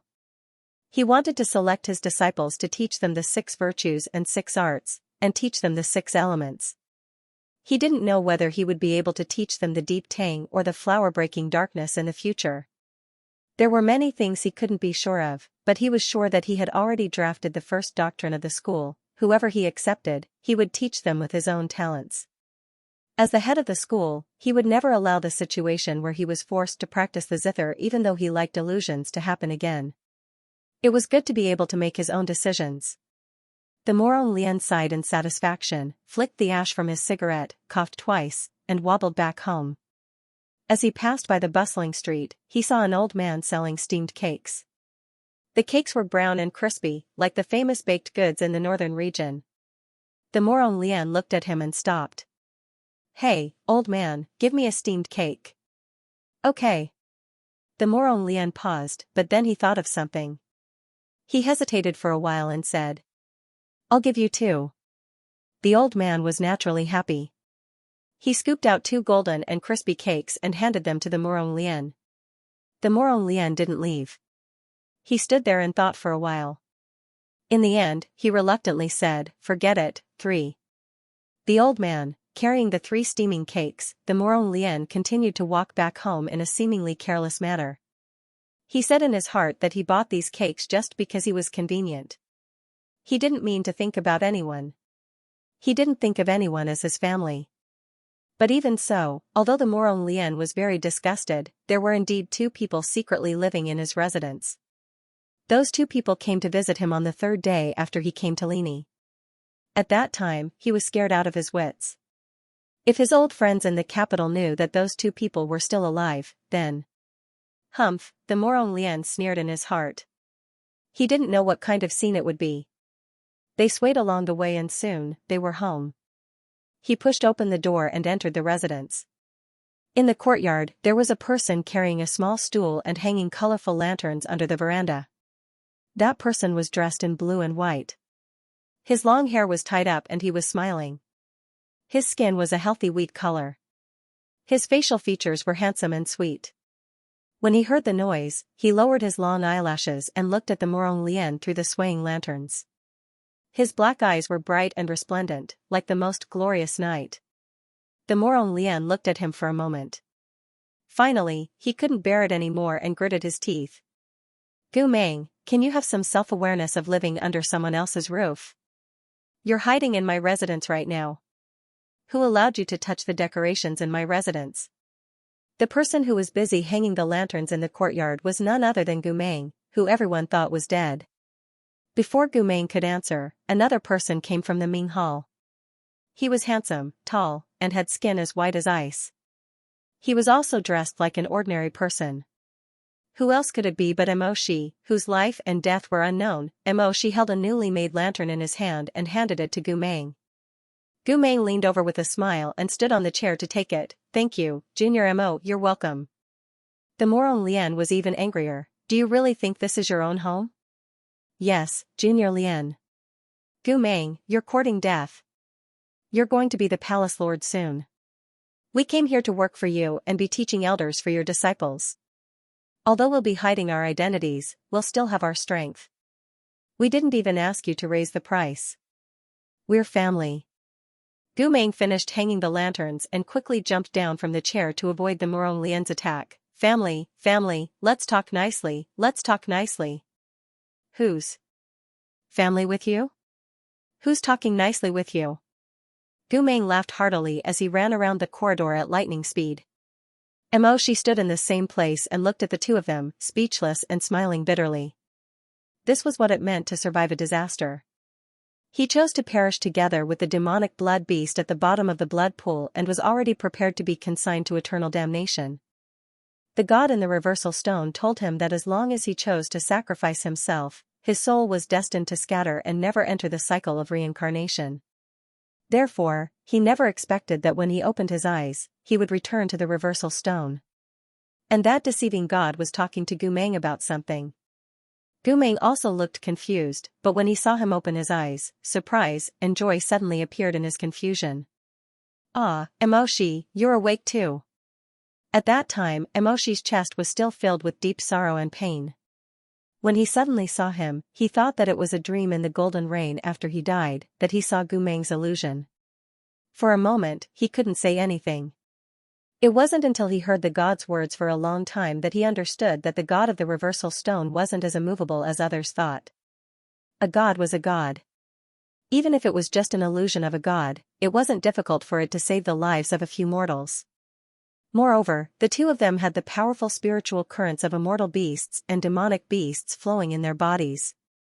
However, in order for the reversal stone to save them, the person being tested must save themselves. Only those who redeemed themselves and passed the test of the reversal stone could be protected by it and swim ashore. The reversal of injury, the reversal of pain, the reversal of the once shattered heart, the reversal of azure eyes, and the reversal of death. This was the god's guilt and repayment to the person chosen by the reversal stone. You've chosen a path that I admire. Marshal Mo, thank you for letting everything end like this. After the god's spiritual body sealed in the reversal stone finished speaking, it dispersed into smoke and slowly disappeared. At the end of its mission, it restored Gu Meng's health before he was refined by the Hei Mo. It also restored the lives of Mo Shi and Gu Meng, and sent them to the place they wanted to go. Where are we going? Facing the misty fog and rumbling echoes in the reversal stone, Mo Shi and Gu Meng, who had just reunited with each other, looked at each other. Finally, Gu Meng grinned. I'll go wherever you go. This time, brother Gu Meng won't deceive you. It's all over. I'm no longer a secret agent, a traitor, or a general. I'm finally just Gu Meng. I'm your senior brother Gu, your brother Gu Meng. I finally only need to protect you. I finally only need to accompany you. And the place they wanted to go was naturally not the imperial capital. The imperial capital had been a hegemony for thousands of years. The city was full of schemes. Now that the burning country's army had retreated, Chonghua welcomed a long period of peace. Mo Shi threw himself into the river of the imperial capital and told Meng Zhe that he had no intention of fighting for revenge. But he would always watch and see what would happen to Chonghua in the hands of this new monarch. At least for now, Morong Mengze did not let down this opportunity. Morong Mengze was not a pure and sincere person. But her and Morongshen's goals had always been different. Morongshen wanted to be the supreme overlord who unified the 9 states. But Morong Mengze had always wanted others to call him a virtuous monarch or a wise monarch. He would do whatever it took to achieve this goal. He would also rack his brains and give his whole life for this goal. And this was enough. In the end, they chose Lini. It was not a rich and populous place. But it was said that the Morong Lien wanted to come here to build a school, establish a sect, and recruit scholars from all over the world. Gu Meng was happy when he heard this. After all, the Morong Lien was the only person he had left in this world other than Mo Shi. He was his blood relative. Gu Meng was very happy that the Morong Lien had finally chosen this path. Now, Mo Shi was standing in the courtyard, watching Gu Meng and the Morong Lien chase each other. The paulownia flowers in the courtyard flowed like a lavender waterfall, filling the courtyard with their fragrance. At this moment, their hatred had faded and their achievements were far away. In fact, the title that Morong Mengze gave them, whether it was him or Gu Meng, they did not care. Their initial wish had been fulfilled. In the end, it was the beginning of a peaceful world. In the end, they had fulfilled their initial promise and had a home. Tomorrow, he would enter the Lini school opened by the Morong Lien with Gu Meng. With a new identity and appearance, he would appear in front of the young and immature juniors. He would teach them why the path was right, what was benevolence, how to use spells, and how to wield weapons. After the great waves, everything would slowly get better.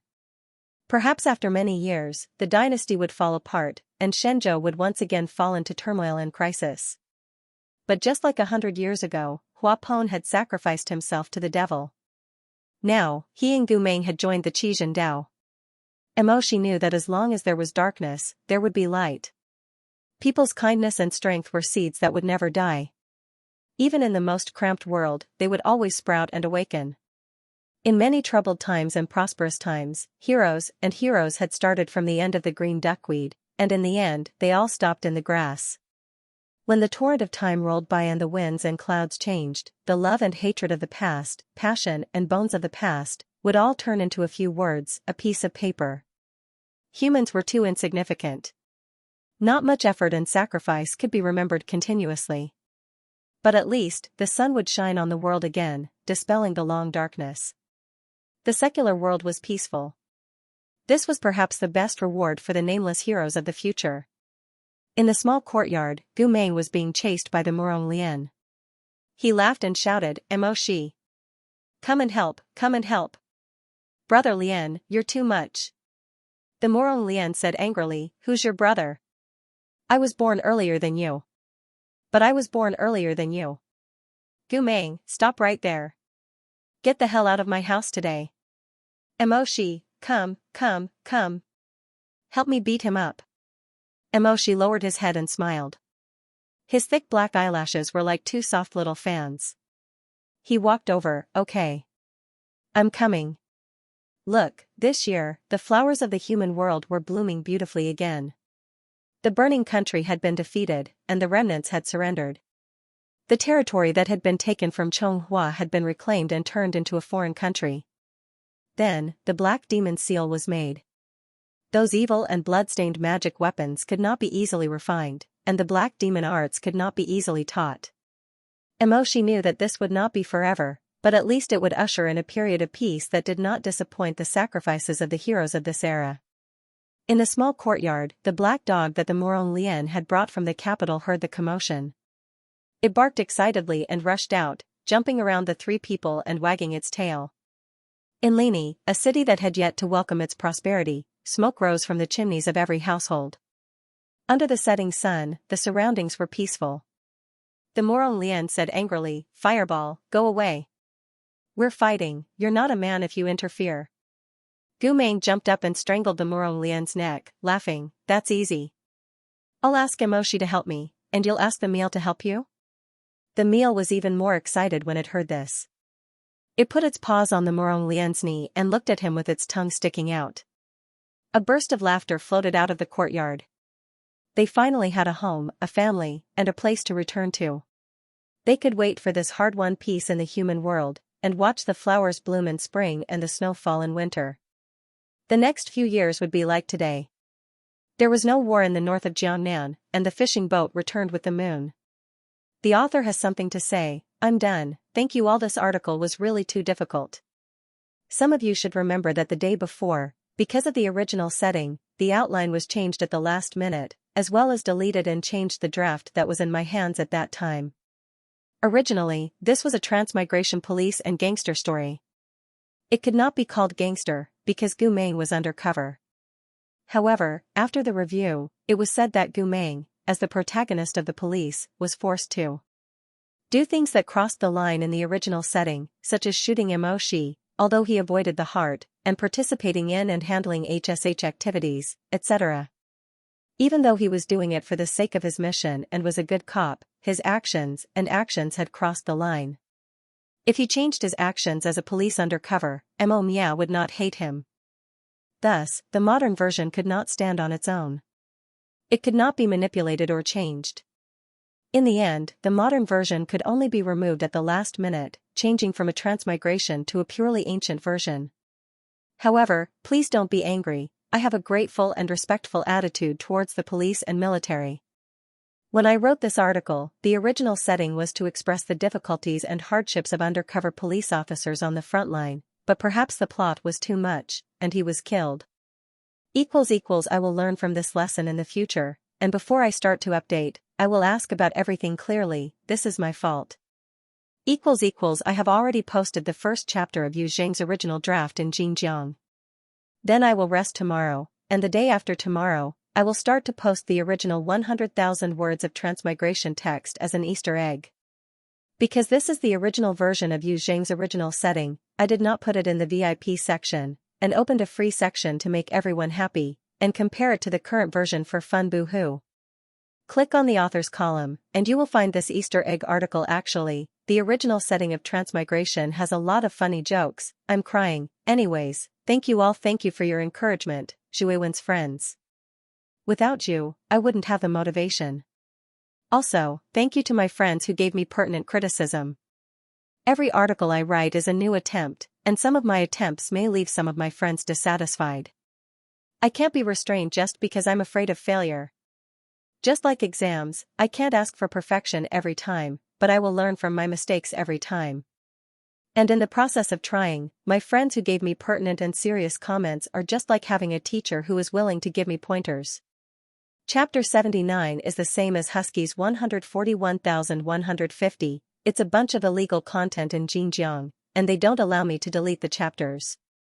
During the update period, I have no way to fix it properly, but after the update, I will try my best to fix it to the point where it can be unlocked. I'm really bald.